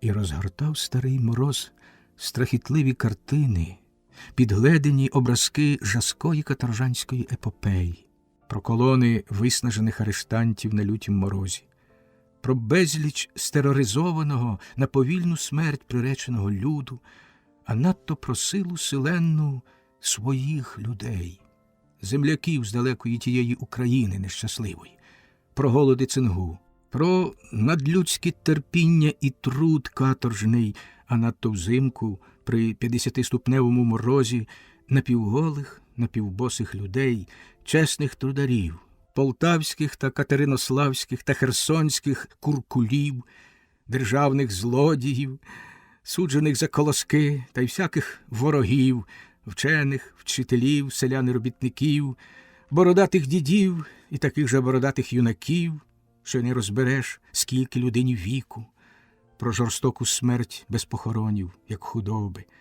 смерть від знущання, голоду, пошестей і журби, про здичавілих собак, що тягають мерзлі людські голови і руки межі бараками, про чуті арештантські пісні і тугу без слів, бо давно виплакані, про неймовірні самогубства.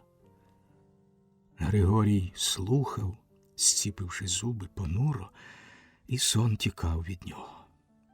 Він до болю чітко уявляв ті арештантські колони і цілу ту колосальних масштабів арештантську трагедію, цілу ту пекельну епопею того прославленого Комсомольська. А в уяві зринало пережити самим брязки тюремних затворів, зойки замордованих, етапи. По тілу виступав холодний піт, як від пропасниці. Напнуті нерви бреніли так, як бренить часом дріт восени на стовпах серед понурого степу. Тоскно, тривожно. А Дід Мороз бубонів.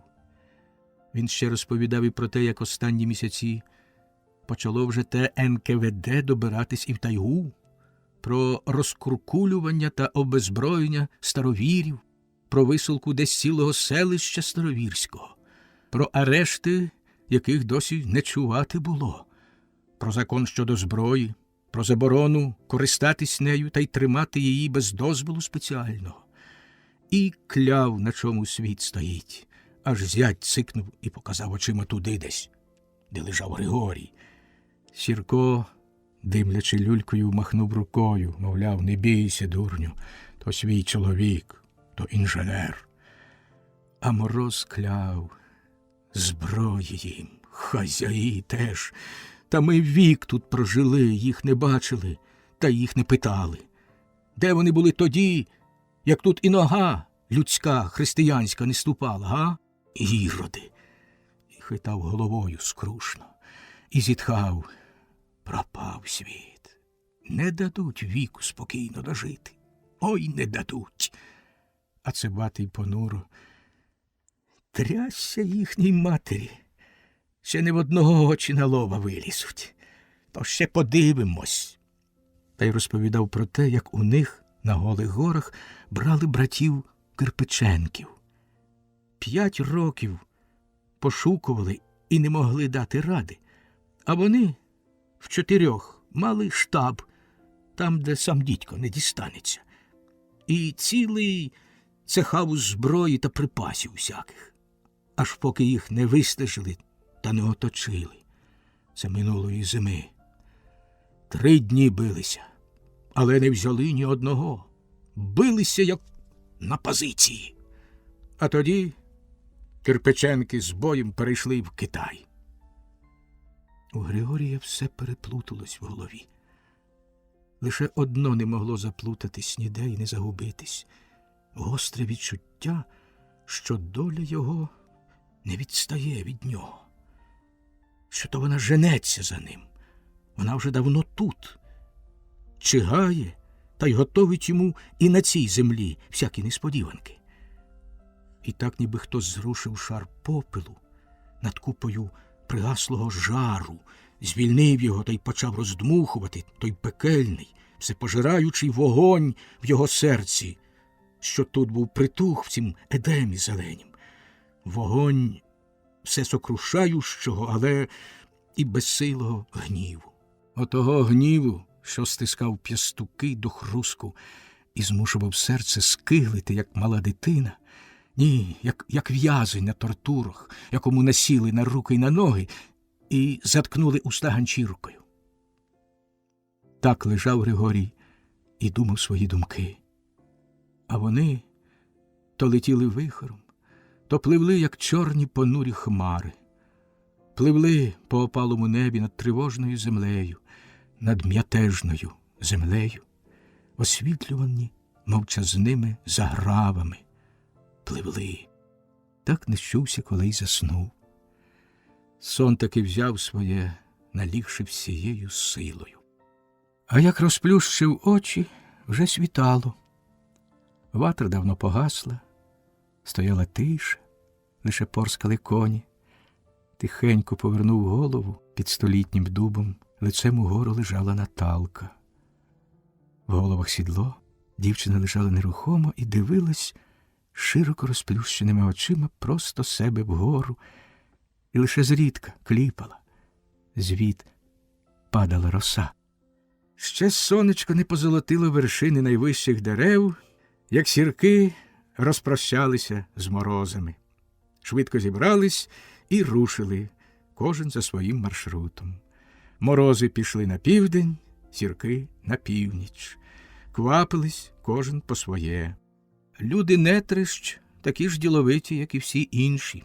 На місці залишилась тільки купа попелу і велика, випечена навколо чорна пляма таборового попелища, як пам'ятка. І буде та пляма довго чорніти, місяці, а то й роки. Хтось, ідучи, зупиниться над нею задумливо, а той стане табором і ще раз розкладе на ній вогнище, але ніколи не вгадає, ніколи не вичитає з тієї плями точної її біографії, як саме, з чиєї волі, та з якої пригоди вона постала, і що тут відбувалось, і що тут говорилось, та й що думалось. Ні, не вичитає ніколи, що це тут зустрілися були сірки з морозами, і вже зовсім не вгадає, що був тут і такий нащадок славного роду, закинений з далекої-далекої землі химерною долею. Кидав тут у вогонь гілляча, лежав тут горі черева і так багато за коротку ніч передумав. Та пляма лишилась сама по собі, і ніхто на неї навіть не оглянувся, відходячи. Хіба лише Григорій, та й то більше пильнуючи, чи не забули чого, аніж з розмислу. Всі були невиспані, але бадьорі, лише мовчазні. В ранковім повітрі було холоднувато, і той холодок ранковий бадьорив, змушуючи людей і тварин рухатись шпарко. Але не тільки це підганяло. Поки не припекло сонце та поки не піднялися на крила павутині армії, кожен квапився пройти якнайбільше, а там можна буде добре виспатись на привалі. Сірко знов йшов позаду, замикаючи процесію, а Гриць з Григорієм попереду. В однім місці хлопці бачили смішну річ. Вже сонечко підбилося вгору і розіклало золоті плями, як шовкові хустки на галявинах, на стежці, на каменях, Хлопці йшли далеко попереду, як раптом натрапили на велику гадюку, що лежала на стежці. Сіра, з чорними плямами, лежала вона на золотій латці сонячній і грілася собі. Зачувши кроки, враз широко розкрила пащу, але не підняла голови до хлопців, до небезпеки, як то гадюки завжди роблять, а поклала її на землю. Хлопці здивувалися, але ще більше здивувалися, коли побачили, як в ту розкриту пащу, мов в нору, почали шмигати манюсінькі гадючата, рятуючись від небезпеки. Такі манюсінькі, завбільшки з циганську голку. Хлопці почали реготатись, а гадюка, закривши пащу за останнім гадючам, гайнула в траву і щезла в кам'яних розсипах з блискавичною швидкістю. «Марш, марш, дітки!» – старий Сірко квапив. Йшли без зупинки, налягали, поки не припекло. Ішли становиками вздовж, спускались впоперек і переходили паді, потопаючи в росяних травах і бур'янах, підіймалися на інший становик. І не було тим нетрам кінця краю, і не було, здавалось, краю тій дорозі, тим мандрам до тієї загадкової паді голубої. Перепочивши і поснідавши та трохи поспавши, знову рушили. Далі, все далі і все на одному місці. Зі становика на становик, а тоді в долину, іначе назад на той самий становик. Ішли по високих хребтах та по глибоких проваллях і темних ущелинах. Раз сонце зліва, раз справа, а раз зовсім померкало десь за первісним пралісом. І такий він був темний та вогкий, що навіть паута в нім не було. Такими ущелинами приємно було йти, хоч би й всю дорогу. Кілька разів переходили марі. Люди і коні йшли обережно, перше провіреною стежкою, майже слід в слід, пильнуючи, щоб не оступитися. Один необережний крок, і клопоту не оберешся, якщо не втопися раніше, ніж тебе вирятують. Стежка, що була перші дні так добре втоптана, помалу зійшла на нівець, згодом і зовсім пропала. Ішли, далебі, навпростець, а хідня навпростець дуже важка тут. Перемагаючи великі труднощі, посувалися дуже поволі, але посувалися. Тепер уже старий Сірко йшов попереду, тільки він один міг вивести цього зеленого хаосу і довести туди, куди треба. По якимсь часі натрапили на нову, добру стежку і, перепочивши, пішли, як раніше, швидким, бадьорим темпом. До голубої паді дійшли третього дня під обід. За ким дійшли, ще раз ночували на стежці, але вже біля води, у вершині річки. Власне, ніякої річки там і не було, ще так лишень річечка чи джерело, але мальовниче. Падала та річечка стрімким водоспадом серед надзвичайних у своїй первісній красі урвищ і шуміла, шуміла. Їх таких водоспадів безліч по нетрях. Тут і отаборились. Розіклали величезну ватру. А що тут мошка не давала жити, отой клятий гнус та й комарі, то понапинали ще й на комарники, такі наметики маленькі, для кожного окремо від комарів. Позалазили туди, кожен у свій, попідгортали поле під себе і так, лежачи, невидні, гомоніли. Глянути збоку — чудно, горить вогонь, лежать собаки і гомонять люди, але людей нема, лише 4 білі куреники. Діалог під накомарниками. Тут, власне, і відбувалися справжні хрестини Григорієві, і то в такий оригінальний спосіб. Дідів голос з-під накомарника. «Наталко, а де ти діла вухналі, дочко? Либонь же ти їх ховала?» Наталчин голос. «Ні, то ж Грицько, тату». «Ага», – це Грицьків голос під куреника, тріумфуючи. «От тепер угадай, котрий з нас?»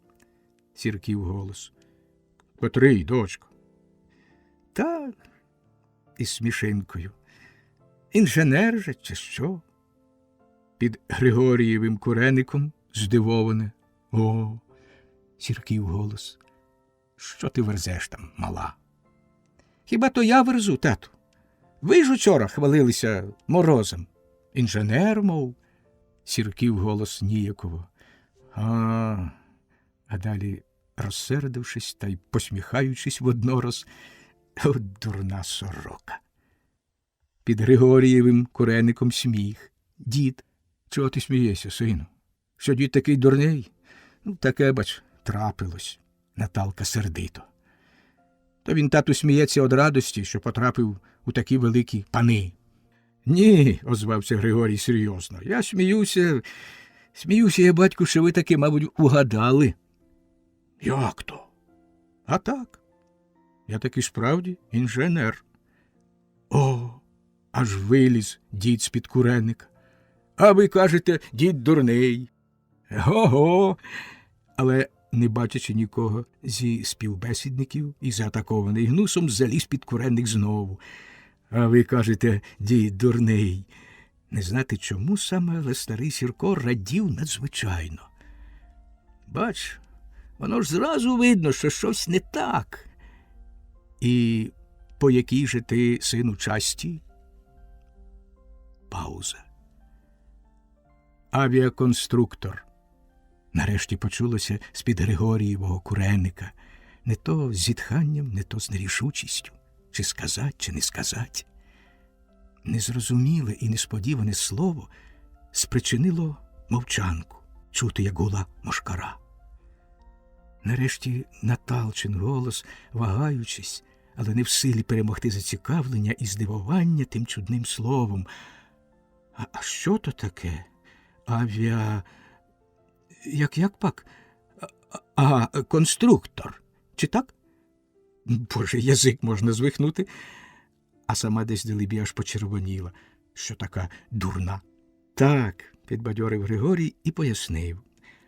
Авіаконструктор. Інженер, що вигадує і будує літаки. Боже ж мій, то чого ж ти мовчав? Захвилювався Гриць. То ти літати вмієш? Вмію, Грицю. Пауза. А далі, ухиляючись від розмови, насмішкувато, кепкуючи самого себе, ось бач, аж куди залетів. Старий Сірко закриктав, збагнув, що хлопцеві щось не теє. Щоб урвати розмову, дід виголосив, як резолюцію.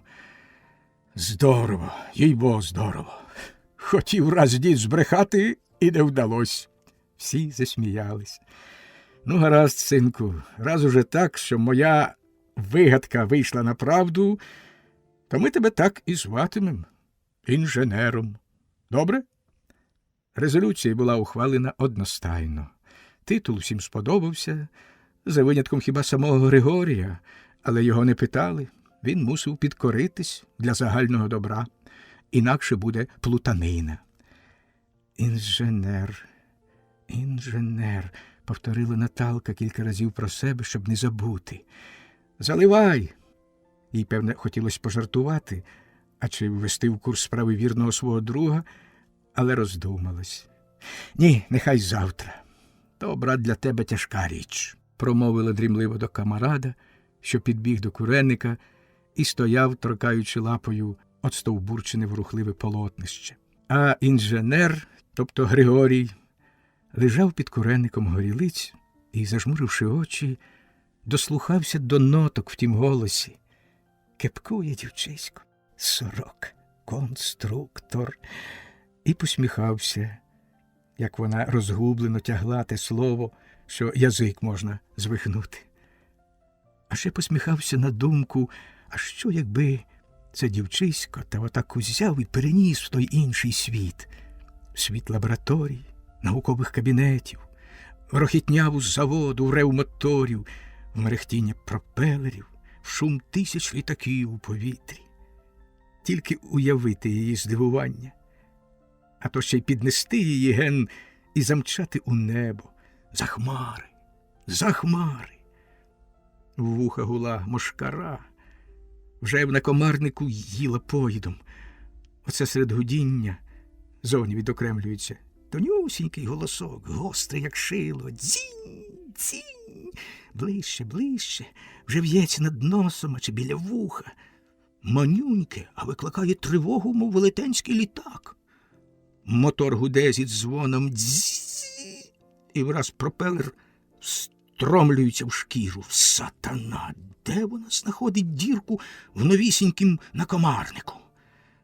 Дід не витримав перший, а з ним і Наталка. Вискочили з-під накомарників. «Інженере, Грицьку, вечеряти!» Ось так, власне, відбувалися хрестини.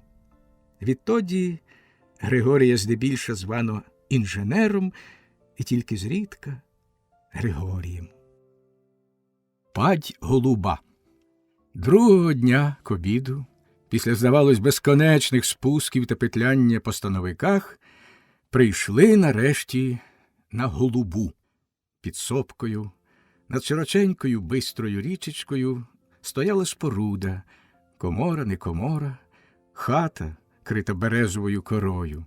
Двоє вікон дивились на широку і, здавалось, без краю, справді голубу улоговину, що йшла десь униз і генеш під синьофіалковим пасмом повертала вправо. І голубіла, голубіла. Коні заіржали, ніби прибули додому, собаки пішли по нишпорках. А падь голубіла, залята сонцем, мрійна й приваблива віддаля, як замріяна дівчина. Вона була вкрита морем лісу, але де-не-де лисіли плями, галявини лук. Просто перед хатою, по той бік річки, схили сопок та берег річки також були покриті буйною травою, лиш де-не-де по траві стирчали похило і просто голі стовбури, а подекуди чорніли ожуги. Хата з ганком і прибудовою, коло хати стіжок торішнього сіна, окремо дашок на стовпчиках і конов'язь. Під хатою лежала перевернута догори дном байда. «Ось ми й дома! Брррр! Агов! Хазяїн дома!»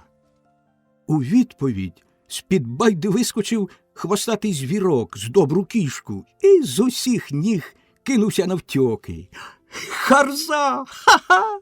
Держи її! Та постривай, щось скажу!» Але харза не стала стривати, мчала, як помило.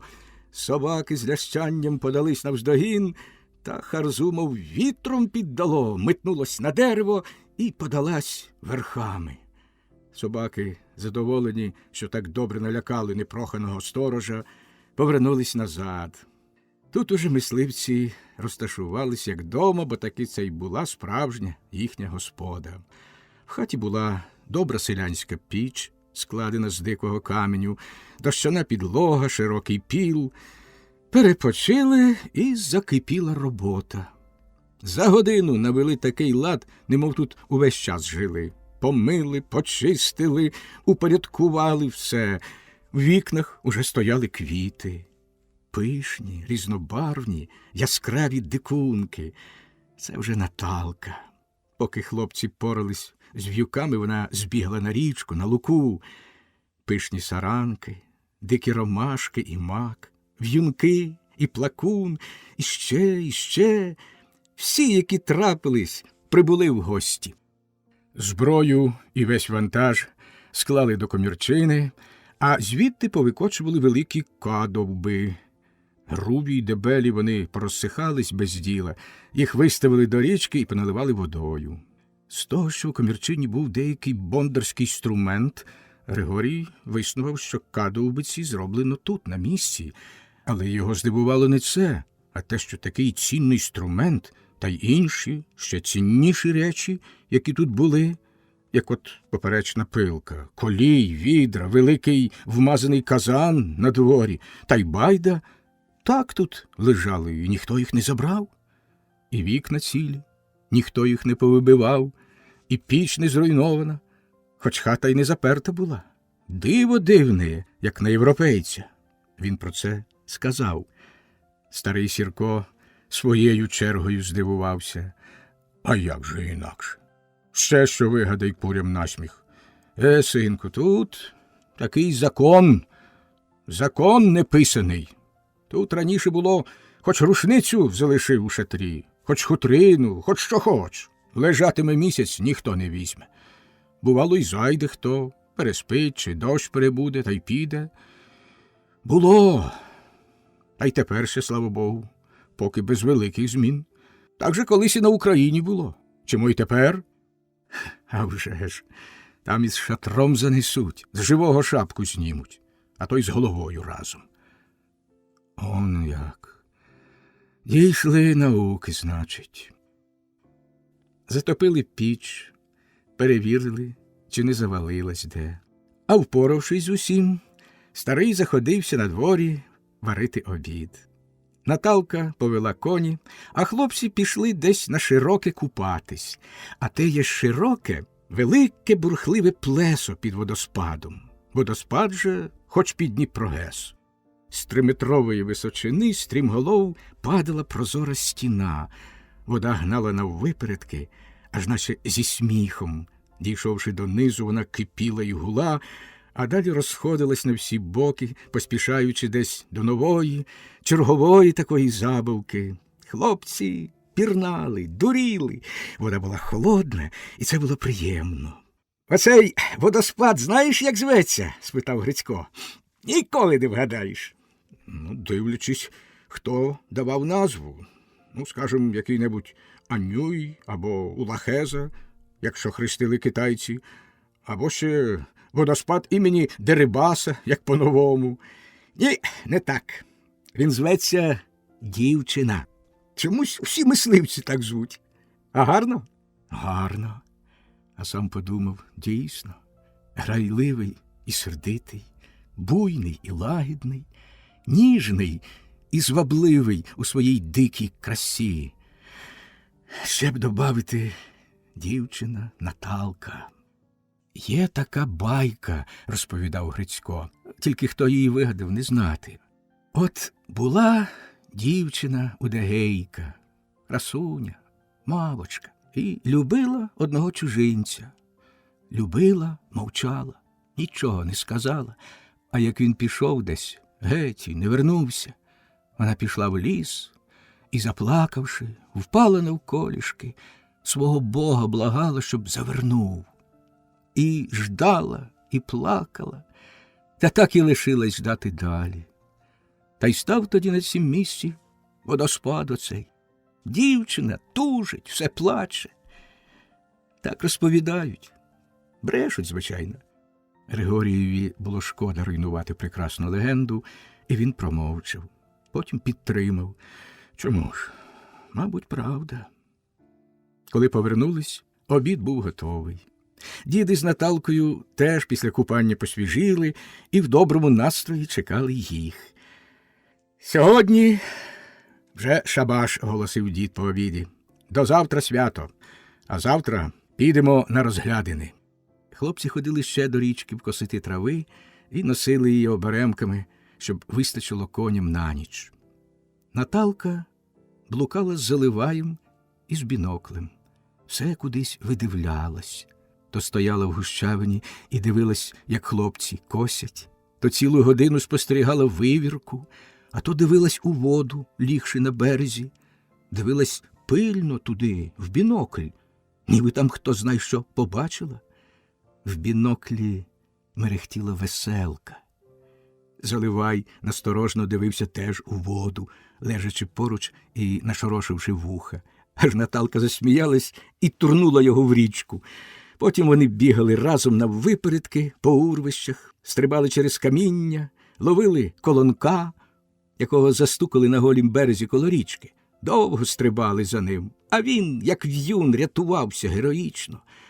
А вже як загнали його на дерево, і він, почепившись на гладкому стовбурі, метрів за 2 від землі, жалібно й перелякано дивився вниз у страшну Заливаєву пащу, як уже лишилося його тільки взяти. Наталка враз откликала пса. Ходім, нехай утікає. От налякали ми його, а? Хай попадеться нам узимку, як буде багатий.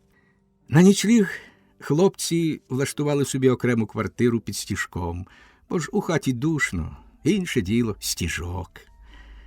Це мала бути їхня домівка. Коні на ніч поставили біля конов'язя.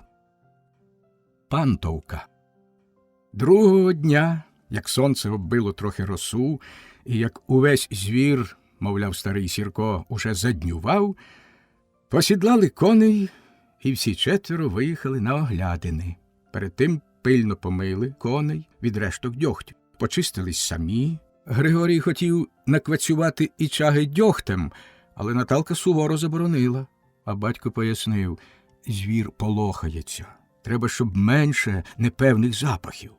Це ж пантівка, дітки, не зіпсуйте каші. Особливо звір чуйний до запахів людини та запаху пороху. Через те пильно почистили зброю і не пішки пішли, а поїхали верхи, щоб не слідити. Собак залишили вдома, поприв'язувавши. Їх не для цього полювання взято сюди. Григорій хвилювався, як справжній мисливець, та ще перед таким невідомим полюванням. Проте полювання вдень ніякого не було. Вони в дорозі виполохали 2 вепрів. Іншим часом жоден би не втік, а зараз ніхто й не вдумав зняти рушницю, навіть не тюкнув. Потім бачили Сохатого, що по шию стояв у воді. Старий Сірко зупинив коня в гущавині, і всі також. Почекали, поки Сохатий десь пішов собі. Сірко пробурмотів: «Вражої мами шляється тут, спав би». Так проїхали кілометрів з 8, здебільше мовчки, і приїхали на Солонець. Спершу отдалік довго оглядав його старий Сірко в бінокль, а переконавшись, що нічого там нема, куди він дивився, а дивився десь просто себе на широку, яснозелену галявину, поїхали. Солонець, як побачив Григорій, це низове узбіччя голої сопки, подекуди покрите буйною травою, а як-де мочарами. Вгорі непрохідні нетри, а внизу схил переходив у болотяну низину, там текла річка, утикана камінням. Далі простяглась безконечна мар, а на марі голі стовбури, як щогли потоплених кораблів. Всі вони обсмалені, чорні ожоги над чистою ясною зеленню. На самий Солонець не виїздили, оглядали його по черзі в бінокль. Перший оглянув батько і задоволено повів бровами. «Ось глянь он туди», – шепнув Григорієві, подаючи бінокль. Григорій побачив серед зелені в кількох місцях чорну землю, повигрібану, потоптану, згадав Грицькову розповідь. Ото звір їсть ту землю. Потім батько показав йому в другий бік. Григорій довго дивився і нічого не бачив, та нарешті помітив збоку, недалеко від чорних плям, але між кущами і вітроломом, що громадились нижче і сходили аж до річки, якийсь горбик, зарослий травою і бур'яном, і скорше здогадався, аніж роздивився, що то ж ота халупка, засідка. Так вони оглядали хвилин 10, потім старий десь поїхав сам. Подивитись, звідки звір заходить, пояснив Грицько. Повернувся батько задоволений. Потім їхали довго річкою в брід і оглянули другий Солонець, кілометрів за 3 далі. Оглянули так само отдалік, і так само батько їздив сам ще. А вже потому повернулись назад так само тихо. Лише аж близько табору старий підбив наслідки огляду. «Мабуть, таки ми не дарма приїхали. Це, мабуть, ти, козаче, до Григорія. Щасливий такий, дай Боже». Дома метали жереб. Кому починати пантовку? Кому першому йти на цю ніч? Чи батькові з Григорієм, чи Наталці з Грицьком? Так вони завжди робили, вірячи в щастя, в провидіння, в фарт. Це було традицією. Жереб випав батькові з Григорієм. Як сонце похилило на захід, Григорій з батьком вирядились і пішли, захопивши бінокль, сітки проти мошки, сокиру і зброю. Рушаючи, батько зняв кашкета і перехрестився.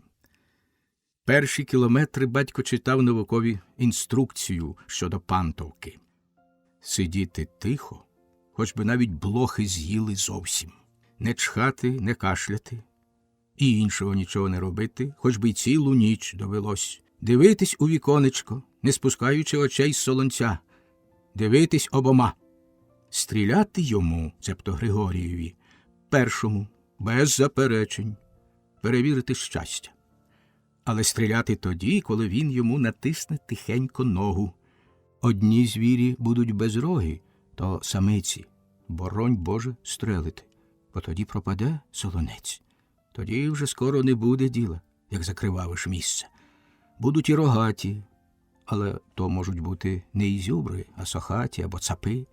Стріляти ж лише самця ізюбра, і то, в котрого підходящі панти. Отакі. А як сонечко спускалось за кряж, вони вже сиділи в халупі, заправили заздалегідь вінчестер та гвинтівку і поклали у дві маленькі амбразури нерівної форми віконечка, продовгі впоперек. Це щоб потім не клацати. Вечоріло швидко, як взагалі в горах та в нетрях. Не встигло сонечко зникнути, як уже посутеніло та запала темрява. Григорій дивився ліворуч на сизі кряжі під червоним колом, пересновані червоним павутинням променів, і думка мимохідь поверталась назад, до табору. В малесенькій тісній халупці було вогко й трохи душно. Почали докучати комарі і дрібнюсінька мошка. Понадівали сітки, але це мало рятувало. Тонесеньке дзищання, звичайно, починалось з окола, а потім залазило всередину і несподівано пекло болючим уколом. Гнус їв поїдом, але Григорій терпів мовчки. Вони сиділи на зручних пеньках і, не перехиляючись до віконечок, мовчки дивились прямо на солонець, на бліду латку неба. Час тягнувся мляво, без краю. Та далі хвилини побігли жвавіше, з дзвоном у вухах. В нетрях почався рух. Трісне гілка, зашародить лист. Час плине вже, як кров у висках, відбиваючи шалений ритм. Григорій тримав гвинтівку, вдивлявся напружено в темряву і нічого не бачив. Кожну хвилину чекав, що дід натисне ногу. Ось вийшли. На блідім тлі неба попливли тіні, стали, задравши голови. Чути, як чмихають ніздрями. Але дід сидів нерухомо і дивився в бінокль. Чи й він так хвилюється? Григорій знав, що в нього вінчестер напоготові, навіть рука на руків'ї. У нього прекрасний цейсівський бінокль, наведений ще завидна, як слід, і він тепер лише робить маленькі поправки одним пальцем. Потім вийшла якась здоровенна звірюка і стала ступнів за 20, піднісши рогату голову. Григорій так захвилювався, що мало не пальнув, мало не скрикнув: «Та стріляйте ж, батьку!» Але роздивився роги, як лопати, такі характерні для сохатого. Пішов, чути, як гребе. Секунди бігли. Мошка розправлялась з нерухомою жертвою, як хотіла, але Григорій не помічав. Йому не вперше годувати хижаків. Згадав Бакирівське озера, вечірні та вранішні перелети, вальчнепені тяги над Ворсклою в лісі і перепелині ловлі сіткою та кликуном. І так само комарі, і прогнати не можна, щоб не видати себе. Втягуй лиш голову в комір. Аж ось щось задудніло, щось іде стежкою, звідки й вони прийшли. Йшло, стало. Близько десь. Ось скоро вийде за халупи, а воно десь стоїть, не рухається. Довго. Григорій вже думав, що йому почулось. Коли це як чмихне, як не затупотить, затріщить, подалось геть десь. Ідолова душа, не втерпів, зашипів дід. Ох ти ж враг такий. Зрозумів. Тварини, що були на солонці, нашорошились і теж зникли. Довго потому вони ще сиділи. Дід уже йорзав сердито. Приходило ще кілька тіней. Солонцювали, але ні разу дід не натиснув на ногу. Так просиділи до ранку. Вранці покинули тихенько халупу і пішли геть на табір. Дід пильно обдивився стежку біля халупи, кущі. Ішов стежкою і приглядався. Приблизно за кілометр став і показав на слід, що виходив з тайги на стежку. Нічого не сказав. Григорій почував себе втомлено, як побитий, поки не розімнявся. За ніч на нім усе подерев'яніло. А вже як було далеко від Солонця, старий Сірко заговорив. От лиха личина. Ну, то ж і пантач був. Та хитрий же. Ото вийшов на стежку і нашим слідом, поки не вхопив духу, де був слід свіжіший. Ну, ми його все одно обдуримо. Дома їх взяли на кпини. Обличчя у Григорія розпухло, аж собаки не впізнали. Це й було приводом для сміху. І Наталка теж посміювалася. Глузливо, либонь. Григорій півдня кис у воді, оттухав. Потім ліг спати, а коли встав і з'явився перед світлі Грицькові очі, той аж присідав з реготу. Як китаєць! Наталка кусала губи, а далі не витримала і собі зайшла сміхом. Зиркне, та як залється. Григорій подивився в шибку. Дійсно, морда. Скивиці й щелепи понабрякали, ніс роздуло, як кушку, а очей нема, самі щілинки. За обідом усе потрапляв ложкою мимо казанка. Сміх. Нічого, козаче, потішав дід. Подивимось, як вони завтра прийдуть. В мене вже шкіра, як у вола, не протнуть. Під вечір пішли Грицько з Наталкою. Їм батько звелів іти на другий Солонець. Старий Сірко з вечора довго дослухався і вночі часто виходив. Вийде, стане, послухає, чи не стрельне, і знову вкладався спати.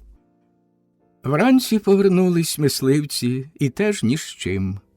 Грицько дражнив Наталку, Наталка глузувала з Грицька, а разом виходило, що нічого путнього не прийшло. Така ніч. Багато звіра ходить, але путнього не трапилось. Було 2 прекрасних пантачі, так ще панти зеленуваті. Старий Сірко вислухав звіт і похвалив невідомо кого. Добре, дуже добре. І Грицько, й Наталка обоє були забрьохані, мокрі, як хлющ, по самі вуха, невиспані й покусані, але не пухлі. І дивно, Григорієві не було прикро, а навпаки він радів, коли, вглядів ще здалеку, нормальне, таке строге і воднораз ніжне дівоче обличчя.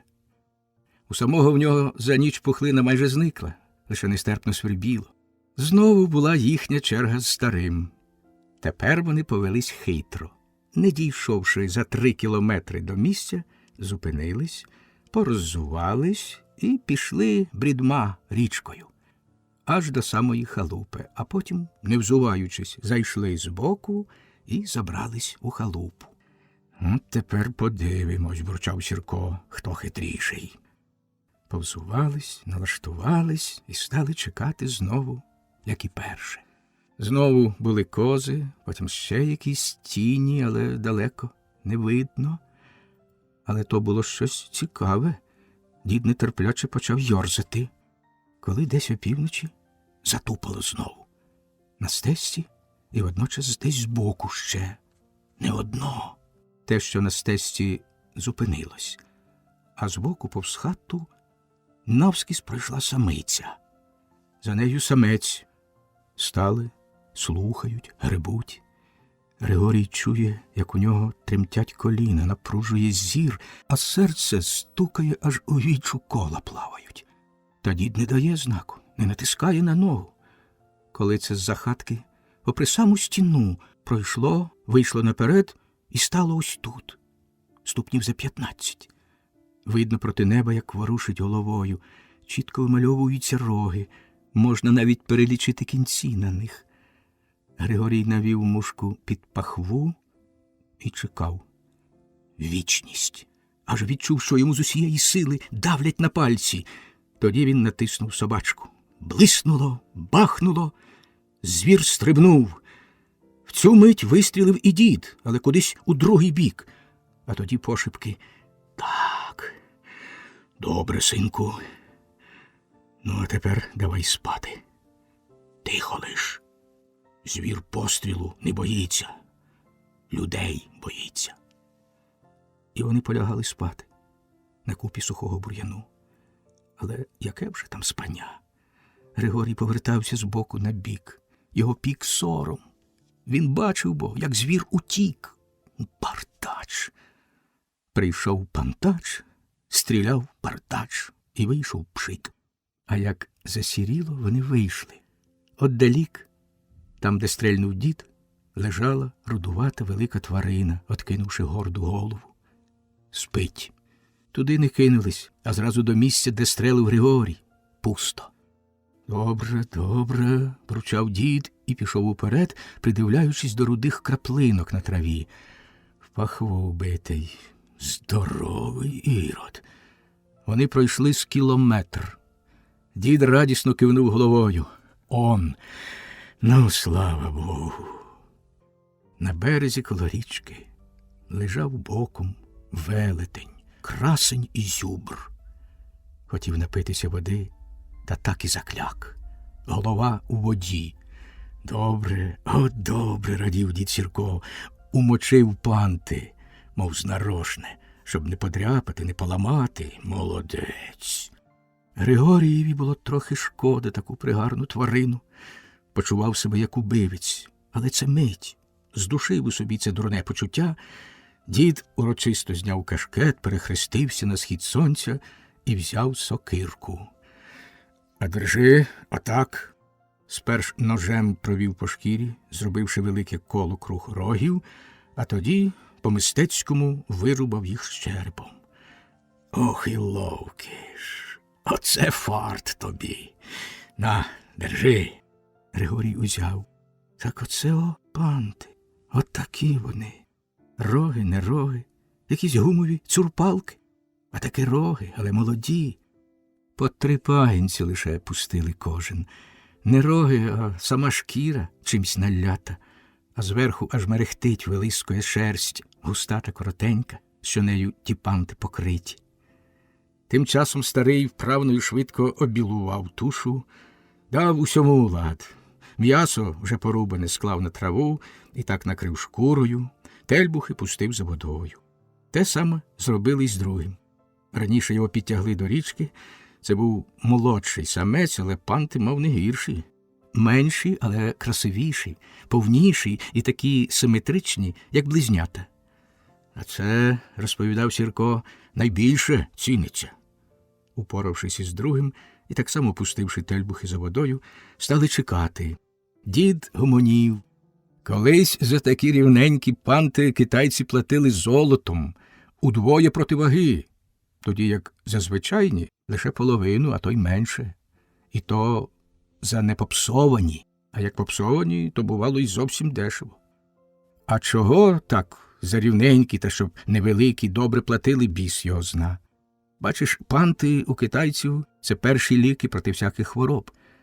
От, скажімо, як уміючи приготувати, то й старого діда потягне женитись. Та й всякі хвороби лікують, різні. Тебе ми теж лікували ними. А тож. Через те вони й ціняться так. Я дещо у китайців навчився. От. А маленькі, кажуть, ось чим дорогі. Як вельможі дає хабара, то за найліпший хабар вважають панти. Ото з рукава й підсуне йому нишком, а попробуйте великі панти сховати в рукав. Та й сили у молодших більше. Колись китайці скуповували їх самі тут і навіть полювати ходили, поки наші не віднадили. А тепер власть заготовляє їх організовано та й збуває в Китай за золото. Та чого це наших немає? Ходім, бо зіпсуються. Забрали панти й пішли. Це вже на цім солонці, хіба як дощ пройде та змиє дух, тоді буде діло. На стежці зустріли Грицька й Наталку верхи. Ті навіть не здивувалися, побачивши. Лише Грицько запитав: «Хто?» «Та хто ж, як не він?» – кивнув дід на Григорія. «Обидві? А то ж як? Поганяйте та чепурненько все заберіть». Сіркове чаклування. Вдома була розвага. Старий, як жрець, заходився священно діяти з пантами. Звелів напалити піч. Тим часом обмотав панти марлею. Майстерно так. Всі спостерігали, а старий повчав. Стій, а м'ясо посолили? Посолили. Все як слід. Ще й нагнітили добре. Гаразд. Головне, слухай ти, синку, це тобі десь здасться. Панти ж, бачиш, м'які, а їх треба зробити твердими, бо засмердяться і пропадуть. Тож раніше їх заварювали по-китайському, але то довго і марудно, і треба китайського терпіння. На базі там електричеством, так до бази ж, бач, далеко, 7 раз попсуються. А у нас простіш, по-нашому. А як там у печі? В печі тріщало. Щедро накладені смоляні дрова горіли дружно, розпікали. Отож, як панти припсувались трохи, їх дутиме і вони репнуть. Тоді треба, як ковбасу, поштрикати їх голкою, щоб зійшла порча. Вони ж, бач, повні крові, а кров псується швидко. Затужавити панти, цебто зробити їх твердими, мало хто зможе, це велике діло. А от наш спосіб – це секрет. Ми їх як хліб печемо. Коли нарешті піч добре розпеклась, старий велів геть вигребти весь жар, а тоді всунув у піч руку. Потримав, покрутив головою. Зайве, хай прочахне. За 10 хвилин. Ану, Наталко, як там, можна? Наталка всунула руку. Хто зна? Тоді попробував дід, скрутнув головою. Ану ти, козаче.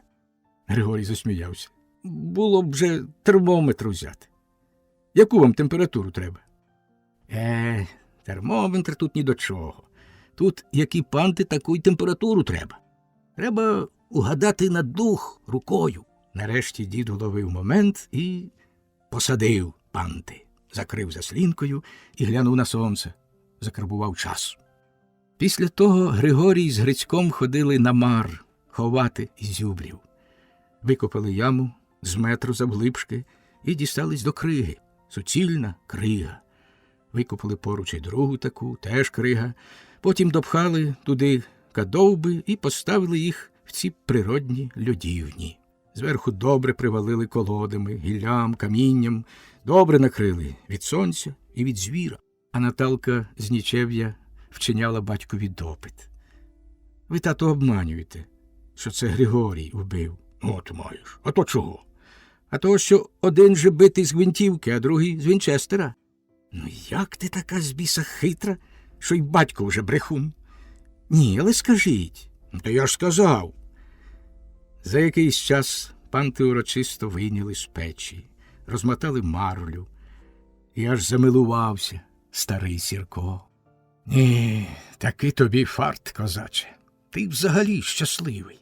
Я ж на тебе задумав. Панти стали наполовину тонші, та зате були вже тверді, як кістка, і чистенькі, оксамитні зверху. Грицько з Наталкою ледве дочекались своєї пори. Щастя, як трясця. Як нападе, не скоро покине, казав Сірко. Ось побачиш, діло піде, це фарт. Почався фарт, не зівай. Фарт – це щастіння, сліпа фортуна. Мабуть, ніхто, так як мисливці, не покладається і не вірить у щастя. А такі корінні особливо. В щастя вони вірять, як у долю, як у Бога, і ніщо тою віру не може похитнути. Мисливці взагалі забобонні, а життя їх підтримує з усієї сили. Коли почалося щастя, фарт не лови гав. Удосвіта старий Сірко розбудив Григорія. А вставай, ну, синку, вдень доспиш. Коло хати стояли сідлані коні, вірьовки на сідлах. Поїхали. Григорій не питав, як завжди знав, що неспроста, а дід чув уночі, як тричі поспіль вистрелило. Там, на Голубій. Коли Григорій висловив думку, що, може, не вони, або й могли обмилитися, Сірко покрутив головою. Там Наталка. І так це було сказано, що ніякого сумніву не могло бути. Вона двічі вистрелила. Щаслива вона в мене. Коли приїхали на той другий Солонець, Біля берега сиділи Грицько з Наталкою, бовтали у воді босими ногами, чекали. «Чого ви пригнали?» – це Грицько. «Пусте діло. Оця напсувала. Вчинила стрілянину по комарах». Старий Сірко посміхнувся у вуса. «Бреши, мовляв». В хаті було 2 пари пантів, а біля річки в траві 2 туші. Дорогою, сміючись, Грицько розповідав беззлобно, як його сестра піддурила. Умовилися стріляти заразом, як стануть зручно, тоді й стріляти. А сама стрелила 2 на ходу. Ну, а він уже пальнув у собачий слід. Наталка щиро виправдовувалась, що не втерпіла, та що, якби не стрелила, було б гірше, і розповідала жваво з захопленням, як все було. Григорій слухав, дивився на неї, і йому аж моторошно було трохи. Яка запальна, хижа, ні, не хижа, дикунка, от. І в ній кров бурхає так, як і в кожної тварини тут, як у пантери, чи в рисі, чи в тигра. Але це було хвилину. Дівчина якось урвала на півслові і далі йшла мовчки вже, але задоволена, як переможниця. Старий Сірко, перш ніж покинути Солонець, пильно оглянув його, висловив здогад, що було цю ніч там щонайменше 4 бики і стільки ж самиць. Грицько і Наталка признали, що дійсно було ж 4 пантачі і 3 самиці. І ті, що втекли, були наче ліпші, але ці були ближче. Нічого, дітки, добре, дуже добре. Тепер пождем. А там Бог дасть, може, дощ, а там, може, іще добудемо що. Золоті арабески. Зіпсувавши солонці, вони кілька день не пантували. Але знайшли собі не менш цікаву розвагу. Лучили рибу. Вдень косили та гребли сіно, запасали на зимовий промисел, а вночі лучили рибу. Спустили на воду байду, приробили вилку і жаровню з товстого дроту, що валялась у хижі до байди спереду. На жаровню накладали сухих смоляних дров, хмизу, березової кори, ще й брали запас з собою в байду. Брали трохи гасу, ость, рушниці про всякий випадок, і втрьох Грицько, Наталка і Григорій рушали на річку. Байда тихенько пливла за течією, на носі байди горіла яскрава ватра, навколо від того було ще темніше. Так в темряві та тишині рухалися з дивним смолоскипом. Місцями, де було глибше і де риби було більше, підкидали палива, ще й бризкали гасом, полум'я вибухало феєрверком, розсипаючи іскри. Це були дивні ночі. Це була велика втіха для Наталки, а ще більше, може, для Григорія. Наталка більше була з Остю і іншим не хотіла віддавати. Григорій охоче відмовлявся від своєї черги на її користь, мотивуючи тим, що в нього руку крутить, і мав з того вигоду. Він сидів на кермі і стернував тихенько дрючком і дивився на неї, скільки хотів. Милувався, впивався, п'янів від того споглядання. А вона не помічала. Занісши ость і зігнувшись, мов пантера, вдивлялась гострим бистрим зором у глибінь. Химерні блищики танцювали на її розчервонілому обличчі, повному невимовного захвату. Пасомко волосся тріпотіло і золотилось над бровами. Блискавичний удар, і Наталка тріумфує. Викидає в байду здоровенного тайменя або меншого харюза. Вибирала все найбільшу і била влучно. А Грицько пильнував вогню. Коли він хотів і собі взяти ость, вона його благала: «Грицю, братику, хай я ще, ось іще трішки». Нарешті передавала з жалем йому ость, заступала його коло вогню. Але не могла втерпіти і перехилялась слідом за братом, пильнуючи. Тоді Григорієві важко було держати байду рівно, але він напружував усі сили. Коли Грицько давав хука, Наталка хвилювалась. За другим разом проганяла і заступала сама. Григорій радів з того, спостерігав годинами. Гнучка, як вуж, граційна, як мавка. Вона таїла в собі дивну силу, ця дівчина. Поєднання дівочої краси та чар з дикістю, майже первісною, неприступною. Ось зігнулось помалу, і враз розігнулось, мов сталева пружина з дзвоном. Ось, провивши рибу, черкала по камінному дну. А раз помилилась і вгородила ось замість риби в пень. Довго вони крутились на однім місці, заякорені, не можучи висмикнути ость. Десь заїло в сирому дереві. Наталка хвилювалась, гнівалась, хотіла тут же розтягтись і лізти у воду. Забула, з ким вона. Коли Григорій мовчки спокійно поліз у воду, скинувши лише сорочку, вона якось слухняно поступилась йому в цьому. Ба, гукала на нього і командувала, думала, що то батько. Енергійно допомагала йому, вказувала, з якого боку краще йому підійти тощо.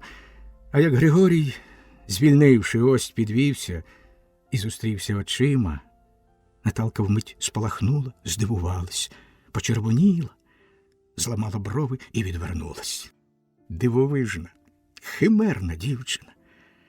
То були дивні, чарівні ночі в казкових первісних пралісах, на бистрій мерехтливій воді, на чорній воді з золотими арабесками. На світанку вони пхалися проти течії у 3 пари рук і причалювали біля хати. Мокрі, втомлені, закурені сажею, але щасливі. Частина 2. Розділ 7. Мементо морі. Над голубою паддю, над горами ліловими, над буйними нетрями стояв сліпучий сонячний ранок, граючи всіма кольорами веселки.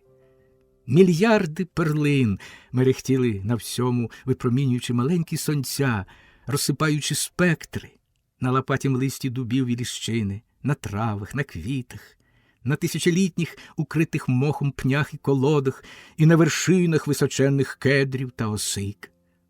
Вони мерехтіли там особливо, як вогнисті краплини, часом одривалися нечутно і летіли вниз, блискаючи межи стовбурами і прошиваючи синій холод глибоких сутінків гущавини.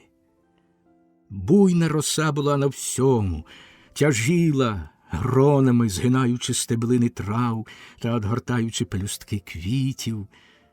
Було напрочуд тихо, ні шелесне лист, ані ворухнеться травинка, тільки веселкова мерехкотнява. Наталка стояла на кладці з рушницею і, трохи зігнувшись, дивилась у воду нерухомо, пильнувала тайменя, що від 2 днів заволодів увагою цілої їхньої колонії, і що його вони завзялися встерегти, змагаючись між собою. Здоровенний таймень.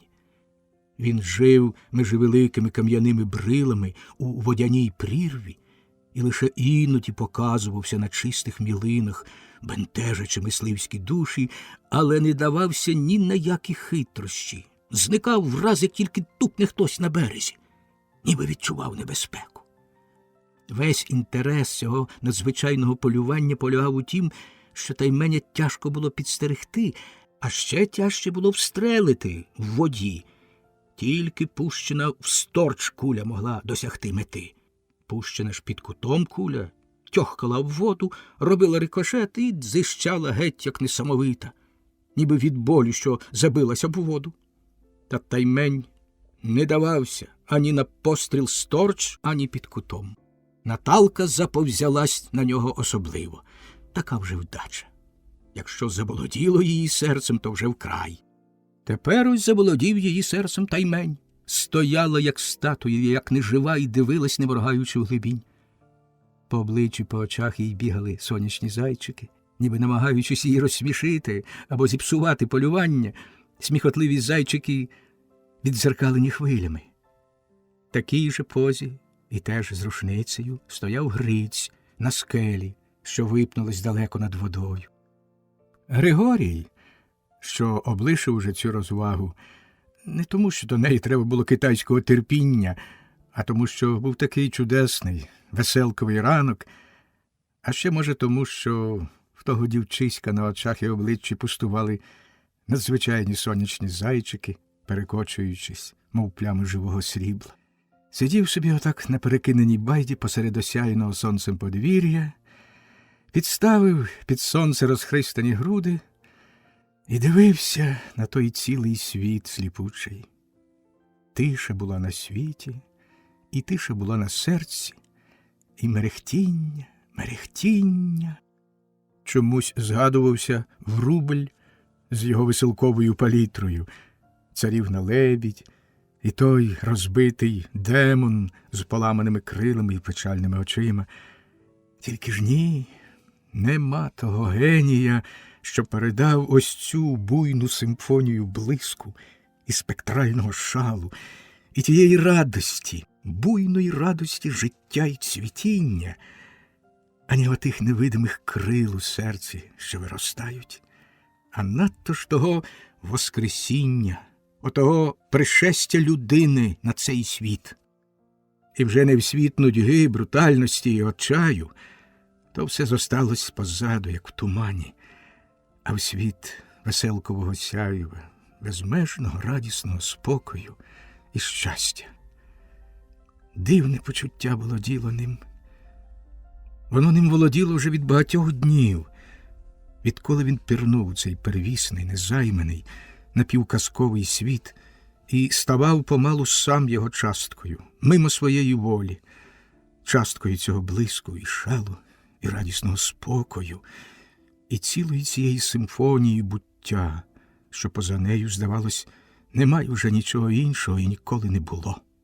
Почуття те дивне стосувалось минулого. Його не було. Так, було лише марево, був химерний сон, туманна фікція, видимість світу. І він був там ще тоді, коли ще не народився на світ взагалі, коли ще не жив як людина, а жив як інша істота. Раптом, що це? Далекий грім? Вітер? Знову? Григорій схопився, відчувши, як в нім заколотало серце. Вітер виростав в ураган з блискавичною швидкістю. І раптом скажено загриміло, заревло, аж задвихтіла земля. Пішов вітер по нетрях і по всій голубій паді. З дерев посипались блискучі сонця, цілий зоряний дощ. Потрясаючи землю, потрясаючи нетрі, низько над кедрами заклекотали машини. Велетенські, чорні проти сонця, потворища. Літаки. 6, 8 чотиримоторових велетнів. Собаки заскавуліли і кинулись в розтіч. Потім позбігалися на пагорбок і щинили несамовиту гавкотняву. А Рушай сів на хвіст по-вовчому і підняв пащеку і тоскно завив. Літаки прогриміли над табором і вже летіли низько над паддю, перехиляючись то на одно крило, то на друге. Щось далебі шукають. 8 велетенських, невиданих тут птиць пливли по блакитній долині, заглушаючи все своїм ревом, а під ними, по марях, по зеленаво-синьому, сріблястому від роси килимові, пливло 8 тіней, спершу великих, чорних, потім менших, сизих, фіалково-синіх, синіх. Пролетівши падь, літаки звернули упоперек і так само пішли низом, перехиляючись. Далі, далі. Приголомшений Григорій стояв посеред двору, як вкопаний. Відчував, як у грудях скажено билося серце. Так, ніби його кинуто з височенної скелі на землю в провалля. Змішане почуття тривоги, здивування, скаженого руху, неспокою. Ціла буря найдивовижніших почувань та асоціацій опанувала ним. Помалу буря уляглась, а натомість росло невиразне, бентежне передчуття чогось страшного. Вовчий інстинкт прокинувся, як у того Рушая, і відчував недобре. Він термосив чуба, хмурив брови і стояв так посеред двору, дивлячись в блакитний обрій, де в сонячній імлі зникли літаки, мов загіпнотизований. Навіть не бачив, як осторонь отдалік стояла Наталка і широко розкритими очима дивилась на нього, дивилась з тривогою, притиснувши руку до грудей. Не літаки приголомшили те дівчисько. Літаки її здивували, але й тільки. Ні, далебі щось інше вразило її. Якийсь інстинктивний відрух, чи, може, страшний здогад, а чи десь незбагненний жах, хто зна. Вона дивилась на нахмурені Григорієві брови, на стиснені щелепи і намагалася рукою стримати серце. А ранок стояв сонячний, мерехтливий, запишений перлами і веселковими барвами, усміхнений, золотий ранок. Тунгуз Петро Дядоров. Того ж дня в обідню пору до табору завітав ще один несподіваний гість. Саме збиралися обідати, як заволували собаки і кинулися в гущавину. Наталка спинила собак криком, вони повернулися і полягали біля неї, гарчачи та наставивши вуха в нетрі, що вкривали схил сопки. Там, по крутому схилу, чіпляючись за кущі, спускалась людина. В хутрянім капелюсі, у ватяних штанях, в жупані з голої, обшворганої козулячої шкіри, підперезанім мотузкою, через плече набійниця, при поясі ніж, а рушницею обпирався, як палкою. «Глянь, глянь!» – здивувався старий Сірко. «Петро, Дядоров, абий тебе коза хвостом!» Гість виплутався з кущів і підійшов, розпливаючись в широку радісну посмішку, цілим своїм квадратовим косооким обличчям. Присадкуватий і добродушний, він підійшов упевненою ходою, як додому, і далебі щиро тішився. «Здрасте!» – тикав кожному свою шкарубату руку. «Здрасте, батіка!» Я аж зажмурився від втіхи, коли старий Сірко дружньо обхопив його ручищами за плечі і потряс. «Старі добрі друзі, це ж Петро Дядоров!» – обернув Тунгуза до хлопців. «Перший мисливець у цілому світі. Ну-ну, добрий гість!» «Здрасте, Наталика, здрасте!» Коло Григорія Тунгуз завагався і подивився запитливо на Сірка. Той підморгнув йому, то теж наш. «Здрасте, капітана!» Подав він руку Григорієві. Григорій потис ту тунгуську руку. Вперше в житті він мав з Тунгузом і діло, але потис приязно. Сподобалось йому те косооке і наївне дитяче обличчя. Лише здивувався, чого це він називає його капітаном. Та то вони всіх так, кого вперше бачать, і хто видається їм за начальника, або взагалі за росіянина, пояснив Сірко. Тунгуз поставив гвинтівку до дерева і, обтираючи рясний піт з обличчя, сів на колоді. Оглядаючи всіх своїми косими, ніби попрорізуваними осокою, усміхненими очима, відсапувався. На голові йому цупке русяве волосся стояло їжаком, над верхньою губою кілька волосинок замість вусів, на підборідді так само кілька волосинок. Далі, не кваплячись, витяг кисета і люльку, натоптав люльку махоркою і закурив, передаючи кисет гостинно іншим. Сірко теж набив люльку. «Ну, як же живеш, П'ятро? Розказуй. Чого це ти никаєш? Чом не пантуєш?» Тунгуз, все обтираючи рясний піт, похитав головою і аж зажмурив очі. «Їроплану їскаєм», – говорив він, як і всі тубільці, смішною, покаліченою російською мовою. «Їроплану їскаєм», – повторив скрушно вже і важко віддихнув. «Яку їроплану?» «Упала. Мало-мало літала і упала. Їскаєм». «Чого ж вона впала? Хай вона сказиться, от такої». «Пороха мало. Порох горі, їроплана леті, порох кончай, їроплана падай. Капут. Літала і чик!» Я ж показав захоплено рукою, як то вона чик штопором вниз, і присмокнув язиком. «Коли ж вона впала і де?» «10 день». І безпарадно розвів руками, бо невідомо, де впала, і ніхто того не бачив. їскаємо. А чого ж це ти її іскаєш, хай вона згорить? Надо. Начальника много і шибко кричи. Шибко большой начальника. І розказав Петро, що хоч Єроплана і не його, але він мусить шукати. Всі мусять шукати. Він обійшов уже сотні кілометрів за ці 10 день і все марно. А оце зайшов, мимо йдучи у гості, провідати. Як Пантовка, добре? І з жалем зітхав та хитав головою. Пропала його Пантовка. Не можна. Шукати звеліли. І всі так. Багато людей отак никає, шукаючи ту загадкову Єроплану по проваллях та по всіх нетрях на величезному просторі. І ніхто не бачив, як вона падала, і де вона падала, і навіть яка вона з себе є, та Єроплана.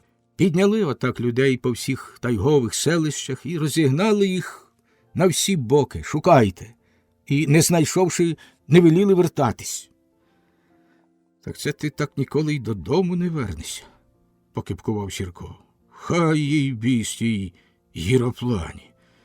Тунгус зітхнув і безпорадно розвів руками, мовляв, що ж, і додав: начальника велі, шибко кричи, шибко сердитий начальник. Помовчав, присмокнув язиком і похитав головою розпачливо.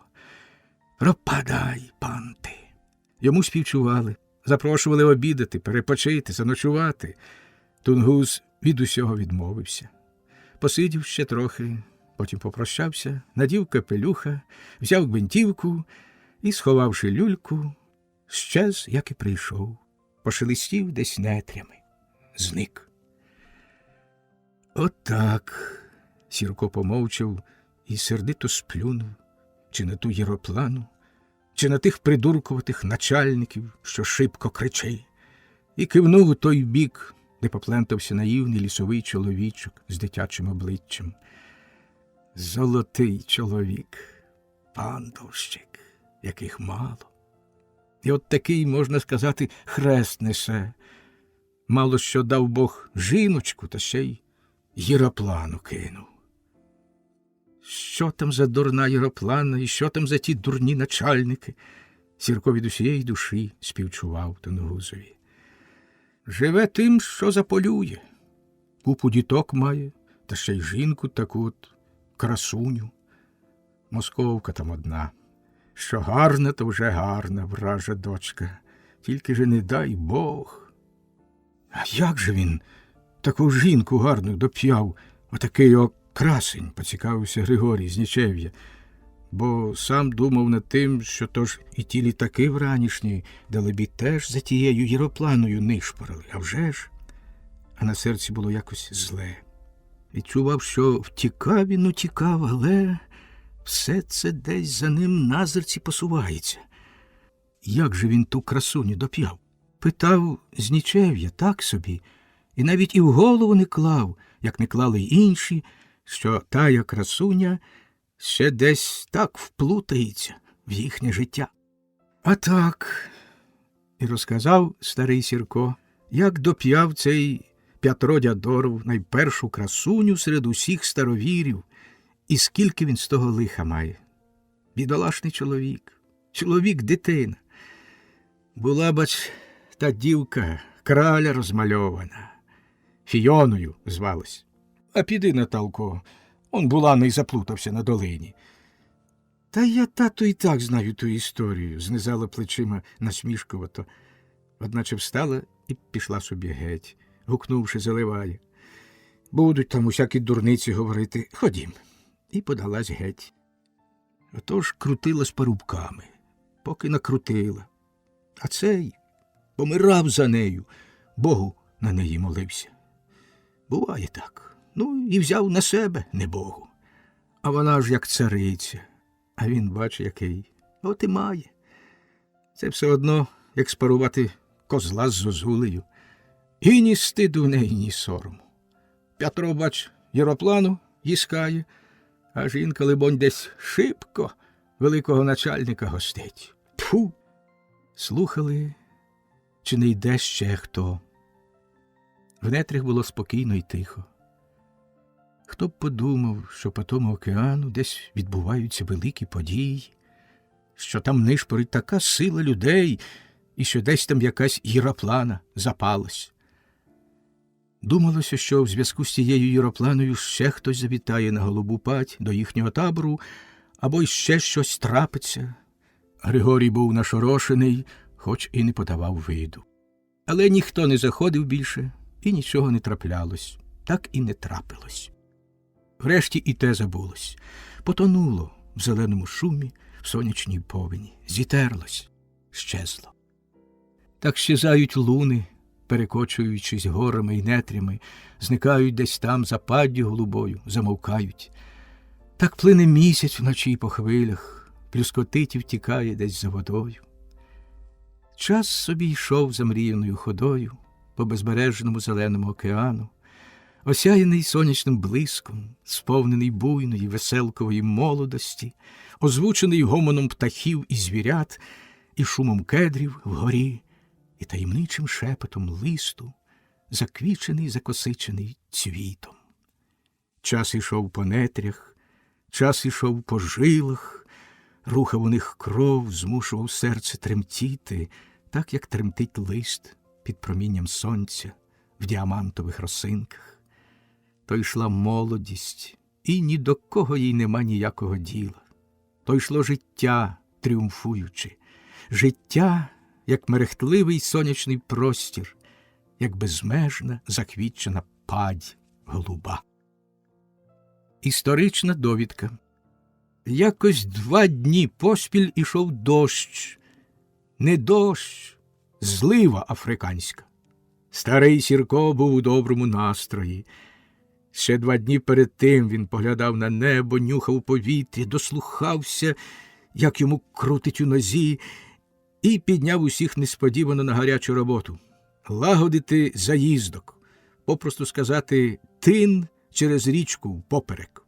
Був він установлений на якорях-каменях, а з берегів міцно укріплений зв'язаними колодами, що простяглись через усю річку, і що на них тин, власне, й тримався. А призначення того тину – ловити рибу. Посередині дірка, а над діркою ставиться величезна морда, чи, як кажуть в Україні, верша. Влітку ставлять її за течією, взимку проти течії.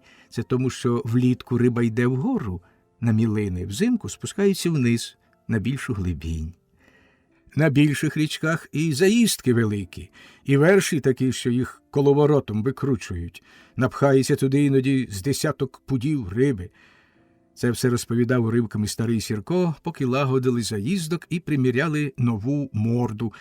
Потім почепили морду на дереві, піде дощ, піде риба на теплу воду, тоді й мали її ставити.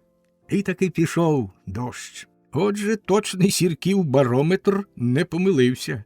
І то за 2-3 дні вперед. А як пішов дощ, всі сиділи на ганку в святковому настрої і спостерігали, як важкі потоки з неба поливали дерева й кущі, прошивали їх наскрізь, аж збивали лист з осик і старі бирки з кедрів, а на паді клали траву покотом. Дівчина, мрійний водоспад, вже не плакала, вже ридала, тужила, морем розливалась. У річці ревла вода, піднімаючись дедалі вище, камені, що стирчали на ній зверху, щезали один по одному під водою. Старий Сірко радів, Бог щастя післав. Змиє землю, змиє лист, змиє сліди, наведе новий лад. Пантуй, діду, та й рибка попливе. А часу вільного було мало. Та ці люди не вміють нудьгувати. Якщо вони можуть по півдоби сидіти, витріщивши очі на однім місці нерухомо, то на ганку або в хаті сидіти під таку музику небесну – одна втіха. У молодих настрій був мрійний, сумовитий, хороший, а в старого ще ліпший. А дощ аж пищить, не пищить, на 1000 тонів заливається. Спершу був громовий, як мигоне, покотить десь гуртом, та як ударить, та як припустить лити, аж земля двихтить. Старий Сірко перехреститься, та, слава Богу, аби лиш не мимо. Оце десь розчахнуло когось, хто більше нагрішив. Грім б'є, аж дим стелиться по голубій паді. Потім громовий перейшов у добрий, облажний, лив рівно, шалено, і сюрчав, шелестів, ніби безліч пасів оберталося на велетенській трансмісії. Річка набубнявіла, кипіла, ворушилась крізь мережево, крізь водяну запону, як у тумані. Коли б тільки заїздка не замчало де, єдиний клопіт у Сірка. Отакий дощ, дітки, я бачив ще в Індії, давно колись, ще як молодим був. І, залитий хвилею спогадів, під монотонний акомпанемент дощу, старий Сірко розповідав про дивну мандрівку навколо світу та про життя на Україні колись, та про дику землю, де вони потім висіли, куди їх закинула доля. Напала на діда балакучка. І можна було б цілу книгу списати, надзвичайну книгу про те, як жили колись Сірки на Полтавщині, коло славного города Переяслава. Батьки Сіркові жили, та як і діди, і прадіди ще жили, в Запоріжжі козакували, на Крим і в Туреччину ходили, в ночвах море перепливали, та страху усім наганяли, та ще й на галерах не раз бували, і звідтіля утікали. А потім і онуки на галерах попливли тим морем чорним, рідну землю покидали, уклін їй складали, береги сльозами поливали, і довго-довго руками та шапками з моря чорного махали. У краї чужі, далекі, за 30 земель морів, на край світу мандрували, щастя долі шукали. Мимо берега турецького, ще й мимо Босфору пропливали. Царгород, Стамбул і всю Туреччину обминали, де діди й прадіди на гаках та палях загибали, бо султанові страху нагонили. А потім якось канавою в інше море вибирались, і увесь світ кругом на обмин об'їздили. Коло Індії їх дощі обливали, мочили, біля Цейлону вітри пекли й сушили. В Бомбеї вони воду пили, в Сингапурі сльози лили, Китай обминали, на голому чердаку купою лежали, пальці гризли й сльозами запивали, та віри в щастя своє щербате і в силу свою двожильну не теряли. Ні. Отак і пливли, здорово мандрували. І чого тільки, чого не надивились, не набачились. А в край дикий аж під Японію, як прибули, та на землю як стали, та все його кляли, проклинали, чи їли, чи спали, все свій край далекий, ясний споминали. Для початку з половини перемерли, а далі позвикали. А позвикали, то й зажили. Ого, ще й як зажили. Ось так. Дід, правда, розповідав докладніше, але в цьому ж стилі, задумливому. Ще й приправляв усе добрим гумором. І слухали його дивну казку-бувальщину нове покоління славного роду Сіркового, Сірченко і Сірківна, ще й нащадок гетьмана Дем'яна Многогрішного. А дощ аж сюрчить, а над паддю голубою вже небо виясняється. Заколот і капітуляція. Григорій носив у серці ту хворобу, що його напала. Кохання до химерної лісової дівчини Наталки, і боровся сам з собою. Кохав, але, здається, безнадійно. Отим то й воював з цією хворобою, з усією наполегливістю тверезого розуму. Він кликав його на допомогу, той тверезий розум, і всю свою міцну вдачу, і учиняв сам над собою суд. Розум повставав проти серця. Алло, Гей ти, дурний шматок м'язів! Що ти ще тут маєш говорити? Май глузд! Чи ти собі здаєш справу, хто ти і що ти? І чи ти ручиш за завтрашній день? І чи ти маєш право ставити на карту щастя інших? Алло, май совість! Егоїзм твій – то твоя приватна справа. Мовчи, замри і не надокучай мені, будь ласка, бо... Серце утікало до водоспаду. Григорій ніс його туди і там просиджував цілими годинами, як на суді, тверезий розум за прокурора. Та гай.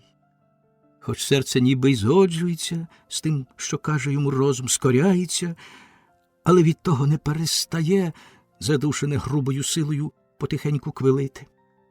Борюкався сам з собою, не знав, як бути. Піти уторованим шляхом і добиватися приязні, залицятися, зваблювати, задурювати він не смів і не міг.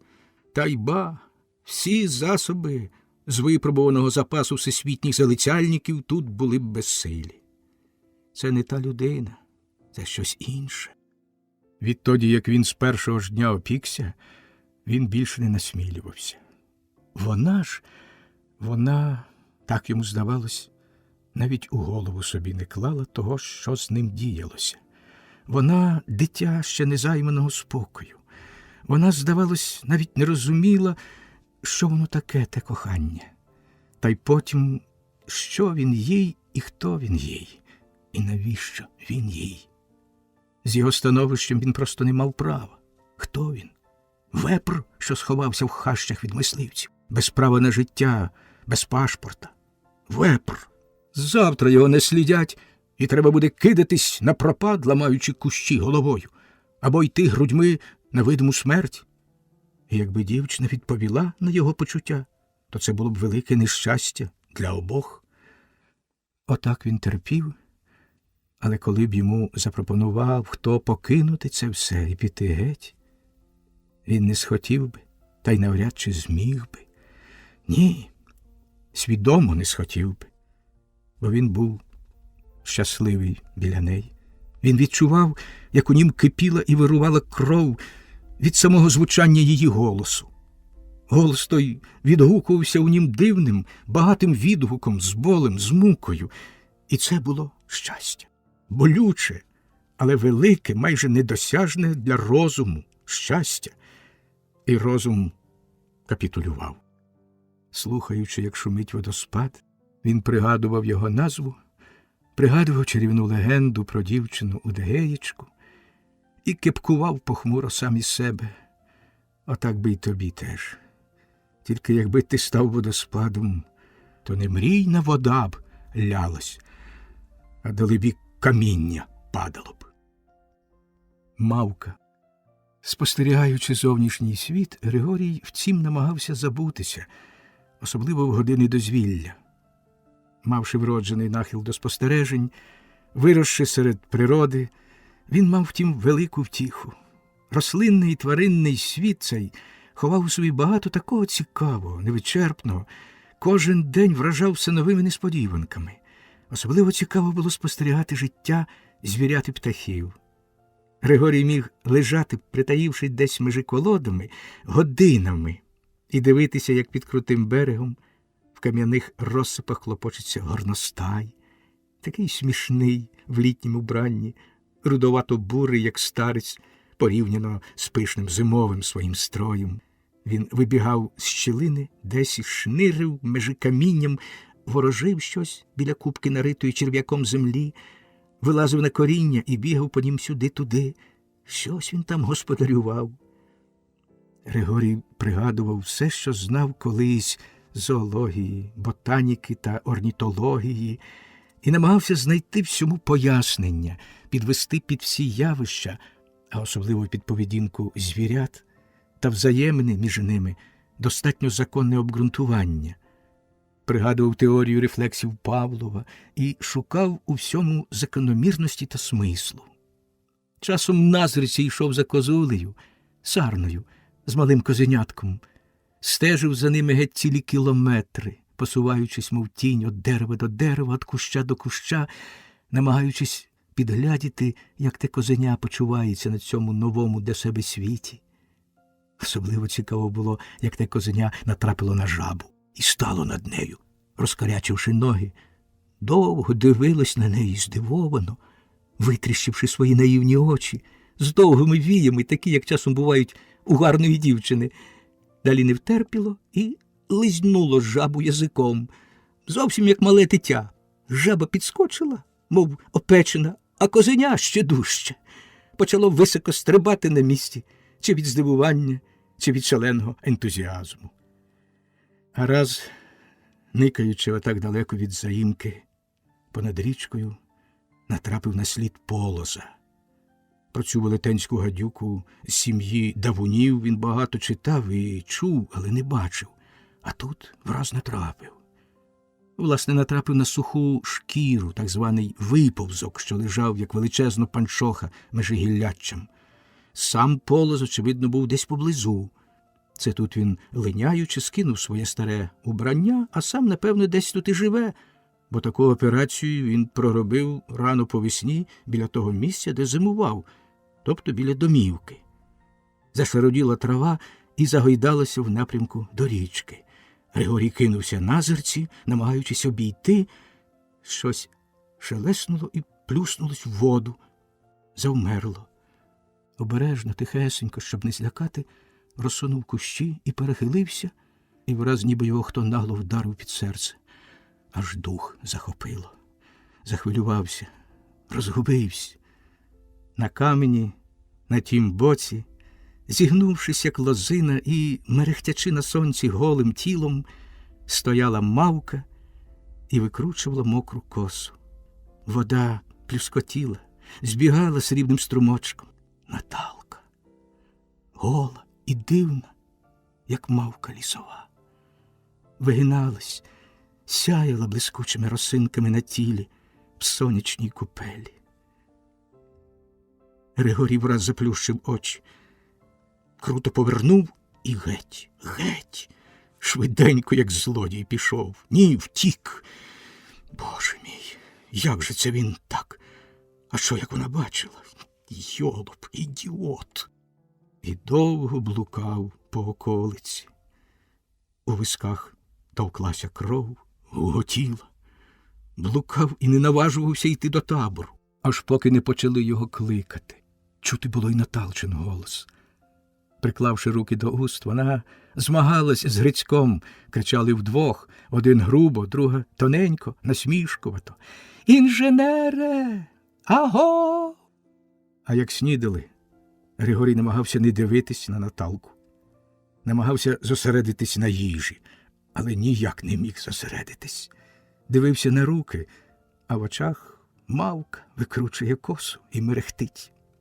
Насуплювався і не дивився туди, де була дівчина. Сидів, як на гарячому, а Наталка навпаки. Весь час пильно поглядала на нього чистими очима. Аж якось зустрілися поглядами. Григорій почув, як у нього душа похолола, почервонів. Наталка подивилась якусь мить мовчки і одвернулась. Невже вона бачила? Але ні, не може бути. Очі в неї не такі. Чисті, задумливі, іначе здивовані. «Ти не хворий, синку?» – спитав батько, помітивши, що Григорієві щось не теє. «Ні-ні, то так. Згадалась дурниця одна. А ти не думай, хай йому хрін. Хай Ленін думає. Та він же, тату, вмер давно, кажуть, і мавзолей лежить. Отож, що лежить. Йому тепер нічого робити, то хай лежить та й думає, бо є над чим». Сміх. Увечері того ж дня вони втрьох сиділи на колоді, що лежала через річку, як кладка супроти хати. Григорій на прохання Грицькове похмуро розповідав про інші краї, про інші ліси, про степи широкі, як море, про весну з жайворонками, солов'ями, з зозулями, з одудами та з безліччю інших співучих пташок, про перепілок у пшеницях, про всяку всячину, що за нею так стужилося його серце, і жартома імітував пташиний спів, токував зозулею, та так, що аж старий Сірко вийшов з хати здивований.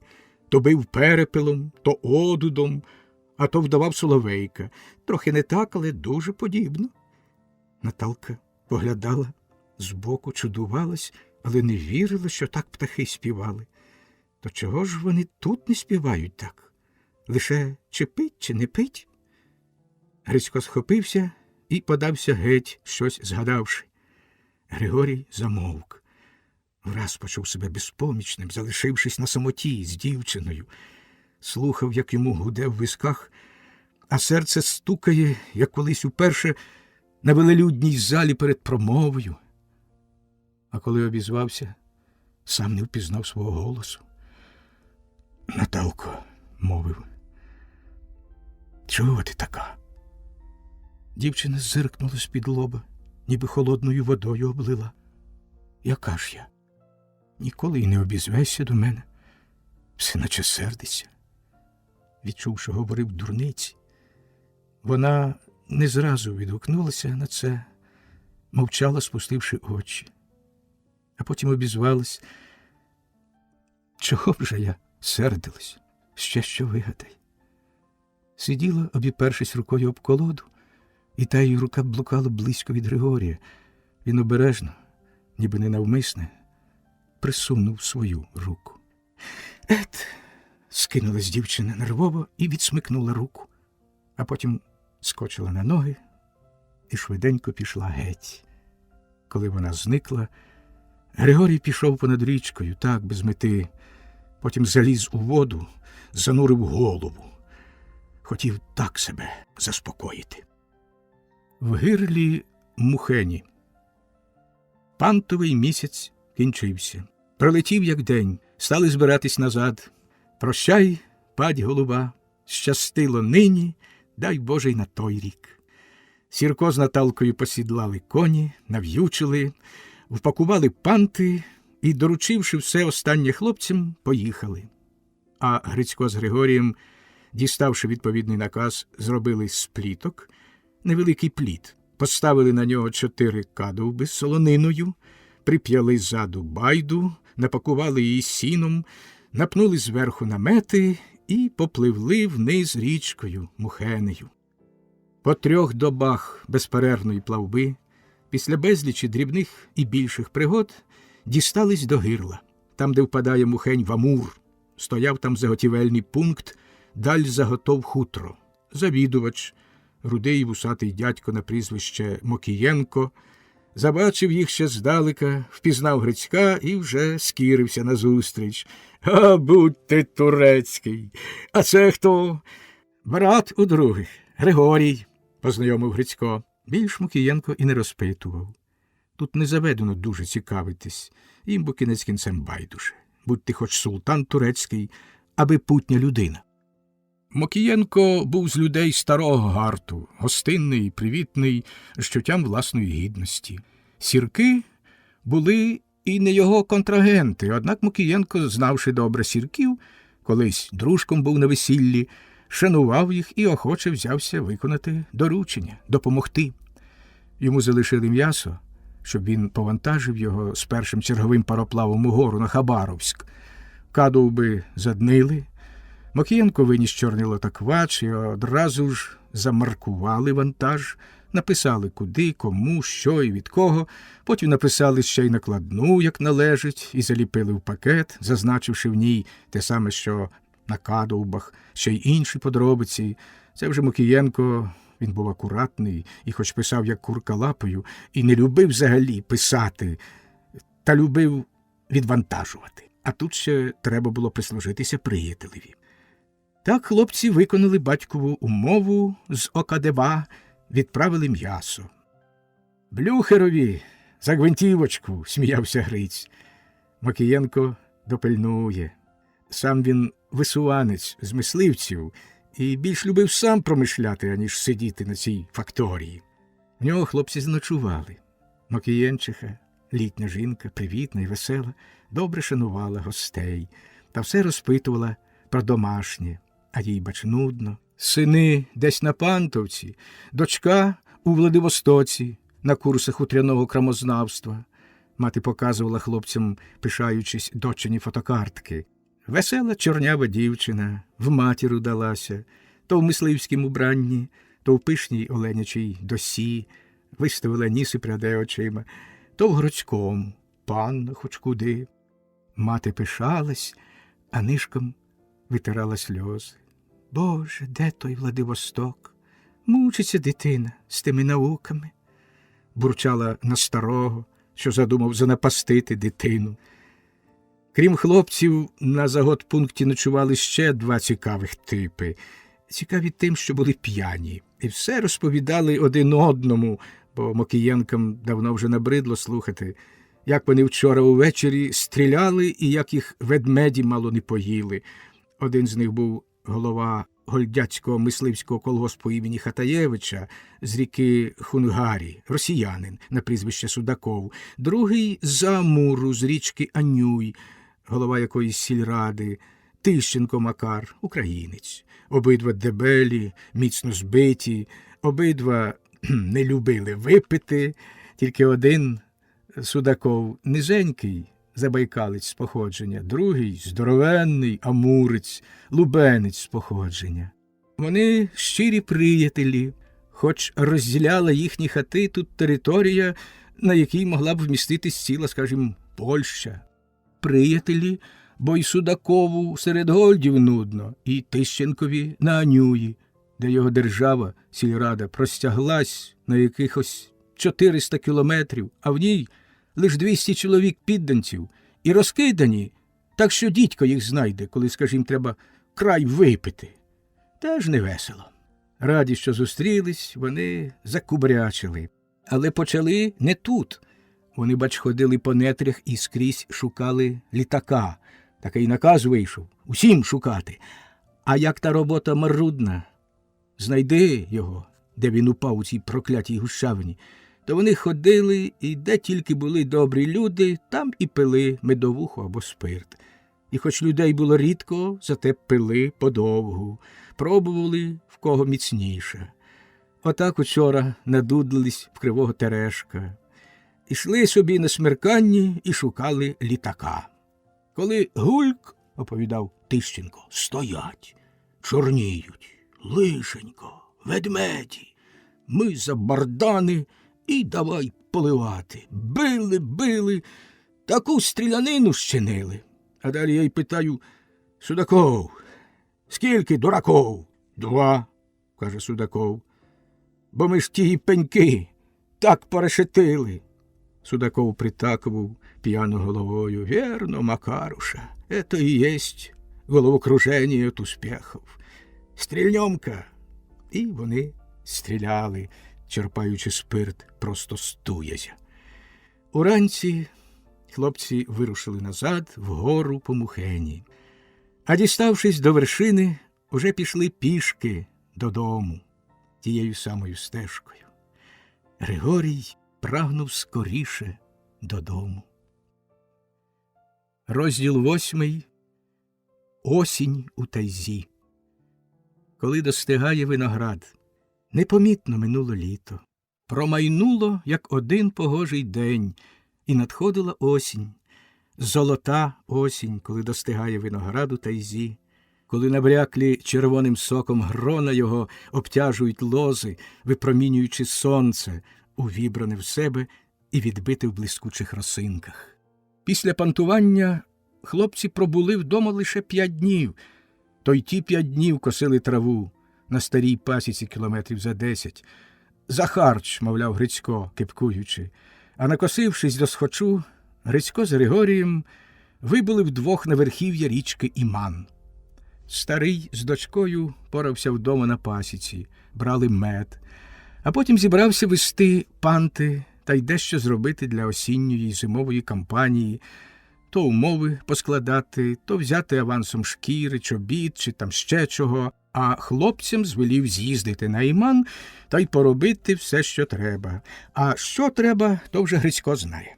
За ці дні вдома Наталка ще більше наче щужіла, сторонилася Григорія. Чи то зумисне, чи то так виходило. Весь день обминала і була якась задумана, сумна ніби. Тож Григорій зрадів нагоді помандрувати десь подалі. Хай, може, воно в нім уляжеться, лихо оте його, хвороба ота. А коли хлопці від'їхали, забравши з собою нерпу з рушаєм, Наталка стала ще сумніша. Іноді така сердита, що навіть на Заливая гнівалась. Заливай лишився вдома, хоч поривався був разом з іншими побігти, та господиня його не пустила. А подеколи на неї несподівано находило, і вона дуріла та пустувала, як мала дитина. Стрибала з Заливаєм на річці по камінцях, поки котрась не плюхалась у воду з усього розгону, гуляла з ним у палочки-стукалочки, а той стрибала разом через високу лату наввипередки. Чисто дівча мале. Або ставала на колоду і, приклавши руку до вуст, викликала мавок у горах, дражнилась, кричала дзвінко і дослухалась, як її голос повторювався безліч разів. Заливай і собі гавкав, а йому відповідало кільканадцять псів одразу. Здивований пес аж поривався туди, щиро переконаний, що це з ним перегавкується ціле собаче товариство. А то десь зникала на цілого півдня, десь лежала чи блукала в лісі, а приходила з вогкими очима і тиха така, слухняна, лагідна. Мати бачила все, дивилась на дочку пильно, зі смутком, але нічого не говорила. Розуміла, дівчина на порі, от і нудиться. Такий вік дівочий, сама не знає, чого їй треба. Теж була такою. А раз мати запропонувала їй, може б ти, доню, поїхала до тітки в Київ та погостила. Така думка, там і хлопців, і дівчат доста, хай покрутиться між людьми, подуріє. Пам'ятаєш, як ти їздила торік улітку? Саме оце, як виноград достигав. Наталка обійняла матір і засміялась. Ні, мамо, чого я там не бачила? Я хочу бути коло вас. Відколи це ти стала такою мамійкою? Отак. Чого це думають всі, що я така сердита та негарна? Хіба я така, мам? Та ні. Тільки ж і не мамійка ти. А от і мамійка. Мені іноді так шкода вас. От ми їздимо та їздимо, а ви самі вдома. І скучаєте, ажи, як і я іноді без вас. Дитино моя хороша, раділа мати. А може, таки поїхала б до тітки? Ні-ні, мамо, ні. Ой, ні-ні. І обіймала матір і обертала навколо себе. Весела робінзонада.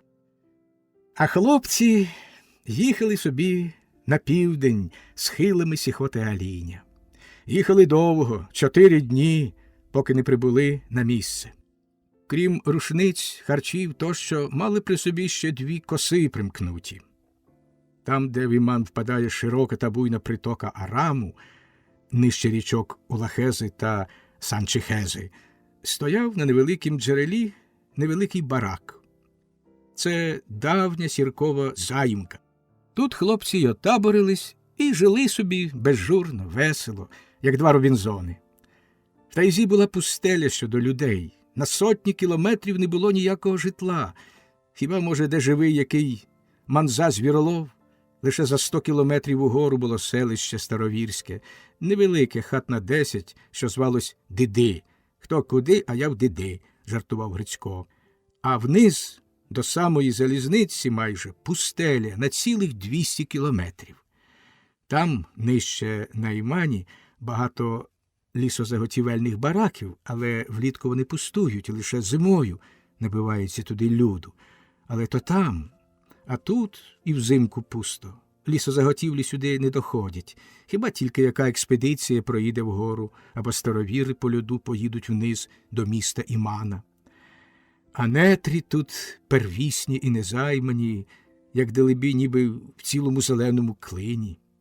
А рослинність, як у субтропіках, думав Григорій, спостерігаючи флору.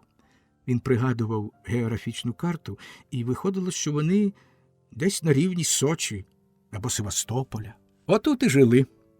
Нікуди не квапились, пеклись на сонці, годували комарів та гнуса, ловили гачком рибу для сміху, Стріляли качок, іноді для стрілецької вправи.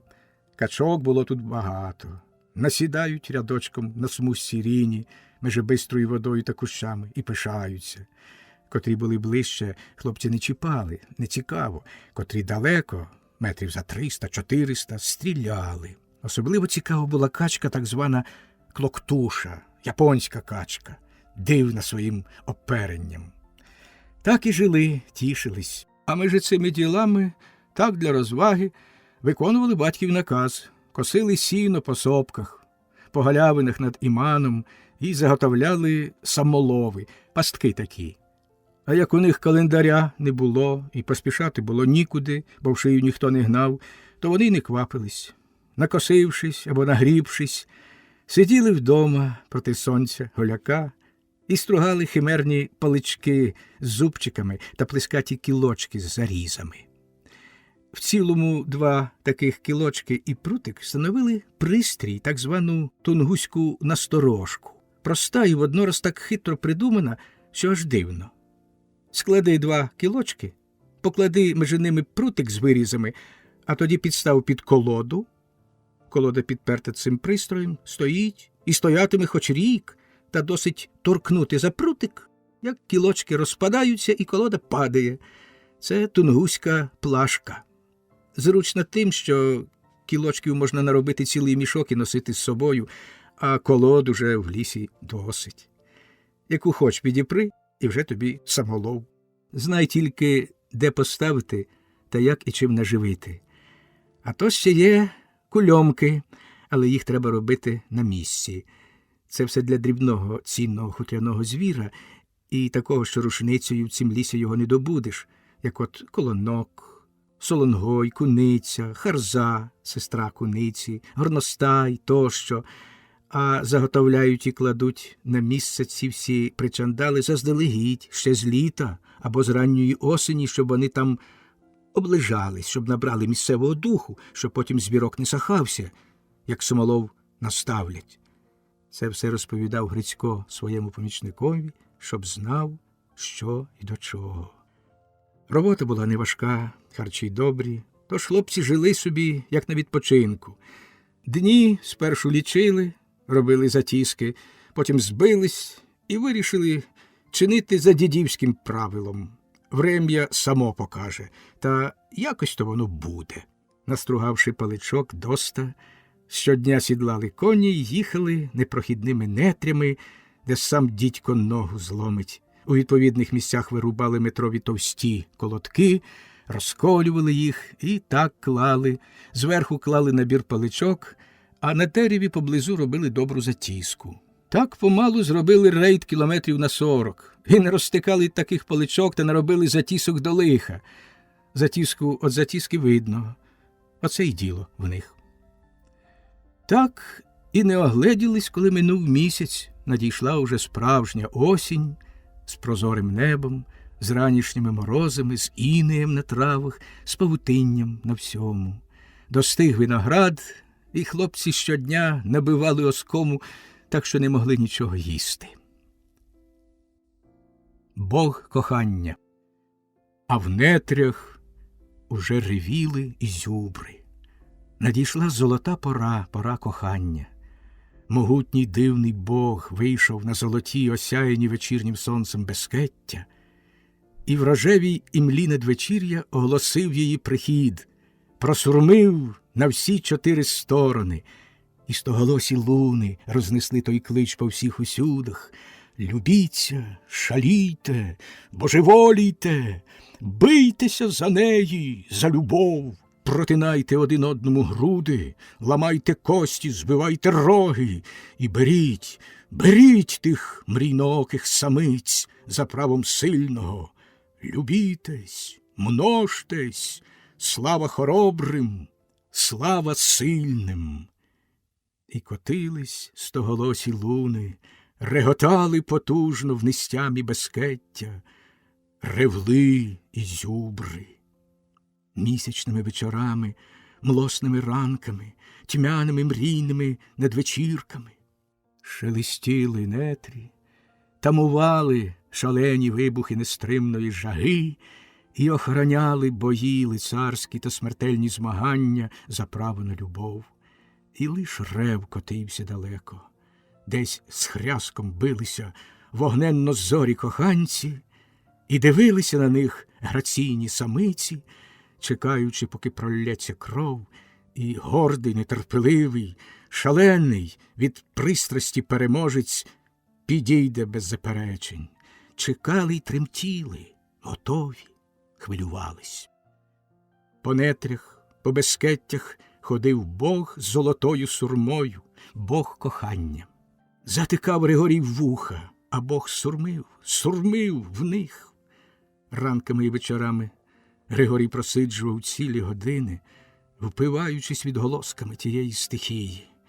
Було йому тужно, і закипіла в ньому кров, і хотілося йому стати і заревти, потрясаючи все, викликаючи свою долю до бою, і поламати її ребра, потоптати її ногами, в лютім нападі помсти розтрощити її. Думи пливли, як плине вода в широкому імані, гомонить срібними голосочками, плюскотить, воркоче, ніжно вабить, вмовляє, кличе і утікає, ховається в імлі. Над падями, над кряжами стеляться тумани, ніби там ходять дівчата і не пинають намітки, хочуть затулити місяцеві очі. Нехай не дивиться, гріх. Давно було пора додому, і вони були б уже поїхали, бо, мабуть, батько бурчить уже там. Та Григорія укусила гадюка, як босі складали сіно, тож вони мусили ще лікуватися. Грицько перелякався був, сам Григорій теж розгубився, але не показав цього. А вкусив щитомордник, страшна отруйна гадюка. Перше, що Григорій зробив, це піймав щитомордника і розчавив його, а потім став випробовувати всі будь-коли чуті засоби, такі відомі серед усіх тих, кого гадюки ніколи не кусали. Перше перев'язав ногу ременем вище коліна, так що вона за яких 5 хвилин геть посиніла, як печінка, аж Грицько перелякався. А з виразки виступила крапелинка крові. Потім на команду Грицько відкрив патрон і насипав на ранку цілий заряд пороху, але запалювати вагався. Ану ж як одірве геть ногу. І одмовляв від цієї, хоч і вірної, але тяжкої операції Григорія. Зійшлись на тім, що Григорій половину пороху струснув, а половину таки запалив. Йому і в очах потемніло від спалаху. Але нічого, не кричав, лише трохи зблід. Почекали трохи. Нога пухла далі й боліла. Головне від того, що набрякла від перев'язки. Не мавши засобів, Григорій, керований зухвалою, але глибокою вірою в те, що його ніщо не бере, не брало, той не візьме й тепер, наклав на ногу компрес і розпустив ремінь. І клали сіно далі, але вже повзувавшись. До вечора нога так спухла, що Григорій не міг ходити. Другого дня було гірше. Григорій блював, нічого не хотів їсти, але їв через силу. Грицько був в отчаї. Вимагав негайно їхати, але Григорій заспокоював і тримався спокійно сам. 4 дні воював організм з отрутою. Це була ціла трагедія для Грицька – спостерігати і не мати сили якось допомогти. Він висував силу проєктів – їхати в Іман, їхати назад, з'їздити до Дидей, до знахарки. І хотів все негайно здійснювати. Та товариш спокійно, але рішуче забороняв. Кепкував, наказував. І Грицько, хлопець неабиякої крутої вдачі, скорявся. Упевненість і добрий настрій друга його заспокоювали. Кінчилось тим, що Григорій був правий. Ніякої халепи з ним не сталося. Ще 4 дні, і він цілком видужав. Проте багато днів вони змарнували. Коли вирує кров. Хлопці надумали були вже збиратися додому, як тут прибіг Заливай. І слідом за ним приїхала Наталка. Кінь під нею був мокрий і аж тремтів, тож гнала без сталого відпочинку, без зупинок, либонь. А Сама була спокійна. Побачила ще здалеку, що хлопці живісінькі, і була спокійна, весела, а до Григорія навіть байдужа. Не наближалась до нього, уникала зустрічатися поглядами. Їхавши назад, зупинились на Бікіні, там, де він, склавшись із безлічі струмочків, тік уже широченькою річкою. Тут стояв курінь, тут днювали. Натрапили на барсовий слід і ходили полювати, залишивши усіх собак вдома. В гущавині на такім полюванні собаки зайві. Заженуть десь і не вглядиш. Думали так заскочити. Довго нишпорили, але без наслідків. Так і облишили. Зате натрапили на цікавіше. Уже сонце похилилось на захід і заходило надвечір'я, як вони сиділи потомлені на колоді в гущавині перед великою галявиною. Відпочивали, сиділи мовчки. Десь далеко сурмив ізюбр, і луна котилася нетрями. Він починав з низької ноти і підносив її дедалі вище, до шаленого бойового реву виклику, а у відповідь тільки луни. Григорій сидів поруч з Наталкою. У нім вибухло те, що він був приспав уже. Вибухло з дикою силою, заболіло, застогнало. Та він сидів і мовчав. Слухав, як у скронях товчеться кров. А Наталка байдуже, зосереджено, замріяно майструвала щось із кори, вправно, мистецьки. Почекайте, ось буде диво. У неї була вже готова сурма. Ріг з молодої кори, звинутої спіраллю, завдовжки в метр. Тоді зробила пищик, попробувала, застромивши його в дівочі губи, пищить. А тоді вправила вузький край сурми, приклала до уст і стала чекати задумано. А коли знову проривів далекий ізюбр, Наталка нахилилась і, підіймаючи сурму вгору, відтворила пристрасний бойовий ізюбрений рев, шалений клич, шалений клич. Луни пішли вистрибом, покотились туди, на поклик. Артистична провокація. Секунди бігли з дзвоном. І раптом пролунала відповідь. Знову виклик, знову відповідь. Ближче, ближче. Розпалений бик гнав десь, забувши про всяку обережність, ламаючи хащі. Мимоволі у кожного руки самі намацали зброю, підкоряючись стихійному сліпому інстинктові мисливця. А Наталка викликала, і за кожним разом тише, віддаляючись. І вже чути було, як тріщало суччя під ногами розпаленого рогатого лицаря. Тупіт. Ось він, близько. Став десь, слухає, чмихає. Наталка мовчить, завмерши, мерехтить очима. Раптом з другого боку і зовсім близько інший рев. Другий бик поспішав, видно, мовчки, до ревища двох. Перший, зачувши, проривів так, що в Григорія і серце затремтіло. Не від страху, ні, не від азарту, ні. Від почуття в тім реві сили, стихії, мужності розпаленого самця, що його пристрасть та ревнощі доводять до самозабуття, до божевілля. Тріщання кущів, мить, і ось він на галявині. Близько, ступнів за сто лише, став, тремтить увесь. Послухав, чмихнув і, нахиливши голову, прикрашену могутніми рогами, копнув землю.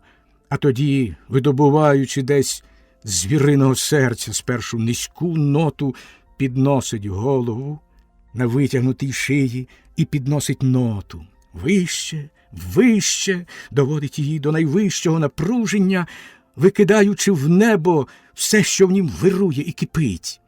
І видно, як з розкритої пащі йому йде пара, мов дим, над червоними яснами, а око, налите кров'ю, мерехтить. В цю мить короткий рев, скоріше стогін, і на галявину виламується другий ізюбр. Став, пирскаючи, копає землю. Тремтять до бою. Один і другий. Почали сходитись. Два демони, дві сили, втілення цілого цього світу. Стали один проти одного, витягли вниз шиї, нагнувши голови, ріг проти рогу. Копають землю, аж вона летить геть, водять боками, чмихають, раптом зводяться цапки і б'ють один одного ногами, з ляскотом і стогном. Одного такого удару досить, щоб пробити людину наскрізь. Розходяться, копають землю і знов упираються рогами один в одного, аж лускіт іде. Григорій припав до них очима, як і інші присутні, не дихав, а два красені, два горді демони шаліли, стогнали в героїчних позах борців за любов, за самиць, за право володіти ними. Десь вони там стоять і дивляться. Григорій хвилювався, в ньому кипіла кров.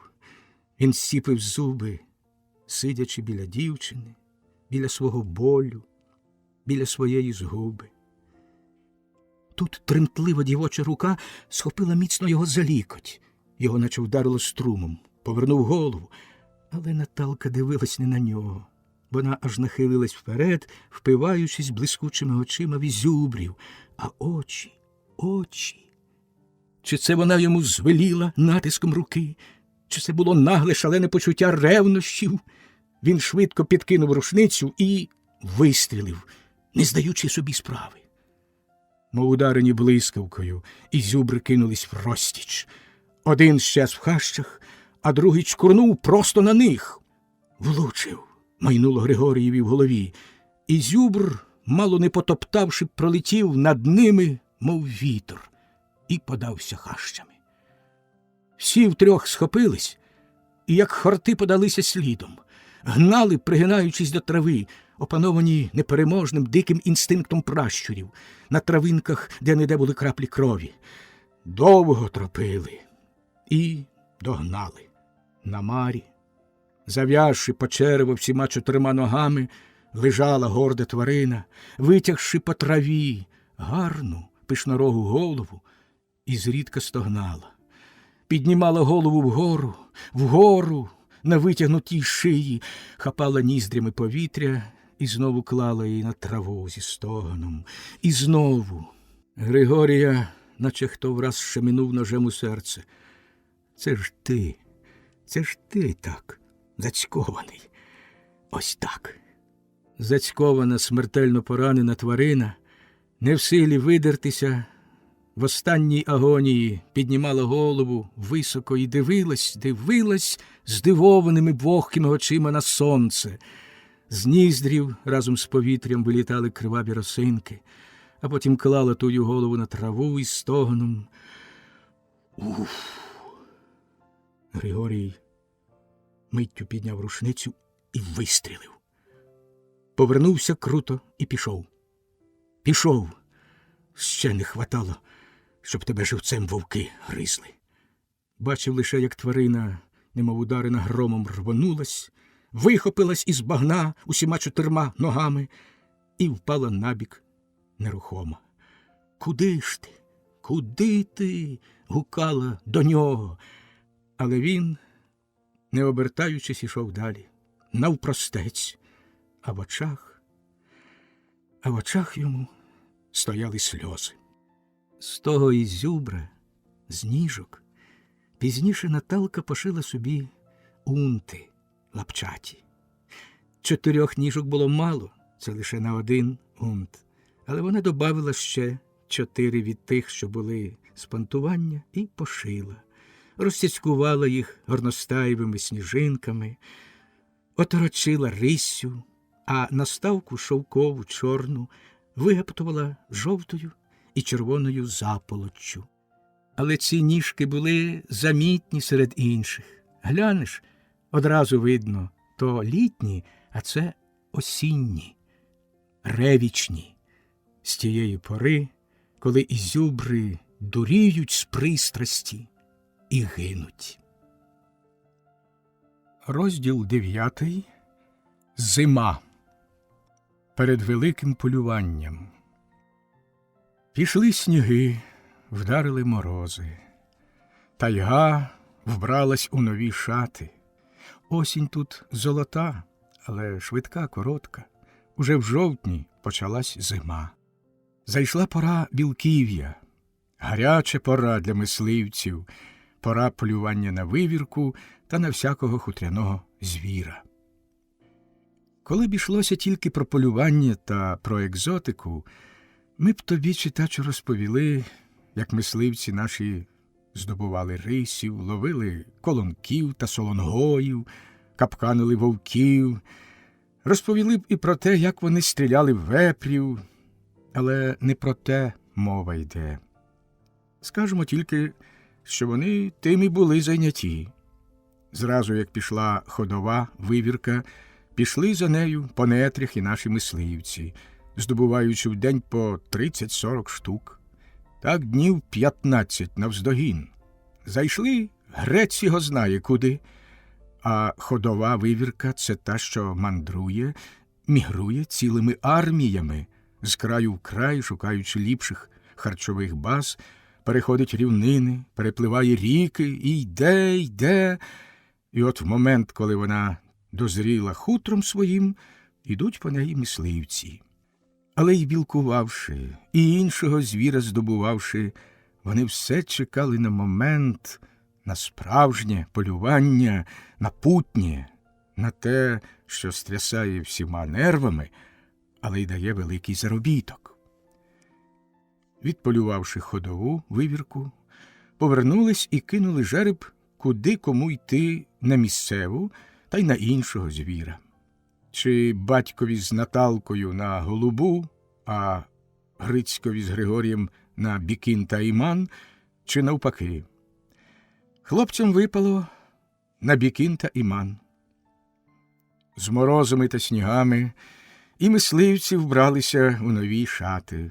Уже не взували і чагів, а взували унти половинчаті, а зверху ремузи, шкіряні, холоші напущені на унти і підперезані пасом, щоб не набивався в унти сніг.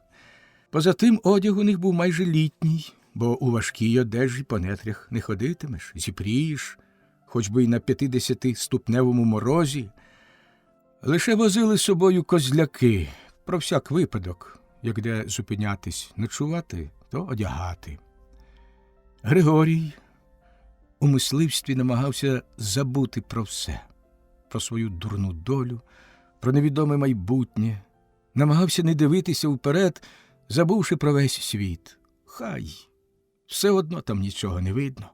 Ліпше не думати, жити поки можна, дихати, дивитись на сонце, що сліпило геть сяючи та мерехтячи в снігах, підставляти груди під вітер, слухати, як шумлять кедри верховіттям. Часто заслухавшись того шепоту, тієї казки зимової, та замилувавшись вивіркою, забував навіть, що йому саме в неї, в ту вивірку, треба стріляти. Вивірка з того мала користь, рятувалась від смерті. Хлопцям у мисливстві спершу велось кепсько. Було багато снігу, і хоч на кедрах та ліщині було сила горіха, проте вивірки місцевої було мало. Ходова ж, пройшовши, не тільки не затрималася, й потягла з собою десь навіть місцеву. Колонок зійшов десь з осені ще. В нетрях було мало миші, тож пішов десь на рівнину за нею. Де-не-де трапиться слідок, ніби хто потикав 3 пальцями, складеними пучкою, ланцюжок на снігу, то нишпорив колонок. І то понад джерелами, де менше снігу. Але даремно старався з усіх сил Рушай відшукати його. Колонок гулькне під сніг, і там ходить собі по дуплянках та по камінних розсипах. На імані хлопці підіймали, тобто настановили всі ті самолови, що заготовили були з літа, і з тим пішли на бікін, назад, там ліпше. Старий Сірко з Наталкою повернули на бікін теж. Воно на голубій було й нічого, та Наталка в одну душу на бікін та й на бікін, і сниться їй той бікін, та, мовляв, ліпше. На голубій вони трохи пополохали вепрів та закапканили 3 рисі, а одну Наталка піймала живцем. Довго гнала вона її в зрячку по снігу цілий день. Оце зажене на дерево, відійде й чекає, поки вона знову стрибне на сніг, а тоді знову за нею, поки не втомила остаточно. А далі навернула її на широку падь, дала їй вибігти на чисте, та як припустилась слідком на лижвах, мов вітер. Не в спромозі втекти уже, рись перекинулась на спину черевом вгору, випустила пазурі і зайняла так оборону. Наталка швидко скинула лижву з правої ноги і спокійно поставила ногу рисі на живіт. Нога взута в дебелий унт, а всередині ще й товста козуляча панчоха. Рись вхопилась мертвим похватом за унт, вгородила в лосину шкіру пазурі та так і заклякла, не випускала. Ба, вона хоч і хотіла б випустити, то вже не змогла б. Ноги зімкнуто корчем від страху і люті, а пазурі в'їлись в шкіру, і їх годі було вже визволити так просто. Та з тою рисю не повелося. Коли Наталка вже на таборі скидала унт разом з риссю, тая вража кішка хапнула її пащекою за ногу. Прокусити не прокусила шкіряну панчоху, але Наталка скрикнула від несподіванки. Налетів заливай, як демон, і без ніякого попереднього слідства. Просто задавив тою рись, та й уже. Наталка й не шкодувала. Взагалі її щось нічого не цікавило. Її тягло на бікін. А на бікіні знайшли своїх, що вже були тут. Тут вони й полювали гуртом. Було багато страшного, було багато веселого, було багато радості й сміху. Але хто про це знає? Наталка бавилась, як мала. Там, де треба було серйозності, вона дуріла. Псувало іноді полювання, але нітрохи тим не журилась. Вона була навіть смілива, як дитина, бо їй, либонь, невідоме було почуття страху. Лише Григорія вона боялась. Та він з тим звикся. Він із того вже радів, що вона тут. Ніколи не забути йому одного епізоду з цих днів, що був у нього з нею, з цією дикункою зв'язаний. Ціною дружби злодюжка. Якось пішов він білкувати з Дубельтівкою. Далеко зайшов і ходив собі по кедрачах, задравши голову. Непомітно заходив все далі і далі. Часто стояв і замість стріляти дивився, як вивірка порається з биркою. І згадував того бурундучка, що він його пограбував колись, як ще вперше опинився в тайзі. Як то він тепер поживає? А коли вже мав вертати, то було не рано. Несподівано почув тріскотняву, якийсь підозрілий шелест. Глянув, на нього йшла ціла череда якихось тварин. Нишпорила. Григорій хвилинку подумав, побачив височенний виворотень поблизу і вмить видріпався на нього. За хвилину те місце, де він щойно стояв, і навколо нього захопили вепри. Вони нишпорили під снігом, хрумкали, чавкотіли, розмелюючи щелепами кедрові бирки і вибираючи горіхи. До лиха їх. Тут були і невеликі підсвинки, і великі вепрі, а один був здоровенний, як бугай. Ходив у центрі, а все менше сновигало навколо нього. Він, як гора, межи всіх. Григорій збагнув, що це і є отой Сікач, отаман вепрячий, що про них розповідають страшні речі.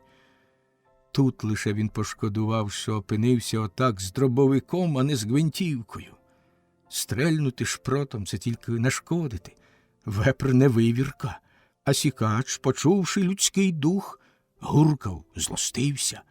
Щетина на нім, як на їжакові, стоїть пилкою по хребті.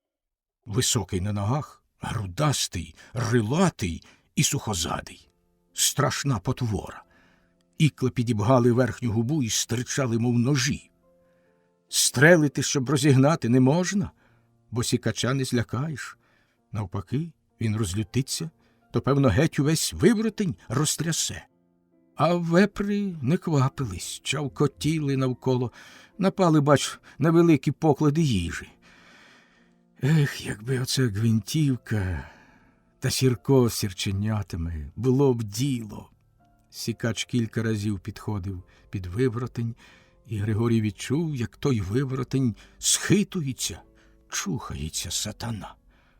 Почав падати сніг, піднявся вітер.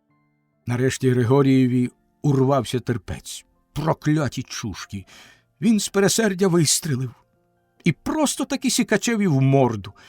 Така думка була: перелякаю, очі повибиваю. Постріл зробив належне враження. Розлючений, ущипнутий шротинами вепр оскаженів. Почув ворога, гуркнув і кинувся на виворотень. І він би той виворотень, мабуть, розкришив би, якби не сталася незрозуміла несподіванка.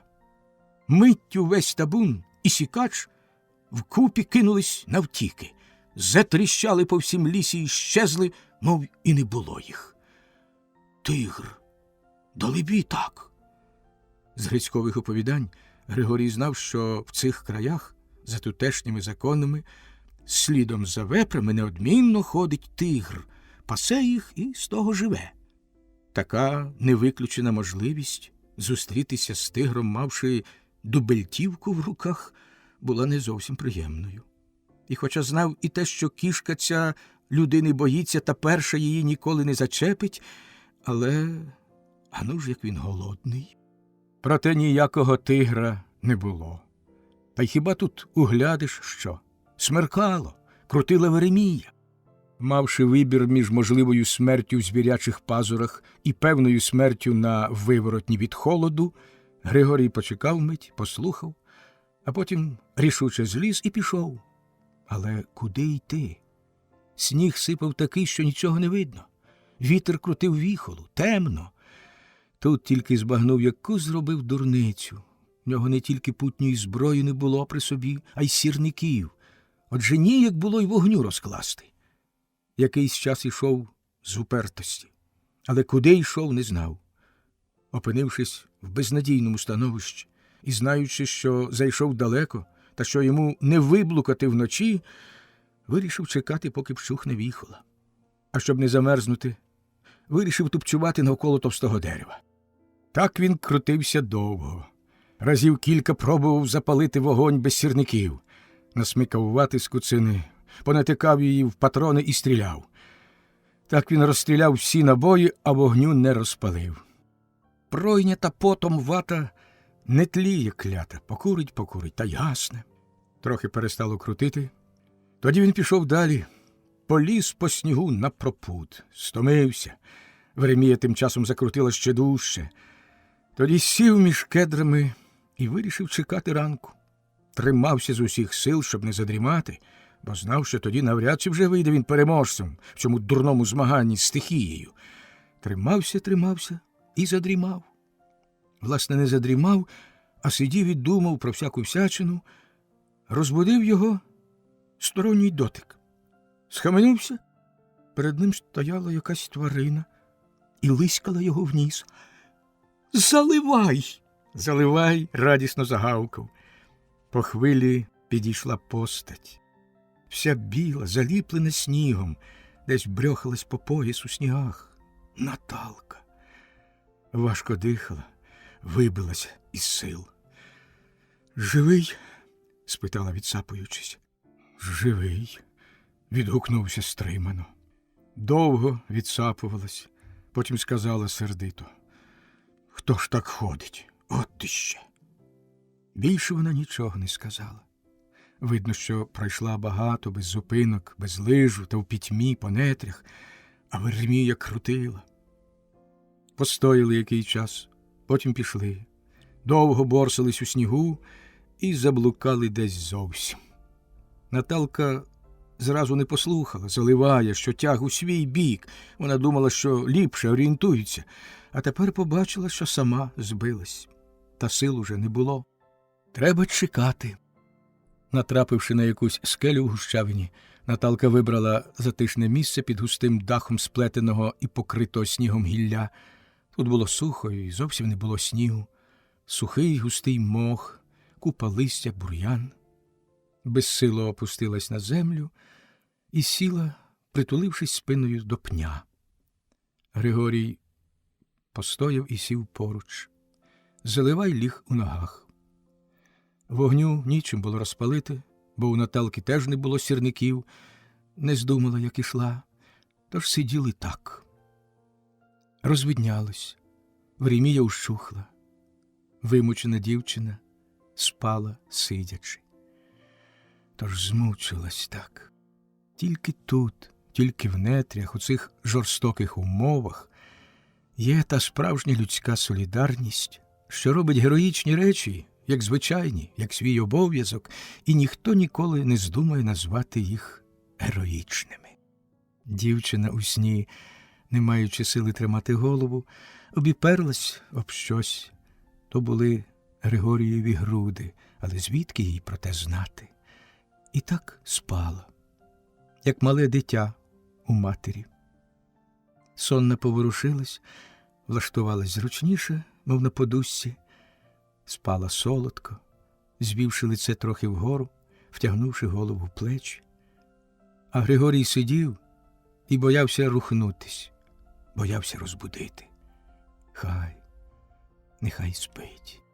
Вже розвиднилось, було тихо, а дівчина щось марила у сні, посміхаючись. Якийсь дивний сон блукав під її повіками, ворушив бровою, розпалив і розімкнув трішечки гарячі уста.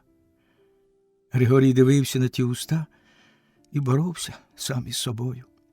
Йому хотілося поцілувати її нишком, так як мати цілує сонну дитину, раз лише. Вона не почує.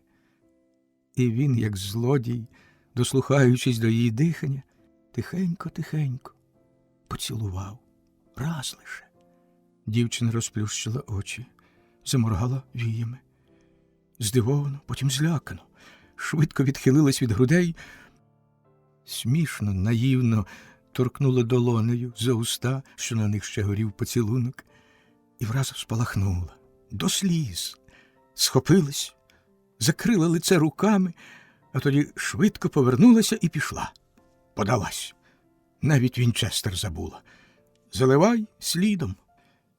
Збентежений, спійманий на злочинстві, приголомшений і засоромлений, Григорій розгублено дивився їй услід. Кляв себе. Вперше побачив, скільки лиха може накоїти один поцілунок. Йолоп, йолоп! Як брутально, як нахабно повівся він з цією гордою і чистою дівчиною. Але ж він не думав, що вона почує. Але ж від того ти не менший йолоп, злодюжка. Насупившись, Григорій сидів і не знав, чи йому йти, чи вже не йти. Потім таки зібрався і пішов, захопивши її Вінчестер. Ось і табір. Виявилось, що вони, хоч і багато вночі кружляли, проте замалим не потрапили, були зовсім близько від дому. Григорій пройшов мимо, поставив тихенько Вінчестер біля дерева і пішов собі. Злодюжка. Звернув у бік і пішов. Наталка, насуплена, чекала на краю галявини. Дивилась, не обертаючись, кудись просто з себе.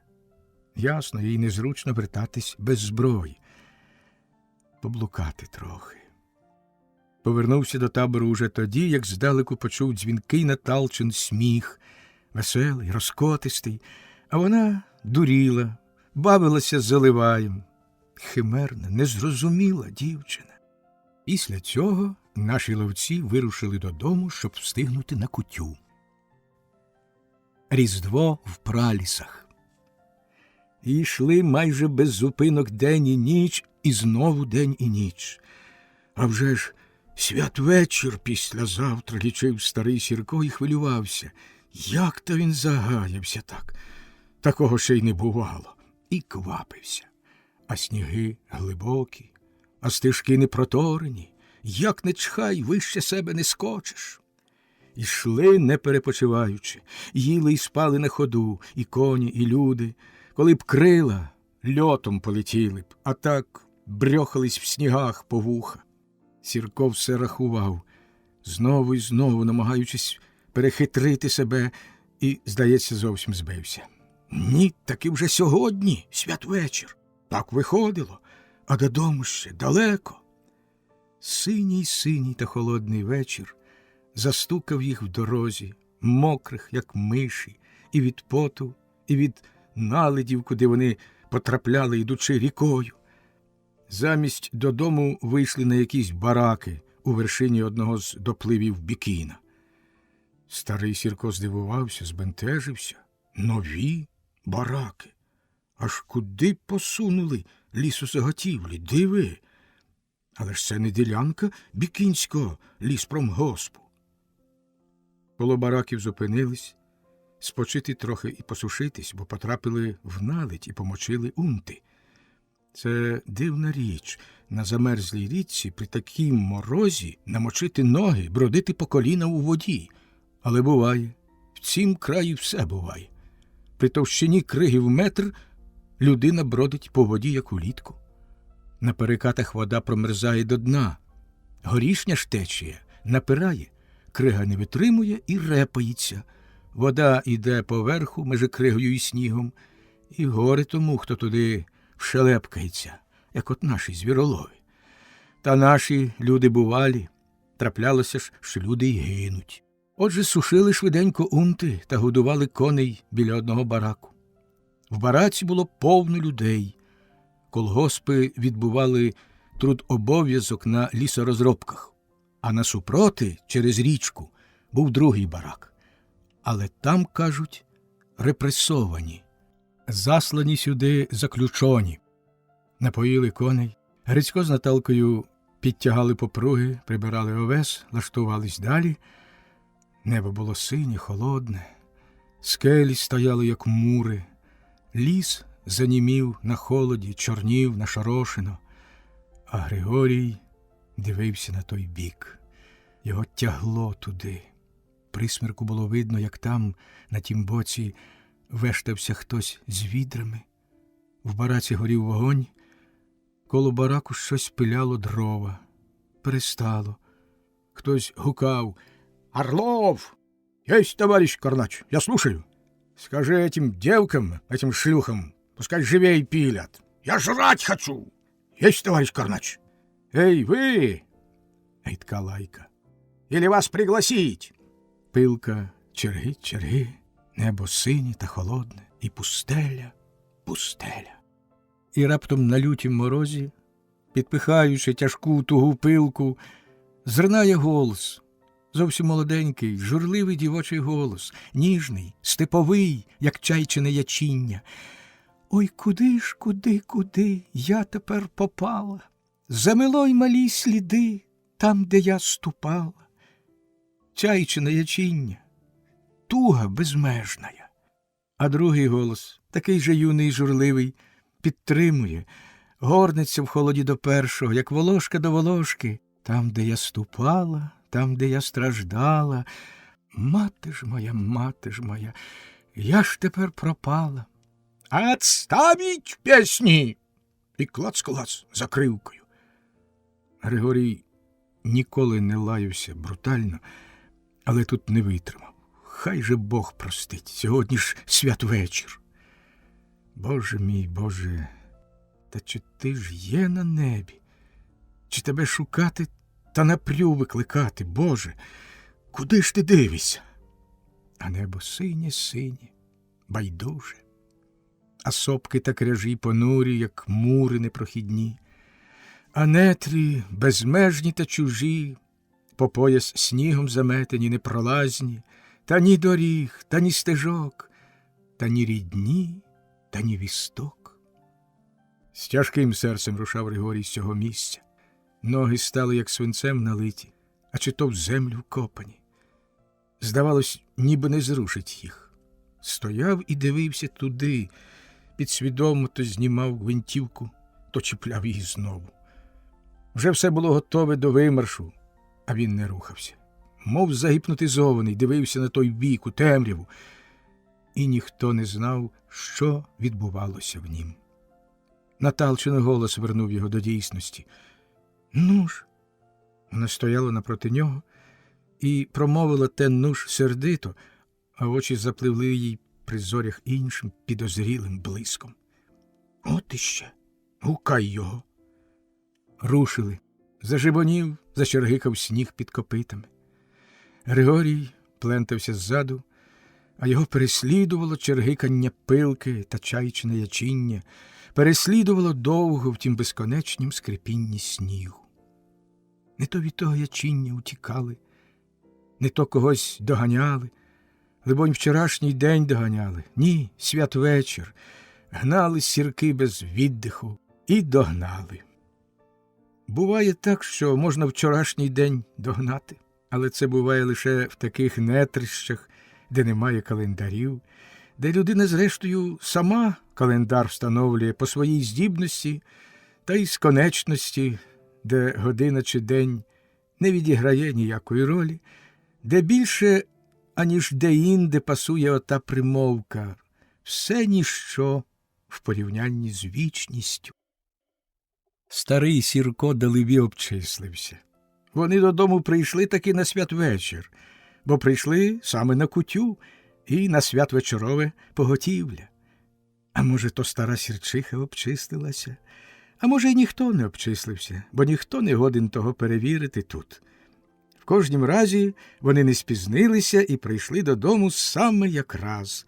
Дома їх чекала гаряча напалена лазня по-чорному, в хаті кутя на покуті у вівсяному кулі, мрійна лампадка під образами, застелений скатертиною стіл, тиша святвечорова.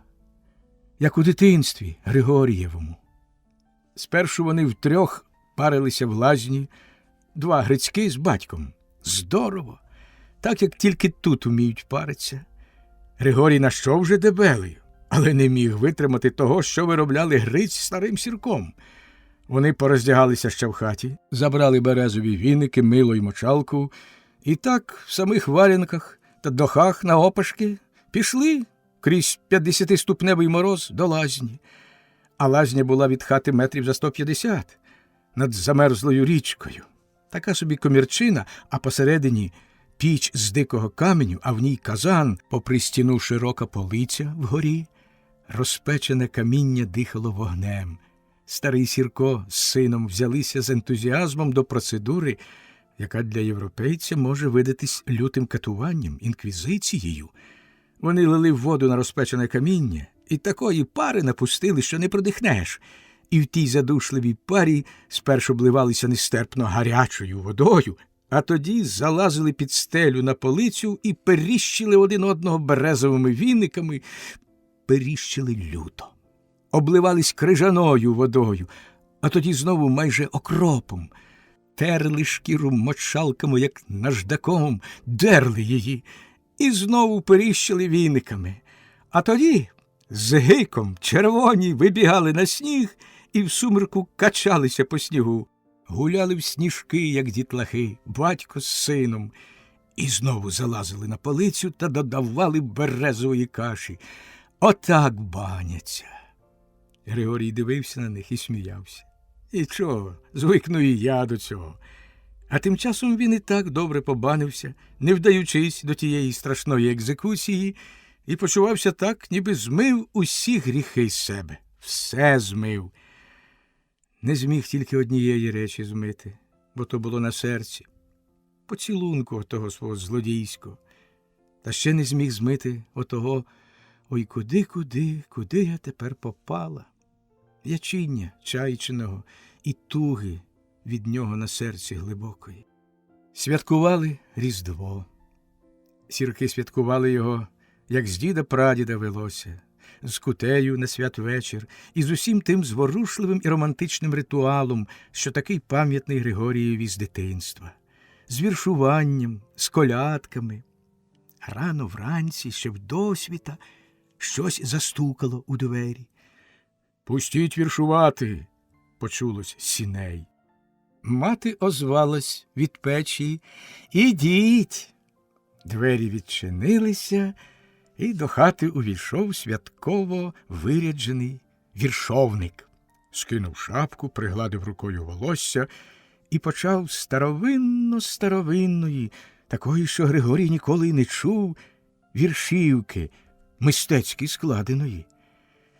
«Христос народився, щоб мир звеселився». Після Адамового гріха родився в Віфлеємі, та в стайні, не в домі. От дивина яка! Зірка ясненька, гарна, кругленька, прикотилась аж над Віфлеєм, там стала, де вже сама знала. Освітила всю стайню кругом. Пастушки з степу прибігли к вертепу, ще й по ягнятку принесли, на дудочки грали, поздоровляли, та й знов до отари пішли. А янголи святії, крилатії, чуднії, та так желепсько співали, що ми родились та й поженились, а далебі ще й не чували. Віл та осел стояли краї ясел, отже й вони Христа впізнали, ще й на колінка впали і дишуть на нього, бо знають на кого. А 3 царі принесли Христу дари із Востока. Тут їх поклали, ще й поздоровляли по-письменськи звисока. Будь ласка, благослови такий нас, щоб жито родило, а війни ніколи не було, щоб ми таки пожили в смак. Іцько старенький був їм раденький, прийняв гостинця. Сідайте ви в нас, почастуємо ми вас, чим Бог нам дав. Зараз же, як підсулив, по кухлику варенухи, по каганчику сивухи, царі як хлиснули, та сидя й поснули. Ангел Божий, святий Гожий, ввісні царям шепнув: «Гей, додому махайте, та Ірода обминайте, бо ви вчора в нього були і слово йому дали ще раз побувати і всі її новини переказати». Царі схопились, перехрестились, наліво повернули та й додому чкурнули. Так віршував старий Сірко.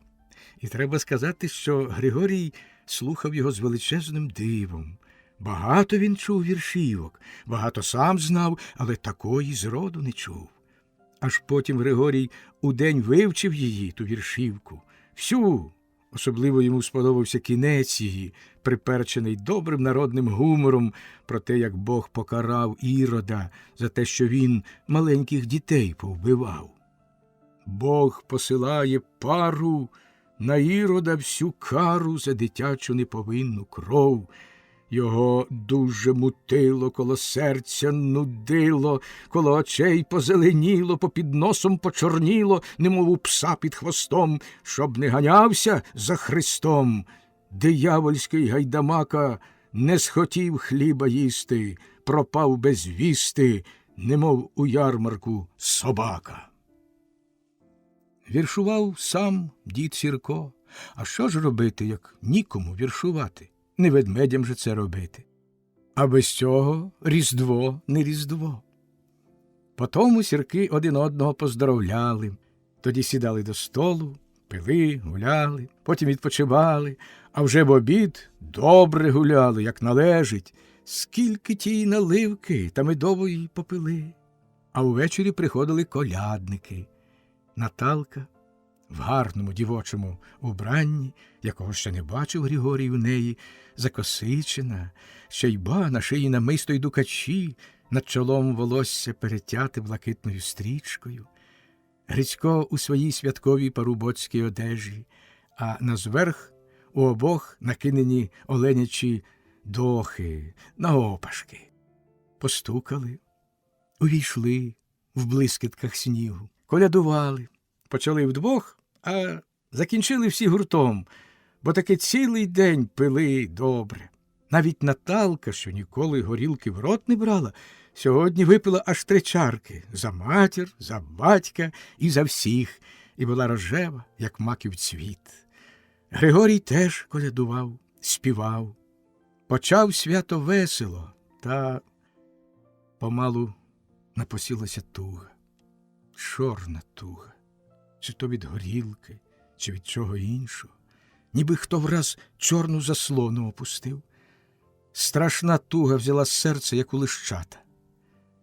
Ще там у тайзі якось забував про все. А тут, в цім святковім дозвіллі, звільнена думка почала бунтуватись і так само почало бунтуватись серце, мов в залізнім капкані защіпнуте. Він не знав, де і до чого себе прикласти, і де тую тугу втопити, і що з тією головою зробити. Відчував, як на карку тій голові мулько. На полювання б знову чи що? Досить цих свят. Або ще куди. Він би вже тепер з цілковитою апатією і байдужістю поліз би до самого пекла. Його тягло туди. В щастя своє він вже не вірив. Все життя йому, нині, завтра і на майбутнє, поламане і попсоване непоправно, його вовче життя. Не поламане лишилась тільки воля та жадоба щастя. Але гай-гай, втім-то вся й колізія між жадобою та неможливістю. Чим раз то більше, а особливо тепер, його поривало вийти дерзко назустріч всьому тому темному своєму невідомому, вийти просто грудьми і чорт по ньому по всьому. Можливо, тому зрадів, коли Гриць почав збиратись до Хабаровська. Взяла охота зробити зухвалий рейд, побавитись з долею в піжмурки. Розділ 10. Рейд на Хабаровськ. На третій день свят Гриць з Григорієм вирушили до Хабаровська. Хутрину поздавати, договори, контракти поновити на перший квартал, боєначиння набрати, воно здасться, а головне – з тією охотінспекцією дозволи на нарізну зброю оформити наново і найперше на трилінійну гвинтівку. Все це мав проробити Гриць за батьківською інструкцією, а Григорій попросився на помічника. Йому страшенно кортіло, його тягло глянути на той заборонений для нього світ. Що там робиться? Знав, що небезпечно, але те його і вабило. Пограти в піжмурки. Вабило кинути дерзкий виклик самій своїй долі, перевірити її. Або. Власне, двох або не могло бути, було лише одне або, після якого йшла чорна порожнеча. Знав це. І воно замалим так і не вийшло. Два грицьки посідлали коні, гнідого і буланого, приторочили мішки з хутром, з вівсом для коней та рюкзаки з їжею для себе і вибралися. Як на сватання, кепкувала Наталка, поглядаючи на хлопців заздрісно, що дійсно вибралися ніби на сватання чи на зльоти десь до царівни щонайменше. Таких два соколи, таких два пишних королевичі, в гаптованих лапчатих унтах, що являли собою своєрідне чудо мистецтва, в добрій новенькій мисливській своїй уніформі, гаптованій і оздобленій по-тубільному, підперезані набійницями, а назверх пишні оленячі дохи до п'ят з величезними откладними ковнірами, на головах козулячі папахи, бронзові обличчя, засмалені вітром, сліпучим сонцем і морозами, були ніби вирізблені за ідеальною моделлю мужицької краси вправним майстром суворого металу, наснажені життям, силою, один похмурий, а один веселий. Але обидва красені, ніби від одної матері. Два молодих королевичі, два богатирі, два ведмеді. Перекинули рушниці по козацькому через плечі, скочили на коней і гайда, тільки і бачили.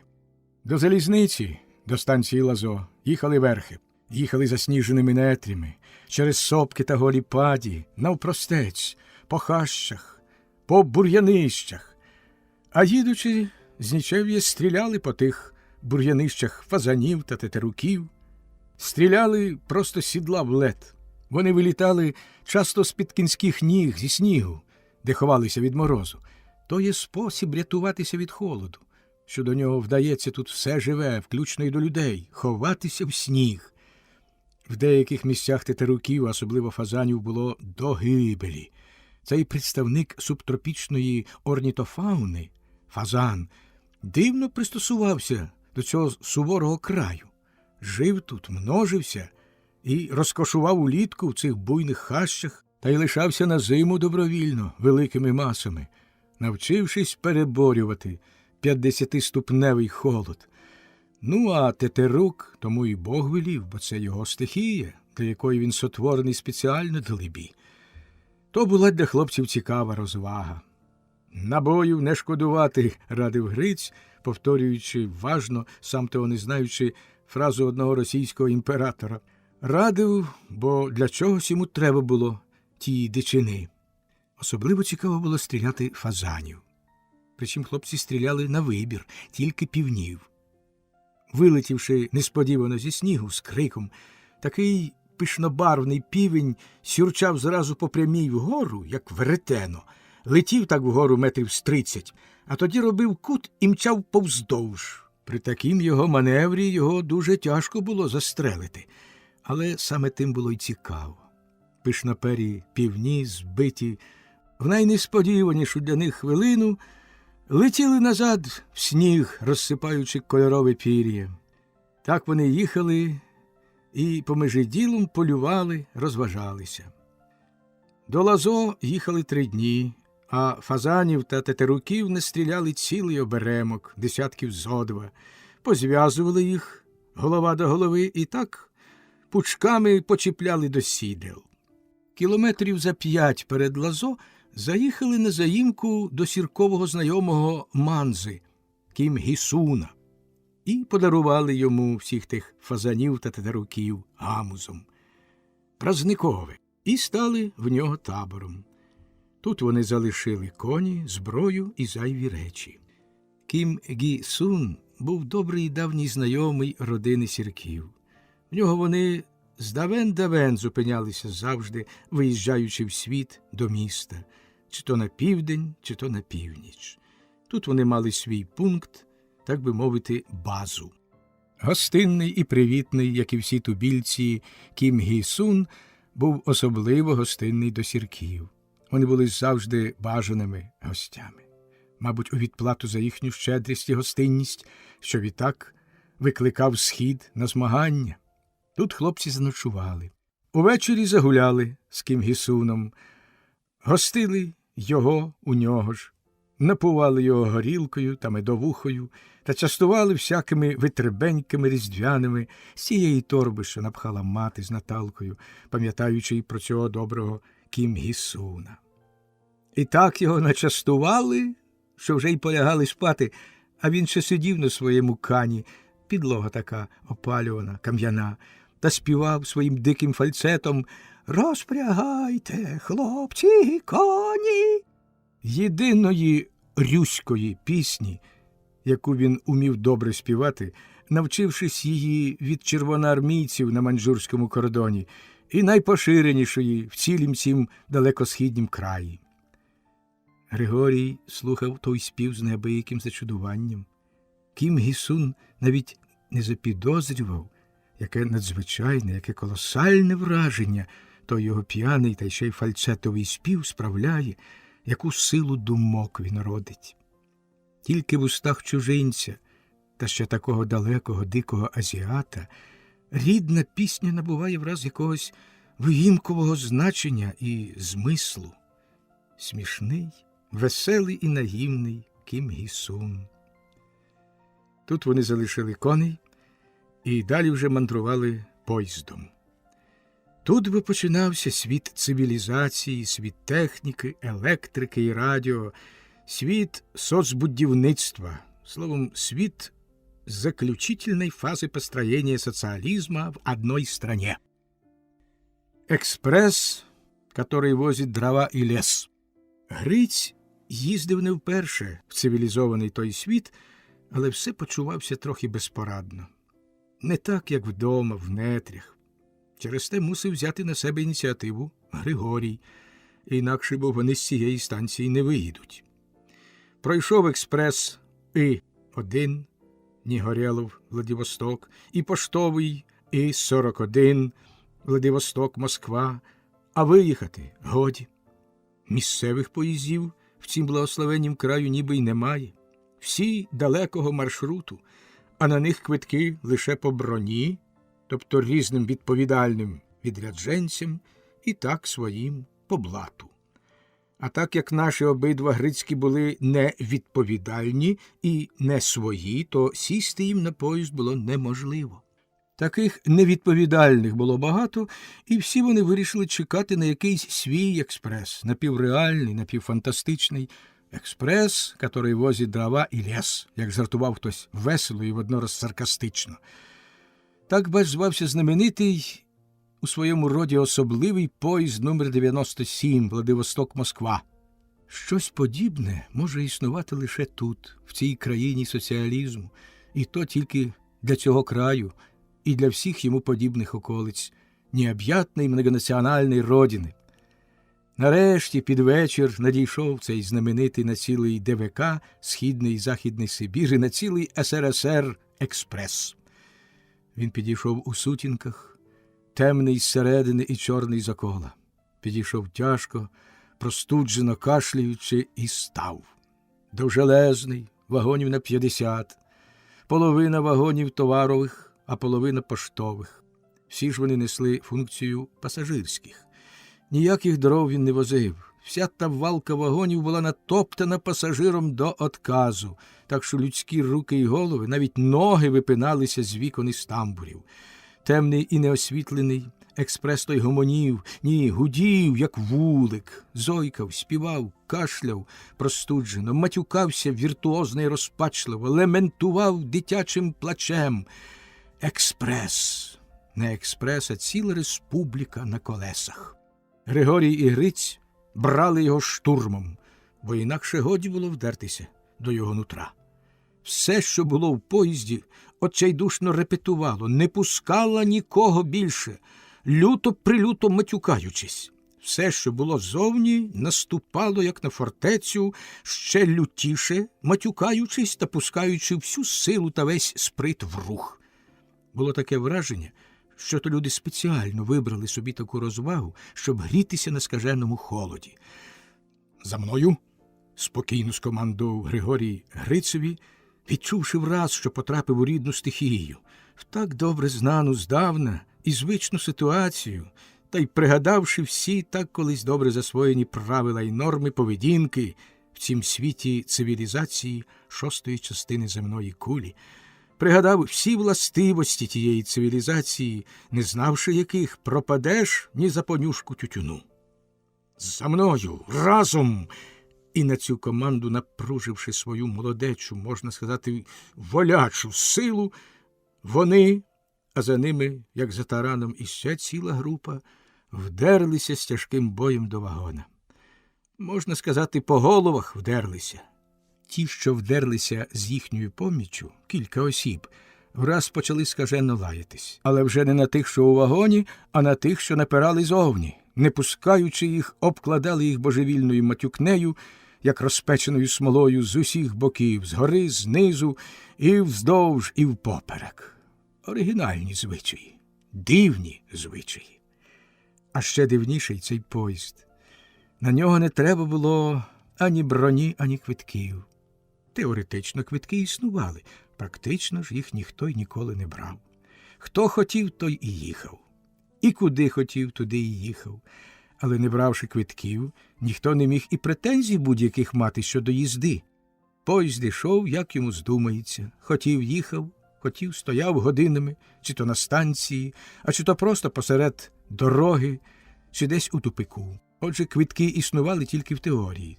Так само, як і перевірка квитків у цім експресі, можливо, була лише в теорії. Квитки були обов'язкові лише для тих, хто сідав з місця, тобто у Владивостоці.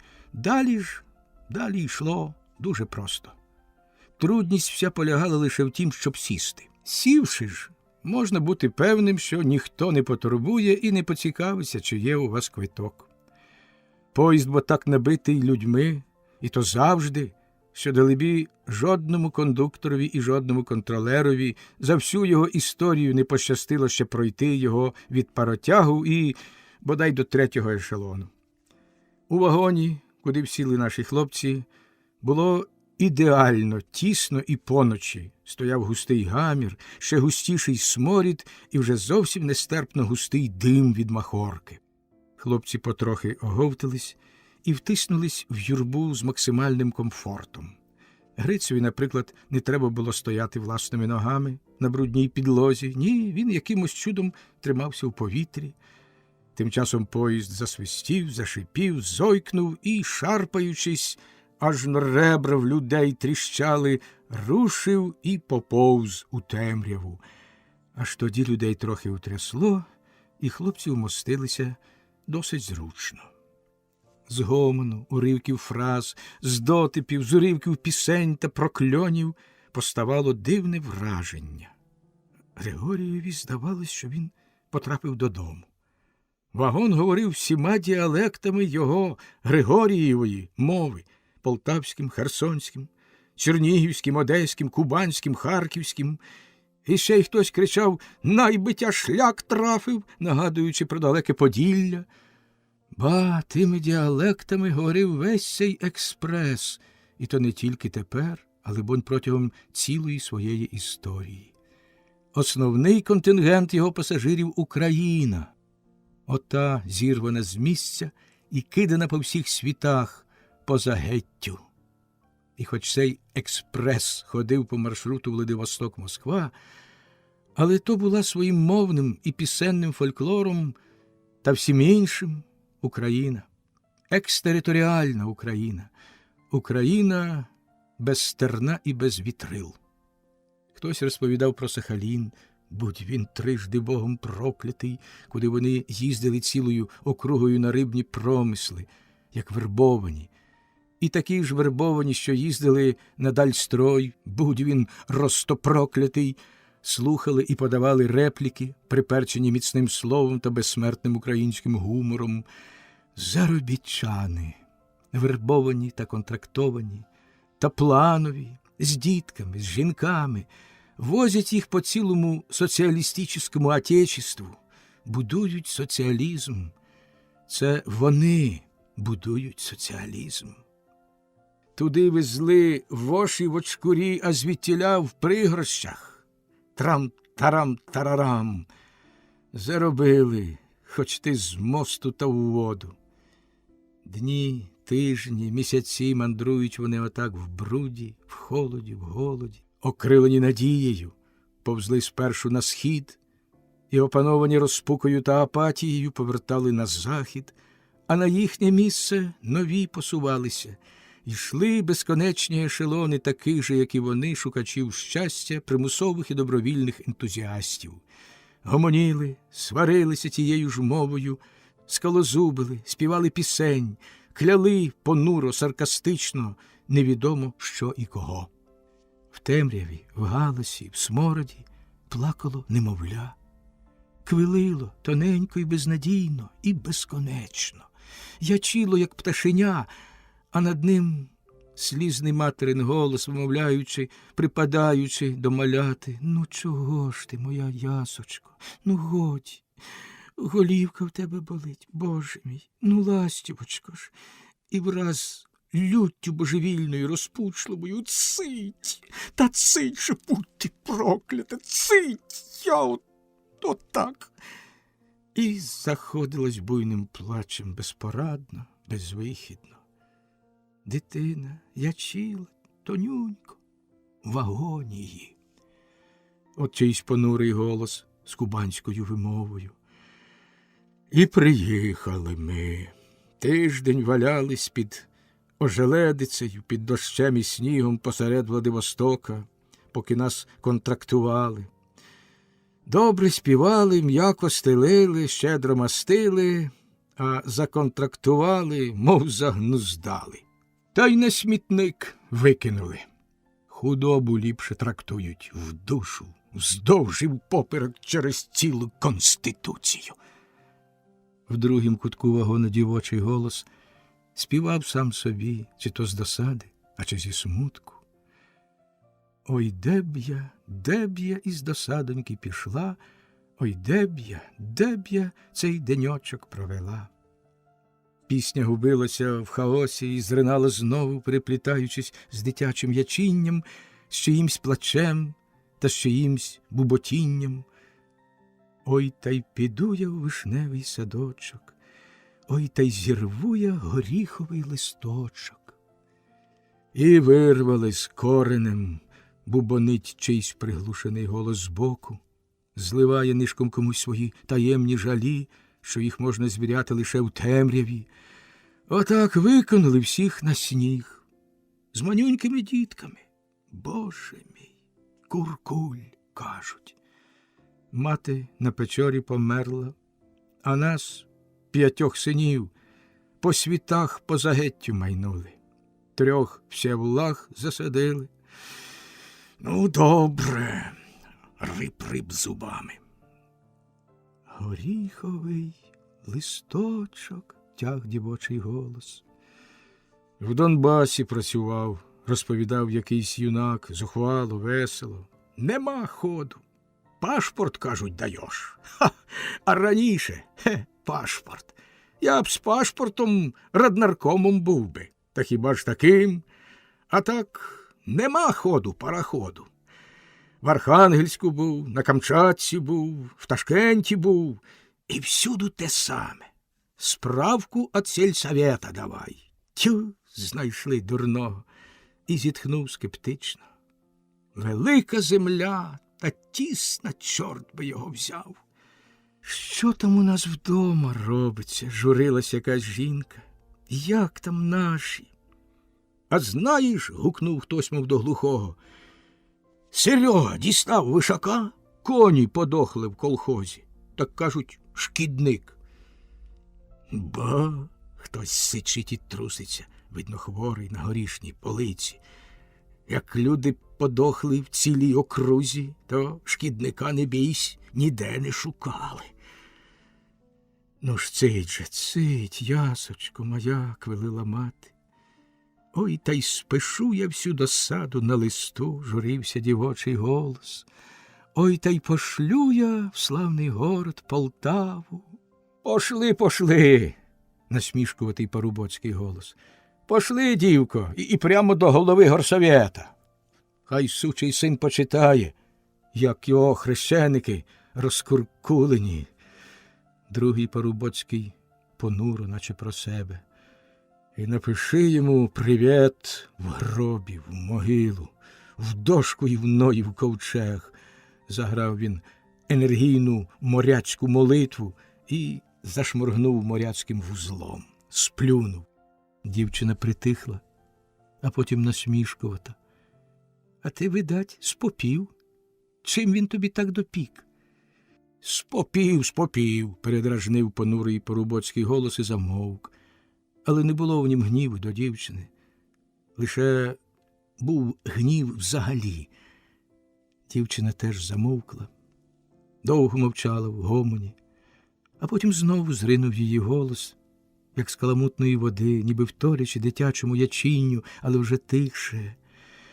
Ой, а хто буде той листок читати, та той буде всю досадоньку знати. Ну, цить же, цить, схиляється материн голос, як материнка в полі горниться до немовляти. Григорій слухав весь той гамір, зціпивши зуби, і йому паморочилась голова. Те, що він почав був забувати, ціла ота трагедія його народу, навалилась на нього всім тягарем, кидаючи серце, мов м'яч у всі боки. Уся його вітчизна ось так, на колесах по загеттю, розчавлена, розшматована, знеосіблена, в корості, в бруді, розпачі, голодна, безвихідна, безперспективна. Стискав зуби, аж до набрякли щелепи. А журливий голос, як материнка в полі під вітром. Ну ж, моя крихітко, моє сонечко, моя ластівко. Гойдається на вітрі, тремтить безнадійно над дитячою агонією. Поїзд гримотів, конвульсійно здригаючись в темряві, зупинявся і довго стояв на станціях і роз'їздах. На якійсь станції до вагона вдерлося 2 з ліхтариками. НКВД прошелестіло вагоном. Там, де кондуктори і контролери не мали сили ані совісті вдертися, там ці вдерлися і господарили, як вдома, шукаючи за чимсь, що їм потрібне. Світили ліхтариками в обличчя, ступаючи по людях, як по дровах. Григорій чекав спокійно, приготовившись до найгіршого. Лише тут збагнув, який він дурень. Виліз в світ, не мавши документів. Але не додумав цієї думки до кінця, як йому присвітили ліхтариком обличчя. Сперш Грицеві, потім йому. Дивились мовчки, водячи світлом згори вниз, пильно дивились на розцяцьковані унти й дохи. І полізли далі. Либонь, взяли їх за двох відповідальних, екзотично вбраних представників влади з місць, а то й з центру. Григорій засміявся про себе. Раз. Цебто пронесло. Раз. Ясно, таке екзотичне вбрання виключає одразу всякі підозріння. Таке вбрання недоступне для будь-кого, бо то задорого коштувало б, а доступне лише хіба для дуже великих, відповідальних осіб, та й то не для всіх, а лише для тих, що мають стайгою до діла, що командують там, або представникам влади, з тих нетрів, головам сільрад та директорам золотих копалень. Пінкертони з ліхтариками нікого не зачепили в вагоні, лише світили всім мужчинам, а особливо хлопцям в обличчя, пильно придивлялися, шукали того, кого їм треба. Коли ліхтарики пішли геть і щезли, десь полізли через тамбур до другого вагона, либонь, хтось молодий засміявся в темноті, пошепотів з кимсь і сказав вголос на весь вагон, зловісно та злорадно: «Хай ми поміняємось ролями, так я от тебе знайду і в пеклі. Самого диявола на печі не сховайся, трам-тарарам». І заспівав безжурно по-одеському, на жидівський манер, з вихилясами та з викликом: «Ой, Джан, ой, Джанкої, ой, Джанкої, папи мої, ой, Джанкой і Джан, Біробіджан». Хтось засміявся, хтось весело сплюнув, хтось зітхнув. Біробіджан, Сибірська Палестина, а ішачить там, це наш брат. Ех ти! Поїзд котився в темряві, мов під водою.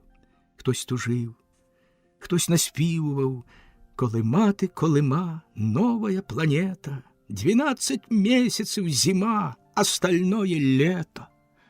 А дитина квилила, чіпляючись за життя, як каганчик на вітрі змагаючись, ось-ось погасне, ось-ось. Хтось маячив у вісні, хтось помирав від спраги. Велике переселення народів, і таке враження, ніби все це котиться десь у прірву.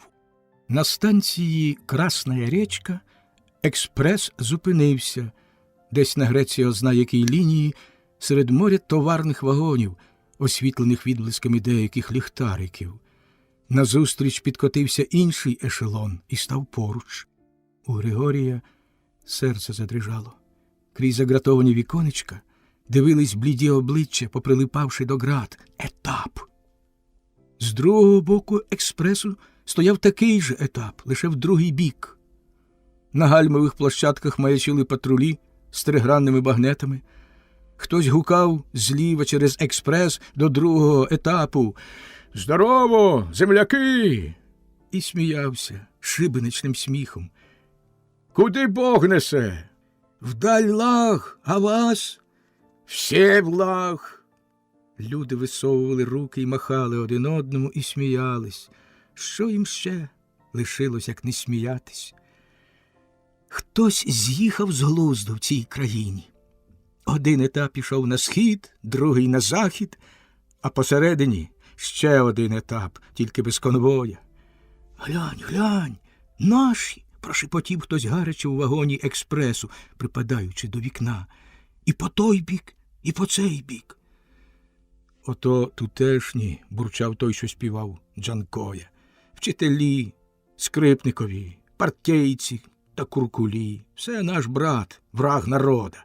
Ті, що колись українізацію тут робили, і інші враги». Люди в експресі повідтуляли ганчір'я з повидушуваних вікнах і ловили слова, згуки, дивились на притиснені до град обличчя. «Боже, Боже!» – побивалась якась жінка. «І що воно в світі робиться? І де те людське пристановище наше, га? А земляки махали один одному руками з гратованих віконечок, втискали в грати білі, як смерть, обличчя, і пряли очима, і сміялись. Сміялись беззвучним, мефістофельським сміхом. Це тривало в якусь коротку мить, і щезло, як марево, як нічне хворе маячіння, а здавалось, ніби це тривало вічність, і триває й досі. Вже ешелони розійшлись, а той беззвучний мефістофельський сміх стояв, як привид у фантазії вимученої, невиспаної людини, як мара в чорній безодні ночі. Хтось з'їхав з глузду в цій країні. З одного кінця землі гнав етапи в другий, а їм назустріч гнав такі ж етапи. І нема їм кінця краю. А між ними котив цей плач на колесах, цей неетапний етап, цей найдемократичніший експрес. Ні, ковчег горя, проклять і сліз материнських. Змазчики перестукували букси, лаючись, на чим світ на лютім морозі, чи то вистукували колеса і чергикали та скиглили гальма. Вимучені люди вже спали, похилившись одне на одного. Експрес стрясав ними, обдавав їх димом та смородом, ревів до них із креготом, та вже не в силі був їх розбудити.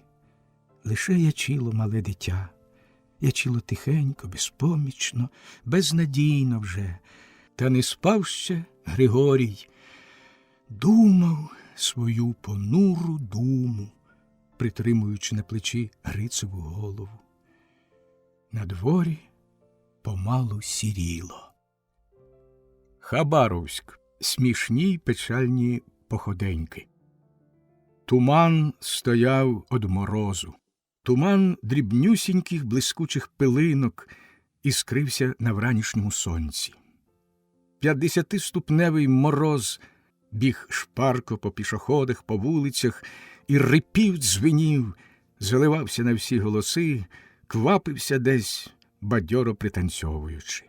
Місто, розташоване на сопках і в долинах, хукало, тупотіло, хлопало рукавицями і волохатими од інею віями. Згромаджені на горбах будинки середмістя, підносячись з лискучого туману, як з моря, димили з усіх димарів, хукали в небо. Гейби величезне товпище пароплавів, кораблів фантастичного флоту, згромадились в порту і розпалювали печі, готуючись до вимаршу в невідомі рейси. А чи згубили маршрути, збились в тумані і, згромадившись на зрадливих рифах, алярмують, димлять і хукають в небо. Ні, пливуть, пливуть. Похилені стовпи диму злягли в один бік, цілий ліс рухливих димових стовпів пливуть. І так само диміли коні, люди, пси, випускаючи клубки білої пари, що тут же на них осідала інеєм, диміло все, і рипіло, чергикало, квапилось.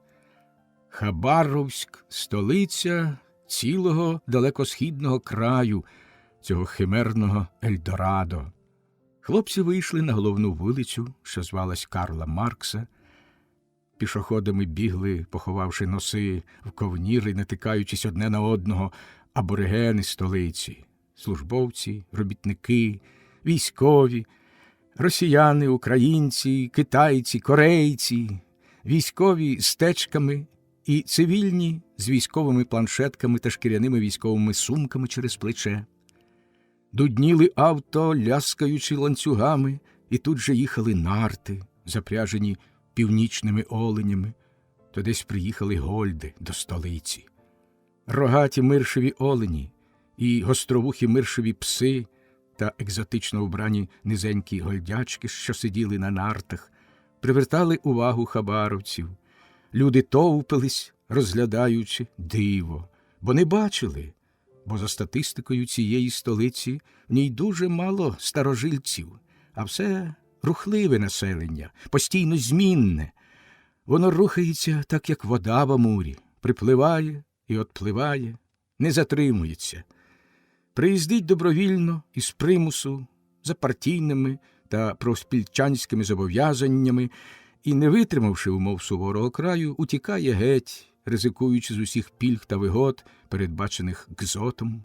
Поурядує трохи, отак хапне екзотики і втікає назад, розповідати там вдома, у самовара, як пікантний додаток до тієї ідилії всесоюзного міщанства, дива про химерний край, про чудеса найчудесніші. Олені апатично тягли нарти, а разом з ними і юрбу роззяв. У перехожих, що десь поспішали, майже в кожного течка і спеціально приладновані бляшані банячки на обід. Недарма про це місто загадують загадку: 3 гори, 3 діри, 100 тисяч кастрюль та портфелів. Що то буде? Хабаровськ. Проте Григорієві це місто сподобалось. Воно дуже нагадувало Київ. Скований кригою і вкритий криговими торосами широченний Амур огинав його внизу попри гору. Від Амуру починалася широка головна вулиця, обставлена модерними будинками. Вона була коротка, але європейська. Замалим не хрещатик. Деякі будинки були дуже гарні, 5-6-поверхові і модерної архітектури. Низка будівель саме будувалась. Стояли високі рештовання, що ось-ось розпадуться, розлущаться, і з них, як з горіха, вилупляться імпозантні споруди. Вже з самих рештовань пробивався претензійний розмах будівничого, що замірився на високу скалу. В місті була, либонь, житлова криза. На руїнах колишньої церкви стояли величезні брезентові намети, мов колосальні киргизькі юрти, і там жили якісь люди. Це там, зразу біля Амуру, і це на 50-ступневому морозі. Хлопці оглядали розкішні вітрини гастроному з усіма шедеврами всесоюзного нархачпрому, вином, консервами, шинкою, ковбасами, шоколадою, цукерками в станіолі і без станіолю. Оглядали вітрини крамниці «Динамо» спортивного товариства з усім причандаллям для фізкультури і спорту та для полювання, прекрасні новенькі дубельтівки, гільзи всіх калібрів, набійниці, біноклі і всяке начиння мисливське, від барклаїв до обжимок включно. Все для полювання. Так ніби тут мали екіпіруватися всі оті аматори-екзотики, новітні пржевальські та міклухи-маклаї, в дешевому масовому виданні, як ширпотреб. В крамниці госпірту був викладений з пляшок портрет Леніна в однім вікні, а в другім Карла Маркса. Григорій засміявся. І досі не знав, що то були такі пияки. Воістину буйний є і творчий той геній будівничих соціалізму, і не знає меж, і ні перед чим не зупиняється. Так вони з нічев'я оглядали місто, шукаючи те, що їм треба. Найперше їм потрібен був пункт Даль-Загот-Хутро. Але вони не квапились, бо було ще рано. Йшли собі і роздивлялись. А юрба оглядала їх. Відколи вони з'явилися на центральній вулиці, екзотичні олені з гольдячками потерпіли поразку, зблідли. Їх побили 2 тури, що очей прийшли десь з того голубого хехциру, що височів так романтично на обрії, що про нього розповідають легенди в Хабаровську, і що на нім ніхто з хабаровців так і не бував. Особливо вертіли головами дівчата і старші панни. Деякі навіть зачіпали їх, ідучи назустріч чи минаючи. Та скалила око, а інша говорила зумисне голосно подрузі якісь дурниці на їхню адресу і сміялась. Розчервонілі на морозі дівочі обличчя, пашили вогнем, молодістю і безжурною сміливістю. І взагалі чудні ці хабаровці. Так ніби всі знайомі між собою, всі за панібрата. Якесь дівчисько, течка, книжки під пахвою, зупинилося проти хлопців і, витріщивши очі та пританцьовуючи, безцеремонно оглядало їх з ніг до голови. А тоді: «Хлопці, скажіть мені на милість, де ви купили і де б я могла собі купити отакі от штуки?» Тицнула туфелькою в галоші в Григорієву волохату ведмежу лапу, в розцяцькований унт, бо хай йому чорт цьому морозові. От у нас, в Одесі. Григорій запропонував свої, сам почуваючи, що ніби він десь знайомий вже з цією «от у нас в Одесі», ніби це вони приїхали сюди разом чи що. А та в Одесі була веселою, балакучою дівчиною. Вона хетагуровка, ентузіастка, що загналась в одних панчішках просто з благословенної сонячної Одеси, цей благословенний, розпропагований, опоетизований ДВК. Унтів хлопці не могли продати. Лише Гриць домовився з дівчиною, що він конче продасть їй, але вдома, і спеціально дівочі, чудесні унти, хай лишень приїде. І розповів їй, кудою йти і як повертати. Дівчина раділа і обіцяла зайти неодмінно, неодмінно, бо їй так треба, отаке. А Григорій сміявся. Дівчина, що була, почала з ним розмову російською мовою, та й зразу перейшла на українську, як тільки почула Грицеву мову, що, до речі, не міг втнути російською ні слова правильно. Тішилась: земляки, Боже мій! Отож вони, як земляки з Грицем, щиро домовились, і дівчина обіцяла неодмінно зайти. Аж Григорій з жалем мусив висвітлити справу, як воно стоїть з тією географією. Дівчина зайшла реготом і турнула Гриця в груди. Чортів ведмідь! Правильно. Чого це всі дівчата звуть нас ведмедями? Здивувався Гриць до Григорія. Цебто Наталка і Марійка, і ось це. Тобто яке це? Гриць подивився на дівчину, що стрибала, як горобець на прутику, і засміявся. А це виявилось інженером-хіміком. Приїхало сюди щось велетенське будувати.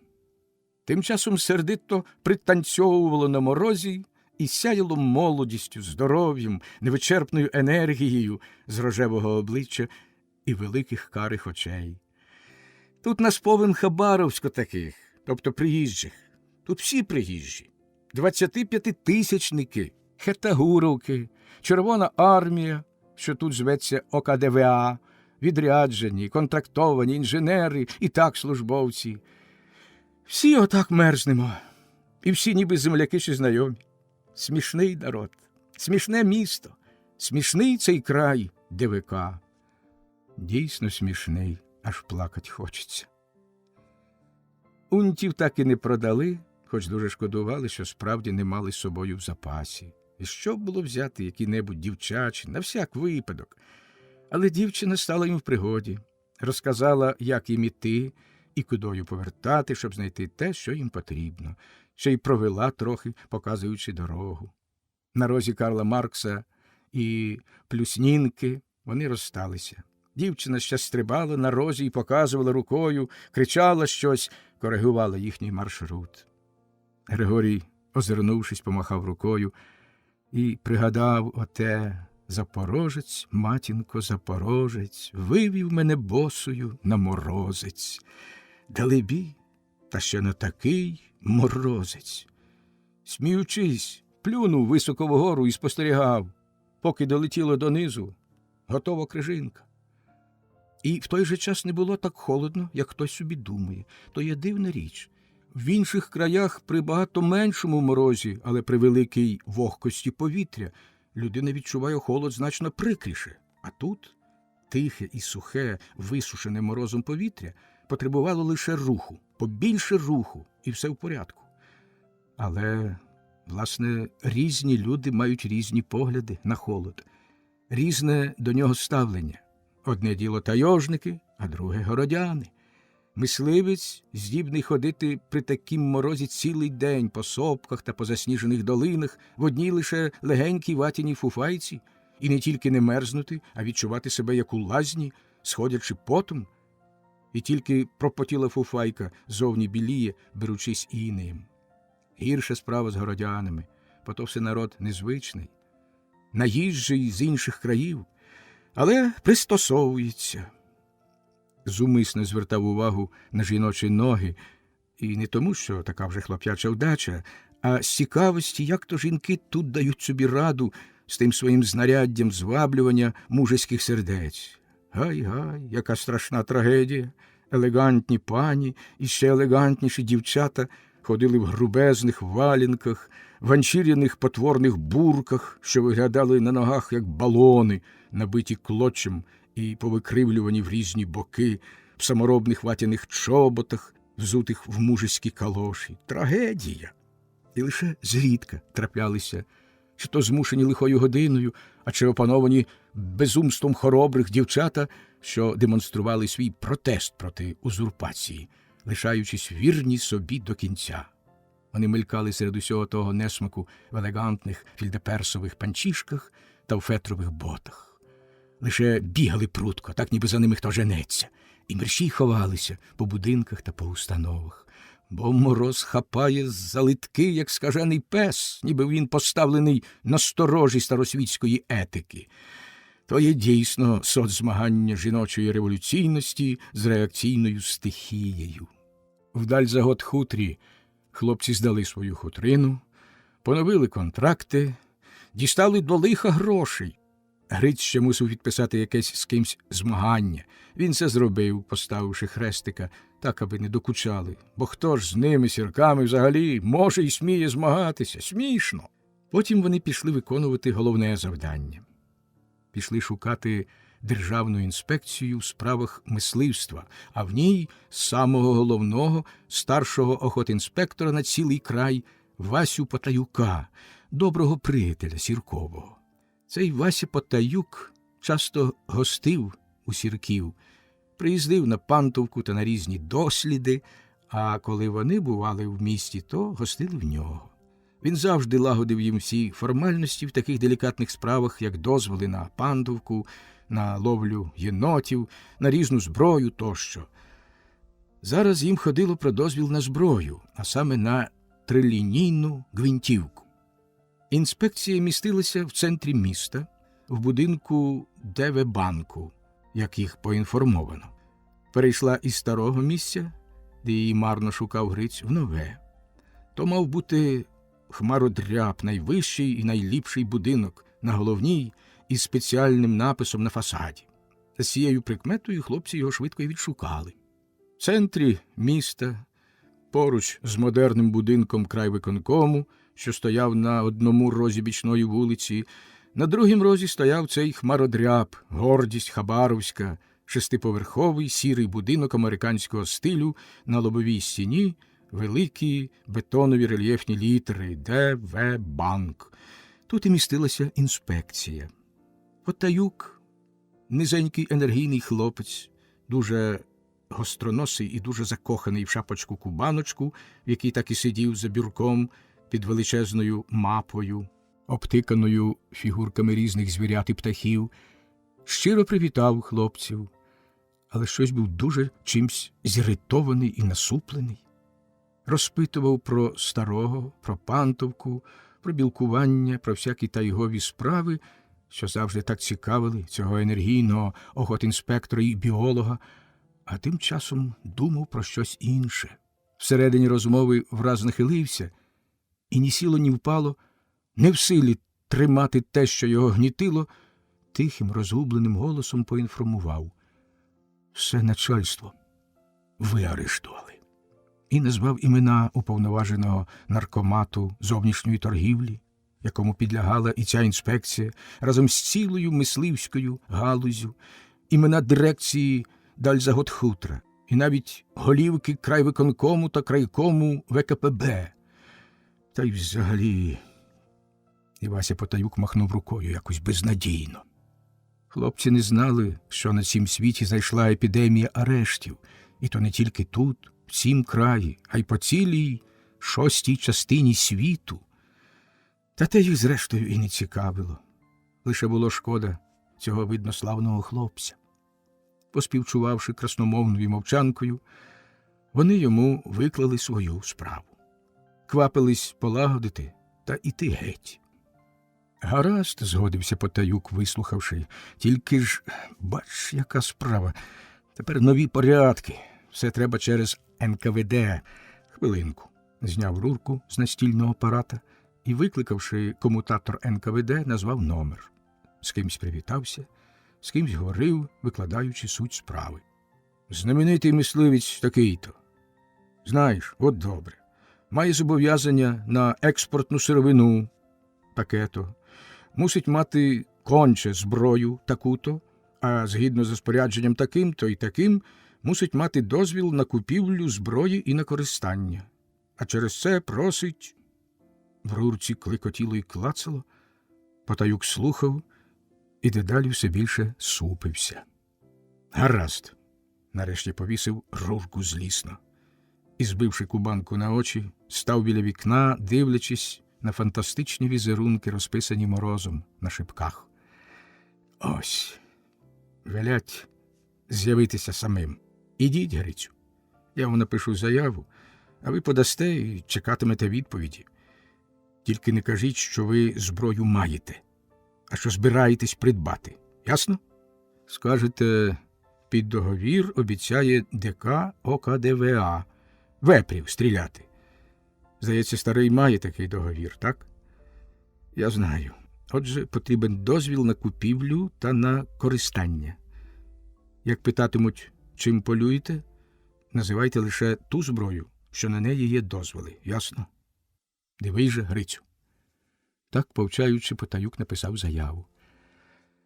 Ось це віддасте там. Кімната 133, другий поверх. І ти отак і отак. Та дивись там. Пауза. Потім зайдете до мене. А ні, перекажеш батькові привіт і хай пильнується.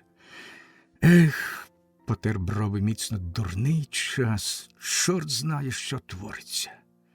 Ви там позвикали, як царі господарі. Привіт Наталії Каналії. Скажеш, приїду свататись. Пожартував, потис руки, подивившись пильно Григорієві у вічі. Григорій витримав погляд і посміхнувся. Потаюк теж посміхнувся. Прекрасний хлопець, майнула Григорієві думка. Боже, теж мечеться людина. Але не пустив і пари з уст. А Потаюк потер чоло, щось хотів спитати, та й махнув рукою. Ну, то й паняйте. Хлопці пішли до НКВД. Григорій ступав поруч з Грицем, рішений на зухвалий вибрик, на дерзку візиту. Так, а що ж? Якийсь чортик підштрикував. А ну ж, та що там? Подумаєш, чхать. НКВД містилося у величезному новозбудованому будинку на розі вулиці Калініна. Він огинав той ріг півколом і височів 6 поверхами, ще не облицьований, червоний, але вже урядуючий.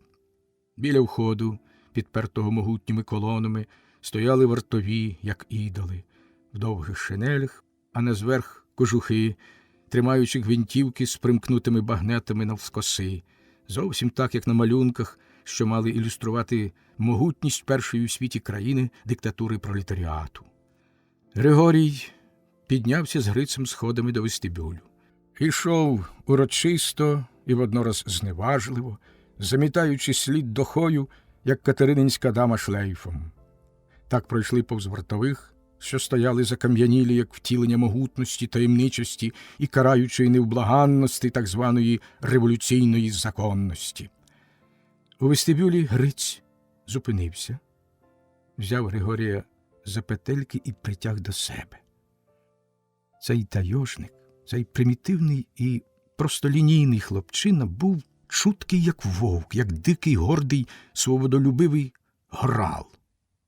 Подивився мерехтливими очима у саму душу і відштовхнув. Іди геть. Чекай на вулиці. Чортів Гриць. Григорій не був ані слабовольний, ані забобонний. Він не вірив ні в чорта, ні в диявола. Але, вирісши серед природи, він вірив у інтуїцію, у незбагненне відчуття, у вовчий інстинкт. Постояв хвилинку, подивився, як Гриць підіймався сходами вгору, і, перемагаючи хворобливо упертий потяг піти слідом, піти побавитись, підкорився отому товариському, лагідному, але категоричному «іди геть». Помалу повернув і вийшов. Пройшов сходами, замітаючи дохою слід, минув вартових і вийшов на вулицю. Минуло з півгодини, минула година, опанував неспокій. Він крутився на розі і зрозумів, як то недоречно, і що це може скінчитись дуже зле. Крутитись на розі насупроти НКВД. Ну, знаєте, ліпше було йти нагору. Він повертається, іде до східців і починає підійматися. Але тут вийшов Гриць. Чіпляючи за плече рюкзак, підморгнув. Пішли і попростував собі, ніби й незнайомий. Чортів Гриць, хто б подумав, що в таким наївнім, диким хлопчиську стільки змислу і такту. Мисливець, справжній мисливець. А Гриць справді почувався як мисливець, нашорошений близькістю хижого звіра. Ходив по грані між звичайним і небезпечним. Ходив, як на ризикованім полюванні, обачливо, хитро. Тигролов! Хитро, посміхаючись, пройшов мимо, лише кинув на ходу: «Іди збоку, за мною». Так вони пройшли квартал. Завернули направо, потім наліво і завернули в охотінспекцію. Тут Гриць поклав заяву на стіл і відсапнувся. Відмовили. От. Так, навіть не здивувався Потаюк. Ну і відмовили. Кажуть, не треба. Навіщо? Полюйте так. Потаюк помовчав, поводив нахмуреними бровами з-під кубанки і враз засміявся іронічно. А далі зайшовся сміхом весело та... Слухай, Грицю, а це хто з тобою? Та це ж свояк один тут. Привіз я йому доху й унти, свій. Добре. І одверто посміхнувся до Григорія. Так не дають, кажеш. А не дають. Кажуть, не треба, заскалив око. А вже ж. Ну і чорт з ними, з дураками. Подумаєш, не мені вас батьком учити, ясно? Привіт всім, приготуйтесь добре до Пантовки в цім літі. Приїду комарі годувати. Все. Всі справи вирішено. Попрощавшись і подякувавши за приязнь та перепросивши за клопіт, хлопці пішли. Ось так вони покінчили всі справи і тільки тепер згадали, що їм хочеться їсти. Де б його пообідати? Мають вони повну торбу грошей, маючи і харчі в рюкзаку, але хочеться чогось гарячого. Хотілося поїсти якось так, особливо смачно і особливо гарно. Незвичайно поїсти, а по-столичному, по-культурному. Хіба ж марно вони так здалека мандрували сюди? Знаю, враз згадав Гриць. Ходім до японців. О! Дорогою Гриць розповідав свої пригоди в НКВД. І пішли вони до японців, десь на передмістя. Там, брат, такого начальства, аж страшно. Я прийшов до одного, а їх понасходилось там чоловіка з 10. Почули, що Стайги, що Сірченко знаменитий охотник, син ще знаменитішого Сірка, чортові сини. Звідкіля вони все знають. Бач, у газетах пак писалося багато, та й у кіні показували. Це вони один одному. А читав те, а чув оте, а бачив картину журнал оту. І до мене. Чи то все правда? Я удаю на цвіту прибитого і, так, не знаю. А вони, бач, дикий зовсім. Дійсно, ні тобі культури, ні тобі газет, ні театрів. Що ви там робите святами та вечорами? Мабуть, пиячите? Так. А скажи, чи не заходив хто до вас? Ні. А подумай, згадай. Ага, заходив. Хто? Я ж поприсідали, хто на столі, хто на стільцях. Міліціонер із Союз золота. Торік. Ні, а тепер, цього літа, або восени, або оце взимку. Подумай. Я подумав, бурундуки ви дурні, смугасті, задери хвости. Ні, не було нікого. Молодець. А вже ж. Так дуже просимо про дозвіл. А в лісі кого зустрічали? На промислі. Та, крім звіра, нікого. Ідолові душі, що їх так цікавить? Ось так вони гомоніли зі мною з годину. Інтересно, та все навчали. Як десь когось стрінеш, розпитуй, хто він і що він. І пам'ятай, а як підозрілий, повідомляй начальство. Яке? Хотів я в них спитати, але не спитав, лише притакнув. Ну, от і молодець. Ти куриш?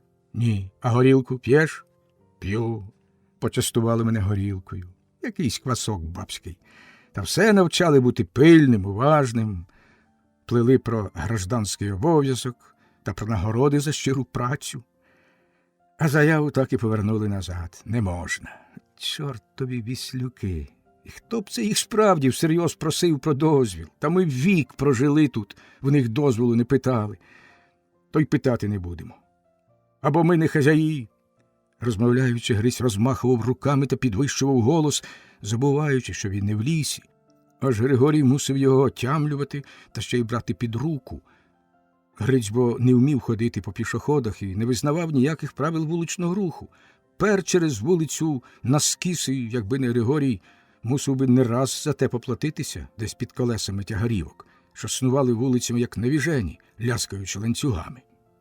Так вони добрались до японців, цебто до японської ресторації, аж геть на передмісті, що звалось Українською Слободкою. Та українська Слободка існувала тут здавен-давен, відколи існує сам Хабаровськ. Ціла ця історична Слободка і історична її назва відповідають як національному складові тих піонерів, її засновників, так і національному обличчю її основних мешканців. Весь час тут мешкали, спочатку виключно, а потім переважно, українці. З того краю, що ближче до центру міста, стояла пошукувана ресторація. Хлопці вломилися в неї, опановані вовчим голодом і окрилені надією смак та ще й екзотичними забаганками наїстися. Навіть той примітив, що вдарив їм у очі, зразу при вступі, не збавив настрою. Ресторація виглядала надто вбого й примітивно, ніби десь в хаті у найбіднішого старовіра. Дерев'яні, немазані й небілені стіни випиналися ребрами колод, межи колодами натикано моху та клоччя, прості лави попід стінами і прості дерев'яні суцільні столи, нічим не покриті, і такі, як в касарні. Біля дверей в другу кімнату японець, тільки екзотики, що цей косоокий японець у білім халаті. Напітнілі шиби сльозилися буйно, аж капотіло з лонок. Хлопці замовили в японця все, що є в нього ліпшого. По якимсь часі вбігло китайча і поставило перед ними дві великі череп'яні миски. В них лежали густо змотані тоненькі білі макарони суцільним сувоєм, залиті юшкою. До тієї справи їм не дано ні ложок, ні виделець, ані ножів. Лише дві тонюньких довгих палички. Хлопці вертіли палички, дивились один на одного і в миски, і не знали, з чого почати та як до діла приступити. Григорій попробував був узяти тими паличками той білий моток, але він вислизнув і плюхнув назад у юшку. Знову і знову те саме. Гриць вирішив, що він має більшу сприту, але результати вийшли однакові. «От чорт, та ми ж тут були, і такого нам не давали», – бубонів він безпорадно. Мавши скажений голод, хлопці сиділи в розпачі, дивлячись на ті білі сувої і не знаючи, як з ними повестися. А ну ж той Япошка буде сміятися, вражий син, скаже: «От дикуни». Тим часом зайшло двоє китайців і сіли біля другого столу насупроти. Щось поджеркотіли між собою, а тоді з японцем. І от так само подано таких конопель в юшці, делебі японець іншої справи й не мав. Хлопці нишком, але пильно дивились, що з того буде, тим часом розмовляючи собі. Китайці повелися дуже просто і дуже швидко, нахилившись над мискою і, орудуючи паличками одною рукою, мов би удовженими пальцями, взяли ними за один край той білий моток і, піднісши його трішки до уст, одним духом втягли всю ту мороку в себе, тільки квакнуло. Так собі глитнули, ніби чапля жабу. А тоді швидко-швидко, вертячи паличками, зробили з юшки водограй і втягували його в себе. Все. Решту висьорбнули, перехиливши миски. Підбадьорені прикладом, хлопці зробили з макаронами те саме. Вийшло несподівано просто і швидко, але з водограєм їм не велося. Грицю, то ж треба тисячолітньої культури до цього водограю, ба. Нарешті, спотівши, хлопці покидали палички і випили юшку навхильки.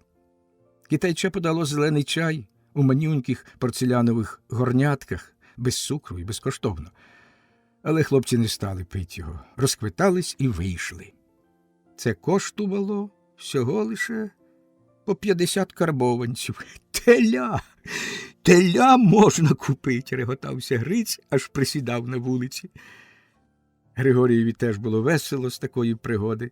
Екзотика, а за екзотику платять. Ті палички щось коштують.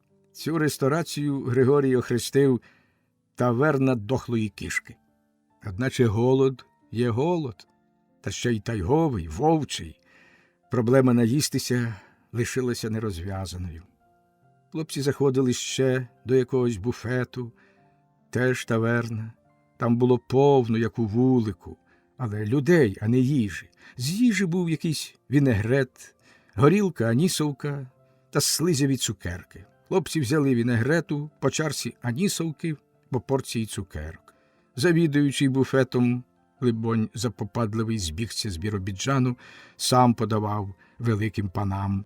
Хлопці випили анісовку, понюхали прокислий вінегрет і покидали геть під столи слизяві, ніби помащені соплями цукерки. Бррр!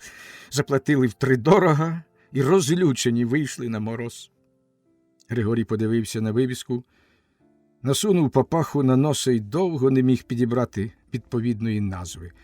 Врешті назвав цю таверну таверна імені Лаврентієва. Гриць поцікавився, чому так і що то за Лаврентіїв, але Григорій не схотів поясняти.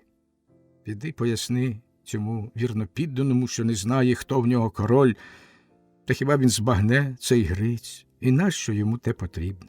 Хай собі Лаврентіїв керує крайкомом ВКПБ, цей новітній Муравйов-Амурський, яке до того діла Грицеві. Гриць є пан і бог нетрів, а Лаврентіїв – затичка. Гриць його не знав, не знає і не потребує знати. В розпачі хлопці зайшли до голярні й поголилися, напудрувалися, посміялися, дивлячись на себе в люстро. Ясно, чого ті дівчиська очі луплять. Потім пішли і натрапили на гастроном, який вже бачили вранці, але забули, а в нім на казкові речі, на багатющі поклади вина, горілки, кавіяру і шинки, шоколади, цукерок і, Боже мій, хлопці набили тим усім повен рюкзак, один і другий, той, що був у запасі, десь на споді першого. Так нав'ючились, як верблюди, і вийшли на вулицю. На вулиці завечоріло. Туман стояв од морозу, а в тумані зацвіли ліхтарі, як кульбаби, оточені морозяними німбами.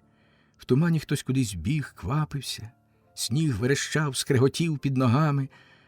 Тепер йде про те, де б їм прилаштуватися, щоб до тих накуплених розкошів причаститися. В голову вдарила випита анісовка. Було так безтурботно й легко. Насупроти через вулицю щось грало, брящало, ухало. Насупроти був ресторан, сяяв освітленими вікнами, гудів, як гніздо шершнів. «Ходім!» – скомандував Гриць, збивши папаху набік. На вечоровій вулиці було сизо й непривітно, а там тепло, ясно і затишно. Гулять так гулять. Хлопці пошелепкались до ресторану. При вході стояв генерал не генерал, розцяцькований начальник. Оглянув хлопців і запопадливо розчинив перед ними двері. Хлопці ледве пролізли в них, як ведмеді, чіпляючись дохами та рюкзаками за одвірки. А за дверима іще більший начальник з золотими лампасами і позументами, з золотими гудзиками, а борода, як у Скобілєва. І де та борода зберігалася 20 років? Забрав у хлопців торби. А тут пиво є? Генерал подивився на хлопців, пустив усмішку в бороду і відповів їм їхньою власною мовою. Є, хлопці, і пиво, і горілка, і баби. Давайте ваші ризи. Господи, прости, оце кожухи. Почепив ризи на гак і видав хлопцям номерки. Ще й показав рукою, куди йти. Не генерал, а, можна сказати, Дід Мороз в генеральському мундирі. Звідки, діду? Не втерпів Григорій, причісуючись. Дід хитро заскалив око і нічого не сказав. Широко відкрив перед хлопцями двері. І хлопці ввійшли. Ні, впливли. Все, що було в ресторані, танцювало, пило, курило, грало, все обернулося. Веремія фокстроту на хвильку припинилася. На цьому тлі станцьованих, засмоктаних, блідих облич і постатей два гості виглядали, як люди з іншої планети, з якогось іншого, героїчного, а не такого задимленого смердючого світу. Так, ніби зійшли з екрана персонажі якогось цікавого героїчного фільму. Два пірати чи два ковбої. А чи посланці досі незнаного царя, тих оспіваних, але так і невідомих уссурійських нетрів, найбільше привертали увагу, попри все екзотичне вбрання, обличчя, ніби викуті з червоної бронзи, а потім в них вставлено очі, що вражали своїм блиском і зосередженою силою. Гриць ступав так, як по кедрачу, не звертаючи ні на кого уваги, дивився примруженим оком понад головами, шукав, де побігло. Диригент енергійно замахав паличкою, фагот загавкав, мов би пес, назустріч. Все пожвавішало, але ніхто не танцював, ніби на честь новоприбулих. Дами зміряли очима своїх партнерів і одвели їх швиденько. Зрівняли.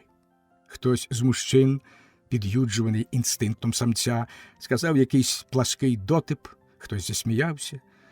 А хлопці дійшли до середини, не звертаючи ні на кого уваги, так ніби вони в лісі, зупинились, вибираючи місце для табору.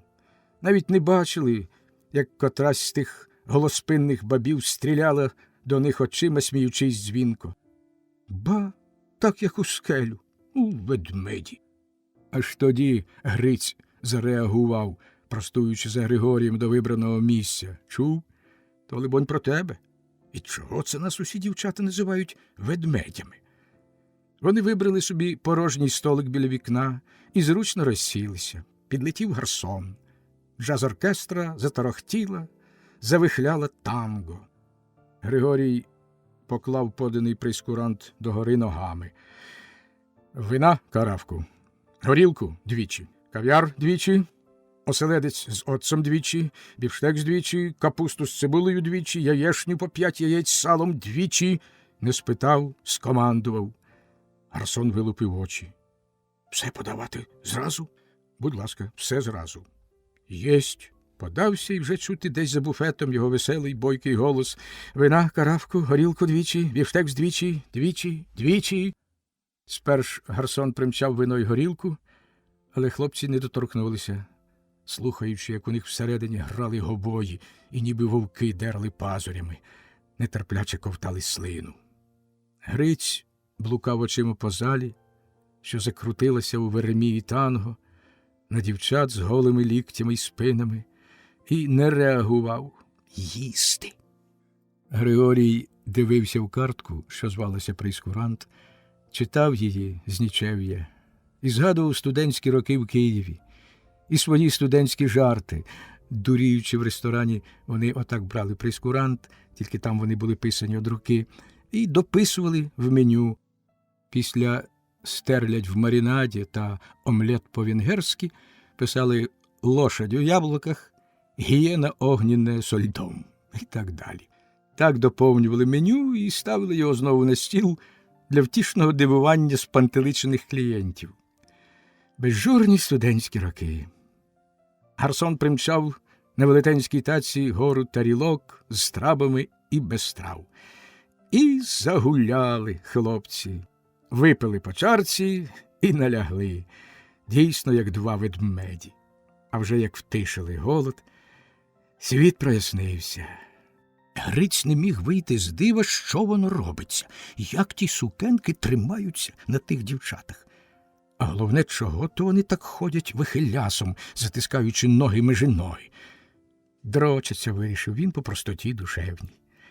Все навколо ходило ходором. Веремія звуків і дівочих грудей, ніг, розмальованих губів, набілених крейдою носів, сухозадих кавалерів, верещали банджо, як кози, ні, як козли весною, ухкав тромбон, ніби роздрочений вепр, а хтось вистукував паличками, ніби заєць лапами змагаючись з клюй-деревом. Щось свистіло, щось видзвонювало.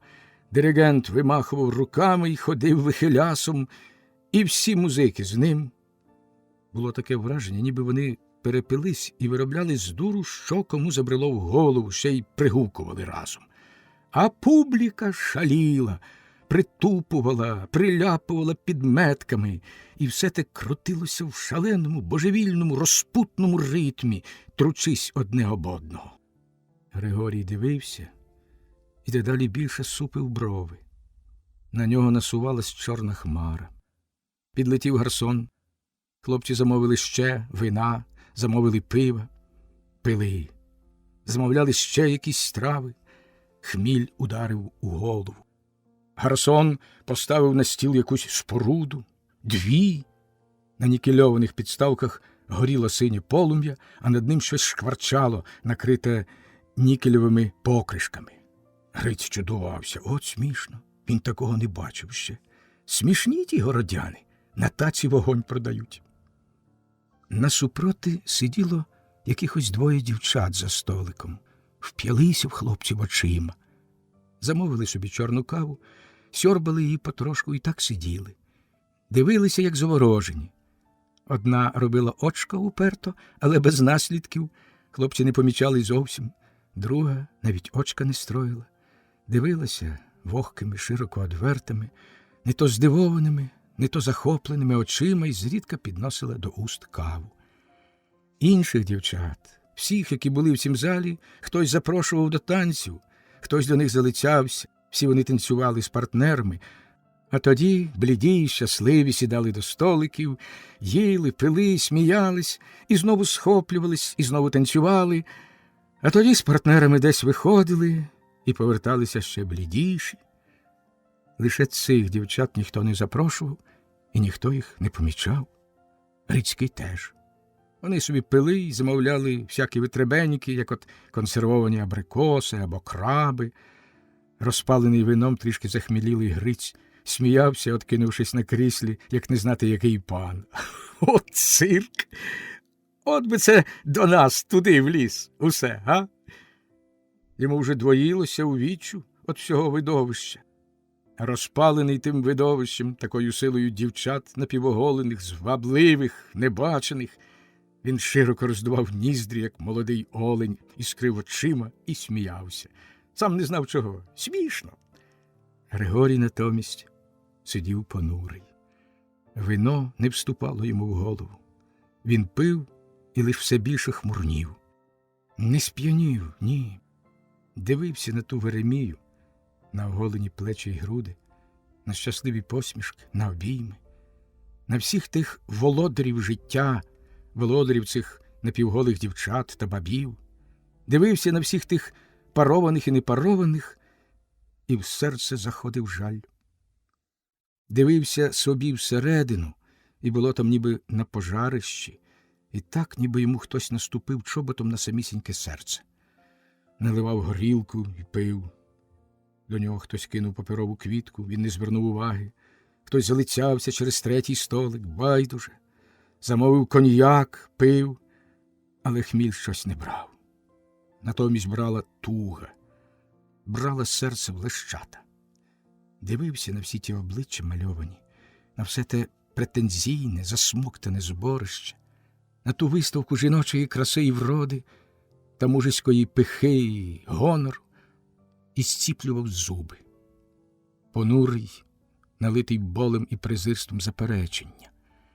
Його стоптано, випхано геть з життя, викреслено. І хто? Перед ним вихалася хтива Веремія людського спітнілого, фарбованого і пудрованого м'яса. Будівники і реконструктори світу.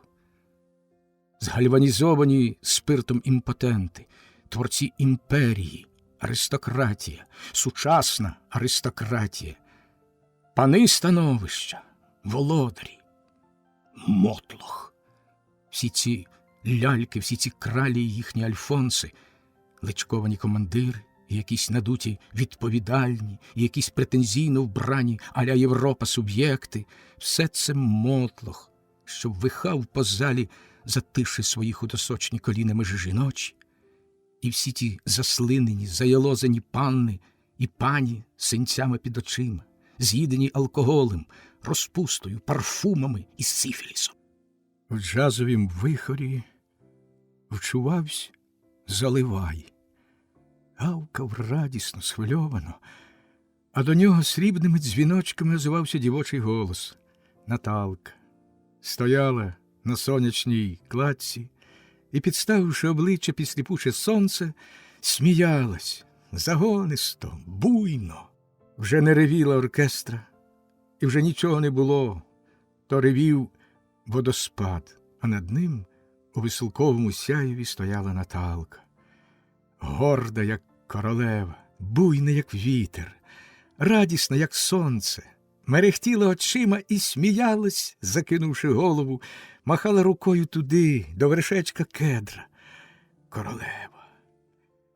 Ось вона справжня, свавільна, і горда, і прекрасна, як богиня, і чиста, як богиня, його королева, і не його королева, його біль, його туга. Оркестра увірвала, і знов випливли бліді, спітнілі обличчя, захекані, безглузді. «Маестро! Фокстрот!» – гукав хтось на всю залу. Знову зірвалися пари, і знову гулав ремія. Григорій наливав і понуро, задумливо пив. Він був далеко звідси своїми думками, своїм болем. Котрась пишногруда, розпалена вином і хтивими танками, підбігла до хлопців і, граючи очима, дерзко запросила до танцю. Стояла, вихаючи стегнами. Григорій лише глянув на неї, потім на Гриця. «Піди, Грицю». Гриць зареготався. Лише від одної думки піти отак гоцати з такою от його напав сміх. «Ні-ні», – буркнув, стусонувши Григорія під столом. А пишногруда не зводила очей з Григорія. Зустрілася з його очима. Спершу моргала, потім перестала. Очі зробилися великі. Нарешті не витримала і втекла, струснувши плечима, як од морозу. Тільки тепер Григорій звернув увагу на дівчат, що сиділи насупроти, що пили свою убогу каву. Коли пишногруда подалась геть, вони перезирнулися і засміялись. Одна радісно вголос, друга про себе, і пасли очима за хлопцями. Григорій з нічев'я одним оком почав спостерігати їх. Дивився, як вони сьорбали каву. Одна бистроока і так зачіпала бровою, грайлива, друга смутна. Обидві витомлені, змарнілі. Десь, видно, зле дівчатам живеться. Тож сьорбають каву, бо ні за що повечеряти. Стареньке вбрання було на них вже цероване, перецероване. На ногах стоптані грубі черевики, вони їх ховали під стільці. Одна в потертих простих панчохах, одна в хлоп'ячих шкарпетках. Голі литки теж ховала під стільцем. В такім убранні ніхто їх і не просить до танцю. Та й якісь вони тихі, нестильні тут, як селянські дівчата. Раптом Григорій уловив фразу і враз зринув у пам'яті ешелон, набитий дитячим плачем і материнським розпачем, і ті етапи, і та пісня про горіховий листочок, вся та нужда на колесах. Дівчата говорили українською мовою, і так ніби хто врізав батогом по серці, ніби обухом по карку. Та це ж вони, дочки розкуркулених батьків, розкиданих по Сибірах. Це ж вони, втікаючи, рятуються від голоду і холоду, від безправ'я і смерті, рятують життя ціною краси і молодості, ціною честі і материнського щастя. Григорій глянув пильно дівчатам в обличчя. Вони зраділи, закивали до нього привітно, силкуючись бути звабливими, гарними, безжурними і на все готовими. Лише в одної смертельна втома, яку вона не в силі перемогти, а в другої очі горять хворобливим блиском. Гриць уже нічого не хотів, але Григорій покликав гарсона. Вино, 2 кав'яр, 2 бівштекс, 2 кава і тістечка. Грицю, не пишайся так. Гриць сміявся замріяний.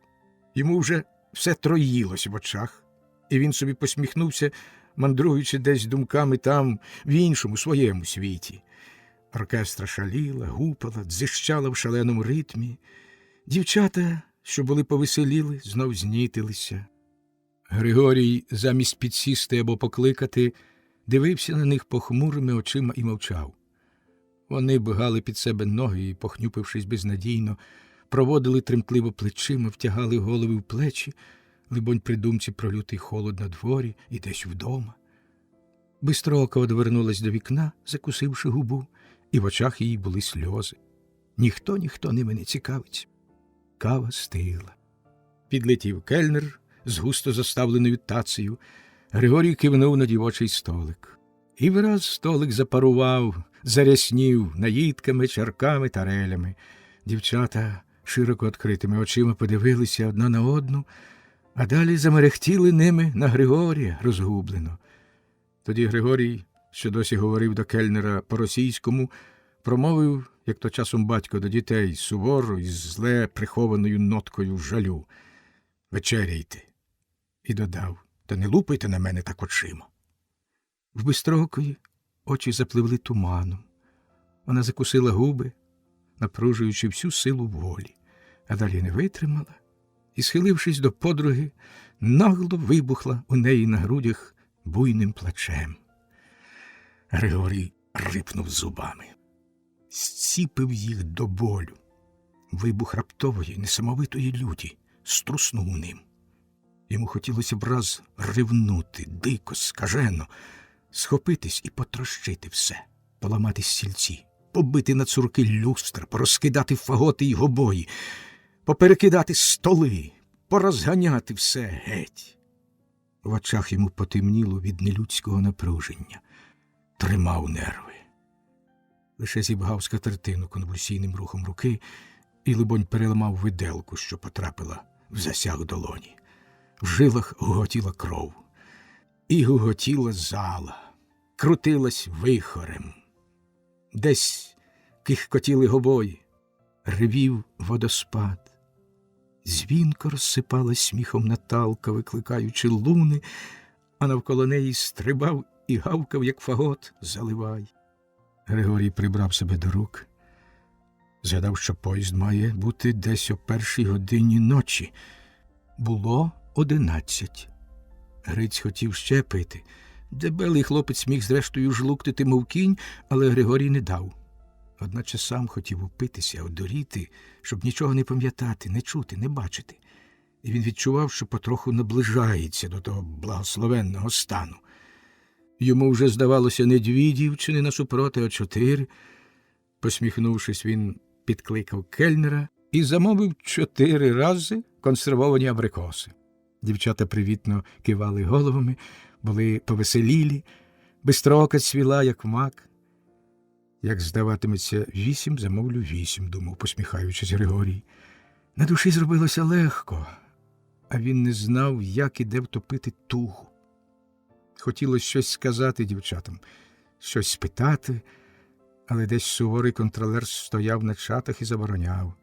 Ти забагато випив і не рипайся, сиди й мовчи. Григорій так багато горілки ніколи не пив, та й тепер суворий контролер не давав переступити крайню межу, дійти до крапки. Стояв над ним і строго відраховував хвилини. Нарешті сказав «стоп». Годинник вибив 12. Півгодини до двірця, півгодини на все інше, поїзд до 1:00. Григорій звівся, а за ним і Гриць. Нагулялись хлопці до несхочу, але тримались міцно. Лише у відчу двоїлось, троїлось, і плавало все трохи шкереберть. Грицю, ти З нумерками йди до роздягалки, збирай все гамузом і виходь на мороз. Там чекай. Ясно? Ясно. Грець вийшов, а Григорій ще мусив розрахуватися з кельнером. Розквитавшись, помахав здивованим дівчатам рукою і пішов. Пішов. Було смішно. Ноги йшли по підлозі, а все навколо йшло якось бокаса. В дверях з кимсь зіткнувся. Хтось ішов сюди, а він ішов туди. В дверях стали і ні сюди, ні туди. У відчу Григорієві двоїлась якась химера. Шпали на ковнірі, синьоверхий кашкет. О, аж двоносе. Григорієві було смішно. Чи воно одно, чи двоє? Кліпав очима? Ні, так і двоє. Двоє заразом. Чудово! Ха-ха! Щось ніби знайоме. Григорій стояв і сміявся, взявшись у боки. А тоді нахмурився, ну-ну, і заціпив щелепи. Хто став на дорозі? Алло! Химера уступилася, і Григорій промарширував до роздягалки. Дав дідові Морозові карбованця і так помарширував на вулицю. Навіть не бачив, як та химера стояла, не рухаючись, мов би прикипіла на місці і дивилась услід. На вулиці чекав Гриць, в досі наопашки, з торбинками з усіма пожитками. Григорій надів папаху, накинув доху, теж наопашки, хай хміль вийде, і пішли помалу. Морозі на вулиці була тиха, туманна, майже безлюдна. Де-не-де рипіли перехожі. Тьмяно сяяли ліхтарі, обведені веселковими німбами. Не ходи босий. Хлопці вже пройшли вздовж вулиці Карла Маркса, вже минули ДВ-банк, як Григорій відчув, що щось негаразд, що за ними назирці хтось іде. І не так відчував, як угадав своїм вовчим інстинктом. Хміль виходив з голови. Згадалась та химера, що за чорт, хто б то міг бути, що за один. Військовий ніби. А нагнись, Грицю, хто там за нами йде, наче? Гриць, спіткнувшись, нагнувся і глянув позад себе. То ніби нікого. А що таке? Надягай духу в рукави, бо змерзнеш. Так. Чіпляй на плече рюкзак, бо руки заболять. Так. Упустивши свою духу, Григорій нагнувся і глянув. Так, іде назирці. Напевно, за нами.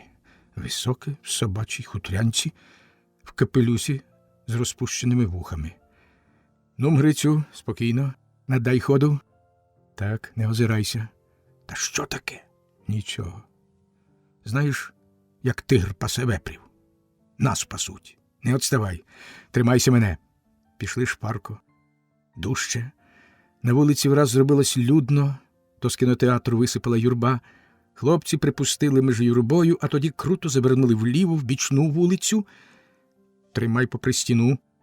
І враз несподівано Григорій пхнув Гриця вбік. Пхнув у розчинену браму, аж той поточився. Там стали і стояли завмерши. Повз них пробігла постать в собачій хутрянці і в капелюсі з розпущеними вухами, як хорт. Пождавши хвилину, як затихло репіння, хлопці вийшли, скрутили назад на головну і пішли шпарко. До двірця треба пройти головну вулицю, потім майдан, потім пустир за площею, потім базар, а потім ще й кілометр перед містям. Дохи заважали йти. Хлопці їх поскидали і тримали на руці, рюкзаки на плечах. Пересікли навскіз велику площу з пам'ятником Леніну посередині. Ленін переймав їх, піднісши руку, показував шлях в противнім напрямку, ніби хотів обдурити чи силою завернути.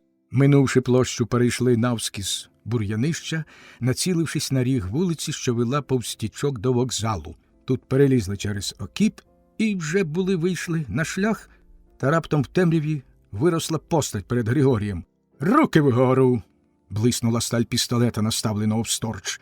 Григорій звів руки, але, зводячи руки, несподівано піддав ногою, так що пістоль фуркнув десь через голову в сніг, а в ту ж мить Гриць зацідив невідомого з усього маху в вухо. Григорій не дав упасти з лівої, а тоді турнув ногою, так як те робить сохатий, рятуючись від смерті, сторч у груди прямим ударом. Невдалий пінкартон хекнув, мелькнувши ногами в повітрі, полетів у темряву, з хряском ударившись об паркан, і звалився десь у сніг. «Не ходи, босий!» – прошипів люто Гриць, ступнувшись слідом. «Стоп!» – спинив Григорій. «То чорнороб. Гайда!» І, підхопивши доху, що Григорій упустив, підіймавши руки, хлопці припустили, як дрібен дощик. На станцію забігли з другого боку, просто на колії. Саме вирушав товарний ешелон, десь ніби на південь. Скочили на ходу, трапили в порожній вагон. Забрались у куток і сиділи, тяжко відсапуючись. А вже як ешелон пройшов через міст на Усурі і покотив шпарко, Гриць почав реготатись. Що воно було за халера, га? Чого воно хотіло? Чого хотіло? Еге ж, напевно, хотіло пограбувати. Мабуть, бачило багато грошей, як гуляли, і от заробив, бідняга. Григорій мовчав. Думка йому шалено працювала, намагаючись знайти всьому логічне пояснення, але нічого не виходило. Сам не знав, що думати. Може, він нечемно турнув того, що стояв на дверях? Далебі так. В кожнім разі він його, напевне, перелякав. Це він пам'ятає. Може, що ляпнув у хмелю? Так ні. Напружував пам'ять, намагаючись пригадати, що то був за один, але не годен був щось до пуття згадати, як в дурному сні. Дуже він випив зайве. А може, і справді хто думав пограбувати? А гляди, швидше всього. Все можливе. Одначе інстинктивно відчував, що щось не так, що за тим криється величезна небезпека, загроза. А зрештою махнув рукою, аби лише не прибили того дурака на смерть, хай брикає. Розв'язали рюкзак і заходились вечеряти. Потім посідали тісно в кутку і так задрімали. Товарний ешелон йшов, не зупиняючись. На станції Лазо хлопці вилізли десь на світанку. Уким гіссуна, посідлали коні, швиденько поснідали, випили по чарці з того запасу, що накупили в Хабаровську, і рушили. Поки перебували в цім світі цивілізації, почувались непевно, почувались в небезпеці. Нічна пригода набувала таємничого значення, незрозумілого змісту. Квапилися швидше виїхати в інший, у свій світ. І тільки коли повернули в хащі, свобідно зітхнули. Все.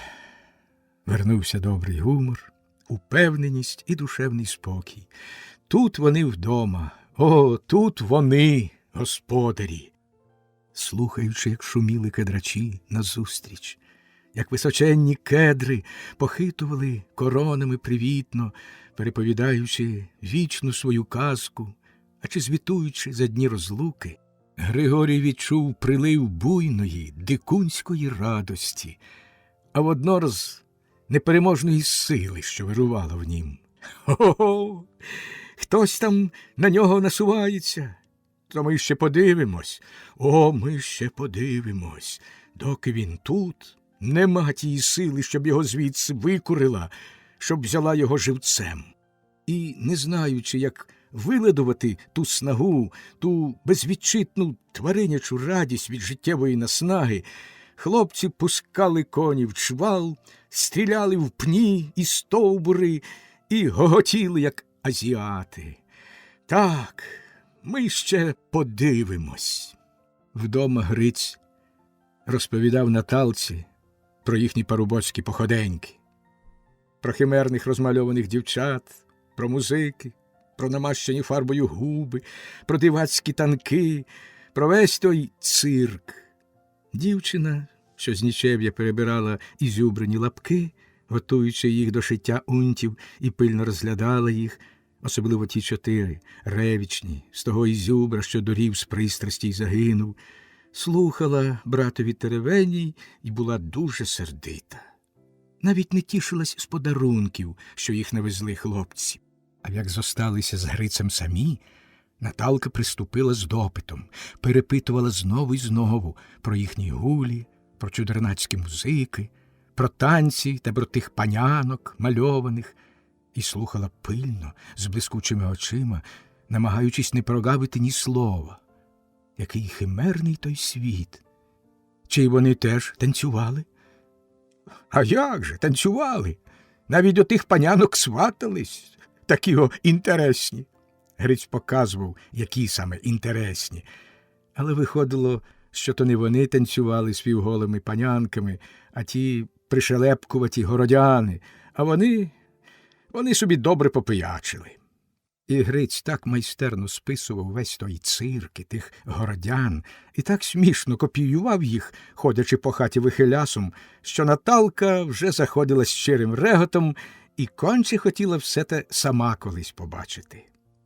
А надто сміялась з того великого пана, що Григорій зіпхнув його з дверей, а ще більше з того грабіжника, що так добре на них заробив опівночі, і шкодувало, чому вони не підібрали пістоля. От два дурні, зовсім два дурні, два ведмеді. Ані тобі з дівчатами не вміли добре потанцювати, ані пістоля їй в подарунок забрати. А то не везли, кат зна чого, ніби вона якась панянка мальована.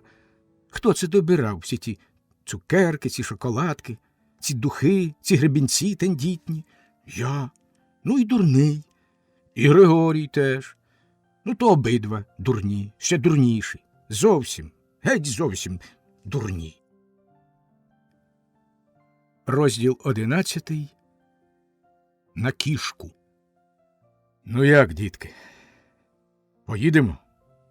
Питав старий Сірко, вагаючись сам це вирішувати, їхати їм чи не їхати на кішку. Немає Миколи. Нічого, батьку, це Наталка суворо. Все одно нас таки знову 4. Поїдемо. Упевнено так, беззаперечливо. Старий Сірко подумав, подивився на Григорія, посміхнувся. Таке, брат, діло, і покрутив головою. Маю відомості, що коло Іману бачили кішку чи аж 2. Кажуть, багато вепрів з'явилось. Ну, ясно, де вепр, там і кішка. З того цей пастух і живе. Та от, ну як, козаче, а? Спитав Григорія, посміхаючись. Старий шукав підтримки. Вагався дід. Ніколи не вагався, а тепер вагався. Нема 4-го, нема Миколи. Григорій добрий хлопець, але ж уперше. Григорій подивився в очі просто. Хотів сказати рішуче, як Наталка, поїдем, але чи має він право вирішати? Сірко задумався, справа була поважна. Кішка – це не заяць і не лис. Відтоді, як не стало Миколи, хто його зна як, чи вдасться. Стара сірчиха стурбовано відмовляла. Та хай вона сказиться. Та чи вам мало? Та чи вам життя набридло? Та хай їй трясся візьме. Сидіть уже. Це й вирішило справу. Старий махнув рукою. Ну, то споряджайтесь. Стара. Бог не без милості, козак не без щастя. Спробуємо щастя. Будеш за Миколу, козаче. Витримаєш? Спробую, відповів Григорій серйозно. Тільки ж знаю, синку. Нічого, я тебе підкую трохи, хоч ти й підкований. Отже, вирішили їхати. Стара зажурена мовчала. Хіба вони послухають? Лише тліла серцем та нишком витирала сльози. Згадала торішнє, як привезли сина з розчавленою головою. Боже мій, як з війни привезли. Кішка, твар тая поганая, вхопила пащею, будь вона проклята. Ну, от іще, потішала Наталка, не журіться, мамо. Та чи це вперше? Таке. Ми скоро будемо дома. Ми так тільки. З'їздимо та й назад. Ніяких там кішок немає, не розбіглись досі, почувши. Та хоч би... І хрестила Наталку, і хрестила всіх, як завжди, як кожен раз виряджаючи. Тут бо люди гинуть всюди просто, Не з'їсть кішка, то заблудить, не заблудить, у марі втопиться, замерзне, чи ведмідь або вепр піддере, а то так простудиться та й Богові душу віддасть. А збиралися цим разом не так, як звичайно. Повдягали ватяні штани й куцини, а окремо взяли голої, дебелої, лосиної шкіри піджаки. І такі ж дебелі лосині пальчатки, рукавиці, сама шкіра на них, без нічого. Взяли по парі запасних ремузів, теж з міцної шкіри, словом, побільше шкіри. На старому, як і на всіх, уже не кашкетик, а шкіряний капелюх, хутром униз. Коней нав'ючили легко. Взяли лише намет, залізну піч, харчі, спирт, марлю та пашу для коней. Та ще взяли верьовок, дроту, сокиру добру. Забрали всіх 3 собак, 4 пари лижу і поїхали. Коні були не перевантажені, тож туди весь час їхали. Злазили лише там, де доводилось пробиратись крізь замети в сіверах. Їхали стежками, через урвища, через джерела, крутими схилами та хащами. Ковані на плашки коні часто сковзались, іноді падали. Довелося повгвинчувати шипи на кожну передню. Сонце, відбите снігом, сліпило очі. Тайга стояла дивна, мертва, як заворожена. І лише письмо слідів та слідів на снігу промовляло до тих, хто умів читати, що тут далеко не порожньо. Коли заклякали, сидячи в сідлі, а мороз стояв ступнів на 45, і хоч які були теплі, козачі панчохи в унтах, а ноги мерзли, коли не рухатись, тоді злазили, ставали на лижви і йшли так. По південних схилах і нападях сніг був туго збитий, і це всіх тішило.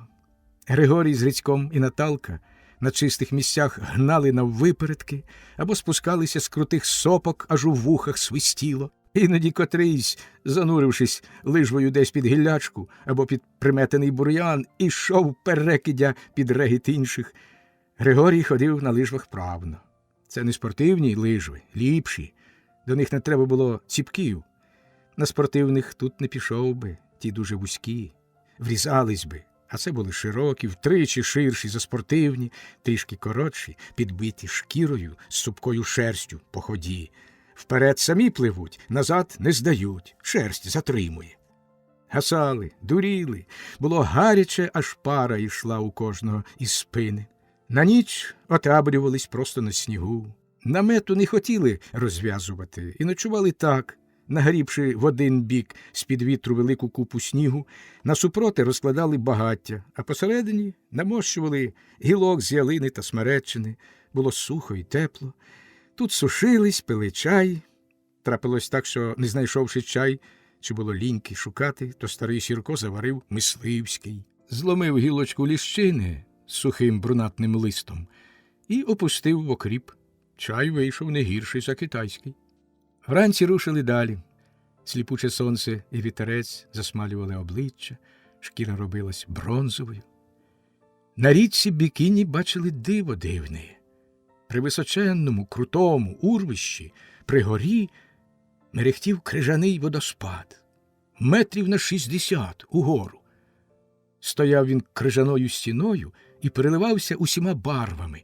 Мерехтів на сонці, наче рухався, тік, але він не тік. Що тільки може природа утворити? Улітку тут безперервно витікали підґрунтові води, текли по урвищу, безлічу, дрібнюньких струмочків, виносили собою частки того ґрунту, в яким текли, зелені, брунатні, руді, жовті. Прийшли морози і устрогнули штуку. Вода тече, а вони її приморожують. Так і наморозили, це є диво. Від низу, від річки і геть до найвищого потічка, що ліг угорі рудими візерунками. Отак розписаний та ще й підправлений небесною блакиттю та бірюзою криги, стояв і мерехтів дивний водоспад. Григорій бачив таке диво вперше і милувався, і дивувався. В однім місці, проїжджаючи, кедрачі захотіли горіхів. Але бирки, котрі додолу впали, заметені снігом, не знайдеш. А котрі не впали, ті на височених кедрах бовваніли, поза можливістю їх дістати. Але вийшли з труднощів просто. Збивали їх з рушниць. Старий Сірко бурчав, але не забороняв. Бурчав так, для годиться. Колись і сам так дурів. Та й вправа стрілецька ніколи не шкодить. Це вже його правило. Бирок назбивали небагато, зате горіхи були дуже смачні, і багато їх у кожній бирці. Бирка тая добрий жовтяк огірок завбільшки, і луска, як у соснової бирки, а під кожною лускою, як під покришкою, горіх завбільшки з квасолину. Так виїхали на Іман-річку. Замерзла і заметена снігом. Лежала вона нерухомо, ця така буйна й бистра улітку річка. Сніг був чистий, нерушений. Лише посередині, під свіжим шаром снігу, пробивалися, як жилки під шкірою, смуги малоїждженої дороги, а по чистому снігу вилося дві нові смужечки від полосків.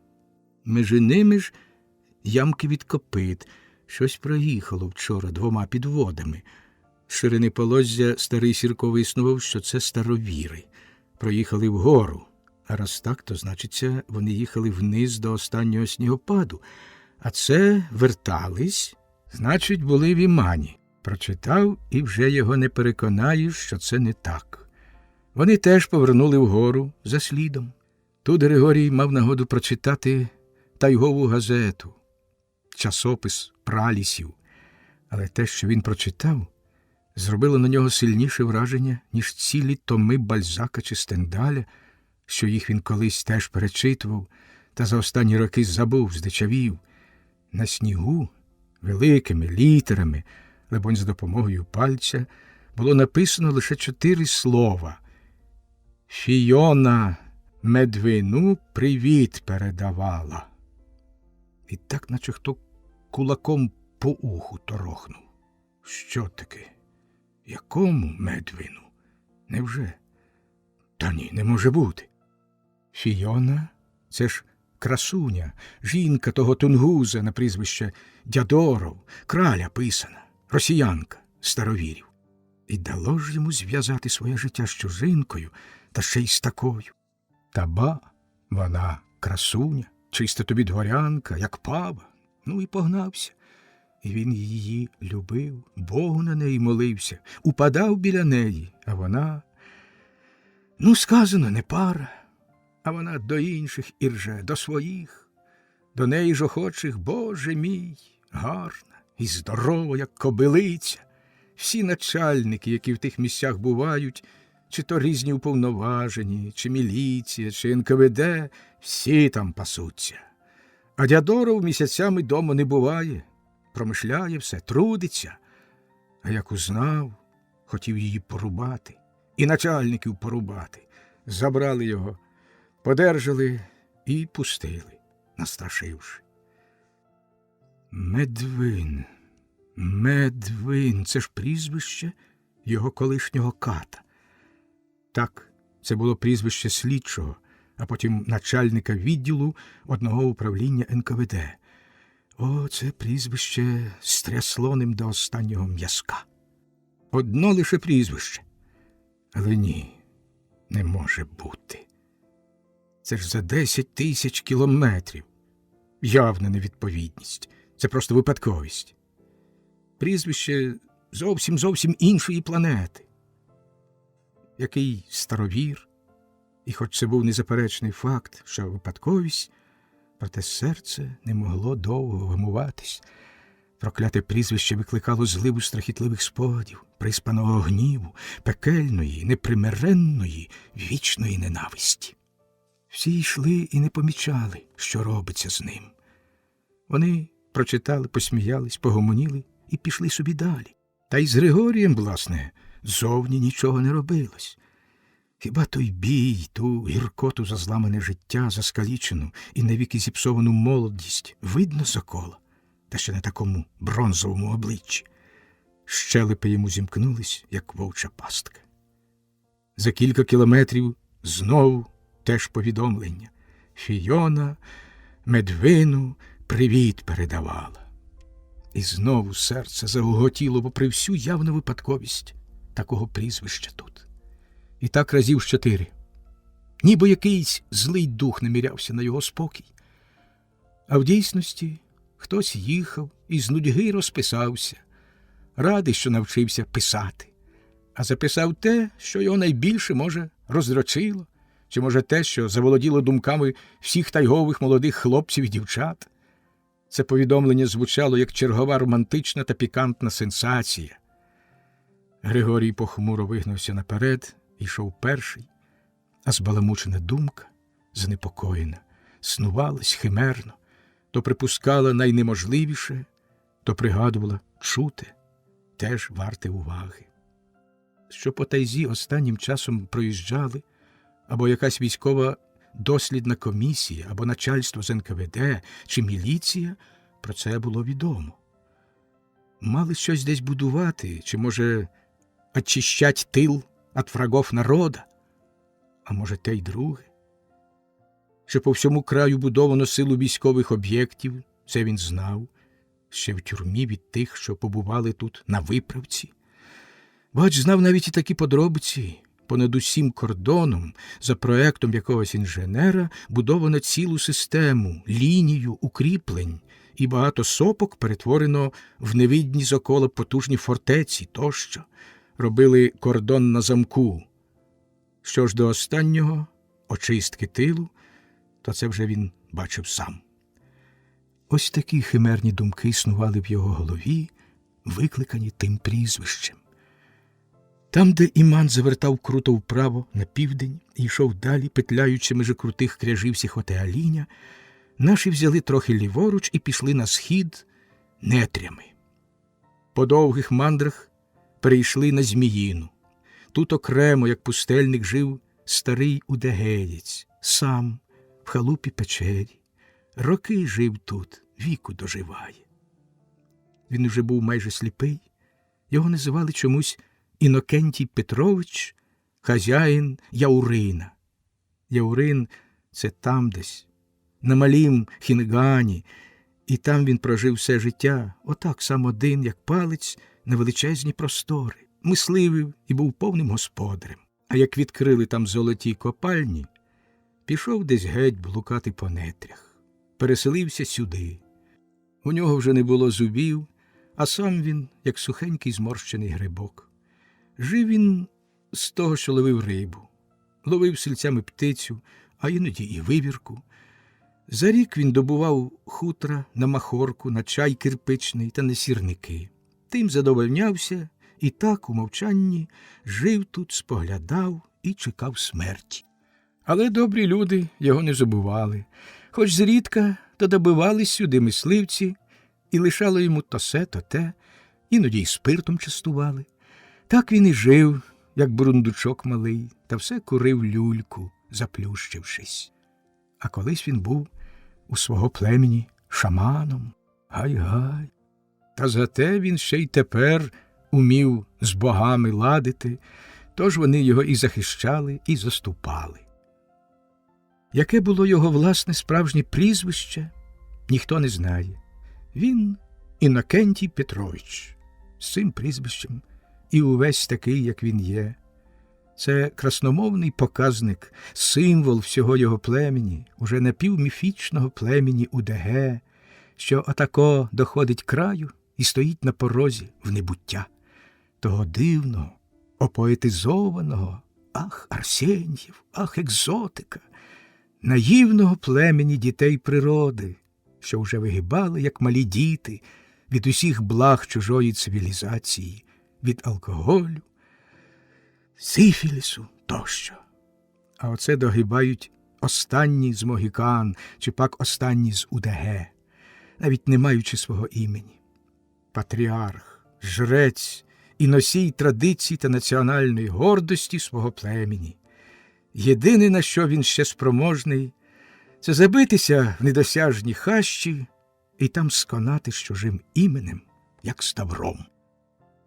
Тут старий Сірко залишив коня. Тут, десь недалеко, на джерелі Урин, бачено кішку.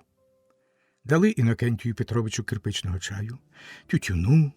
Старий Сірко пам'ятав про Інокентія Петровича ще з дому, і старенький, зморщений, безбородий дідусик був радий, як маля.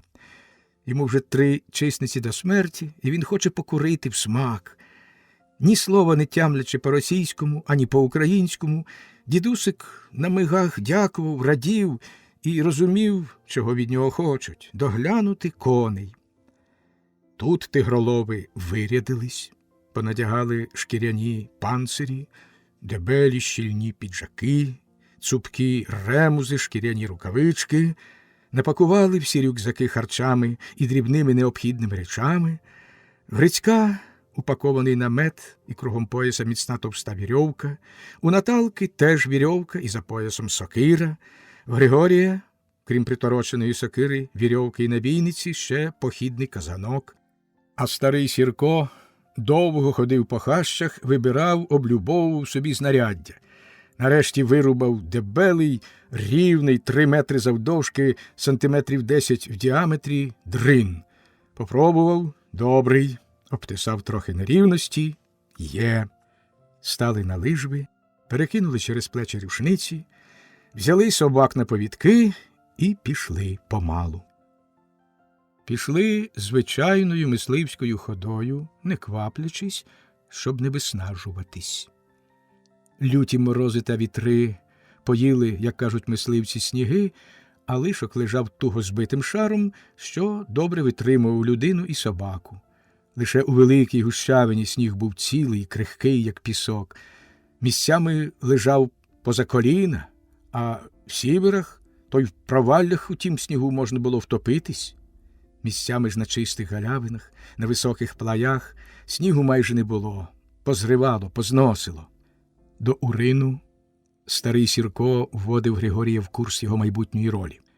Правда, за весь час він мав багато нагод перевірити Григорія, і цей юнак перед ним склав усі іспити та ще й найліпше, і старий був певен його здібностей.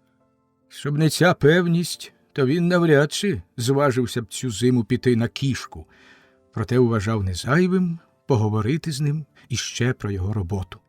Отож, синку, слухай, примічай, щоб ти знав. Це ти замість Миколи. Бачиш, тут діло таке дружно, то й вийде щось. Сміливо, один за одного, як свій за свого. Того ми й ходили лише рідні, чужих не брали, бо чужий за чужого не підставить своєї голови. А воно, бач, без того не можна, таке діло. Не знаю, синку, як там їх ловлять. Кішок цих по книгах, ми їх ловимо по-своєму. Голіруч і в 4 лише. Ну і собаки, без них не можна. Хоч кішка й велика, і хитра тварина, та людина хитріша. Старої ми, правда, не ловимо, бо її не можна впіймати. Ми її стріляємо, та й усе. А ловимо молодшу. Ну, це така ж завбільшки зростом, тільки ще легше. Всього путів на 8. Молода й дурніша. Вона, правда, доброго лошака візьме в зуби, як мишу, скине собі на хребет та й занесе Греція знає куди. А от як ми за неї візьмемось, то вже їй нікуди дітись. Головне – сміливість, швидкість і неодмінно крик. Як уже насядемо, тоді крик. Спершу собаки женуть її, не даючи віддихнути. Вона б собак самих і не злякалась, може. Так ми ж слідом, чує. Собаки женуть, поки вже не сила їй втікати. Буває, цілий день ганяємось. Тоді вона забивається десь до скелі чи до якогось захисту з одного боку і, повернувшись хвостом до захисту, займає позицію. Пси нападають, вона обороняється. А ми тут. Оця коляка – це перше діло. Як кішка забачить людину, то враз, забувши про собак, кидається на неї. А я їй коляку вперед. Вона пащею і хапає, що ближче. Головне не злякатись і подати їй зручно. Ми як робили? Я з колякою вперед. Тільки вона вхопила, Микола зверху на неї та петлю на шию, як супоню, затягне. А я вже коляку геть та за лапи, щоб вона його не здерла. А Грицько за задні лапи, а Наталка, як дзига коло Миколи, насідає. Брат, це треба швидко. І оком не змигнеш. А головне, треба кричати. Скільки духу, скільки снаги кричати, наче тебе ріжуть. Вона від людського крику дерев'яніє, її трясся б'є. Нерв у неї не витримує, бач. Губиться і силу свою втрачає. Тож, як ми кричатимем, то ти не лякайся, не думай, що це вона черево розпорола комусь, хоч, може, й розпорола. А й сам кричи так, ніби тобі черево розпороли. Втямив? Отож. А головне, не бійся її. Вона тільки кішка. Але, борони Боже, бити її чим. Можна скалічити, і тоді пропаде товар. А значить, пропаде ні за псий труд, бо за калічену і чверті не дадуть. Тим часом йшли і пильно оглядали всі хащі. Грицько йшов стороною, Наталка неподалік. Старий роззирався пильно і гомонів тим часом. Буває, що вона виб'є коляку і кинеться на самого. Тоді її треба ловити руками за щелепу і здавити ту щелепу та й не давати перемінитись на зуб. Було мені раз так. Якби довелось тримати так хвилину, то вона за хвилину роздерла б і унти на поворозки. Не то що самого. Так, бач, це було, може, секунду, як уже її запетлювали хлопці шию та ноги і повалили. Мене хлопці добре робили. Не дали батька з'їсти, добродушно сміється. Тож і ти не давай, якщо як. Бо після мене тобою закусить. Отак. А як будемо гнати, не виганяйтесь один перед одного, та не відставайте. Дивись на мене. Один прикриває тил, бо як трапиться хитра яка падлюка, то обдурить. Зайде з тилу і не щуйся, як і передушить. Отож, як тільки побачиш, що я подав їй гостинець, сідла її мерщій та вірьовку. Отак, щоб напоготові. А тоді отак і кричи. Кричи, а сам не зівай, орудуй, бо не щуєшся, коли голову одірве. А стривай. Наталка стояла, тримала за нашийник Заливая, що поривався вперед, і подавала знаки. Миттю зійшлися до неї. Наталка показувала пальцем на 2 смуги на снігу. Аж 2 сліди. 2 кішки пройшли глибоким снігом. Старий Сірко пильно обдивлявся. Стара і друголіток. Уранішні. Тихо йшли, не голодні. Десь на лігво. Це все пошепки сказав. Нічого собі, аж 2 кішки зразу. А собаки... Григорій здивувався, побачивши, як вони відмінилися. Нюхали слід, і шерсть на них стала дуба на спинах. Поривались вперед, натягали повідки, але не рвались шалено. Зацитьковані поглядали на людей запитливо, вишколені. Власне, по собаках Григорій побачив, що натрапили на тигрів. Заливай тремтів від нападу люті, аж Наталка тримала його за нашийник, не покладаючись на поводок, а він хрипів, не маючи права заревти вголос. Головне — розпарувати їх вдало. Старий Сірко зняв шапку, перехрестився. Дай же, Боже. Тоді міцно нацупив її. Дітки, дивіться ж. Вмить повідмотували вірьовки і налаштували їх зручно, почіпляли на шию. Кожен дослав набій в набійник, рушниці і знов закинув її за плече, щоб руки були вільні. А дід до Григорія. Дивися ж, як я крикну і почну стріляти, стріляй вгору, куди попало. Заправляй і знову стріляй, і галасуй. А тоді рушницю за плечі і гони щосили слідом за мною, і не оглядайся. І так, тримаючи собак на повідках, рушай у батька, нерпав Грицька і Заливай у Наталки, пішли тими слідами. Попереду старий Сірко, за ним Григорій, тоді Грицько, а тоді Наталка. Вона тримала вінчестер на руці і весь час пильно поглядала на всі боки, іноді оберталась. Її функція вже почалась, бо кішка та, зрадлива твар, особливо ж як стара з молодим, мати. Вона може бути тут близько і вже, може, вживає проти своїх ворогів заходів. Сліди то йшли поруч, то перехрещувались петлями, крутились по непрохідних хащах, по такій гущавині, що, звичайно, туди мисливець не залазить. В особливо небезпечних місцях старий обходив забіч, весь час не спускаючи ока з слідів і перемацуючи очима кожний непевний закуток, купи вітролому, каміння. Обминали, виходили з іншого боку, натрапляли на слід і йшли далі. Григорій мобілізував всі свої мисливські здібності, а найперше зір. Аж у скивицях боліло, так він напружував очі, стежачи за Сірком і за всім навколишнім. Минали години.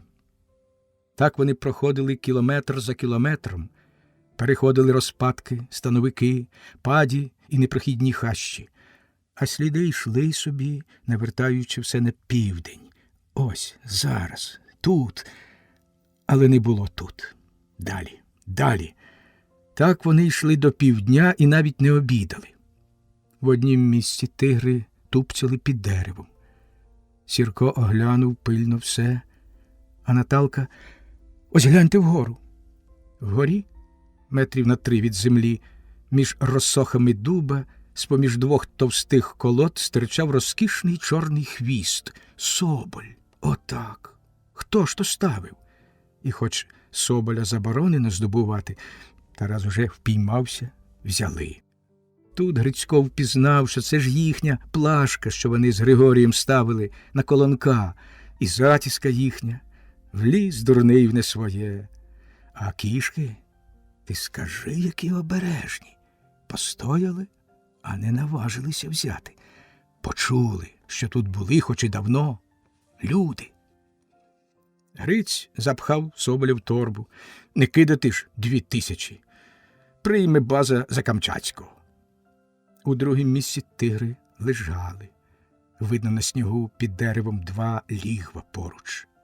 Старий Сірко зупинився коло них, помацав сніг, подумав, оглянув усе навколо, знизав плечима. Недавно, але невже сполохані? Так наче встали не від сполоху. Пройшли ще трохи. Ага, на снігу кілька веплячих слідів. Пішли вистрибом. Тигрячі сліди теж розгонисто полюють. Так у надзвичайному постійному напруженні та хвилюванні, забувши й про їжу, тропили, тобто стежили вони кішок до смерку. Як починало вже сутеніти, сліди довели їх до якоїсь річки. «Даубіхе», – сказав старий, як кондуктор, оголошуючи чергову станцію.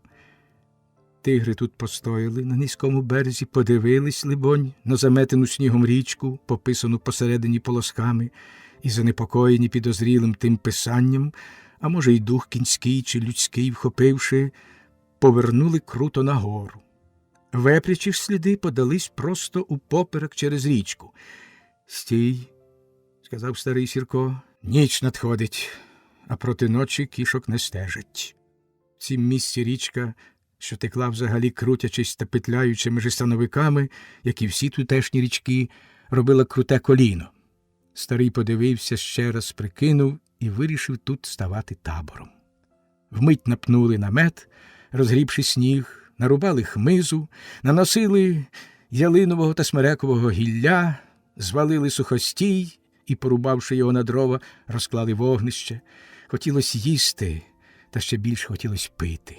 Двічі кип'ятили чай, їжі не варили, а просто їли пироги й морожене сире м'ясо, струганину. Передусім випили спирту, а тоді стругали м'ясо ножем, кожен своїм. Від цього й струганина. І, вмочивши стружку в сіль, так їли. Після вечері Грицько обілував соболя, що за той час, поки вечеряли, встиг розморозитись. «Ну як, батьку?» – підняв шкірку, милуючись. Батько, фахівець у футрині, взяв руку, труснув, прицмокнув. «Гарний!» І, удаючи інспектора бази, додав: «Сорт перший, висока підголовка, темний, комірний, без дефекту. Лупка стандартна. За це 2000 штрафу або 6 місяців тюрми. Але оскільки він сам винен, що поліз туди, де його не прохано, то ми його здамо за Камчатського або за Сахалінського. Там дозволено полювати на нього. А соболь дійсно був гарний.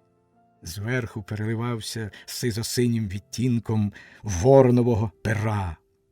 Роздмухати чорну ость — голубіє пух, голубуватий, а хвіст...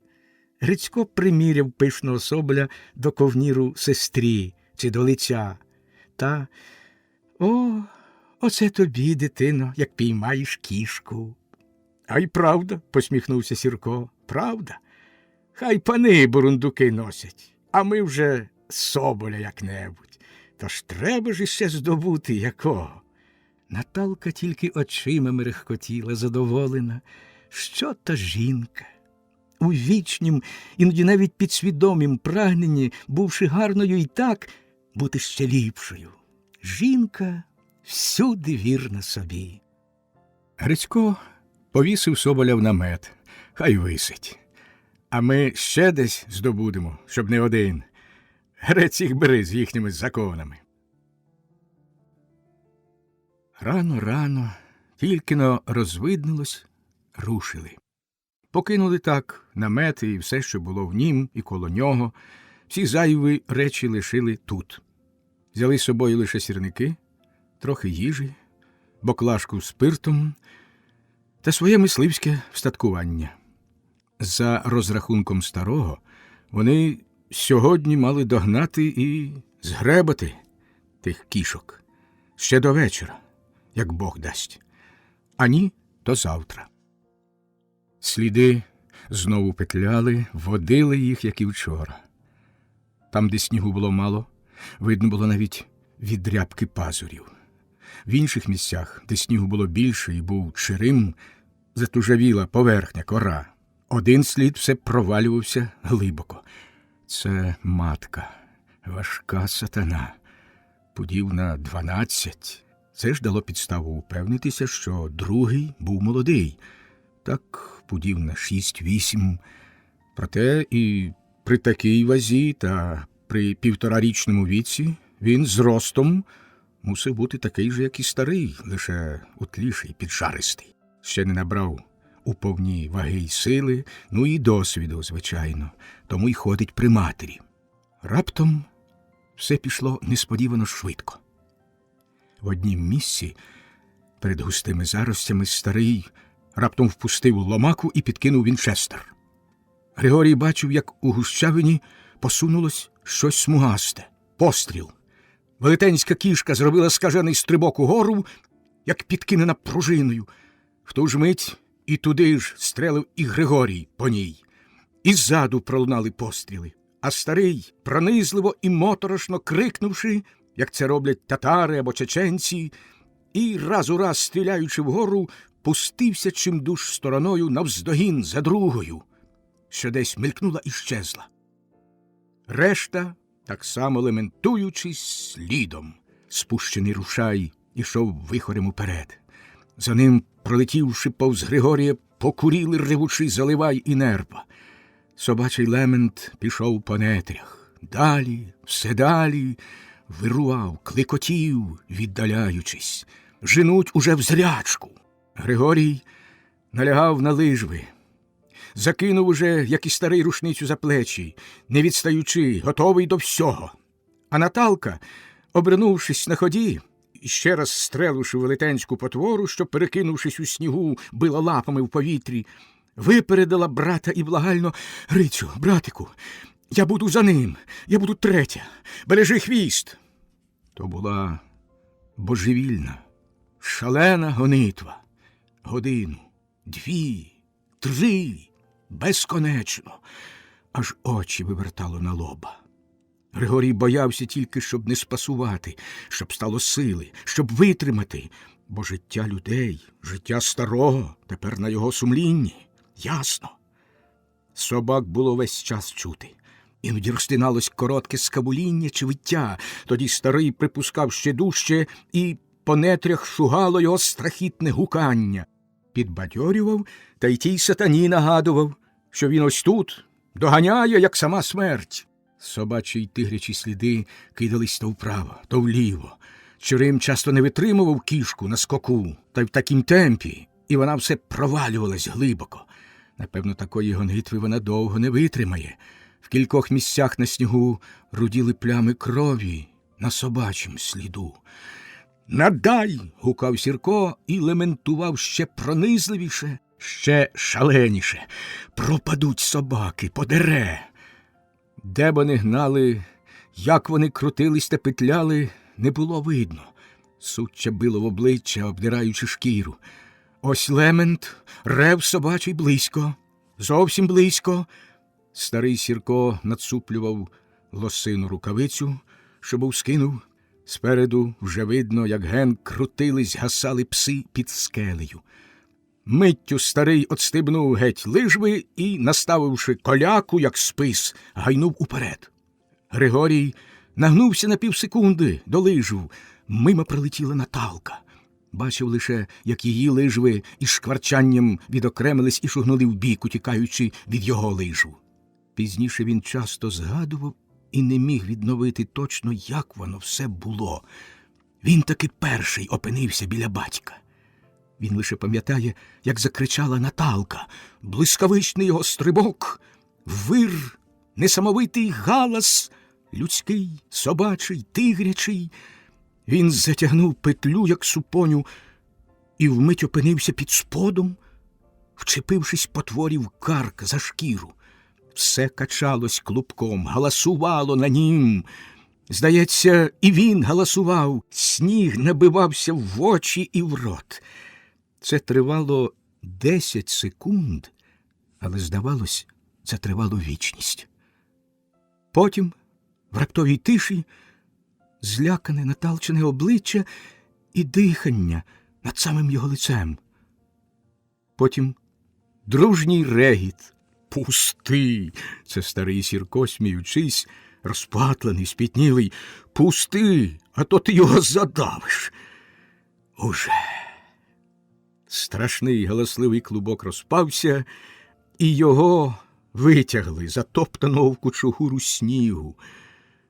Тільки тепер Григорій побачив, що він голими руками вп'явся в рудий загривок та так і закляк. Ага, він перед тим скинув шкіряні рукавиці і кинув їх геть, щоб не заважали. Потвора лежала майже нерухомо, лише конвульсійно здригалась. Розщепірив одерев'янілі пальці. Його звільнили з-під снігу, і секунди переляку загального перетворились в дружній регіт. Так його забило снігом, повно в носі й в вухах, і геть світу білого не видно. Але все ціле, нічого не поламано і не пооткушувано. Треба бачити ці славні хороші обличчя. Допіру лише зосереджені і суворі, а тепер такі смішливі, розкудовчені, спітнілі, замурзані і веселі. Грицько й ржав, як дурний. А я думав, що вона тебе вже з'їла. Ха-ха! Дивлюсь, нема, тільки унти стирчать із снігу. Відсапувались, обтрушувались, збирали шапки, рушниці, викопували з снігу погублені набої. А де ж дідова шапка? Та вона пак он. На розметанім снігу лежала здоровенна смугаста кішка, зв'язана по ногах, а тоді ще обидві пари ніг докупи, шия затягнута петлею, на морді дідова шапка. Кішка здавалась неживою, лише хвіст тремтів і корчився потихеньку, як прут на вогні. То враз вся стиналась в страшній конвульсії. «Кінчається!» Це Грицько злякано. «Дуже втягнуто!» «Нічого», – заспокоював старий, – «це кішка, її не так скоро задушиш». Потім обдивлялись пошкодження, оглядали один одного, собак. У старого Сірка була щока в крові, але то пусте, здряпнуто, і він навіть не пам'ятає де, чи як гнався, чи тут уже. Наталка набила моргулю об чийсь приклад, а може й об чийсь лоб. Може, об Григорію? У Грицька все гаразд, тільки чухав нишком ззаду. Сатана мотнула наостанку, як уже була зв'язана, та так піддала ногами, що він не втримався і гепнув просто на камінь. А в Григорія усе в порядку. Що в нього боліли ребра і була розсічена всередині губа, то секрет. А собаки лежали рядочком на снігу, повисолоплювали язики, ніби в спасівку. Проте з ними гірше. Врушає розідране вухо, узливає здорово підірваний бік. Так шкіру і злуплено смужечкою. І він старанно зализував рану, піддаючи шмат шкіри язиком. Старий витяг ножа і тут же проробив операцію. Відтяв шмат геть. Розумний пес тільки заскімлив і лизнув діда в руку.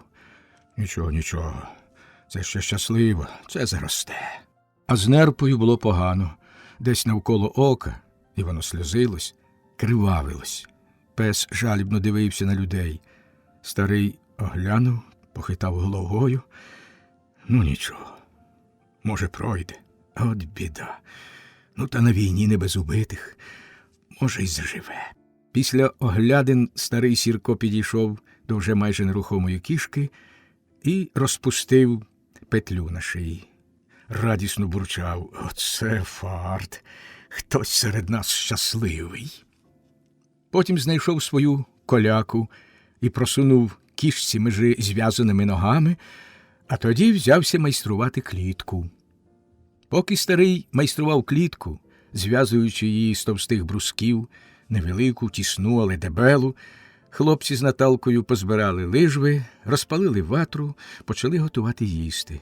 Тільки тепер вони почули, які вони голодні. «Хлопці!» – гукнув Сірко, поглядаючи навколо. «Та це ж пак собор! Диви!» Дійсно, скелі, до яких собаки приперли кішку, були старому добре в знаки. Звались вони у мисливців собором, бо нагадували зруйновану церкву. Стояли окремо, як будівля, поруйновані, вивітрені морозами, вітрами й часом. Поміж скелями були печери, це й була стародавня резиденція великих хижаків. «А катніть он туди!» – махнув дід сокирою. Григорій і Грицько стали на лижви і пішли в показаному напрямку. Скоро вони натрапили на місце, де були виполохані обидві кішки. Здивувались, підійшовши зовсім з іншого боку, на те місце, де вранці відбувався початок баталії. А через хвилину знайшли забиту кішку. Здоровенна самиця, грізний екземпляр старого уссурійського тигра, лежала на розкопирсаному снігу, задубівши. Сніг кругом був забризканий кров'ю, а на розкритих губах її замерзла кривава піна. Смертельно поранена першим же пострілом у груди, вона була потім продірявлена ще 4 рази. Останній раз, очевидно, в голову. Хлопці подивувались з такого страхіття. Власне, дивувався Григорій. Грицько вже звик, бачив. Потім зв'язали їй передні ноги, ще й примотали мотузку за голову, тоді запряглися і так поцупили вдвох. «Шкіра ж пропаде. Це ж яка шкіра?» – сказав Григорій. «Дурниця!» – це Грицько скептично. «Ця шкіра коштує рівно в 50 раз дешевше, ніж ота маленька соболина. Поганяй!» І поцупили. Кішка пливла по Чериму досить легко. «Ова! А то чому ж так дешево? А я думав, а хто зна чого?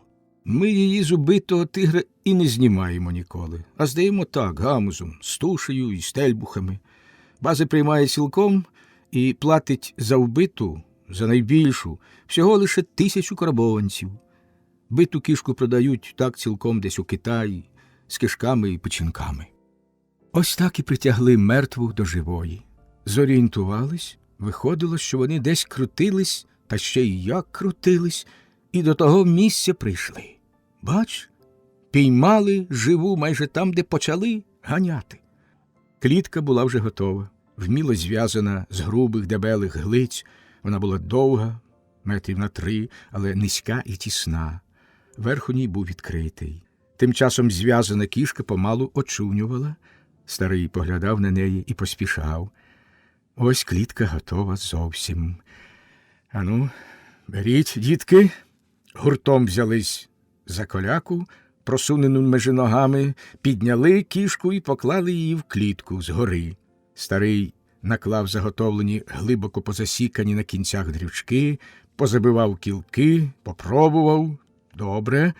А тоді висмикнув коляку з межі ніг. Слава Богу! А тепер снідати, обідати, полуднувати і вечеряти. Смеркало. Назад рушати пізно, тут і ночували. Коло скель було затишно. Розгребли сніг, розклали ще одно велике вогнище. Було тепло, спалося міцніше, ліпше, аніж на печі. Звечора, наївшись і напившись, ще довгенько лежали коло вогню, гомоніли про се про те.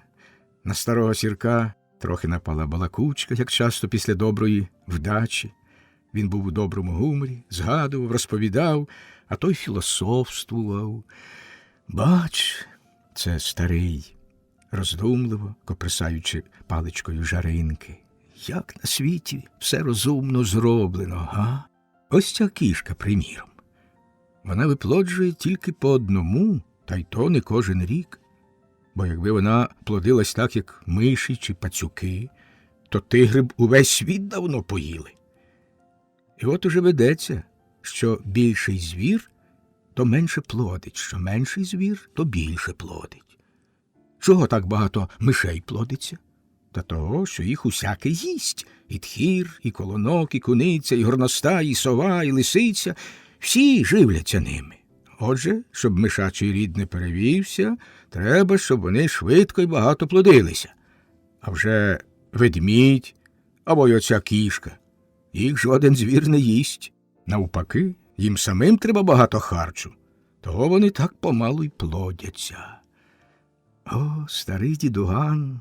Стільки не дивився за життя, стільки думав над усім і розумів навіть, чим що дише, що міг би консультувати багатьох вчених і професорів з цих питань. Бувши в доброму гуморі, старий розгомонівся і довго ще розважав молодь оповіданнями про свої пригоди. І скажи, одне одного держиться, як воша кожуха. Хочеш знайти колонка? Шукай мишу.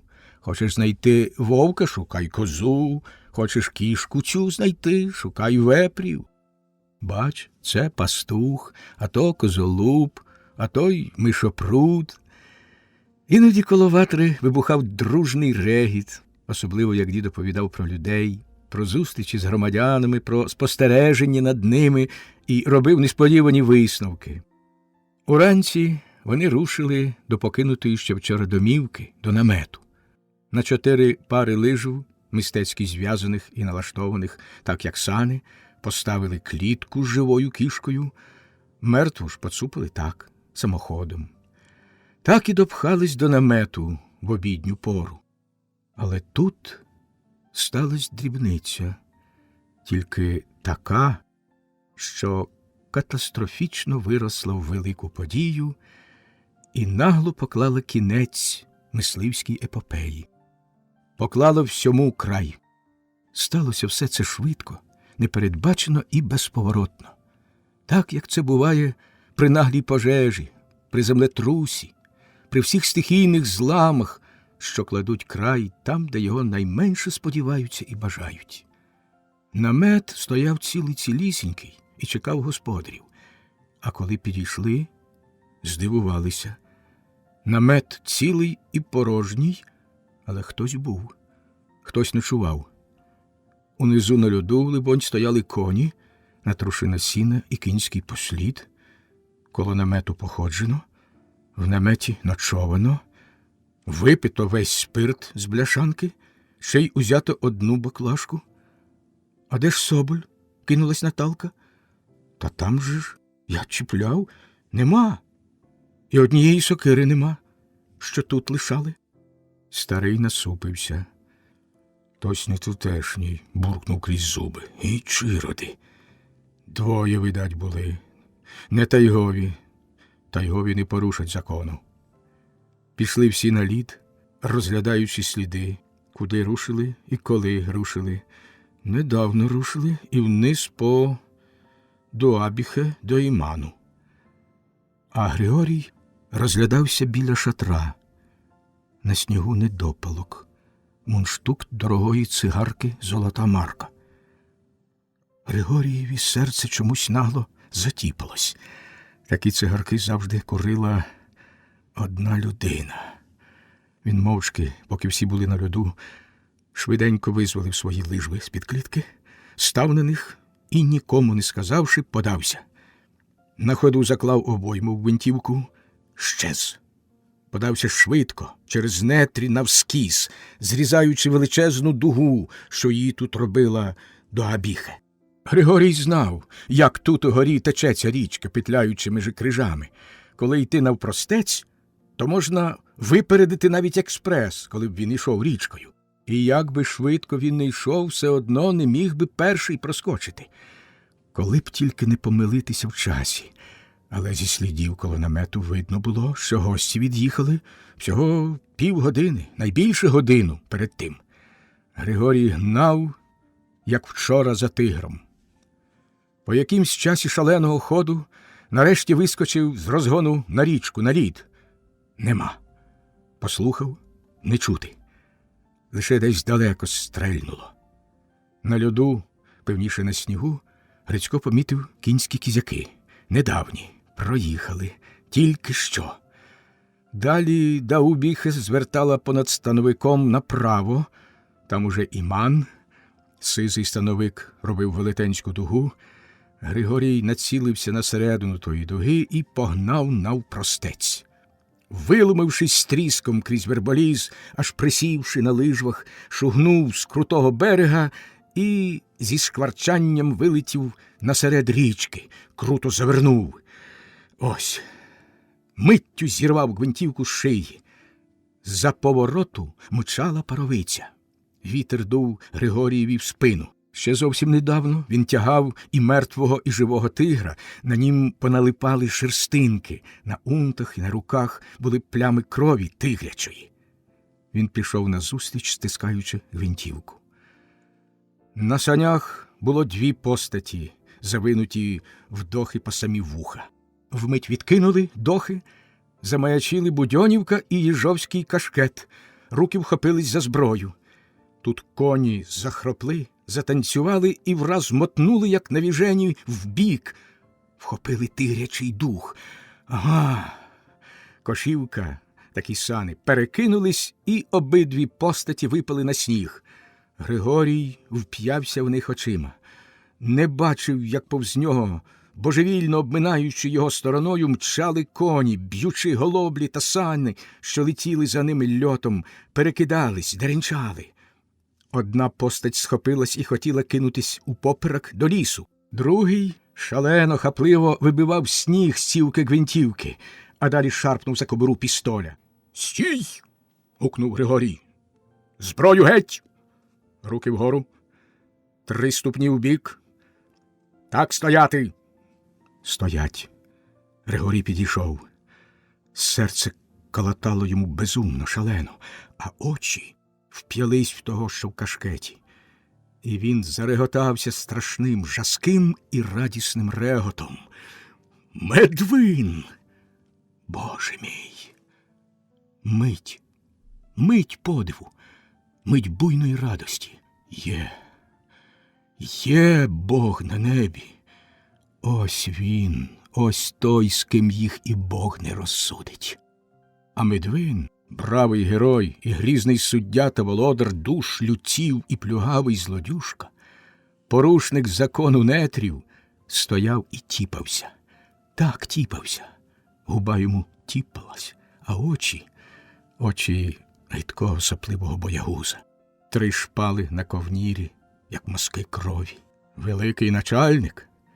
Так, поздоровляю. Другий тихенько відступав назад, непомітно, з однією шпалою. Якийсь начрайону. чорт його припарував, дурака, подумав Григорій, а вголос промовив: так, ну, все, товарищ слідователь, все. І важко задихав. Кінчаю слідство. І підніс голос, повільно, грізно. Тут я тобі і рев, тут я тобі і трибунал. Підкинув гвинтівку і вистрелив. Аж тому з голови пихнуло. Другий кинувся упоперек до лісу. Григорій дивився йому услід, слухав, як у грудях стукає серце, напогіне помстою. Тут утікач обернувся і вистрелив з пістоля. Уже майже видряпався на урвище до лісу. Куля тьохнула десь у сніг. «Хіба так стріляють?» – промовив Григорій задумливо, пересмикнув закривок і стрельнув. Постать підкинула руки, майнула ними в повітрі і покотилася з урвища. Мить Григорій стояв нерухомо. Думки летіли вихором. Так, все. А тепер в Манчжурію, в Китай, в Японію, до чорта в зуби. От. Все відтяв за одним разом. І ворогів, і друзів, і спокій. Все. Стривай. За мої вчинки відповідати ж ніхто не мусить. Подивився на чисту пелену снігу, а тоді написав пальцем великими літерами: «Судив і присуд виконав я, Григорій Многогрішний. А за що цей пес сам знає». Ще й розписався. Так, куди ж ті бідолашні коні побігли? Загинуть. Шкода. Ну, добре. Хвилинку постояв, зітхнув, потім махнув рукою, почепив гвинтівку на шию і повернувся. На нього дивилась пара очей. Наталка. Що ти зробив? Григорій взяв її за руку і потяг геть за собою. Вона не опиралась, покірно йшла поруч, лише відчував, як її рука тремтіла. А в неї рука тремтіла не з переляку, ні. Що ти зробив? Слухай, Наталко, те, що я зробив, те я мусив зробити, розумієш? Я вбив одного дракона. Ти цього не бачила, розумієш? Не бачила. А вже, як я буду далеко звідси, ти про все розкажеш своїм. Дівчина дивилась на нього, і в неї затремтіли губи. Прошепотіла здивовано, розгублено. Куди ж ти? Стривай. Твій Вінчестер зареєстрований? Ні. Гаразд, чудесно. Дай мені твій Вінчестер. На тобі цю гвинтівку. Вона теж не реєстрована, але хай батько допильнує. Але стривай. Ну, добре. Ти зробив, як вважав за потрібне. Добре. Тобі видніше. Але куди ти? Куди ти підеш? Боже мій, скільки сказано в одному тоні. Все, про що мовчала місяцями. Григорієві аж горло стисло. А дівчина благала. У нас же цілком безпечно. У нас. Та можна ж іще далі зайти в нетрі. Григорій взяв її за руку і стис. Міцно, міцно.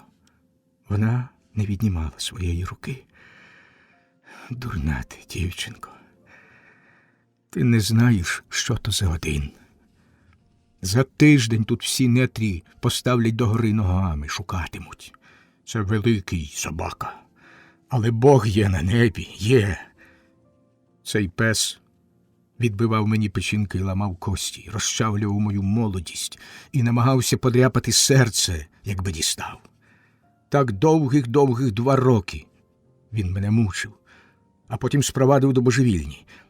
І все за те, що я любив свою батьківщину. І я ще тоді поклявся іменем матері моєї, що відірву йому голову. Я втік з божевільні. Потім мене знову піймали і знову мучили, так як він, його поплічники. А потім присудили до 25 років каторги. 25 років. а я всіх маю 25. І все тільки за те, що я любив свій нещасний край і народ. Я поклявся, що буду їх вбивати, як скажених собак. І я втік з ешелону. Вони мене везли з України на каторгу, на повільну смерть, і берегли, як пси, а я втік. Вистрибнув на ходу з скаженого поїзда.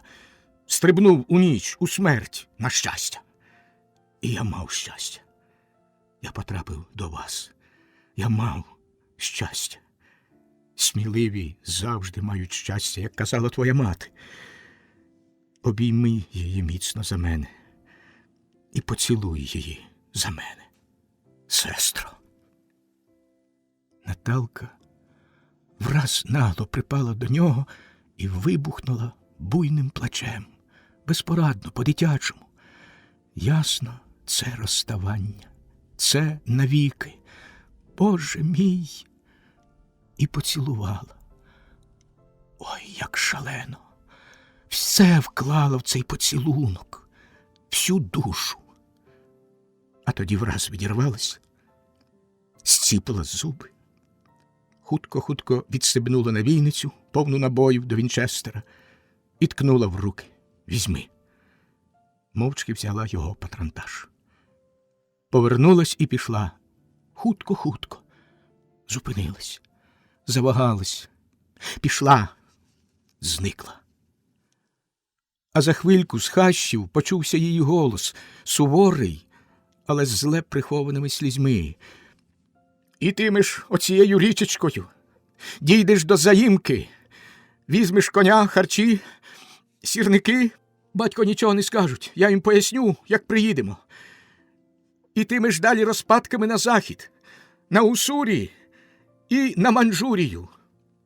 За слізьми не договорила, подалась. Все. Бідолашна, горда, дика, наївна і надзвичайна Наталка. І десь зринула в пам'яті, і бриніла в вухах пісні, як кров у висках, бриніла боляче і чітко. Цілувалися ми із тобою один раз. Ой, серце Григорієве, ніби хтось поклав у жорстокі лещата. Він стояв, зціпивши зуби до хруску, щоб не ревнути, дико, нестямно, а по щоці повзла помалу сльоза. Вирвалась таки, так, як вирвався він колись із скаженого поїзда. Згори почав падати густий лопатий сніг, засипав сліди, засипав усе. І сідали рядочком сніжинки, як білі голуби, на сталеву сизу цівку Вінчестера. Розділ 12. Навзаводи з щастям. До Хабаровська з заходу кордон іде по Амуру, від Хабаровська на південь по Уссурі. Найліпше кордон перейти десь в Біробіджані, там найбільші нетрі, найвужчий Амур і гори обабіч, великий Хінган. Це Григорій знав. Він це вивчив досконало і давно вже, щоб бути зорієнтованим на випадок чого. А тепер той момент настав. Але ж ні, йому не сила так піти геть. Він мусить піти туди, глянути, побачити, востаннє ж, побачити батька, побачити матір. Це, може, єдині рідні, може, на цілому світі, попрощатись, стати навколішки, і хай благословлять у далеку путь, у темне, страшне, невідоме, може, в смерті. 3 дні він ішов снігами і боровся сам із собою. І не міг перемогти бажання піти, глянути. Він мусить. Спустився становиками і вийшов на річку. Зайшов на заїмку, постояв біля коней, що стояли біля стіжка сіна, і, зачувши його, радісно заіржали. Він погладив свого буланого, по-господарському обдивився усе. Все гаразд. Мисливці ще не приїжджали, але мали приїхати. Коня він не зважився взяти. Лише взяв харчі, сірники, пляшку з спиртом і жменю набою. Інокентія Петровича не було вдома, і Григорій був задоволений з того. Взяв, що треба, і пішов далі. Це було позавчора, а вчора він провалився в наледь і мусив сушитися. Сушився всю ніч і думав усе про одно, все про те саме. Ще вчора вранці з перевалу він бачив, як унизу річкою їхала процесія. «Наші» мелькнуло в голові. Так він упізнав їх. Хотілося скрикнути і побігти до них, але утримався. Зітхнув лише. А процесія посувалась униз по льоду. Коні встяж тягнуть на довгих полосках клітку з тигром і всі речі. Позаду йдуть двоє, а спереду одно, лиш на лижвах. Коло нього крутиться собака, то забігає наперед, то, повернувшись, кидається назустріч. Заливайки вголос, перекочуються по горах, дзвінкий і докірливий. На нього не зважають. Серце Григорієві стиснулось, тож Наталка простує вперед, уперто, похилившись проти вітру. Уявив, як вона уперто заломила брови, і так стало на серці. Ні, цього не скажеш, як то буває на серці, коли воно нагло обілляється кров'ю. Процесія зникла за тим велетенським крижаним водоспадом, що вилискував на сонці. Могутній гірський бог десь махнув чарівною паличкою і заморозив велетня, розмалював його в усі барви веселки, оправив у скляний прозорий панцир, і він стоїть, мерехтить холодно. Григорій ще довго стояв, дослухаючись до Заливаєвого голосу. Процесія зникла, потім і голос той десь завмер, а він стояв. Тоді сапнув морозного повітря, насупився, підв'язав міцніше лижви і пішов нехотя снігами, глибокими, становиками крутими. Це було вчора. Всю ніч він лежав біля вогнища на снігу і думав свою бурлацьку думу. Зазирав у минуле, тяжко, заглядав у майбутнє, темне, зціплював зуби, нехай.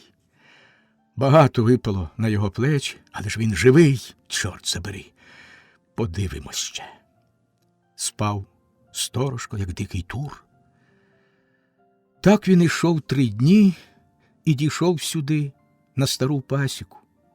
Що далі ішов, то все повільніше, а дійшовши сюди, до цієї пасіки сіркової, зупинився. Далі не сила. Ой, не сила далі. Це вже покинути останню рідну хату, та й назавжди. Тут він отаборився і оце боровся, воював сам собою. Піти чи не піти? Ні, не треба. Але ж як він піде геть, не попрощавшись з цими людьми? Але ж як стане перед нею і не пожаліє її серця? Ліпше було б розбитися ще тоді, з поїзда стрибавши. І він рішуче збирався, то знову сідав у холодній халупі і сидів, важко підперши голову. Було його й по тюрмах, і по божевільнях, і де тільки його не було, але ніде він не тратив голови, ба ніде ж йому й не траплялося такого.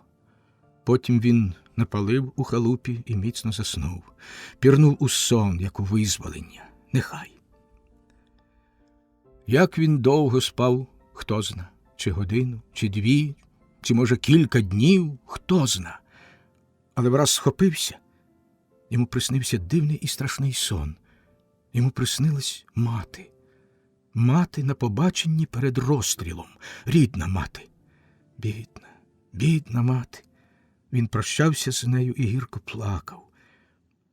А коли схопився зі сну, сльози текли по щоках. Швидко перевзув унти, підперезався набійницею, перекинув вінчестер за спину і, ставши на лижви, пішов швидко у ніч. Ще було темно, ще тільки благословилось на світ, а в сірковій хаті уже горів вогонь. Почувши шерех здалеку, собаки забрехали. Григорій тихо свиснув, і собаки вмить опинилися біля нього, кидались під ноги, радісно лащились, нюхали вінчестер і дуріли з радощів. На сніг лягла смуга світла. Рано повставали сірки, як і завжди. А може, і не лягали? Може, що скоїлось? Ні, так, як і завжди. Мабуть, до міста збираються. Старий Сірко, похиливши голову, сидів насуплений на лежанці, одягнений, і ніби роздумував, що його одягти ще, чи доху, чи козляк, сідлати гнідо, чи буланого. Наталка, така ж насуплена, як і батько, заломивши брови, стиснувши уста, шила унти, і зюбрені, лапчаті, аптувала їх білими пушинками, сувора, трохи зблідла, схиляла голівку то вліво, то вправо, дивлячись на роботу, а думка десь, не тут. Грицько сидів біля груби, відливав картеч, козюлювати збирався, робота щось кепсько йшла. Мати біля затопленої печі перебирала мерзлі брусниці, розглядала їх, як крапелинки крові чи як намисто на долоні. В хаті була мовчанка гнітюча. Чи то сон недоспаний не посідав, чи то сумно, чи то тужно, як по якійсь утраті, як після похорон. Та сама гнітюча мовчанка, що запанувала серед них зразу ще в дорозі після того, як Наталка в кількох словах розповіла, що сама бачила, що від Григорія почула, та про його намір. Аж приїхали додому, вона, заплакавши, поцілувала матір. Грицько гнівався на побратима, що той зник і знехтував його приязню, дружбою, зник, навіть не попрощавшись. Його молоде серце закипіло після сестриної розповіді. Боже, а він і гадки не мав. Зразу був хотів вертати на розшук, та збагнув, що це ні до чого, пізно, і мовчав. Мовчанка – це єдине, що залишилось в ім'я дружби. Так і Наталка, і батько, наче змовились. Треба було їхати до міста на базу, відвозити здобич, але старий не квапився. Десь там піймана кішка чекає у клітці, поклавши лапи і гордо піднісши голову. Нерухомо та відчужено дивиться просто себе вогкими великими очима. Не бере їжі, третій день не бере. Та вона 5 днів не братиме, але не згине. То горда і живуча тварина. І старому думки химерно блукали між гордою твариною та... Раптом в сінях зашелестіло. Клацнула клямка. В розчинені двері увірвалась хмара морозу, густа та біла, і перетворилася в людину. Так чаклують шамани в Гольдів, пускаючи клубками дим, але такого чуда не втнуть. Зачинивши двері, біля порога стояв Григорій. Вінчестер через плече, в снігу і крижинах попід руками, унти й ремузи обмерзли. Десь брів по наледі, набійниці навхрест на грудях, а груди розстебнуті, спітнілі. Завмер нерухомо, блідий, трохи схудлий, засмалений вітрами, стояв і ніяково по-дитячому посміхався. «Не сподівались», – вимовив хрипко. Брусниці посипались і покотились по підлозі, заторохтіли, як намисто. «Ох, Боже мій!» – скрикнула мати і, простягши руки, ступила до дверей. «Ой, сину! О, дитино бідная!» І материнські сльози покотились, як ті брусниці розсипані. «Ой, що ж бо ти наробив, соколе нещасливий!» Так, як у тім божевільнім сні на пасіці, майнуло в голові, І, не розуміючи, що робить, скорившись невидимій силі, Григорій стяг шапку і опустився на коліна, та зміг видушити тільки одне жалке слово — «Мамо». А на закам'янілому обличчі, на щелепах набрякли жили від надмірної напруги. «Ой, синку, синку!» І ще буйніше котилися сльози у матері. Вона за сльозами його не бачила, простягаючи руки, щоб підвести. Бог тобі простить, дитино, Бог тобі суддя та й мати Божая. І витирала буйні сльози, а вони, неслухняні, лилися далі.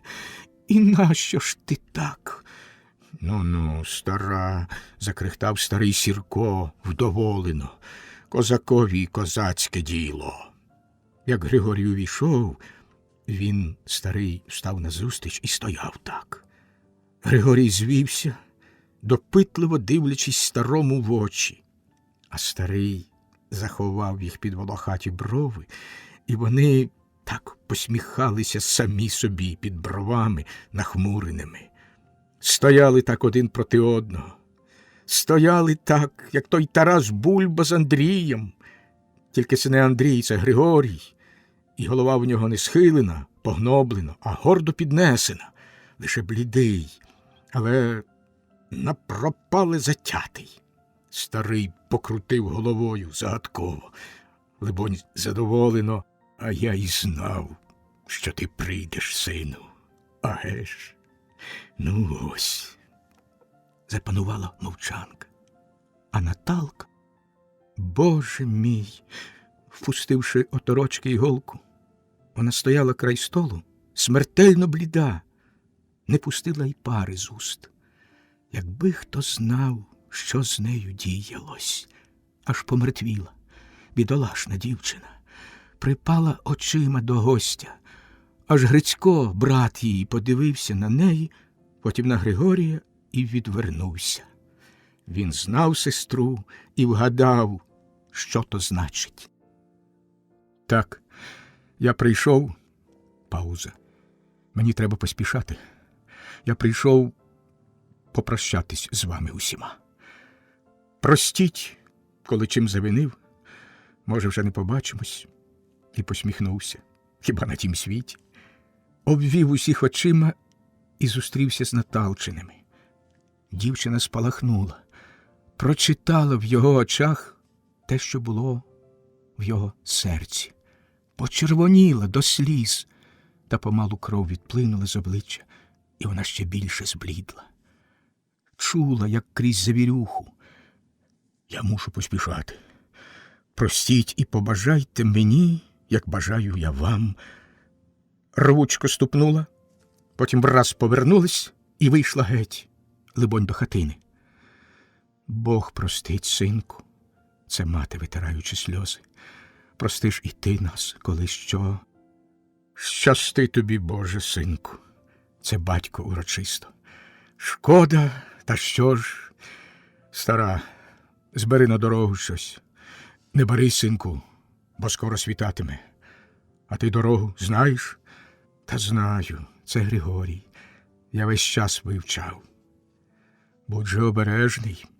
А в Манчжурії, в Харбіні та в Сахаліні є наша рідня. Та ти ж пак знаєш». Григорій кивнув головою. «Спасибі. Гаразд. Ну, сядьмо, щоб іще зійтись колись». І за стародавнім звичаєм вони урочисто сіли. Григорій примостився край лави. Сиділи хвилину мовчки. Потім, як на знак якийсь, звелись, попрощались. Мати, плачучи, тикала Григорієві до рук набитий рюкзак. Батько застібав корячкуватими пальцями гудзик йому на грудях. «Бувай же здоров, синку.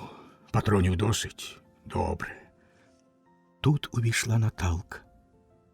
Пристібаючи на ходу діловито набійницю, вона увійшла виряджена, як на полювання. Брови рішуче зсунені, вуста стиснені, бліда, як смерть, але спокійна. Стала посеред хати біля Григорія. «Куди ж це ти, дочко?» – сплеснула мати руками. А батько примружив очі вражено. Наталка ж стала проти Григорія з непокритою головою і мить дивилася йому в вічі з мукою, запитанням. Мить коротку і мить безконечну. І знайшла там відповідь у тім погляді, в тій мішанині з любові, жалю і розгубленості від свідомості про нездійсненність щастя.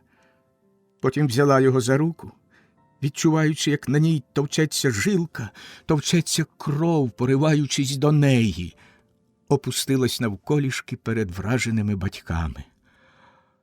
«Ой, Боже мій!» – тільки й змогла промовити мати, а Наталка дивилась на них мерехтливими очима, запаленими іскринками сліз та безповоротною рішучістю. «Як уб'ють мене, то я не вернусь, а як судилось мені щастя, то нехай же я буду, мамо, щаслива. І ви, тату, благословіть». Пауза, гнітюча пауза збентеження. Очі Наталці замерехтіли слізьми, а брови рішуче заломились.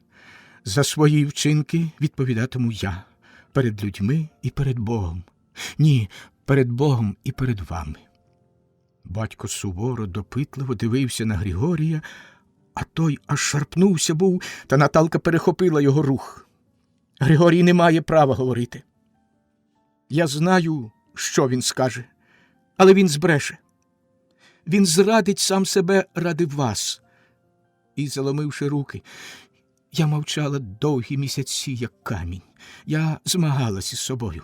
Я не знала, а сьогодні я бачу. Тепер я бачу, що я загину. Тож ваша кров у мені. Ви ж знаєте, що я ваша дочка. Не губіть же мене. Мовчанка. А Наталка благала: «Тату, нехай я буду щасливою. Може ж я буду щасливою?» І враз рішуче, з докором, хоч і крізь сльози: «Я не переступила вашої волі. В мене ваше серце, ви його мені дали таке, то й хай же Бог буде суддею». Старий Сірко бачив, що нічого не вдієш. О, то Сіркова кров заговорила: «Начувайся». І він слухав дочку і дивився на Григорія з-під волохатих брів. Обоє рябоє. І посміхнувся схованим оком під насупленою бровою. То хай же Бог буде суддею. І уже була б звелась, але тут Григорій, бачачи, до чого може дійти, мовчки опустився на коліна поруч, тяжко похиливши голову, як під сокиру. Бачив, що дівчина може переступити батьківське слово заради нього. Отак-то, стара, це батько. А Наталка, ухопивши нотку в його голосі, пожвавіла: «Як загину, що ж? Микола ж он загинув. А як загине він, то хоч знатиму, де він лежатиме. Та й тоді повернуся до вас. Але нехай ми будемо щасливі, тату. Мамо, смерті ж конем не об'їдеш. Он Микола». Тут мати не витримала і крізь сльози: «Чого ж ти мовчиш, батьку? Твоє ж насіння». Але не було втім докору, лише розгубленість і, далебі, співчуття. Так, співчуття. Вона дійшла серцем того, що старий доходив розумом. Сірко почухав голову і зітхнув важко. Такі часи, бач, таке життя. Ну що ж, матері тільки цього було й треба. Вмить витерши сльози, вона хутенько зняла ікону, ще своє благословення, і, намагаючись бути веселою, щоб була ж дочка щаслива, благословила, а тоді віддала старому і стала коло нього. Нічого, стара, Бог не без милості, козак не без щастя, та й часи ж такі, нехай же шляхи вам будуть рівні, люди привітні і щастя до віку, щоб ні сили темнії, ні око злеє, ні куля ворожа. От, та й не боріться, діти. Наталка квапилась, Шалено обіймала батька та матір і потішала, і гомоніла, збираючись: не журіться, та я ж усі шляхи і доріжки знаю, а там же тітка і родичів скільки, Боже. Ми візьмемо Заливайка, і він принесе вам вістку, як уже будемо в безпеці. І поцілувала батьків і брата, щаслива і радісна. І все буде добре, ось побачите. Ми тоді покличемо вас на весілля. Батько хитав головою, дивлячись на дочку. Сіркова кров. Дай Боже, це мати підступивши. На ось ліпше оце, божевільна ти. І висипала їй з пригорщів дрібнички, дукачі стародавні, обручки, сережки золоті. Потім зняла з себе золотий хрест і наділа дочці на шию. Може, здасться, дитино. На дворі швидко сіріло. Грицько збирався проводжати, але Наталка заступила дорогу, обхопила руками за шию і, дивлячись в очі, ніжно, але заперечливо: твій побратим нехай мені, і я відповідаю за нього головою, так? А мати і батько тобі, і ти відповідаєш за них головою, так? Дай же слово, що ти берегтимеш їх, і, одружившись, будеш коло них. Ну ж? І тільки діставши слово, поцілувала і пустила. Ще не розвиднилось гаразд, як сіркової заїмки, в мороз, що стояв туманом, вийшли і попливли помалу по снігу двоє озброєних, на лижвах, з рюкзаками за плечима, а за ними великий якутський пес. Перейшли падь і пірнули в нетрі.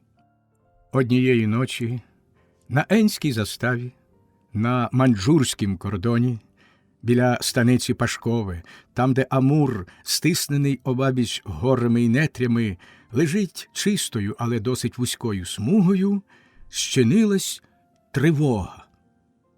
На великім відтинку почалася стрілянина. Почалась вона з далекої пожежі і кількох вибухів там. Потім вибухла в самім Пашковім, а далі розійшлась обабіч на яких 10 кілометрів.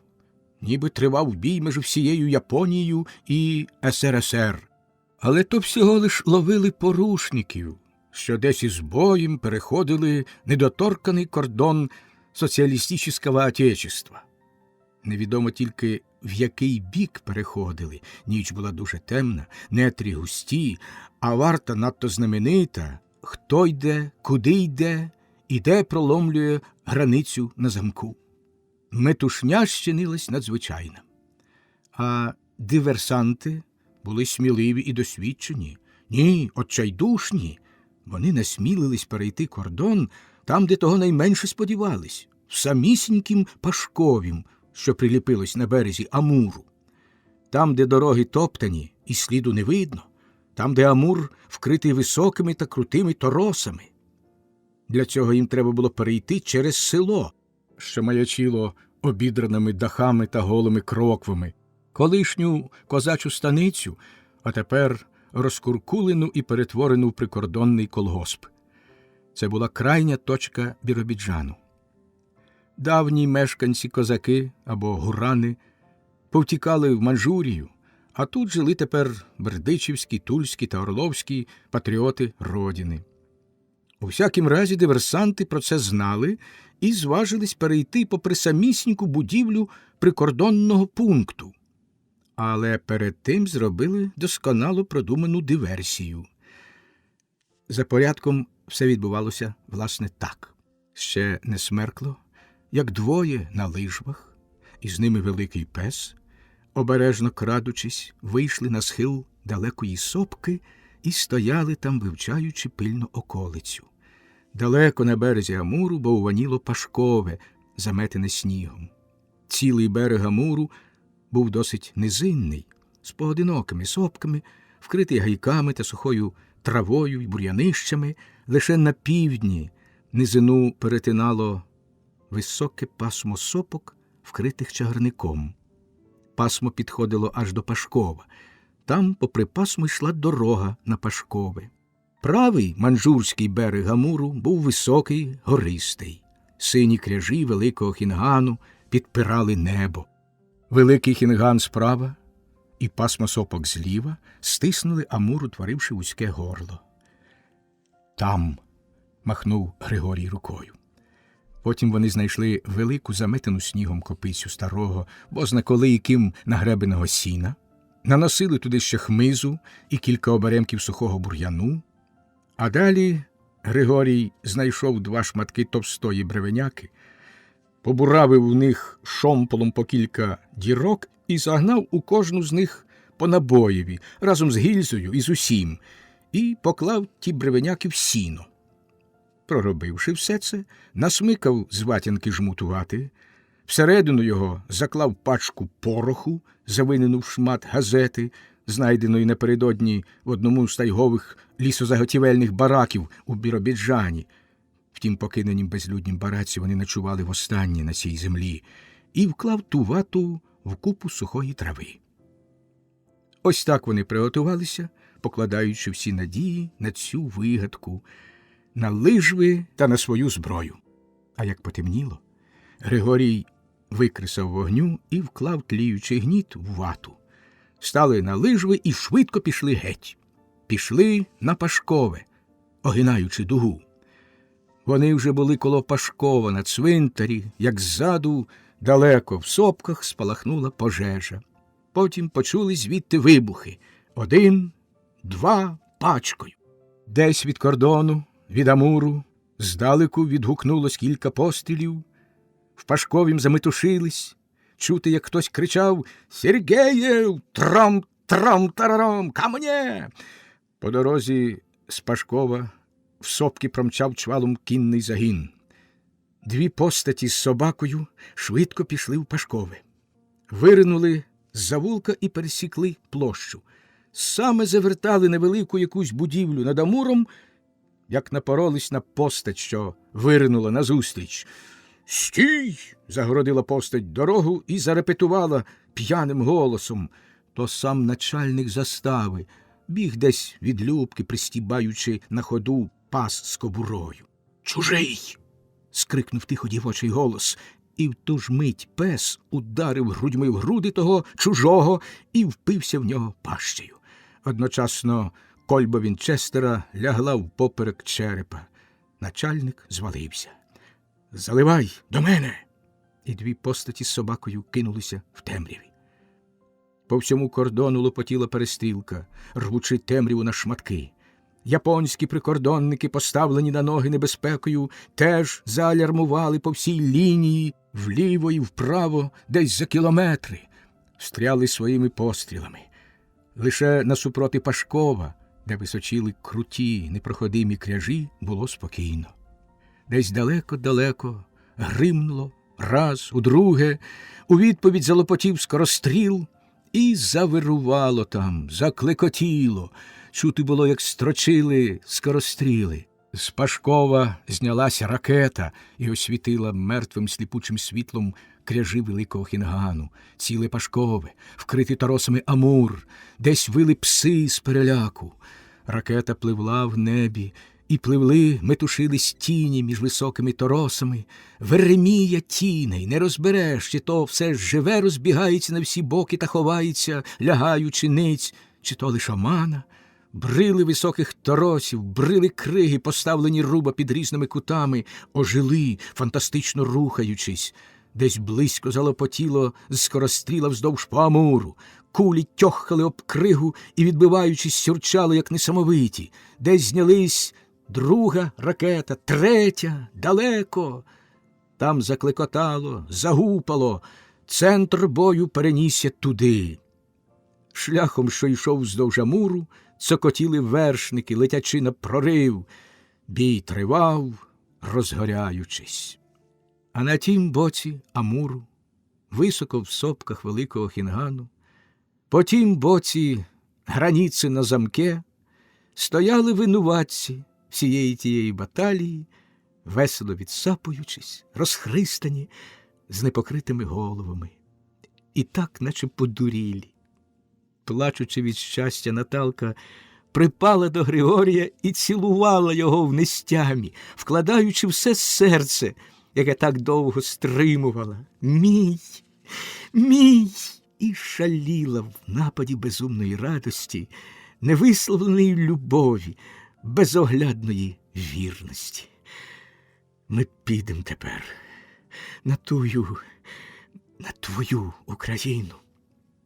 Обвелась руками за шию і припала до мужніх грудей, слухаючи, як товчеться там до неї суворе, розбурхане серце, і тріпотіла на них, на тих грудях.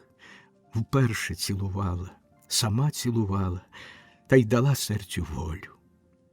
І так само дав серцю волю Григорій, забрав її всю в обійми, заціловував тії дикі, тії неприступні, тії незаймані вуста, тії очі насмішкуваті і великі, як у дикої козулі, тії руки морозами попечені і порохом посмалені, такі жорстокі в бою і такі ніжні до нього. От, аж ось де він догнав своє щастя. І дуріли обоє, опиваючись тим щастям донестями. Великий якутський пес Заливай сп'явся на задні лапи і, тихенько скімлячи, намагався лизнути обох в ніс. Лемент на кордоні помалу вщух. Далека пожежа погасла, в Пашковім було тихо, лише десь далеко-далеко зрідка ще лопотіли постріли. Наталка послухала якусь мить, потім розстебнула Григорів рюкзак, вийняла великий шмат м'яса і дала Заливаєві. Їж. Ну, мій милий, мій вірний друже. І пестила його рукою попід шиєю. Пес лизнув руку і тихесенько заскімлив, відчуваючи собачим серцем наближення якоїсь зміни в своїй долі, але на м'ясо накинувся жадібно. Давай записку. Григорій вийняв з гільзи маленьку записку, обачливо приготовлену ще вранці. Наталка оддерла стяжку від хустки, прикріпила ту записку до Заливаєвого нашийника зі споду та й примотала її стяжкою. Готово. А тоді довго гладила Заливаєву голову, розмовляла з ним, тормосила за вуха, поклавши голову собі на коліна. Аж не хотілося заплакати, так шкода було розставатися з вірним другом. Та враз звелась рішуче і суворо. Заливай скочив на ноги і завмер, готовий до послуху.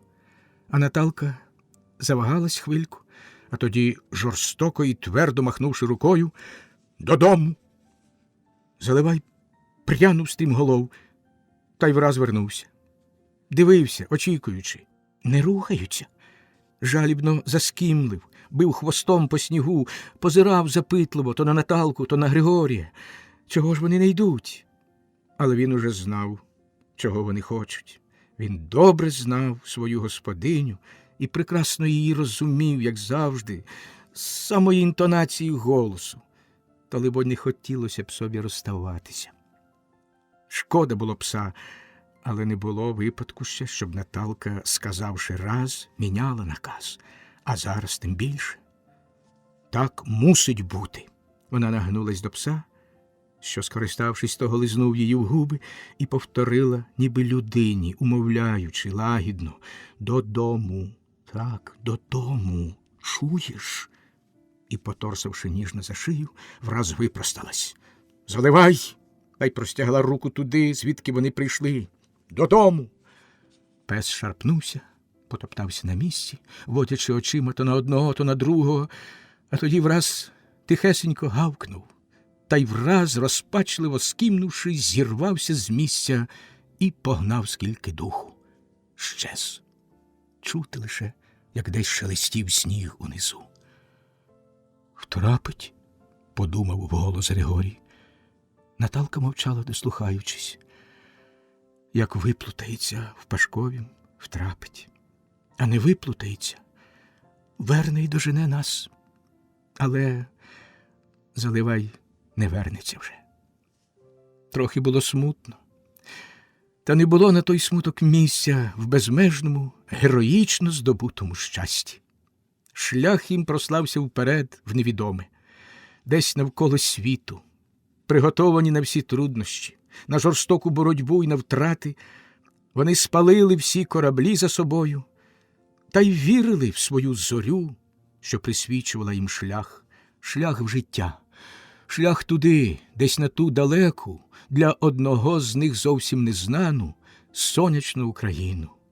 А чи в героїчну битву і смерть за тую далеку, за тую незнану, за тую омріяну Україну. Шлях прослався вперед, а думки летіли назад, тим своїм безконечним слідом через снігові пустелі і нетрища, що ними мчав одинокий пес, вірний і до кінця відданий, чотириногий товариш, припадаючи к сліду по-вовчому, туди, до засніженої, загубленої в нетрищах домівки суворих тигроловів. Краєва преса була сповнена сенсаційними повідомленнями. Перше. Чільна сторінка офіціозу «Тихоокеанська звізда» чорніла жалобою. Під грізною чорною шапкою «Смерть врагам народа» та «Вы умерли, но дело ваше живет», «Мы клянемся, дорогие товарищи, отомстить за вас и уничтожить всех врагов во всем мире». Під цією шапкою в тексті було надруковано 2 портрети в чорних рамцях. Під портретами, товстими літерами, повідомлялося про те, що в тайзі велика, озброєна до зубів банда ворогів народу, на чолі з крупним державним злочинцем, з бігцем з каторги, шпигуном і агентом фашизму і так далі, на прізвище Григорій Многогрішний, після упертого бою звірськи замордувала товариша Медвина, начальника краєвого особого відділу УГБ НКВД на ДВК та начальника Енського райвідділу НКВД. Перечислялося всі заслуги того орденоносного товариша Медвина, ветерана ВЧК, ОГПУ, НКВД, славного і доблісного чекіста, що в боротьбі з ворогами не знав пощади і жалості, і що рука в нього не дрижала ніколи, і так далі. Потім сипалися страшні погрози і прокляття на адресу ворогів народу всіх мастей та їхніх приспішників і симпатиків, а особливо металося громи викорінювати всіх підряд, жорстоко, немилосердно, повсякчас і навіки вічні. Кричалося про бдительність та священний обов'язок всіх старих і малих допомагати органам ЧК, а внизу великими літерами оголошувалося велику премію за зловлення того страхітливого отамана банди Григорія Многогрішного. А ще нижче подавалося свідчення очевидця, що та банда пішла на схід, намагаючись, очевидно, прорватися до Японії, і що бачено її вже аж на Охотському узбережжі. Друга сенсація була ще цікавіша. Подавалося карколомне повідомлення про чергову провокацію некої агресивної держави на совєтсько-маньчжурському кордоні.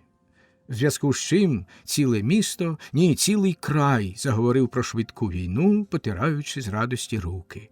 Нарешті все скінчиться, дай Боже, хоч би вже швидше. І в зв'язку з тим же заворушилось ПХВО і ОСАО-авіахеми, поливаючи вулиці і притом та ганяючи в газмасках без віддиху, прискорено проходячи курс протиповітряної оборони і не маючи до того аніякісінької охоти.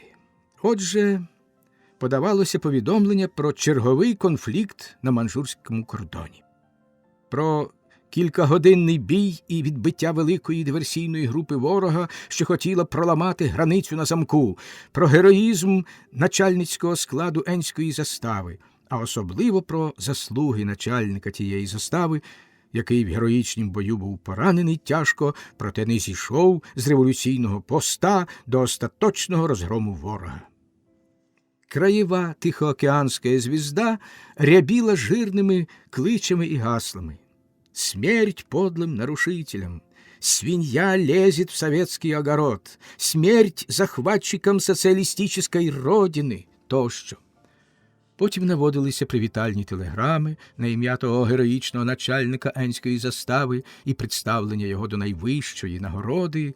І тут же описувалося подробиці з епізоду поранення начальника. Говорилося про великий бій і, між іншим, про 2 негодяїв з гігантським псом, що в тім бою нагло напали на начальника з тилу. Старий Сірко, що привіз з Грицем до Хабаровська на базу здавати живого тигра, слухав всі ті надзвичайні новини, всі ті дивовижні події та страхітні прокльони й погрози, і хмурився, а йому хотілося нагло і гомерично реготатися.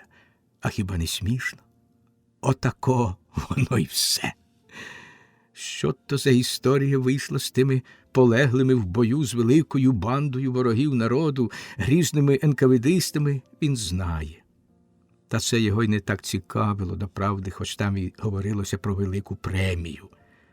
Його увагу прикувала друга сенсація, і йому хотілося гомерично сміятися.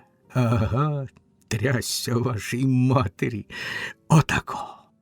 О, старий Сірко, то старий вовк, одразу вхопив у всьому тому тропи.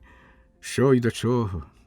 Ясно, що ця друга історія має ту саму причину, що й перша. А головне, з усього йому було найперше ясно одно, а саме, що наші брикають. Бо оті 2 негодяї з гігантським псом, то й були саме вони, а вже ж. І то вони, власне, втрьох такого там шелесту наробили, і більше там нікого й не було, напевно. От так встругнули. А той дурний начальник нехай не лізе. Чого він підставив свою дурну голову та й став на дорозі?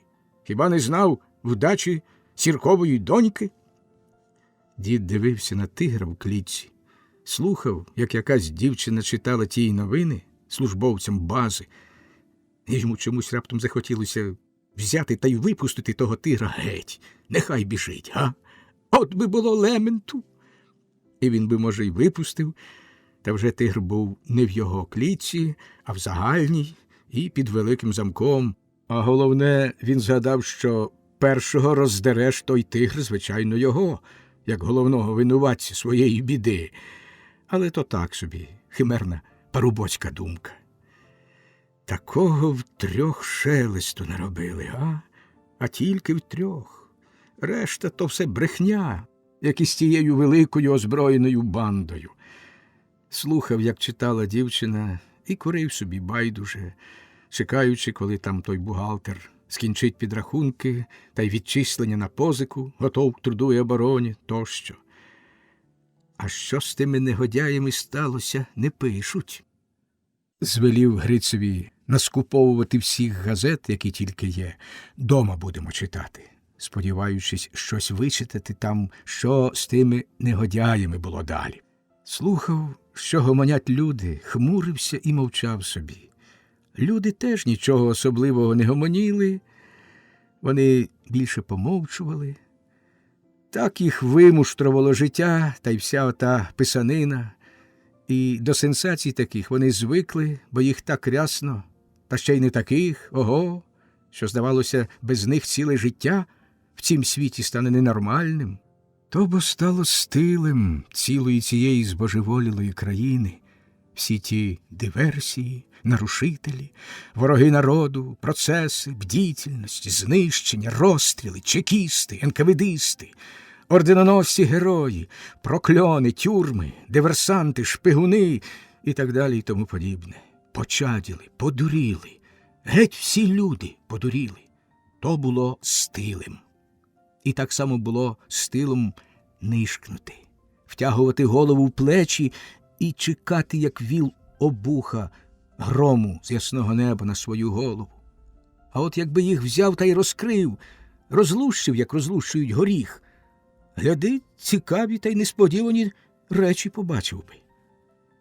А вже напевно побачив би, як вони кпили з усіх тих сенсацій, а то ще й побачив би щонебудь цікавіше. Їдучи додому, старий Сірко всю дорогу тільки те й робив, що курив люльку. Набивав та й знову курив. Набрав був махорки півмішка в столиці. Цілі кілометри мовчав зосереджено, та й враз крутив головою. Негодяй! І сміявся собі. А вони стояли йому в віччю, ті негодяї. Один негодяй і одна негодяйка. То ось навколішки, схиливши покірно голови посеред хати. А то Наталка ходила вистрибом по сонячній ріці, по каменях і дуріла з Заливаєм, а то вони з Григорієм на Пантовці. Пробігали картини, одна одної яскравіші, одна одної радісніші. Дзвінки картини минулого, так прекрасно прожитого літа. Старий кректав, зітхаючи, і вертався думками до тієї маленької, тривожної, як гостра шпичка, і чому вони не написали в газеті, що ж далі з ними. Дома стара Сірчиха скучала, мовчки журилася за дітьми, але не нарікала. Приїхавши, старий Сірко розіклав газети на столі і довго та пильно блукав по них пальцем, але нічого цікавого не вичитав, крім того, що було. А було все те, що вже чув, і більше ні слова. Читання кінчилося тим, що він з пересердя викинув газети ті всі в піч. Другого дня після приїзду Сірка з Хабаровська надвечір прибіг Заливай. Хвора і одноока тепер Нерпа і Рушай щинили раптом радісну гавкотняву. Старий Сірко відчинив на ту гавкотняву двері, на порозі лежав Заливай. Схудлий, здичавілий, боки йому позападалися, шерсть на спині сторч, як у вепра, а ребра можна було перечислити здалеку. Заливай! А, Боже мій! Стара Сірчиха кинулась, як до людини, зраділа і стривожена. Пес загавкав хрипко і вповз до хати. На ногах йому була льодовиця, сніг, понабивавши межі пальці, позмерзався і поробив крижані черевики. Ліг і дивився на всіх хворобливими розумними очима і лизав старому руку, що, невимовно зрадівши такому гостеві, тріпав його по морді. Ух ти ж, дурашка! Ну-ну, читав я, брат, про тебе, читав, ге-ге. А пес тихенько вищав, так ніби розповідав, та ніхто не міг його мови зрозуміти. Стара мерщій насипала псові їсти, краючи хліб, мов людині, а Грицько тим часом обшукав Заливає і знайшов записку. То був радісний день у Сірків. Старий розправив тремтячою рукою малесенький шматочок паперу і тримав його, наче бозна яку газету. Депеша прийшла. В хаті було темно, тоді засвітили каганець та й заходились читати. Тую депешу читати. Заходився, власне, старий Сірко, водячи пальцем од літери до літери, а в тій депеші печатними літерами стояло «Живі, здорові». О, це вже «о» від діда. Обіймаємо всіх, цілуємо, вже перейшли до тітки. Стара Сірчиха плакала від зворушення. Ну, читай же, читай. Що тобі ще читати? Хіба мало? Ого, все. Ну, читай ще. Але Сірка не треба було змушувати. Він сам, помовчавши урочисто, брався до депеші знов, перечитував її з насолодою, клав її на стіл, закурював люльку, пихкаючи поволі, розглажував вуса, а тоді знов брався оглядати депешу. Обдивлявся пильно з усіх боків, чи не написано часом чого-небудь ще десь у куточку. Ні, не написано. Тоді перечитував уже 10 разів чуте, та й все приголомшуюче. Живі, здорові, обіймаєм, цілуєм. От Негодяї, так негодяї. Я ж так і знав. Таки Бог їх одне для одного сотворив. Цікавішого чогось в своєму житті Сірко ще не читав, відколи був письменний. Нарешті стара відібрала у діда записку і віднесла до сховку. В хатині поцілувала її нишком, так ніби обох їх поцілувала, так, як у ній було написано, а тоді загорнула в шовкову хустинку і поклала в скриню на самий спід, де лежали, зберігалися всякі дрібнички наталчені. А потім, вклякнувши на коліна та мерехтячи очима повними сліз, молилася до старенької Божої Матері, нишком вимолюючи зовсім небагато зустрічі, бодай на старість, бодай на останку літ. Гриць прип'яв Заливає, щоб не втік, так звеліла мати. І вона вже біля нього ходила, як біля дитини, годувала та доглядала, та й розмовляла з ним. Але Заливай скучав смертельно. Вірний пес не міг звикнути без веселої своєї господині, без тієї товаришки вірної, що він був до неї прип'ятий міцніше, аніж такою мотузкою. На 5-й день вранці Заливая не дошукались. Вірьовка була, а Заливая не було. Зринув десь вночі і втік. Отчайдушний і безмежно вірний пес розумів дружбу по-своєму і зробив так, як веліло йому собаче серце. Подався доганяти, без надії догнати. Але сміливі завжди мають щастя.